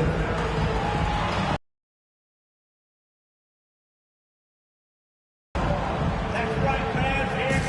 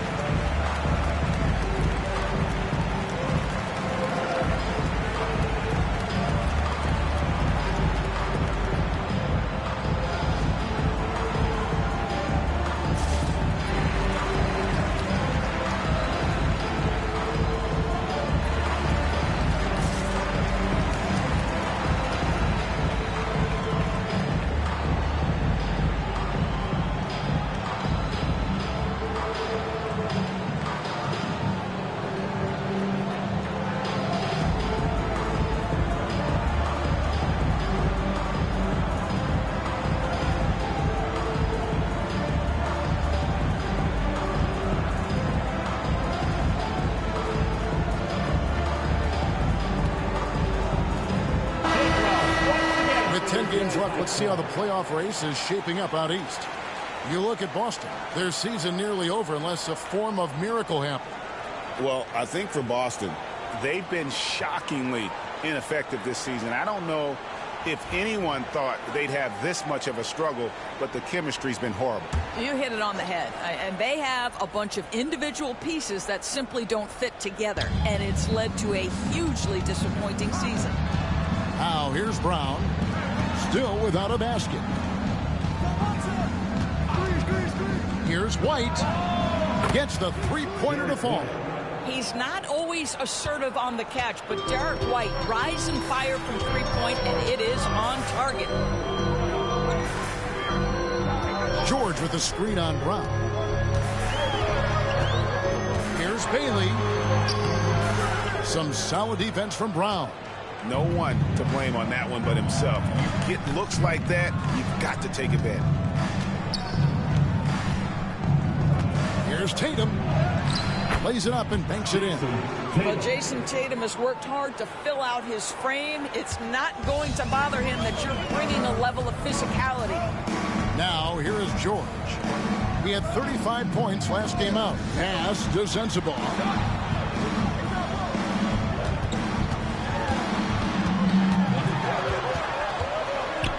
Now George. There's the three. That one's a miss. His third shot of the game. He's made one of them. White with it. Brown outside. With the drive. And it's all evened up. Now, don't you love how Brown just barrels into the teeth of the defense? This is a shifty forward who knows how to get to the rack. George passes to Kessler. Back to George. And that one's drained from the low block. George has got his second bucket of the game to go. Well, you love the activity out there. What a play. This guy is busy on the offensive end. Tatum with the screen on George. Here's Pritchard. Makes it off the glass. Pritchard's got 5. And their post play has been really solid right off the bat. Pass to Sensabaugh. Now here's Jackson. Now here's George. It's good. The assist this time from Jackson. George has got his third basket of the night right there. Tatum against Jackson. Here's Pritchard. Lets it go with the three. And the rebound by Jaren Jackson. Inside. It's stolen by Vucevic. Here's Pritchard. He's got 5. Nice ball movement by Boston. And they double up Brown. Right side, White. The wide open look here for Vucevic. Good on the triple. Coming into this league, Vucevic didn't have this shot. Now, you've got to respect him from deep. Now George. He has 6. To the inside. It's stolen by Vucevic.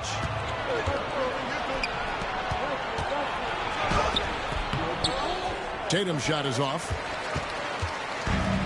For Utah, they've gone 6 of 10 from the field in this ballgame. And we talk about Derek White. Doris, how impressive has his rise been? Kevin, it's been both impressive and sometimes feels improbable. He was not highly recruited. There were no expectations on him when he arrived in the NBA. This guy has turned himself into one of the premier defenders from the guard spot. An excellent shot blocker and so rock steady as a ball handler on the offensive end. And Utah making a change here. Collier's checked in. Celtics also with a sub. Hauser's checked in. Here's Collier. Last time out he had 13 points. Here's Kessler. That shot is off. Great D that time from Vucevic. Brown with it. His last outing with 20 points. Wide a screen. And here's Brown. Pass to Pritchard. Shoots over Collier. Off the left rim and out. Boy, a miss like that will drive any scorer crazy, especially with the defender giving a cushion. Here's Sensabaugh. Light covering. And foul on the shot, so he'll get a chance at the line. That's his first personal. Of course, when you think of the Utah Jazz, where do they fit in a very competitive Western Conference? Well, think about it, Kev. The Gobert and Mitchell era was successful, but they couldn't get to the ultimate prize. So then you trade those two players away, you get a load of picks. This is the direction you've chosen, but now it's going to take some time and some patience. And he knocks down the first one. Joy, some great shooters on this Boston team, but at times, don't you think they settle from the perimeter? Well, Kevin, obviously this is a coaching staff that puts a heavy emphasis on three-point shooting. They led the league in makes, they led the league in attempts. But obviously your two best players, Jason Tatum and Jaylen Brown, with their size and athleticism and driving ability, you want to try to find the right balance. They do a great job of that. Well, Greg, over the last few seasons, one area of consistency for the Jazz has been their rebounding. Yeah, and they have some size, and they make controlling the boards a focal point. When you're playing Utah, you better be ready to put a body on somebody. Sweet little mid-range from Jaylen Brown. That three-level scoring coming into play. Outside, Markkanen. Pass to Jackson.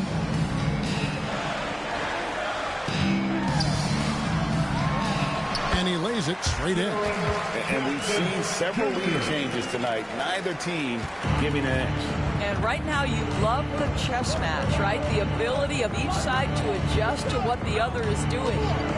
Now here's Wall. Taking a look at his stats, he's averaging around 7.5 points a game. Inside, here's Queta. And he takes that one up and powers it through. This tug-of-war game continues. And, guys, that's lucky number 7 already in this game. Pass to Nurkic. Down low. It's tipped. And right from the start, Kevin, they've been pounding the glass. Most of those 50-50 balls also going their way. And with an update from the sideline, let's check in with David Aldridge. Kevin, thanks. Jaylen Brown has put it all together. He said, I'm figuring out my spots to be aggressive. That's in my DNA. But also showing how I've grown. Being a great screener, delivering passes on time and on target. That's important to being a great teammate. I'm focused on being a better basketball player. Kevin? Yeah, and he's a smart one too, right, David? He is something else. Outstanding stuff, DA, as always. Here's Hauser. Nothing on the board. Boston needs to get off a shot. Sometimes a player is born with a passer's mindset. He deals it with conviction. Here's Collier. It's a three-point game. 1:29 left in the first quarter of the game. Here's Jackson. Uses the glass to finish the layup. Jackson's got his second bucket tonight. And that is quickly becoming Jackson's domain. He's such a strong finisher in the paint. Wall looking it over. No good on that one. Some solid defense there from Jackson. Pass to Sensabaugh. Here's Collier. High post, Nurkic. Looking at his point production, he averages almost 8 points a game. Jazz passing it around. Jackson from long range. Score it. His third straight basket in 3 tries. And that is why Triple J is a stretch 5. He doesn't clog the lane. Jaren really helps to space the floor. And this game already taking shape as an offensive battle. Well, the fans love it. Coaches may not like the lack of defense, but boy, the rules promote scoring, no doubt. Now, here's Nurkic. He has yet to score. Markkanen can't get it to go. Now, here's Wall.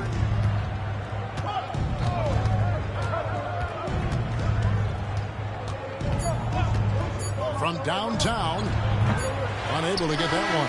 Tie game in Utah. The second quarter coming up right after this break, so don't go anywhere.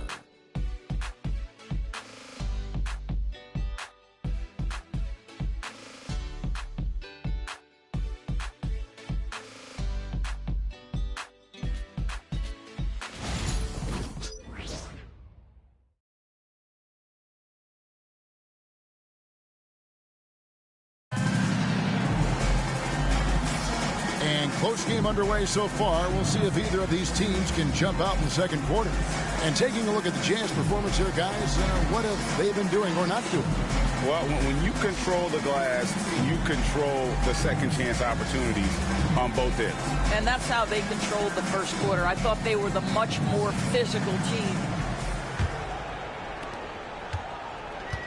Utah has gone 3 of 7 tonight from three-point territory. On the floor for Boston, they've got Jason Tatum. And it's Keita in at the center position. Just in the NBA, but all over the world. Absolutely, Kevin. The sport just continues to grow. And there's increased value being placed on all-around skill, even in youth basketball. And I think that bodes well for the future of the game.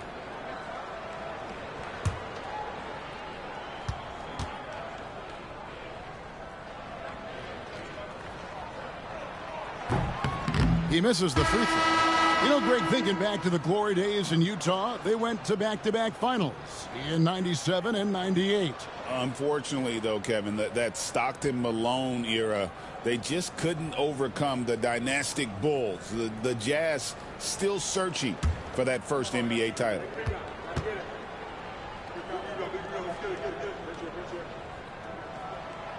Good on the second free throw. And so it's Wall. He brings it up for the Boston Celtics. They trail by 1. Their last encounter was in Boston. Well, if they want to avoid the outcome of that first meeting, they'll need to be stronger on the glass. They were completely outmatched in the last one. Well, you have to believe the coaching staff made that a point of emphasis. Better aggressiveness, better intensity on the backboards. Tatum, no good. The Jazz shooting with confidence, 50% from the field so far. Now George. Swiped it away. And a fast break now for the Celtics. Banked in off the glass. And look at how the hustle game has been going for the Celtics. And just a great job so far applying pressure defensively. The opposition is on their heels with the ball in their hand. Nightmarish clamps thus far. Yeah, they've also been alert and active on the defensive end, creating turnovers and turning those into points on the offensive end. Now here's Wall following the missed shot by Nurkic. And now look at the upcoming schedule for the Jazz. On Sunday, they'll face off against Donovan Mitchell and the Cleveland Cavaliers. Then on Tuesday, they'll defend home court against the Memphis Grizzlies. And if I'm this team, I'm looking at this as a barometer to see how we stack up against some of the top teams in the league. They'll have to be at their best. But if they come out of this with some success, I think it'll build momentum for the rest of the run. That free throw missing. The Celtics making a switch here. Walsh is checked in.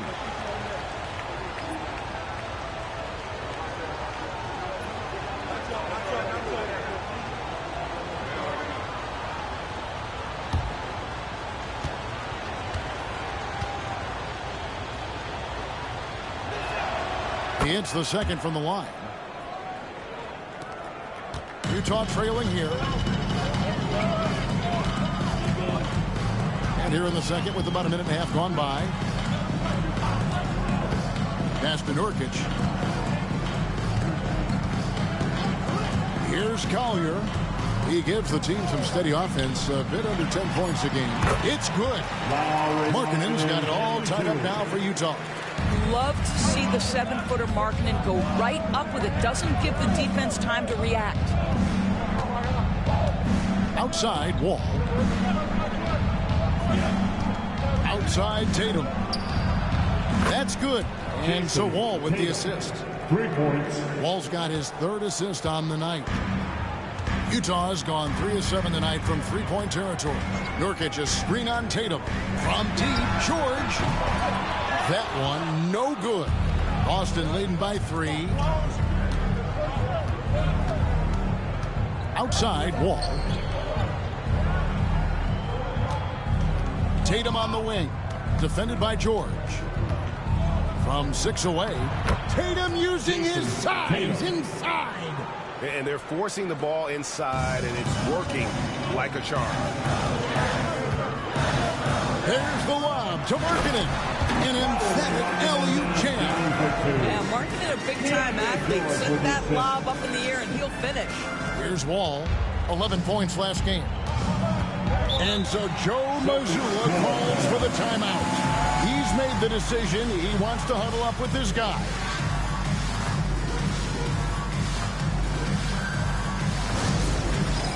All right, fans, it's dance jam time.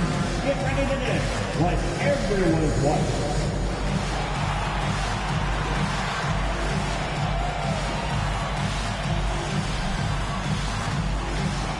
Let's see those moves.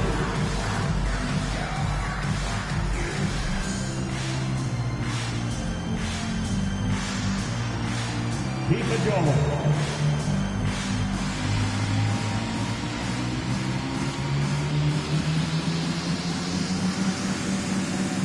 Next drive, it's all good.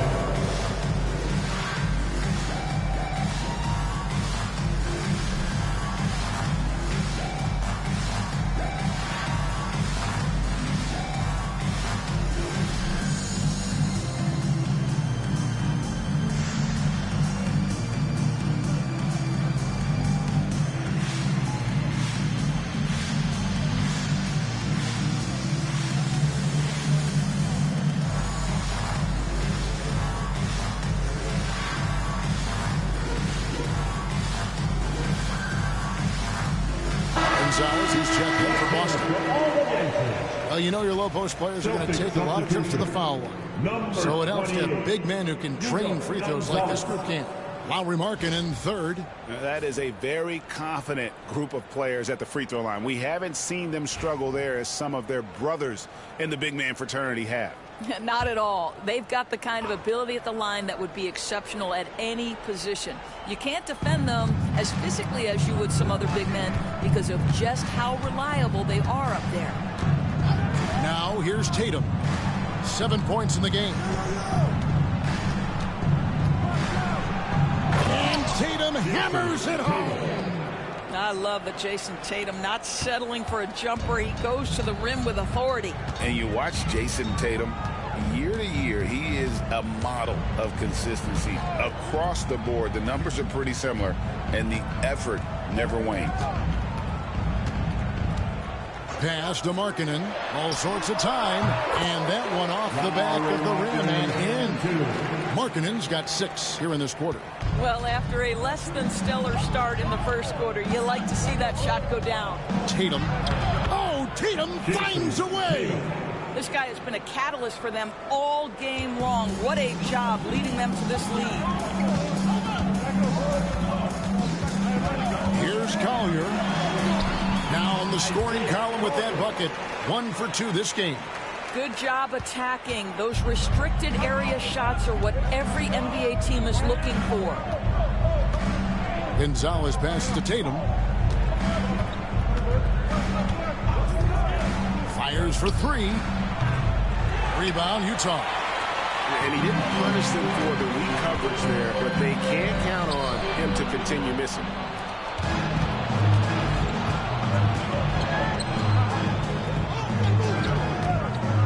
Here's Walsh, defended by George. Pulls it from 20. Gonzalez's shot is off. He's got to be disappointed with himself on that one. He has got to knock those down. Jazz passing it around. Here's Filipowski. Still scoreless. Shot clock at 5. Nurkic a screen on Tatum. That ties the game. You simply must play better defense than that. This guy is too good from distance. The Celtics have gone 5 of 8 from the floor here in the second quarter. over 60% shooting. Gonzalez passes to Tatum. And their offense is really clicking right now. Playing with a lot of energy and really taking it to the defense. Boston's gone 1 of 3 from way outside since the start of the second quarter.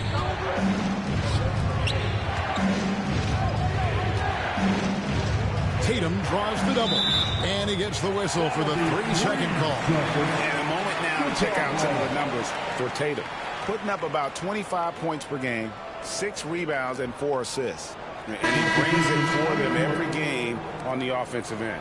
Well, I think you can tell he relishes this role, being the catalyst on the offensive end, night in and night out. Utah's gotten fewer than half of their three-pointers to go down tonight. They're 4 for 9. Pass to Kessler. Here's Collier. He's got 6. Markkanen inside the line. And he connects with the jumper. Markkanen's got 8 points. Boston trailing. And we've got a timeout from Joe Mazzulla. And coach has decided they need a moment to talk things over.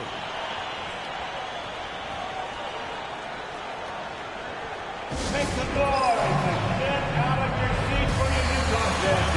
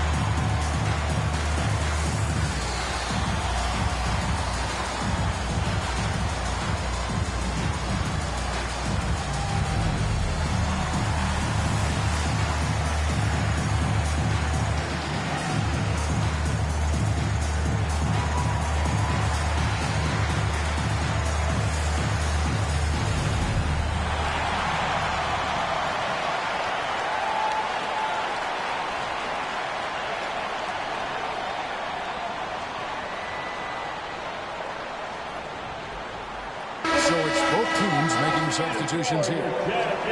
With 10 games left, let's see how the playoff race is shaping up out west. You look at the Jazz. It hasn't been a great season for them. We may see some changes in the offseason.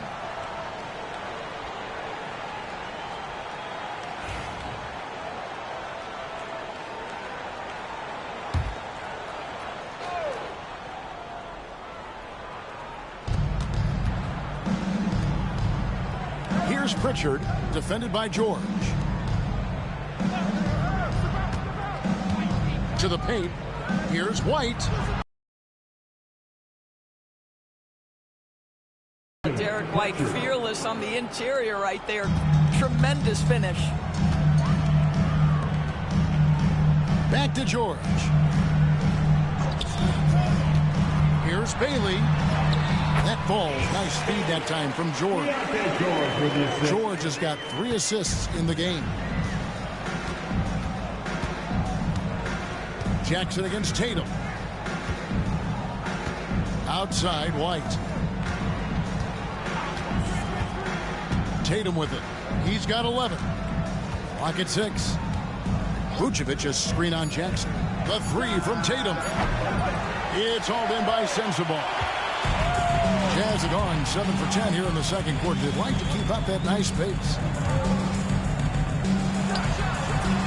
And Nikola Vucevic is going to pick up the foul. That's his first foul. Lauri Markkanen's checked in for the Jazz. And the Celtics also making a change. Hauser's checked in.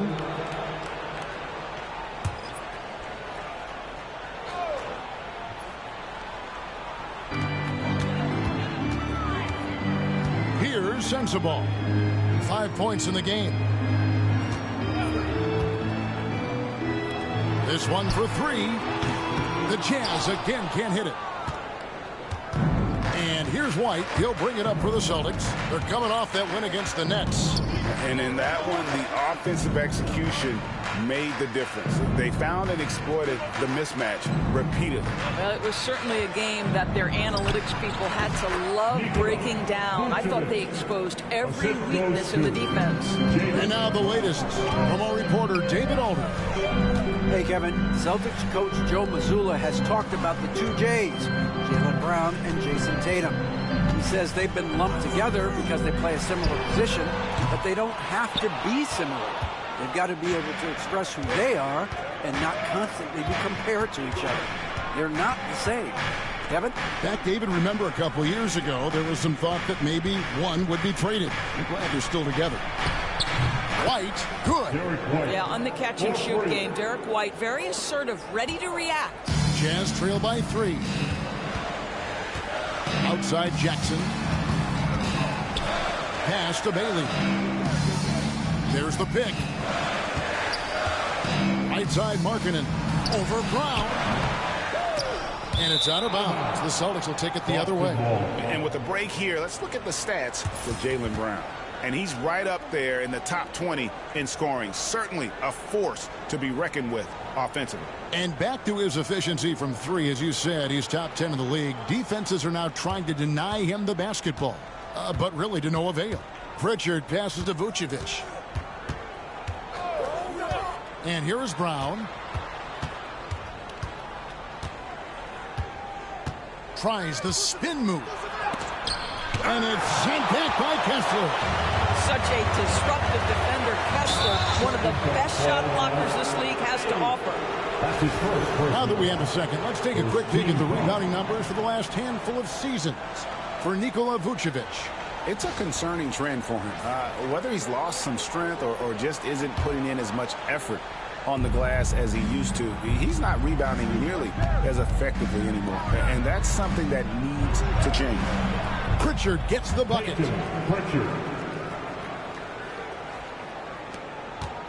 Jazz trail by 5. Outside, Markkanen.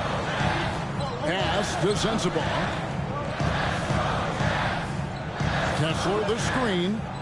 To the middle to stop the run. And Kessler throws it down.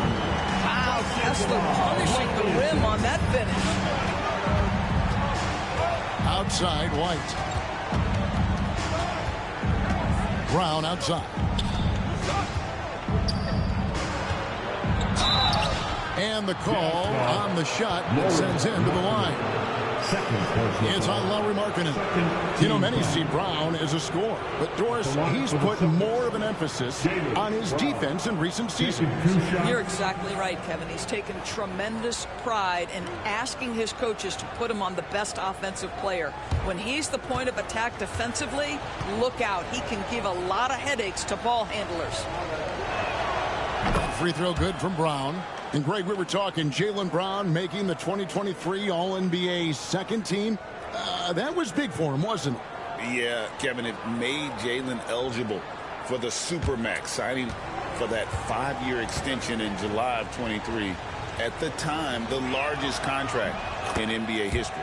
And Brown drops them both. As we've gotten closer to halftime, their style has become more and more physical. Bailey passes to Kessler. Down it goes, his third basket. He's now 3 for 4. And despite the hot start from beyond, they've gotten away from shooting to the inside. And slam dunk by Vucevic. Vucevic knows who he is. This guy is a close scorer, a legit threat to finish it with authority. Pass to Markkanen. Here's Sensabaugh. Here's Bailey. He has 5. Picked by Markkanen. 5 on the clock. Pulls it from the elbow. It will not find the hoop. It's his third miss. He has made 2. Now Brown.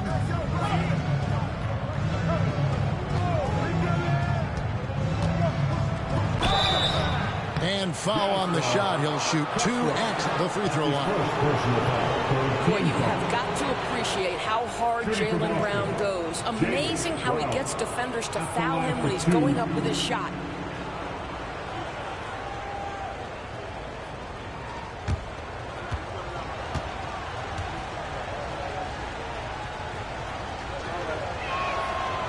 And that one misses.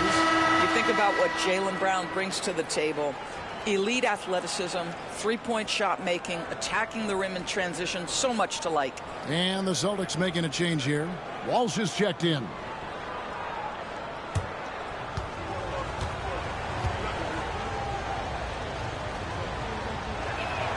And the second free throw, good. What I love about Jaylen Brown is his commitment to improvement. This guy's worked hard on his three-point shooting. He's worked hard on his handle and his decision-making, and there's still another level to come. And Will Hardy calls timeout here. He wants to check in with his team and regroup. Once again, everyone, your Utah Jazz breaker dance group.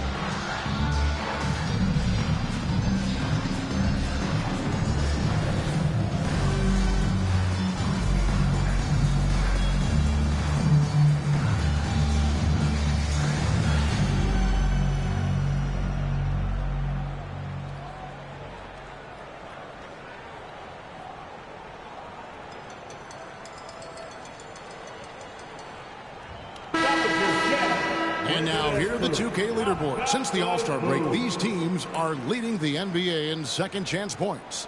In third, the Jazz.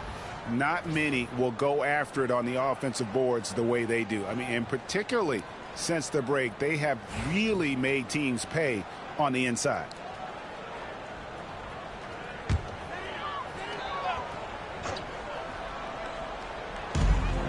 .110 left in the second quarter. Jazz passing it around. Outside, marking it. Here's Jackson. Nails the close-range fadeaway jumper. Jackson's got 9. Boston leading by 4. Pass to Walsh. To the paint. Here's Brown. And finish off by Brown. Look out below. Jaylen Brown off his feet in a hurry. And Utah has possession. Following this one, they get to host the Cavaliers. Here's Bailey. He's got 5. And Kessler throws it down. Oh, an aggressive move and fantastic finish. Trying to send a message with that slam, I think. Pass to Pritchard. Brown outside. Misses the 3. Jazz trail by 4. Here's Bailey. No good. That puts him at 2 for 6. Here's Pritchard. 12 points his last outing. Brown drives in. That doesn't go either for Brown. And that's it for the first half of action. What's been a very close game here. It's the Celtics. They're up by 4. And now we'll send it over to David Aldridge, who is standing by courtside. David. Thanks, guys. Here with Jason Tatum. You have been rolling early. How did you get in that rhythm? Just staying aggressive. Just continue to get in the gym and see something go in. It feels good to see him go in early. And it's so good to have us have a good start. Hopefully we keep it up. Yeah, it was flowing great in that first half, Jay. Thanks very much. Back to you guys. Thank you, David. And we'll be back for the third quarter of action following halftime.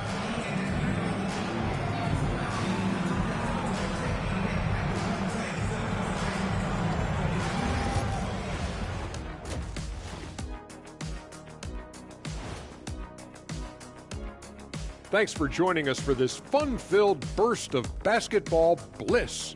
We kick off tonight's show with the power rankings across the league. Guys, I want to talk about something else for just a second.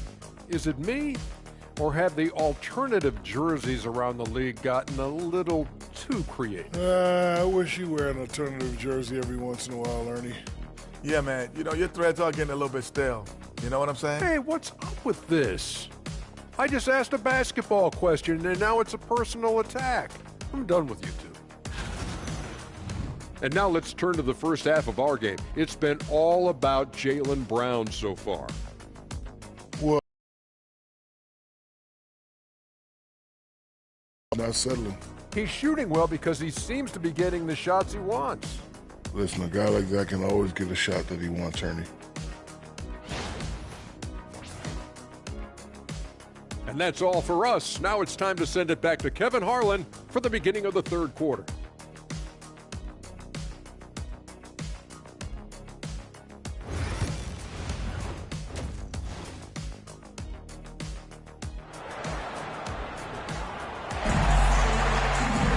And if you're just joining us, we've played through the first half in a game that's been fairly even so far.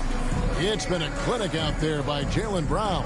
He had a fast pass to the lane that first half, got inside on demand. Now, this guy is such a good finisher on the move, and so far the defense has not been able to counter it.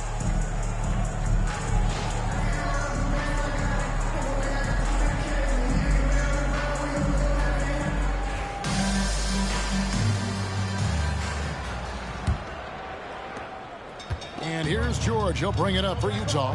You've got Keontae George.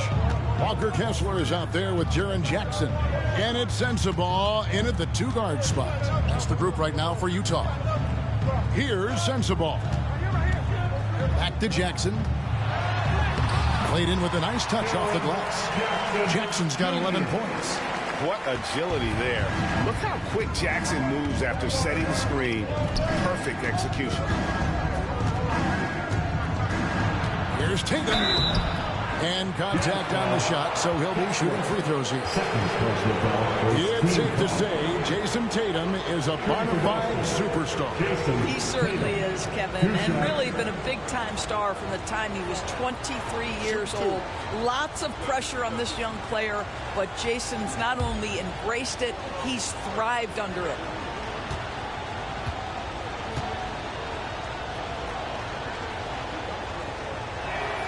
First free throw is good. Jason Tatum continues to emerge, guys, as one of the most elite players on both ends. We know on the offensive end he's a dangerous three-level scorer. He's also capable of locking you up defensively.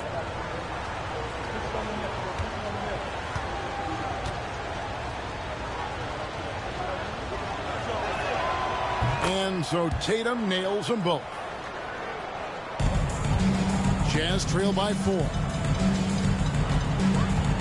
Pass to Sensabaugh. George with the screen on White. Here's Sensabaugh. Here's Kessler. And here's George. Shot clock at 6. Down low. And Jackson throws it down hard. A big night for Jackson so far. He's a talented scorer and only getting better. And for the Celtics, their shooting certainly a key for them in this one. 55% from the field. Brown kicks to Tatum. The shot's good. Brown making the play. 16 points for him. And obviously his momentum from the last game has carried over here tonight. No, I think that's the one thing every player is searching for. Consistency. They're giving this guy a chance to carry the offense once again. Jason Tatum making sure of that one. It can be a very difficult thing to check Jason Tatum because of the multitude of ways he can score it. Give me the floater game, JT. Pass to Bailey. Here's Sensabaugh. He's covered by Brown. With some arc. Sensabaugh no good. He is just really almost playing for the other team. The shooting has just been poor. And slam dunk by Tatum. When you allow Jason Tatum to build momentum offensively, it can be a scary night. Now, here is George. 6 points for him. Just under 2.5 minutes into the third quarter now. He clangs that one off the back iron, and down he falls. George has got 8 points. Pass to Vucevic. Whistle blows. Basket is good. So a chance here for a 3-point play. Brilliant second half start. 4 for 4 from the field. Can't ask for any better. First trip to the free throw line for him tonight. And that 82% free throw percentage this season must have him feeling pretty good about himself at the line. One shot.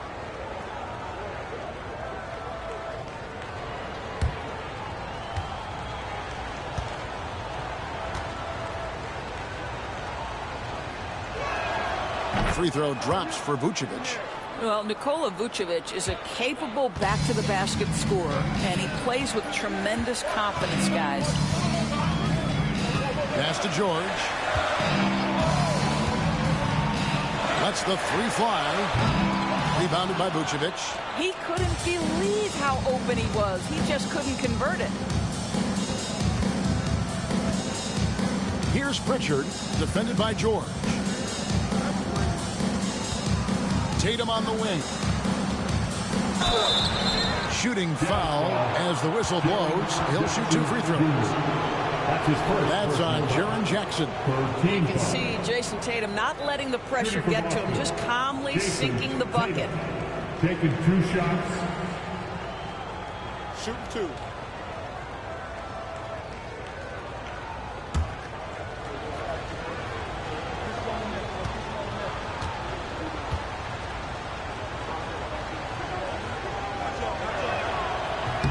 First one falls for him.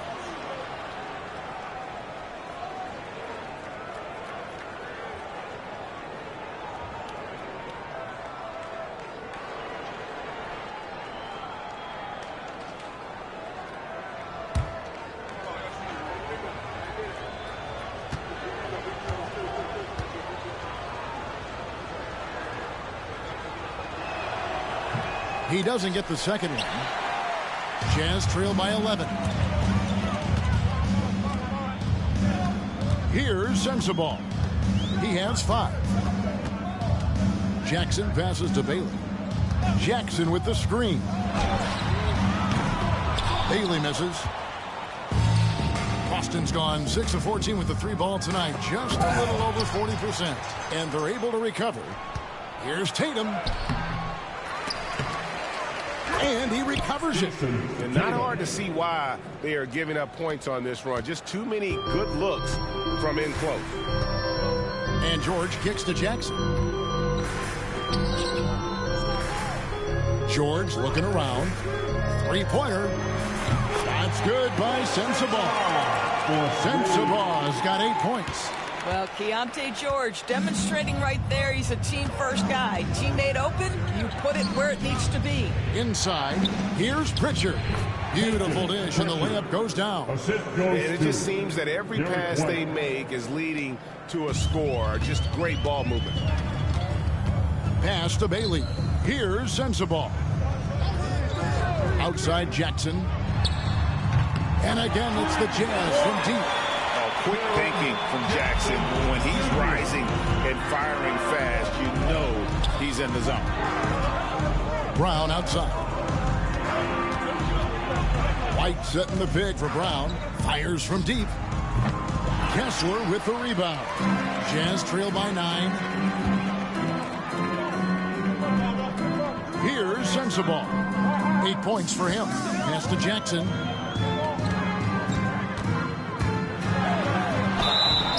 And foul on the shot. He'll shoot 2 at the free throw line. That's his first personal foul. Doris, why is there so much parity around the NBA now? Yeah, Kevin, I think the new salary cap rules have certainly contributed to what we're seeing in terms of that parity. Super teams are more difficult to assemble. The talent is more evenly spread. And obviously, it has made for a greater level of competition. What could be better?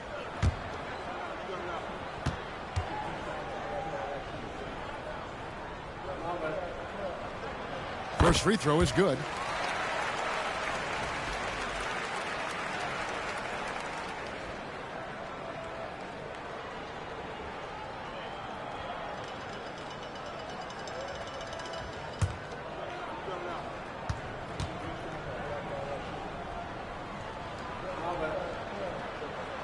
Both good from the line that time. You want to contest this guy's shot, but you absolutely don't want to send him to the line. He will make you pay. Outside Tatum. No good from outside.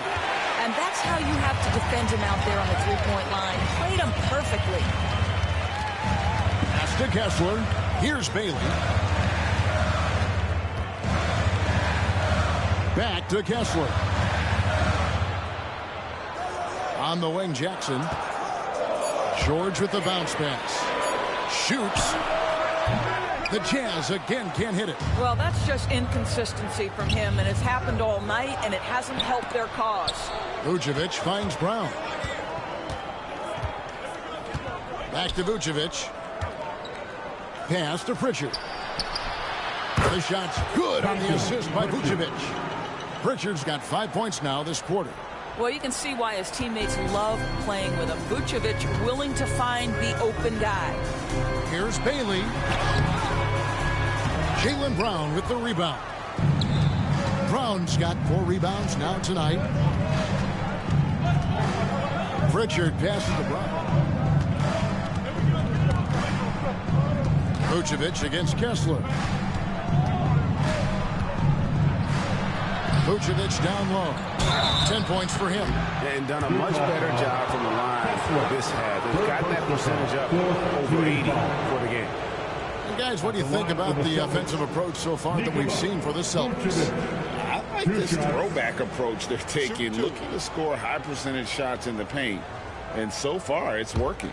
I think another thing that's striking here tonight, the ball movement is incredible. Again and again, they're making smart passes to ready shooters. And he makes the first.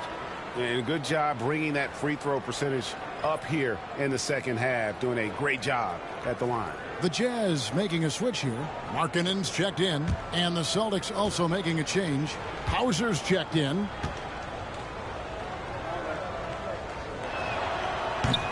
And both free throws good for Vucevic. And one difference this half is that when they get to the line, they're converting. Now, here's George. 8 points for him. He scores his 5th field goal. He's taken 9 shots to get those 5. And nice touch inside. George can finish from all 3 levels. Boston leading by 10. Brown outside. There's the screen. Tatum on the wing.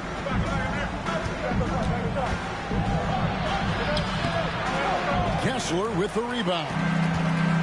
Kessler's got 8 rebounds in this game. BB. Wow. There's no question, Kevin. Walker Kessler is one of those guys who's not afraid to get dunked on. He is a rim protector of the highest order. He's going to win some, he's going to lose some, but he's always going to try to do his job. Brown outside. Can't hit from in close. Jazz trail by 7. Pass to George. Got it. Number 7 on the night. 7 for 11 from the floor. They are just killing them on the interior. Boston's gone into the three-point range 4 times since halftime and buried 2 of them.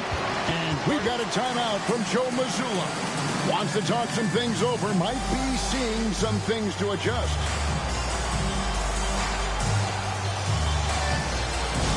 Here they come. The Utah Jazz high squad. Let them hear you, fans. Attention, fans. On the court now, your high squad. Get loud and let them hear it. Stand there. Get up your feet and get loud for pictures. Want to hear you all.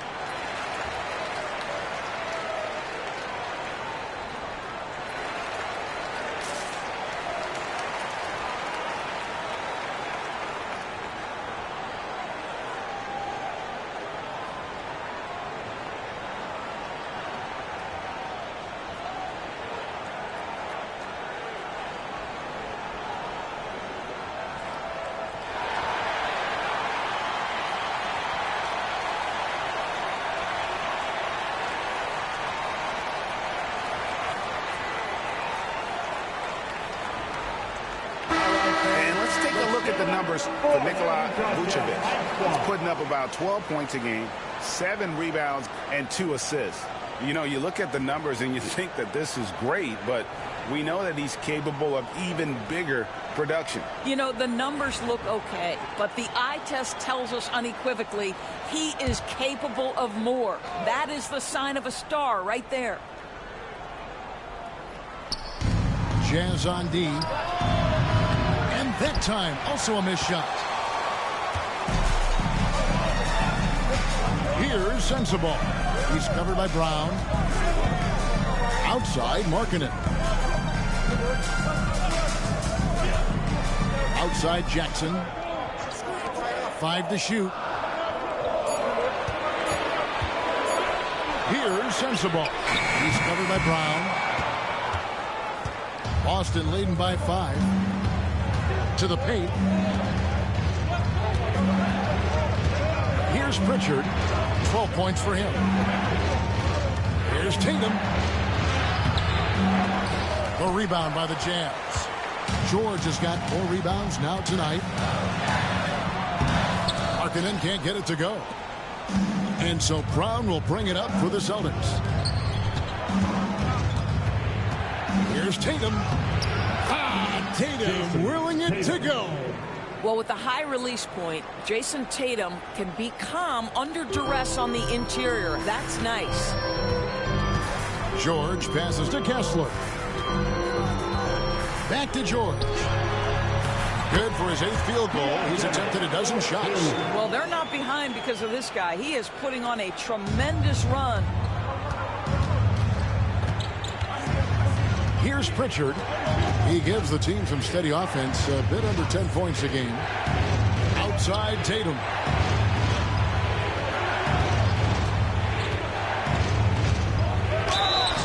And the basket is good, and he's got a chance here for one more at the line. I'll tell you, this guy is proving to be a problem for the defense. In this quarter, he has been special. 3 trips to the line so far for him in this one. Yeah, it's good to see him with his free throw percentage up over 80. What's up?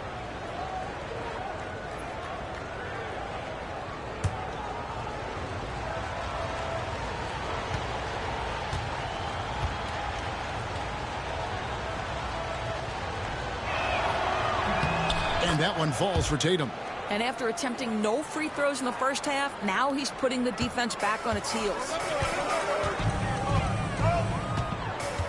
Here's Collier. 6 points for him. Nurkic a screen on Tatum. Jackson passes to Nurkic. And the shot goes in. And they've had assists now on their last 3 baskets. And this is his first trip to the line tonight. Not the best statistic for him in terms of his performance at the line. Very low numbers. Celtics making a switch here. Walsh is checked in. 1 shot.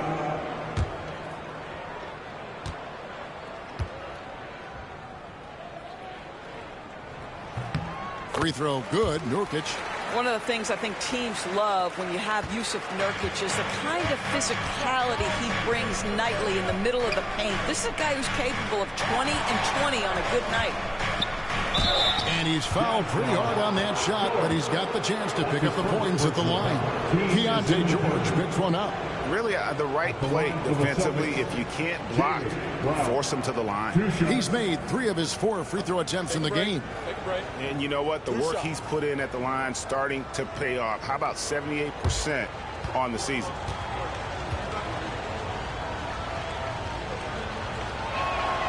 The first one falls.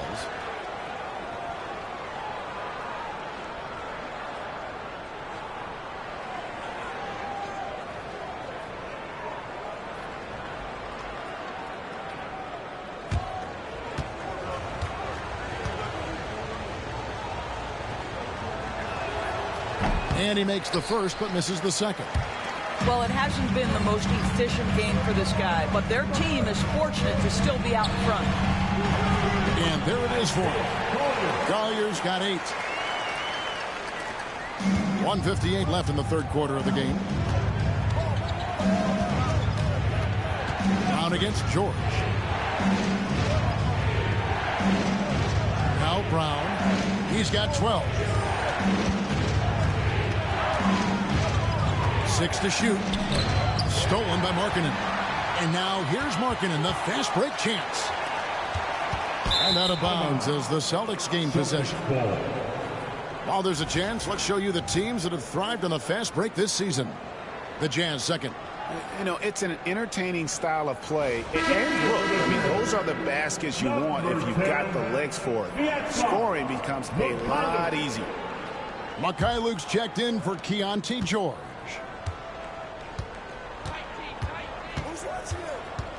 .127 left to play in the third. Outside, Wall. And he finishes nicely on the layup.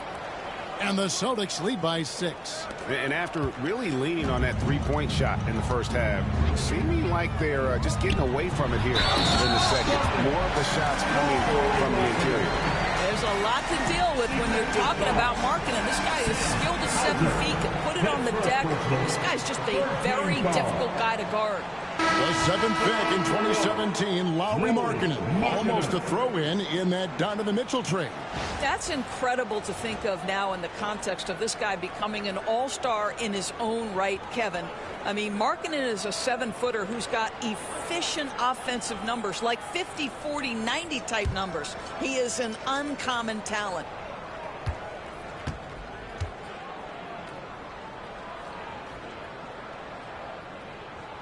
That free throw good for Markkanen.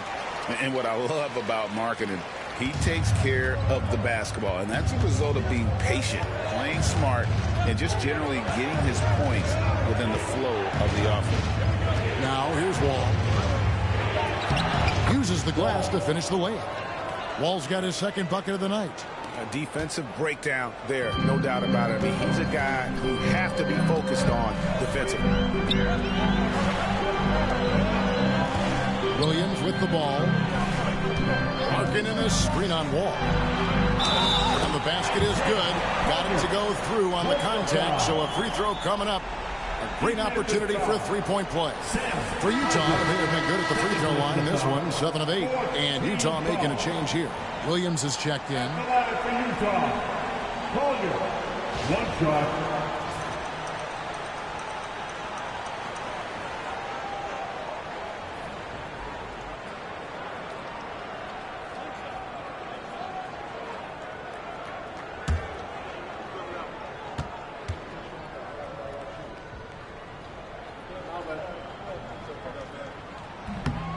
The free throw drops for Collier. This is as good as it gets from the charity stripe here in the second. Williams against Wall. Here's the floater. Good D by Williams. Boy, that's one he wishes he could have back, especially against soft defense. 3-second difference between shot clock and game clock. Pass to Nurkic. Outside Jackson. Down to 5 on the shot clock. Boston ball. Wall. That's his first. For Utah, they have shot the ball well from the free throw line, 8 of 9. At the line for 2, Jaren Jackson Jr.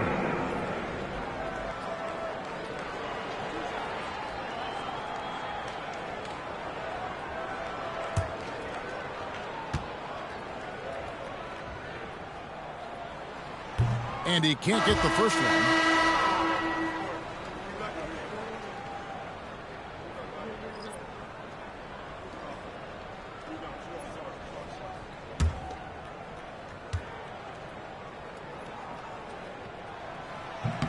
And he's good on the second.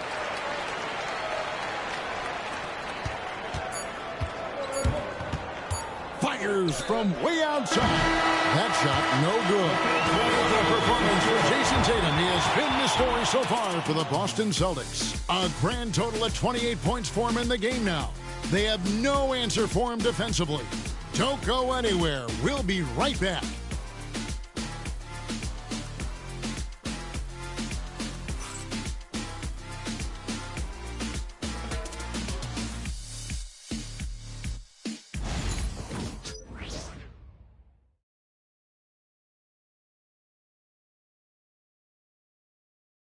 And it's time to bring up the State Farm assist of the game. And just true artistry right there. I mean, great decision on where to go with the ball. And how about He knew what to do with it once it was there.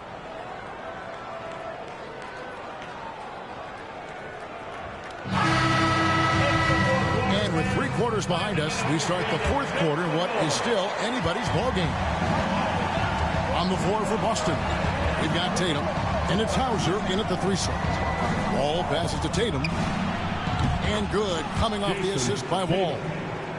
Wall's got 4 assists now tonight. strong work for him at the offensive end, helping them to maintain that lead. Here's Collier. Pass to Markkanen. 6 for 10 with that shot going in. It's a good game for a lot of guys. And there's a pattern starting to take shape here. They're working it inside and getting good shots from close range. And here is Tatum from outside the arc. Rebound, Utah. George has got his 5th rebound in this one. The game has been very close in a lot of areas, but rebounding has been the one differentiator thus far. To the middle. Outside Tatum. Rebounded by the Jazz. Here's George. No good. That would have tied it. And you know they wanted that one to go down. Let's prove it time. 4th quarter. Don't get it done now. No more chances. Now here's Tatum.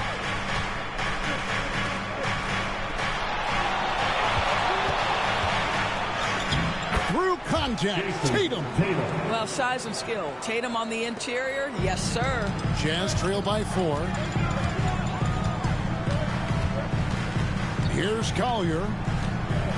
Pass to Markkanen. Markkanen a screen on Tatum. Now here's Nurkic. D right on him. And the call on the shot that sends him to the line. That's his first. You see the defender just a bit too aggressive. Nurkic takes advantage, and he'll get to the free throw line. Yusuf Nurkic. 2 shots.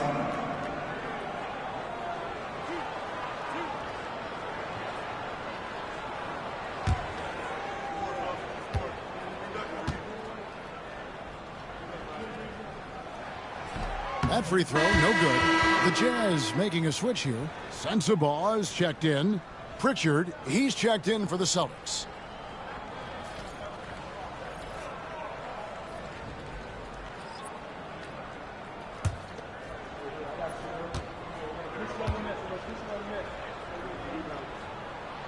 So neither attempt will fall that time for him. Celtics leading by 4. Now here's Tatum. Fires the 3. Tatum from 3. What a weapon the 3 has become for Jason Tatum. Look out.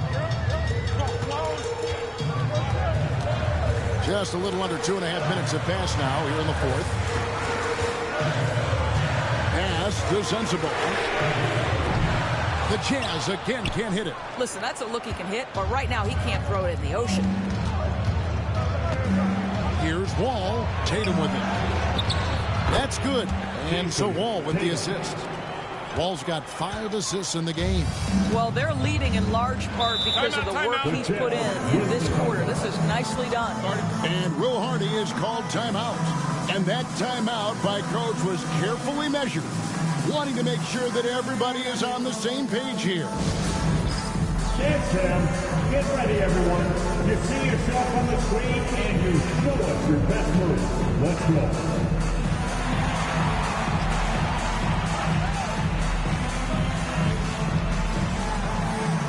Let's see what you got.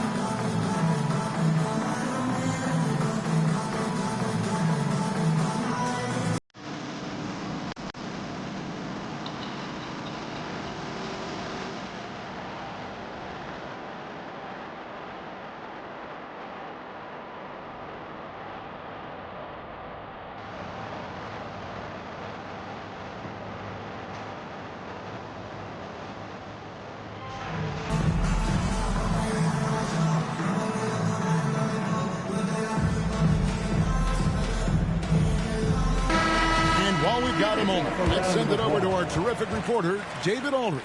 David? Hey, guys, listen in with Will Hardy and his team. Now, he asked the defense to lock it down inside. He said, let's get physical. I don't want them to think we're soft in there. No more easy shots in the paint. So that's what the defense is set to do. Guys? Thank you, David. Pass to Collier. Looking to end the run. And a missed layup. Celtics leading by 9. Outside, Wall.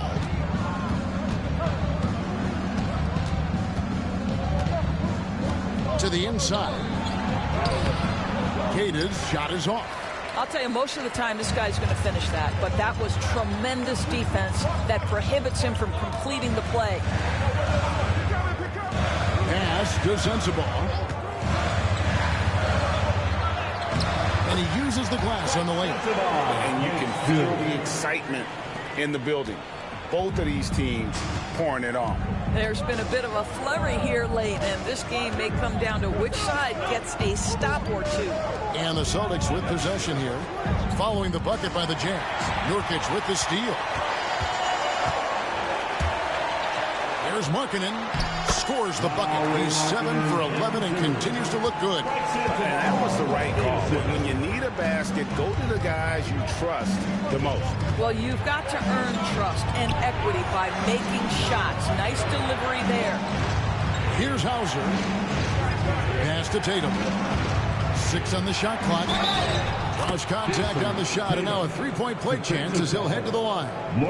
This guy has been unstoppable. It has not mattered at all what the defense throws at him. He's had an answer. The Celtics making a switch here. Walsh is checked in. One shot.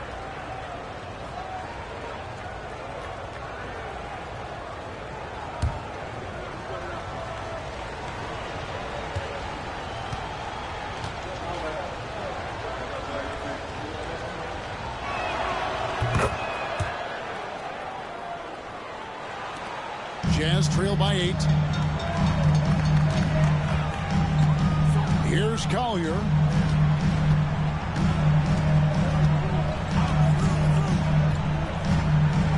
Pass to Markkanen with the fadeaway.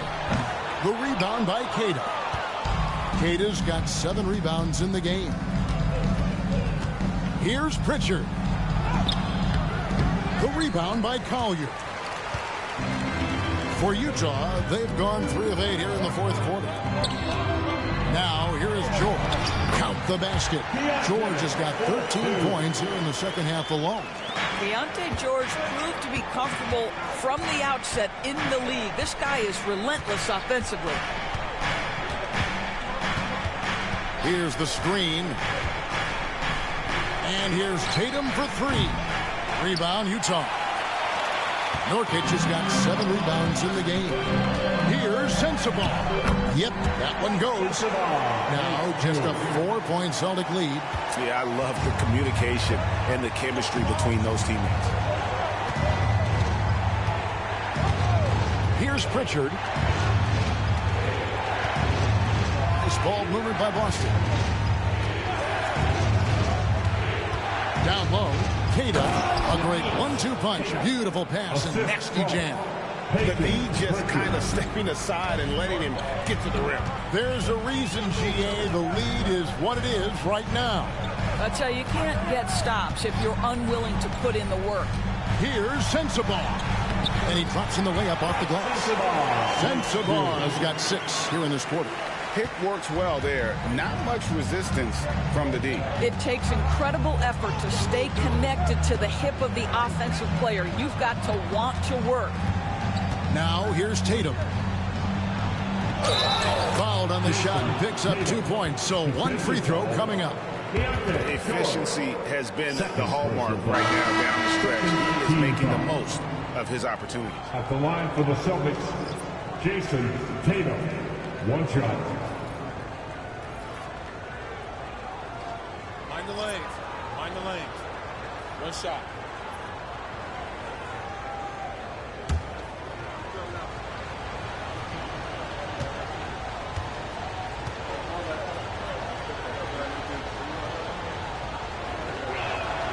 And that one falls for Tatum. Here's George. Outside Jackson. Pass to Sensabaugh. Back to George. Just 5 on the clock. Here's Bailey from past the arc. Buries the long-range jumper. Oh, Walker Kessler showing you his passing ability. Nicely done. Celtics leading by 4. Pritchard passes to White. And denied. He sends it right off the glass. Pass to George. Kessler against Vucevic. Here's Sensabaugh. Takes the 3. And Pritchard pulls it down. Pritchard's got 4 rebounds now tonight. Now White.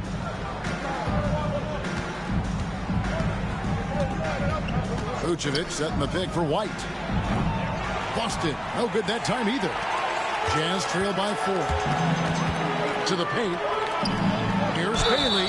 2 free throws coming up, and they call the shooting foul. That one on White. Second team foul. At the line for Utah, Bailey taking 2 shots.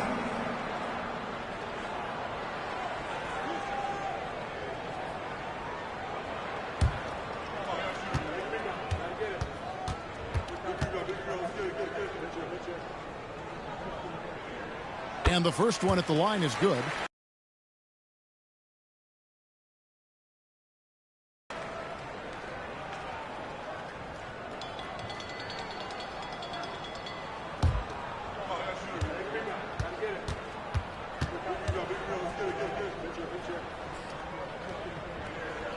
And so he hits both. The Celtics have gone through the 4th quarter shooting 50%, 7 of 14. Pritchard passes to Tatum. Vucevic setting the pick for Tatum.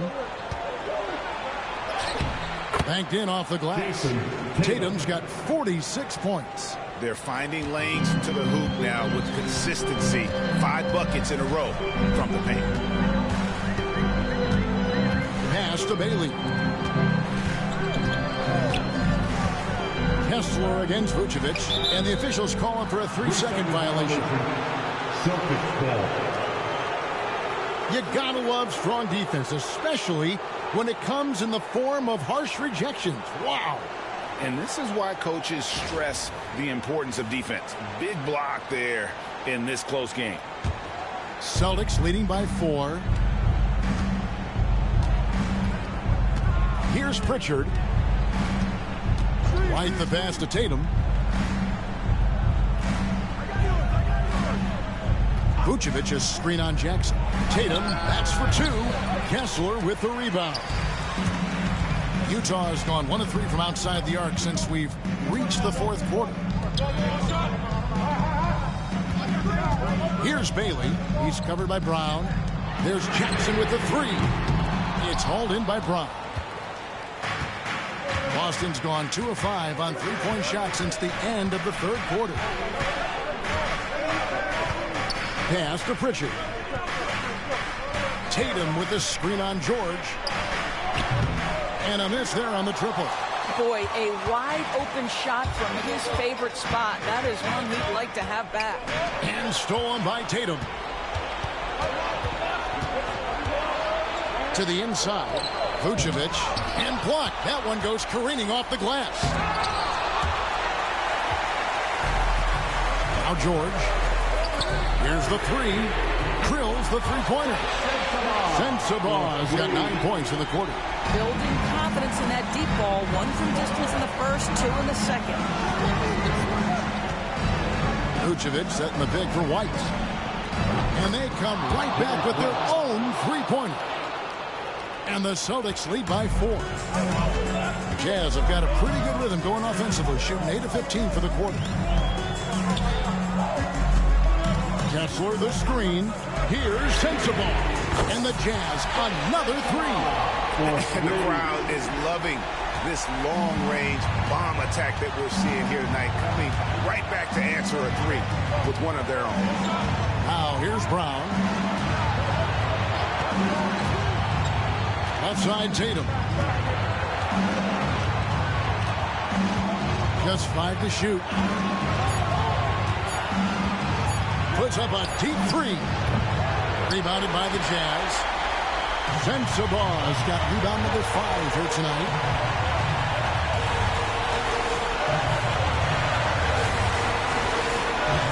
To take the lead, he takes it up and lays it in. Sensabaugh's got 24. And guys, here in the fourth quarter, still a close game. Instant classic, fellas. This one could come right down to the last shot. And here's Tatum for 3. Rebounded by the Jazz.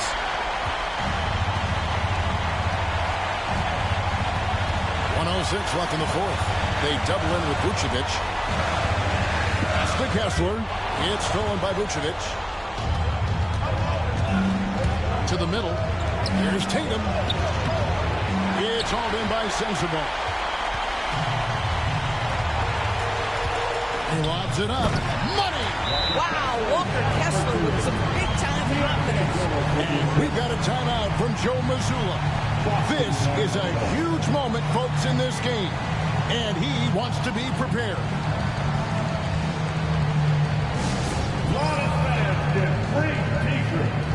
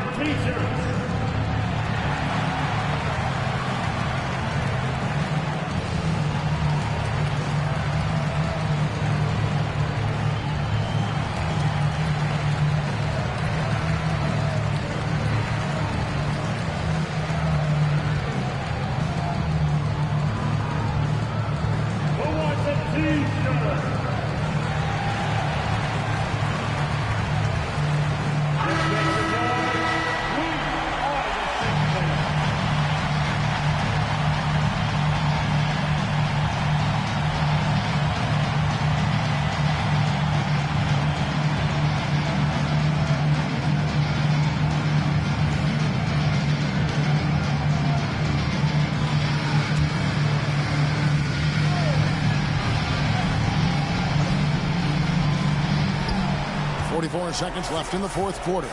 Here's Brown. No good, unable to end this run.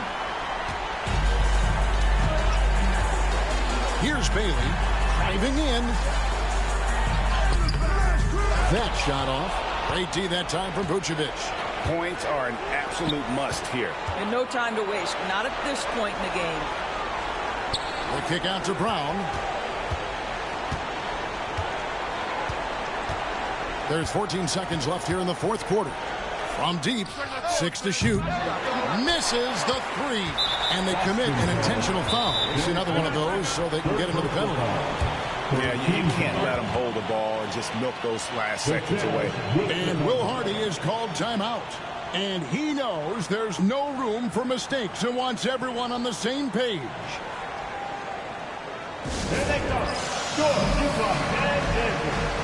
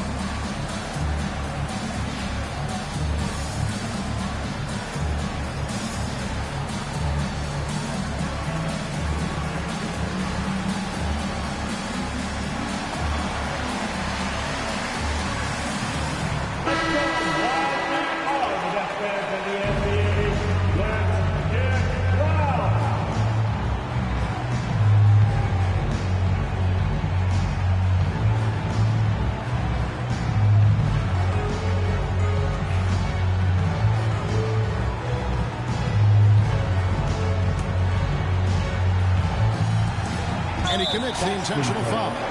Peyton Pritchard. That's his first personal foul. 4th team foul. At the line for the Jazz, Jordan. 2 shots.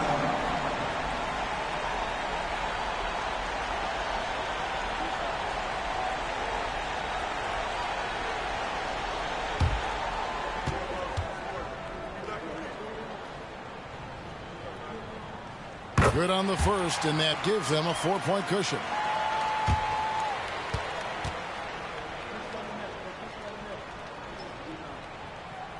And he hits both free throws here. So now it's a 5-point game.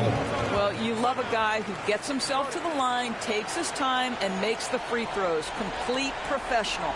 Now a timeout called by Boston. They trail by 5. What do you think, guys? A lot to talk over and improve on for next time. Well, maybe it could wait until after the game because this one is over.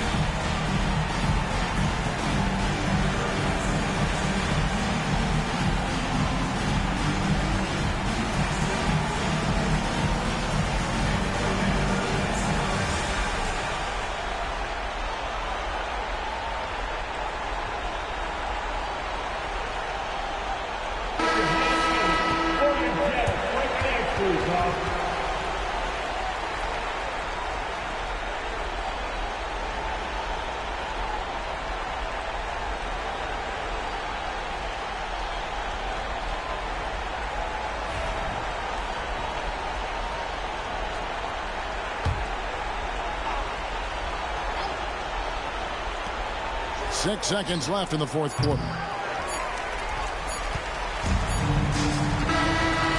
so it's Utah with the win.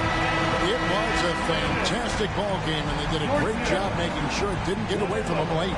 Yeah, I mean, they faced some challenges, but really held firm when they needed to. On both ends, and just effective in terms of coming away with this win. And now let's catch up with David Aldridge, who's standing by from the sideline.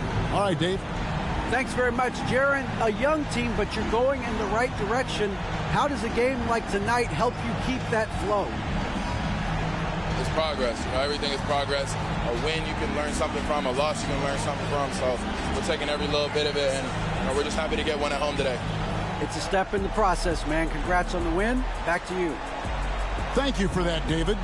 And that's going to do it tonight, folks, for our broadcast.